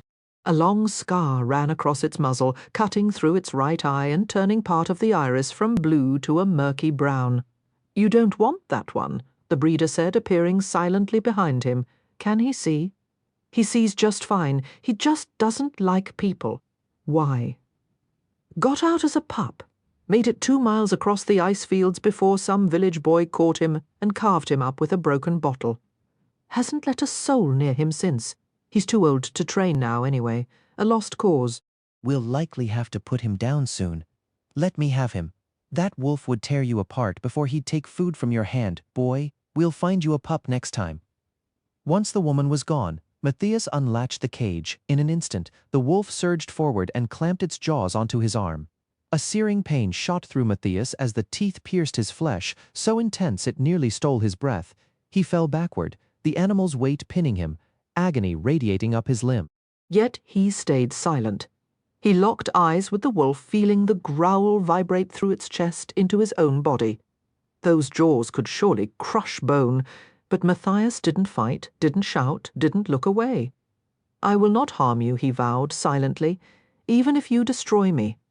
Seconds stretched, blood soaked his sleeve, and a dizzy weakness threatened to pull him under. Then, gradually, the pressure eased, the wolf drew back, its white muzzle, stained red head cocked curiously.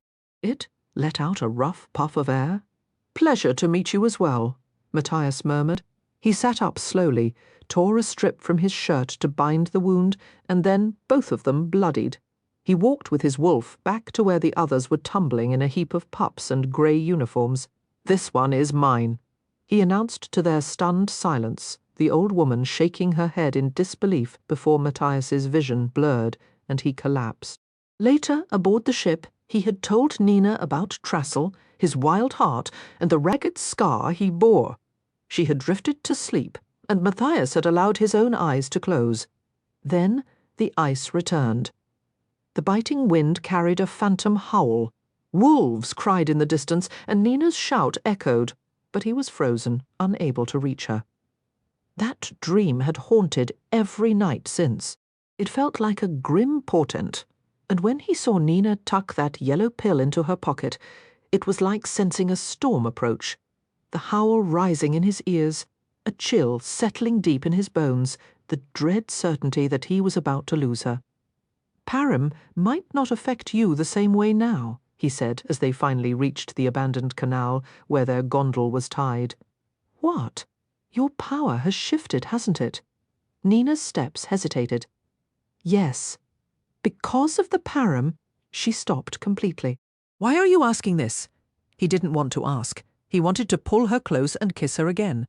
Instead, he said, "If you were taken, the shoe might not be able to use the drug to control you. Or it could be exactly as terrible as before. That pill Tamar gave you the poison." Nina rested a hand on his arm. "I'm not going to be captured, Matthias. But if you were, I don't know what Param did to me. I have to believe it will fade in time. And if it doesn't?" "It has to," she insisted, her brow furrowed. "I can't live like this. It's like I'm only half here, though." "Though," he pressed. "The craving isn't as sharp right now," she said, as if noticing it for the first time. "Actually, I've hardly thought about Param since the fight at the tavern. Using this new power helped. Maybe," she said cautiously. And she paused, frowning. Matthias heard a low, rumbling growl. "Was that your stomach?" It was. Nina's face broke into a brilliant grin. "Matthias, I'm starving. Could she really be recovering? Or had the tavern fight stirred her appetite back to life? He didn't care about the reason, only that she was smiling like that again. He swept her up and spun her around. "You're going to throw your back out," she laughed, her smile luminous. "You're light as a feather. I have no desire to meet that bird. Now let's go find me a tower of waffles twice your height. She cut off, all color leaving her cheeks. "Oh, saints." Matthias turned to follow her gaze and found himself staring into his own eyes. A poster was slapped on the wall, bearing a sketch of his face that was unnervingly exact. The illustration was topped by a single word in multiple languages: "Wanted." Nina tore the poster from the wall. "You were supposed to be dead. Someone likely demanded to see Muzan's body before the cremation," Matthias said. "It could have been the Fjerdans or just a prison official." More text was printed at the bottom in Kirch, a language he couldn't decipher, But he recognized his own name and the number clearly enough. 50,000 Kruge. They've posted a reward for me. Not just a reward, Nina corrected, her finger tracing the words below the sum. She translated, her voice tight. Wanted, Matthias Helvar, dead or alive. They've put a price on your head. When Nina and Matthias burst into the tomb, Jesper felt like jumping from the table and dancing with relief.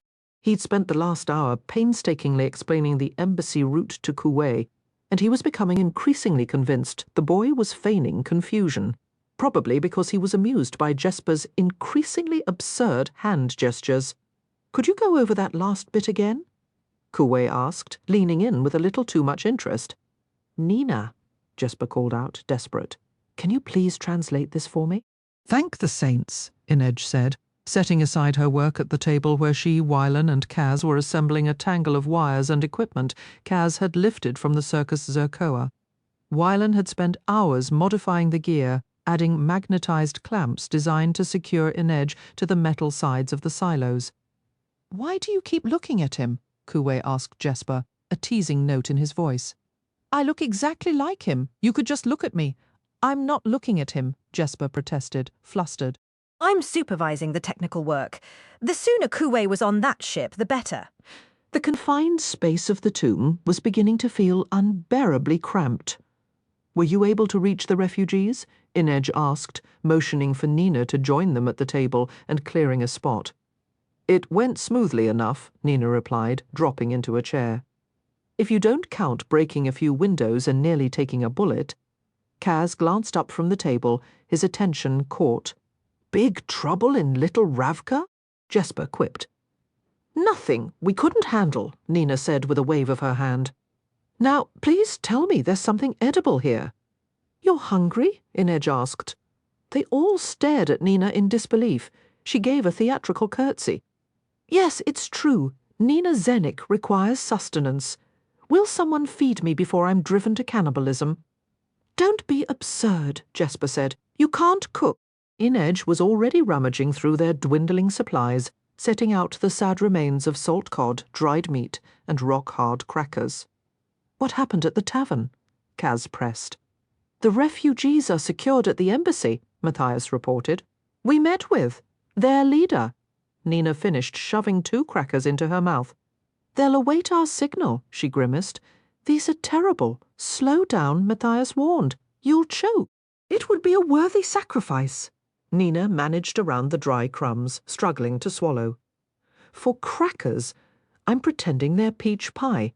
When does the boat depart?" "We secured passage on a molasses shipment bound for Oskervo," Inej said. "It leaves at 11 bells. Specht is forging the documents now."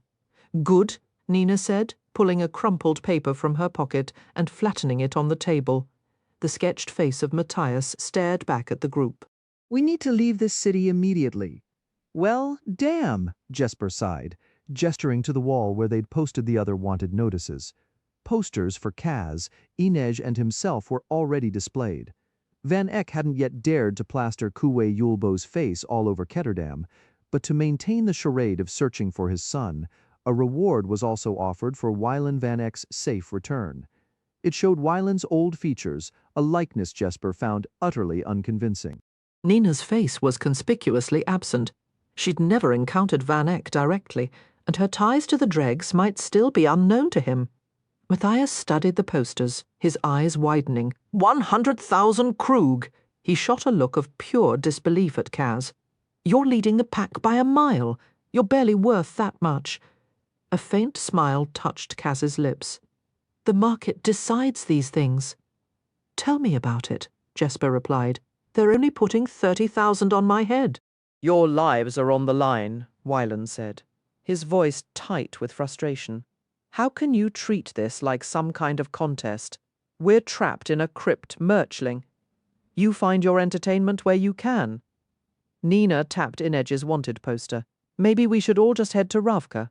It isn't safe for you to stay here anymore." "It's not the worst plan," Kaz conceded.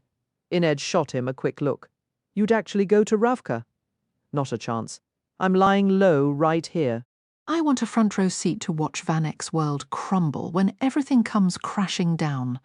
But you could come, Nina pressed, turning to Inej. Jesper, we could bring your father along too. Jesper pictured his dad cooped up in some plush suite at the Geldrenner Hotel, likely wearing a path in the expensive carpet with his anxious pacing. It had only been 2 days since he'd watched his father's broad shoulders vanish among the headstones as Rotti led him away from Black Vale. But it felt like a lifetime. In that short span, Jesper had nearly been killed by Grisha hunters and now had a bounty on his life. If they could just pull this job off tonight, his father would never have to know any of it. Absolutely not, Jesper said firmly. I want Dar to get his money and get back to Novia Zem as fast as possible. I won't rest easy until he's safe on the farm. We'll lay low at his hotel until Van Eck is ruined and the sugar market goes into a tailspin. Inej? Nina asked. Everyone looked toward the wraith except Jesper. He kept his eyes on Kaz, curious to see his reaction to the possibility of Inej leaving the city. Kaz's face was utterly unreadable, as if he were merely waiting to hear the evening's menu. Inej shook her head. When I go to Ravka, it will be on my own ship, with my own crew at the helm. Jesper's eyebrows rose.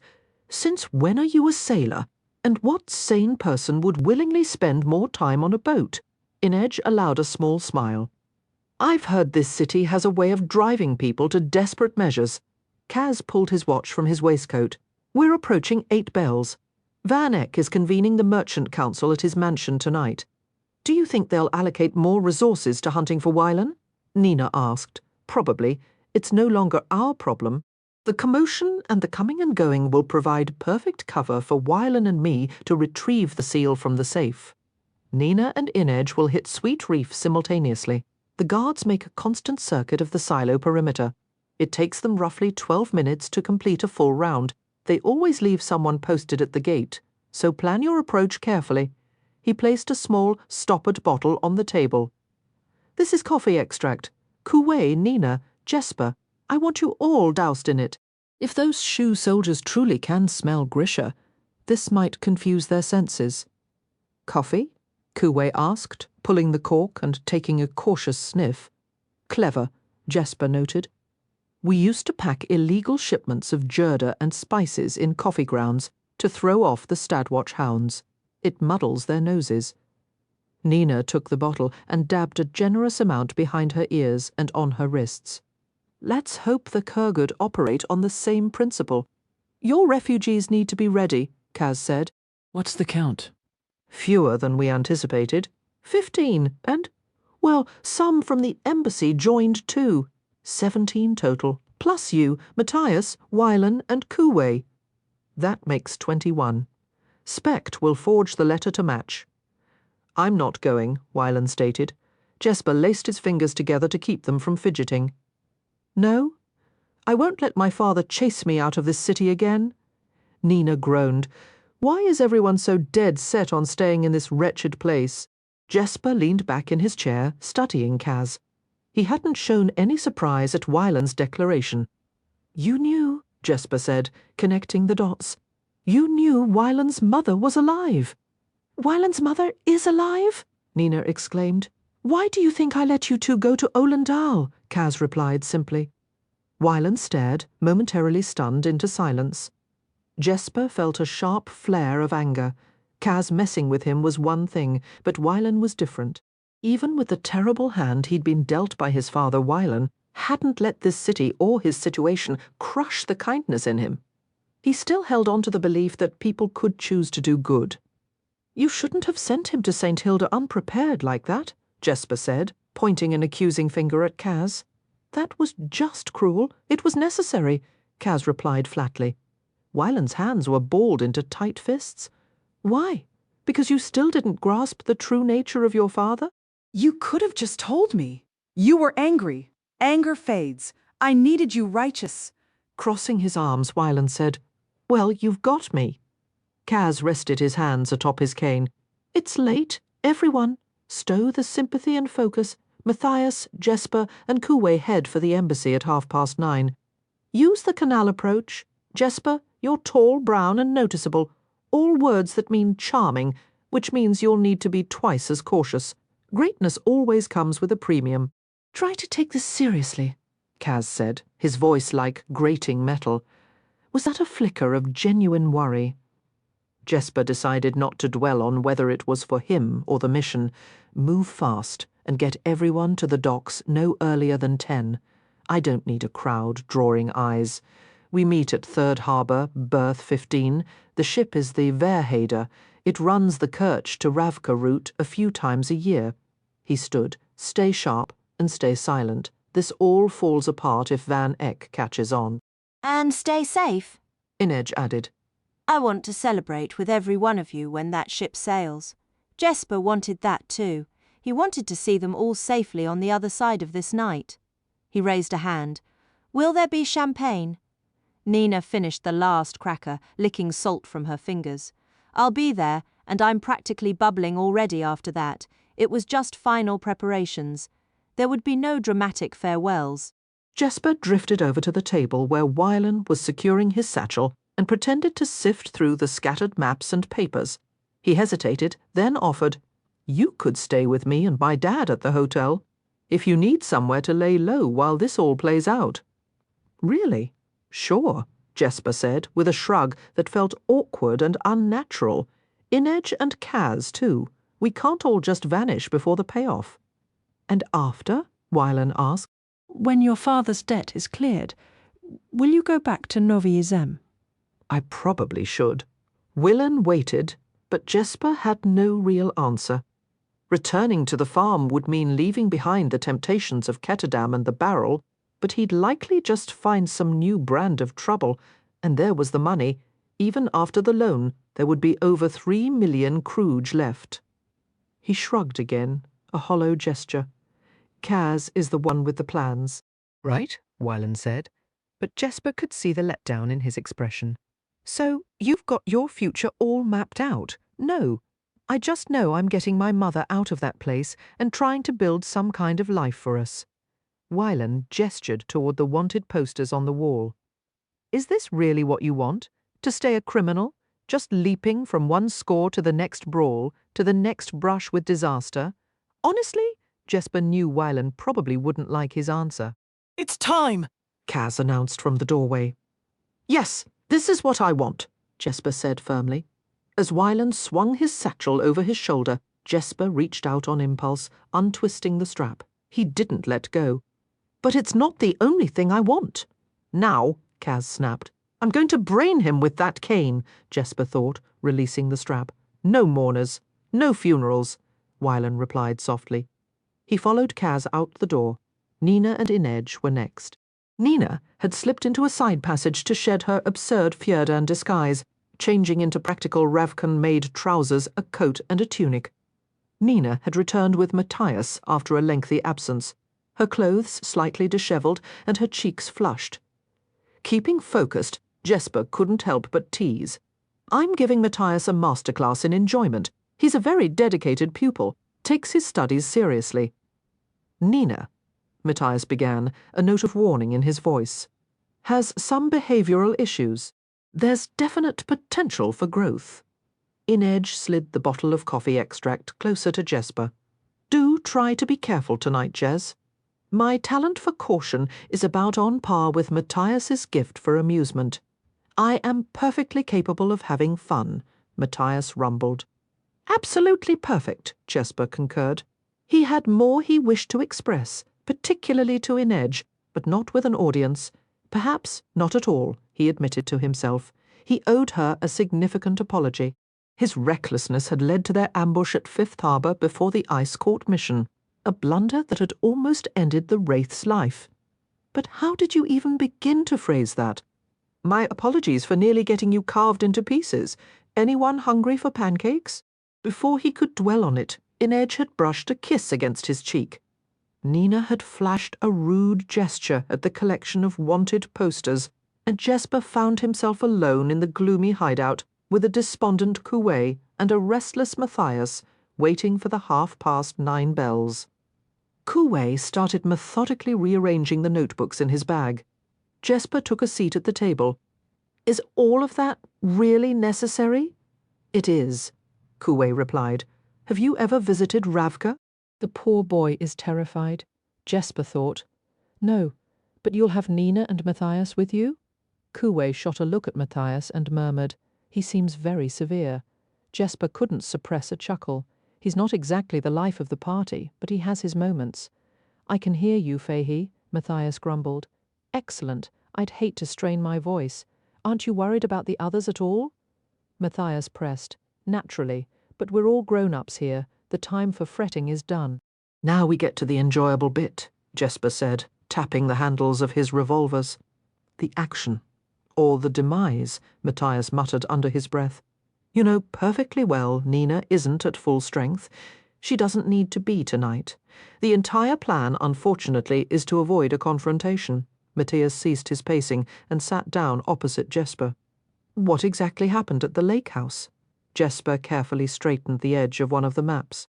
I'm not entirely certain, but I believe she suffocated a man using a cloud of dust. It makes no sense to me, Matthias said, frustration evident. A dust cloud. Today she manipulated fragments of bone. She could never have managed that before the param. She believes the change is temporary, a lingering effect of the drug, but, he turned to Kuwei, could the param fundamentally alter a Grisha's power, transform it, ruin it? Kuwei fidgeted with the clasp on his travel pack. I suppose it is possible. She survived the withdrawal. That is exceedingly rare, and we understand so little about param, about the nature of Grisha ability. Didn't dissect enough subjects to figure that puzzle out? The remark escaped Jesper before he could stop it. He knew it was unjust. Kuwei and his father were Grisha too, and neither had any power to stop the Shu scientists from their experiments. You are angry with me? Kuwei asked. Jesper offered a smile. I'm not really the angry type. Yes, you are, Matthias stated flatly. Angry and afraid. Jesper looked the large Fjerdan over. I beg your pardon. Jesper is very brave, Kuwei protested. Thank you for noticing, Jesper said, stretching out his legs and crossing them at the ankles. Did you have a point to make, Matthias? Why aren't you coming to Ravka, my father? Your father could accompany us tonight, and if you're so worried about him, why weren't you at his hotel today? I fail to see how that concerns you. I understand what it is to feel shame for what you are, for what you've done. You really want to have this conversation, witch hunter? I'm not ashamed. I'm cautious. Because of people like you and your Driscoll friends. The world is a hazardous place for people like me. It always has been, and it doesn't appear to be improving any time soon. Kuwei reached out, placing a hand on Jesper's, his expression earnest. Try to understand, please. What we were attempting, what my father dedicated himself to, we were striving to improve the situation, to create a path for Grisha to, he gestured with a downward press of his hand. To conceal their abilities, Matthias offered. Yes. Precisely, to make hiding simpler. When Grisha refrain from using their power, they become unwell. They age prematurely, fatigue quickly, lose their desire to eat. It's a common method the Shu use to detect Grisha living in secrecy. I don't use my power, Jesper stated, and yet, he raised his fingers ticking off each point. First, on a bet, I consumed an entire platter of waffles swimming in apple syrup and seriously considered going back for more. Second, a deficit of energy has never been an issue for me. Third, I've never been ill, not once. Really, Matthias replied, sickness takes many forms. Jesper's hands drifted to his revolvers. The Fjerdan certainly seemed full of thoughts tonight. Kuwei opened his bag and retrieved a simple tin of ordinary Gerda, the kind available in any Ketterdam market. Gerda is a stimulant, useful for combating weariness.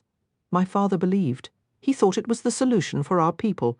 If he could perfect the formula, it would let Grisha stay healthy while keeping their powers hidden. Didn't exactly pan out that way, though, did it? Jesper said, a thread of irritation in his voice. The experiments did not proceed as intended. Someone in the lab spoke carelessly. Our leaders discovered the work and envisioned a different future for Param. He shook his head and gestured toward his pack. Now I try to reconstruct my father's research from memory. Is that what you're always writing in those notebooks? I also keep a personal diary. Thrilling reading, I'm sure. Day 1, remained in tomb. Day 2, remained in tomb, continued. Metius disregarded Jesper and asked, "Have you made any progress?" Kuwei's brow furrowed. "Some, I believe so. In a proper laboratory, with trained scientists, perhaps more. I am not my father. He was a fabricator. I am an infernee. This is not my expertise." "What is your expertise?" Jesper inquired. Kuwei gave him a considering look, then frowned. "I never had the opportunity to discover it. We lived in fear in Shuhan. It was never a true home. That at least was something Jesper could comprehend." He picked up the Gerda tin and flipped the lid open. It was good quality, fragrant, the dried blossoms nearly intact, and a bright, vivid orange. "So you think with a proper lab and a few Grisha fabricators to assist, you might replicate your father's work and eventually develop an antidote?" "I hope so," said Kuwei. "How would it function?" Matthias asked. "Would it cleanse the body of Param?" "Yes. Extract the Param," Kuwei confirmed. "But even if we succeed, how would we deliver it?" "You'd need to get close enough to inject it, or have someone ingest it," Matthias said. "And by the time you were that close, you'd already be finished," Jesper concluded. He plucked a single Gerda blossom between his fingers. Sooner or later, someone would learn to manufacture their own version of Gerda Param. And when that happened, one of these little flowers could be worth a king's ransom. If he concentrated even slightly, he could feel the petals separating into their minute constituent parts. It wasn't exactly sight, but a perception of all the tiny, different pieces of matter that composed the whole. He dropped the blossom back into the tin. When he was a boy, lying in his father's fields, he'd found he could drain the colour from a Gerda blossom. Petal by petal, during one particularly dull afternoon, he'd bleached a crude word across the western pasture in large letters. His father had been furious, but beneath the anger was pure fear. He'd shouted until his voice was raw, and then Kolm had simply sat staring at him, his big hands wrapped tightly around a mug of tea to stop their trembling. At first, Jesper thought it was the profanity that had upset him, but that wasn't it. "Jez," he'd finally said, his voice heavy, "you must never do that again. Promise me, your mother had the same gift. It'll only bring you misery," his father had insisted. "I promise," Jesper had replied in a rush, eager to smooth things over, his mind still spinning from the rare sight of his usually calm father in such a fury. But privately, he'd thought, Mum never seemed miserable. If anything, his mother found delight in the smallest things. She was Zemeni by birth, her skin a rich, deep brown, and she stood so tall his father had to crane his neck to meet her gaze. Before Jesper was old enough to join the fieldwork, he spent his days at her side. There was always laundry to fold, meals to prepare, firewood to split, and Jesper adored helping her. "How's my land today?" she'd ask each evening when his father returned from the fields. Jesper would later learn the farm was in her name, a wedding gift from his father, who had patiently courted Aditi Hilly for almost a full year before she finally agreed to give him a chance. "Thriving," Kolm would say, pressing a kiss to her cheek. "Just like you, my love." Jesper's father always vowed to play with him in the evenings or teach him to whittle, but without fail, Kolm would finish his supper and doze off right by the fireplace, his boots still on, their soles tinted orange from the Gerda fields. Jesper and his mother would carefully tug those boots free, muffling their laughter, then drape a blanket over him before tackling the rest of the night's tasks. They'd clear the supper dishes, gather the laundry from the line, and she'd always tuck Jesper into bed. No matter how hectic the day, whether animals needed skinning or baskets needed repair, she possessed the same boundless energy Jesper felt, and she never missed telling him a bedtime story or humming a quiet song. It was his mother who taught him to ride a horse, bait a fishing line, clean a catch, pluck a quail, start a fire with just 2 sticks, and brew a perfect cup of tea. And she taught him to shoot. They began with a child's pellet gun, little more than a toy, then moved on to pistols and a rifle. "Anyone can pull a trigger," she'd tell him. But not everyone can truly aim. She showed him how to judge distance, track game through thick brush, understand the tricks light plays on the eyes account for wind shear, and how to fire accurately from the back of a galloping horse. There seemed to be nothing she couldn't do. There were other lessons too, the secret kind. Sometimes, if they returned home late and she needed to get supper ready in a hurry, she'd make water boil without ever lighting the stove or cause bread dough to rise with just a glance. He'd watched her brush stains from fabric with a sweep of her fingers, and she crafted her own gunpowder, gathering saltpeter from the bed of a long dry lake near their home. "Why pay for something I can make better myself?" she'd say, with a shrug. "But we don't mention this to your father, all right?" When Jesper asked why, she'd simply reply, "Because he has enough on his mind, and I don't care for him worrying over me." But his father did worry, especially whenever one of his mother's Zemeni friends came to their door seeking aid or healing. "Do you think the slavers can't find you here?" he'd demanded one night, pacing their small cabin as Jesper pretended to sleep, listening from his blankets. "If word spreads that a Grisha is living on this farm," that word, Aditi said, dismissing the concern with a graceful wave of her hand, "is not ours to claim. I cannot be anything other than what I am. If my gifts can help people, then it is my responsibility to use them. And what of our son? Do you owe him nothing? Your first duty is to stay safe, so we don't lose you." But Jesper's mother had cupped Colm's face in her hands, her touch gentle, her eyes full of unwavering love. "What example would I set for our boy if I hid my talents away? If I let fear steer my life? You knew exactly what I was when you asked me to choose you, Colm. Don't ask me now to be anything less." Just like that, his father's frustration melted away. "I know. I just can't stand the thought of losing you." She laughed softly and kissed him. "Then you'd best keep me close," she said with a playful wink, and the argument was over the next time came sooner than anyone expected. Jesper's father had been mistaken. They didn't lose Aditi to slavers. Jesper was 7, small for his age, when he woke one night to the murmur of voices. Peeking from beneath his blankets, he saw his mother pulling on her coat over her nightgown, collecting her hat and boots. He knew the best talks always happened after bedtime. A Zemeni man in travel-worn clothes stood at the door, and his father was protesting. "It's the dead of night. Can't this wait until sunrise?" "If it were Jesper suffering, would you say that?" his mother replied. "Aditi needs me." She kissed Colm's cheek, then scooped Jesper into her arms. "Is my little rabbit awake?" "No," he mumbled. "Then you must be dreaming," she whispered, tucking him back in and kissing his cheeks and forehead. "Go back to sleep, little rabbit. I'll be home tomorrow."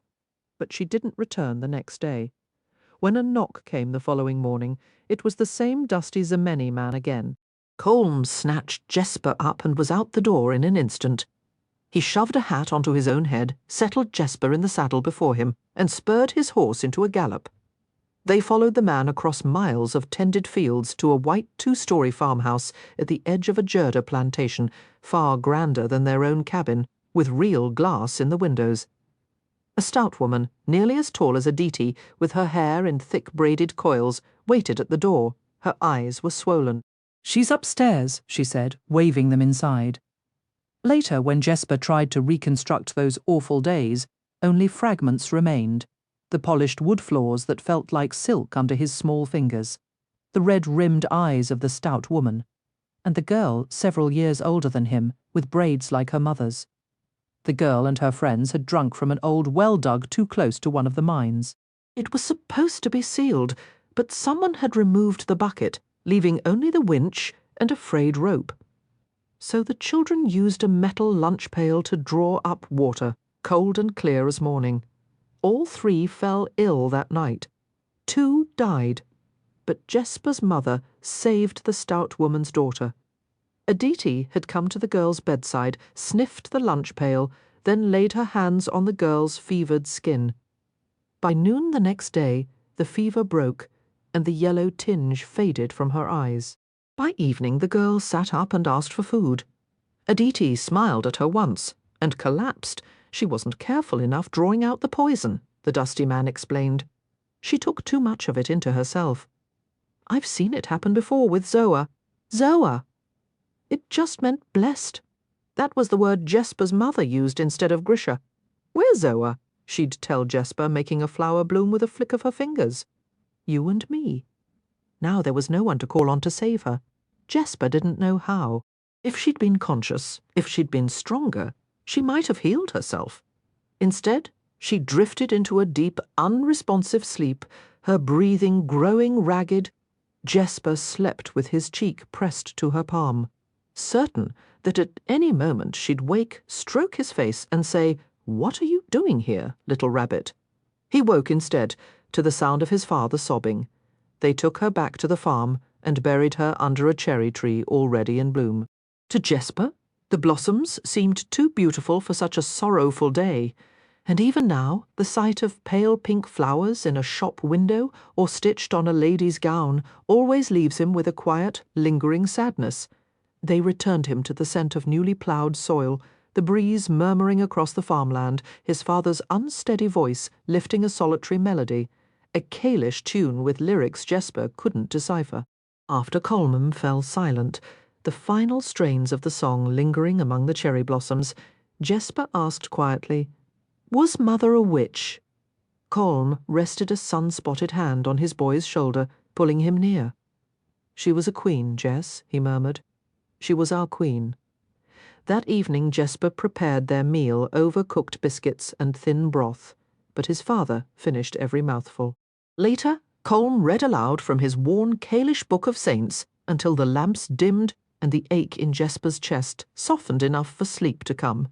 And so it continued, just the two of them, tending to each other, labouring in the fields, gathering and drying Gerda through the long summer days, struggling to keep the farm afloat. Why hadn't that life satisfied him? Yet, even as he wondered, Jesper understood it never could have. He wasn't made for that existence. Had his mother survived? Perhaps she would have guided his restless energy. Maybe she would have shown him how to wield his gift instead of concealing it. He might have journeyed to Ravka to serve as a soldier for the crown.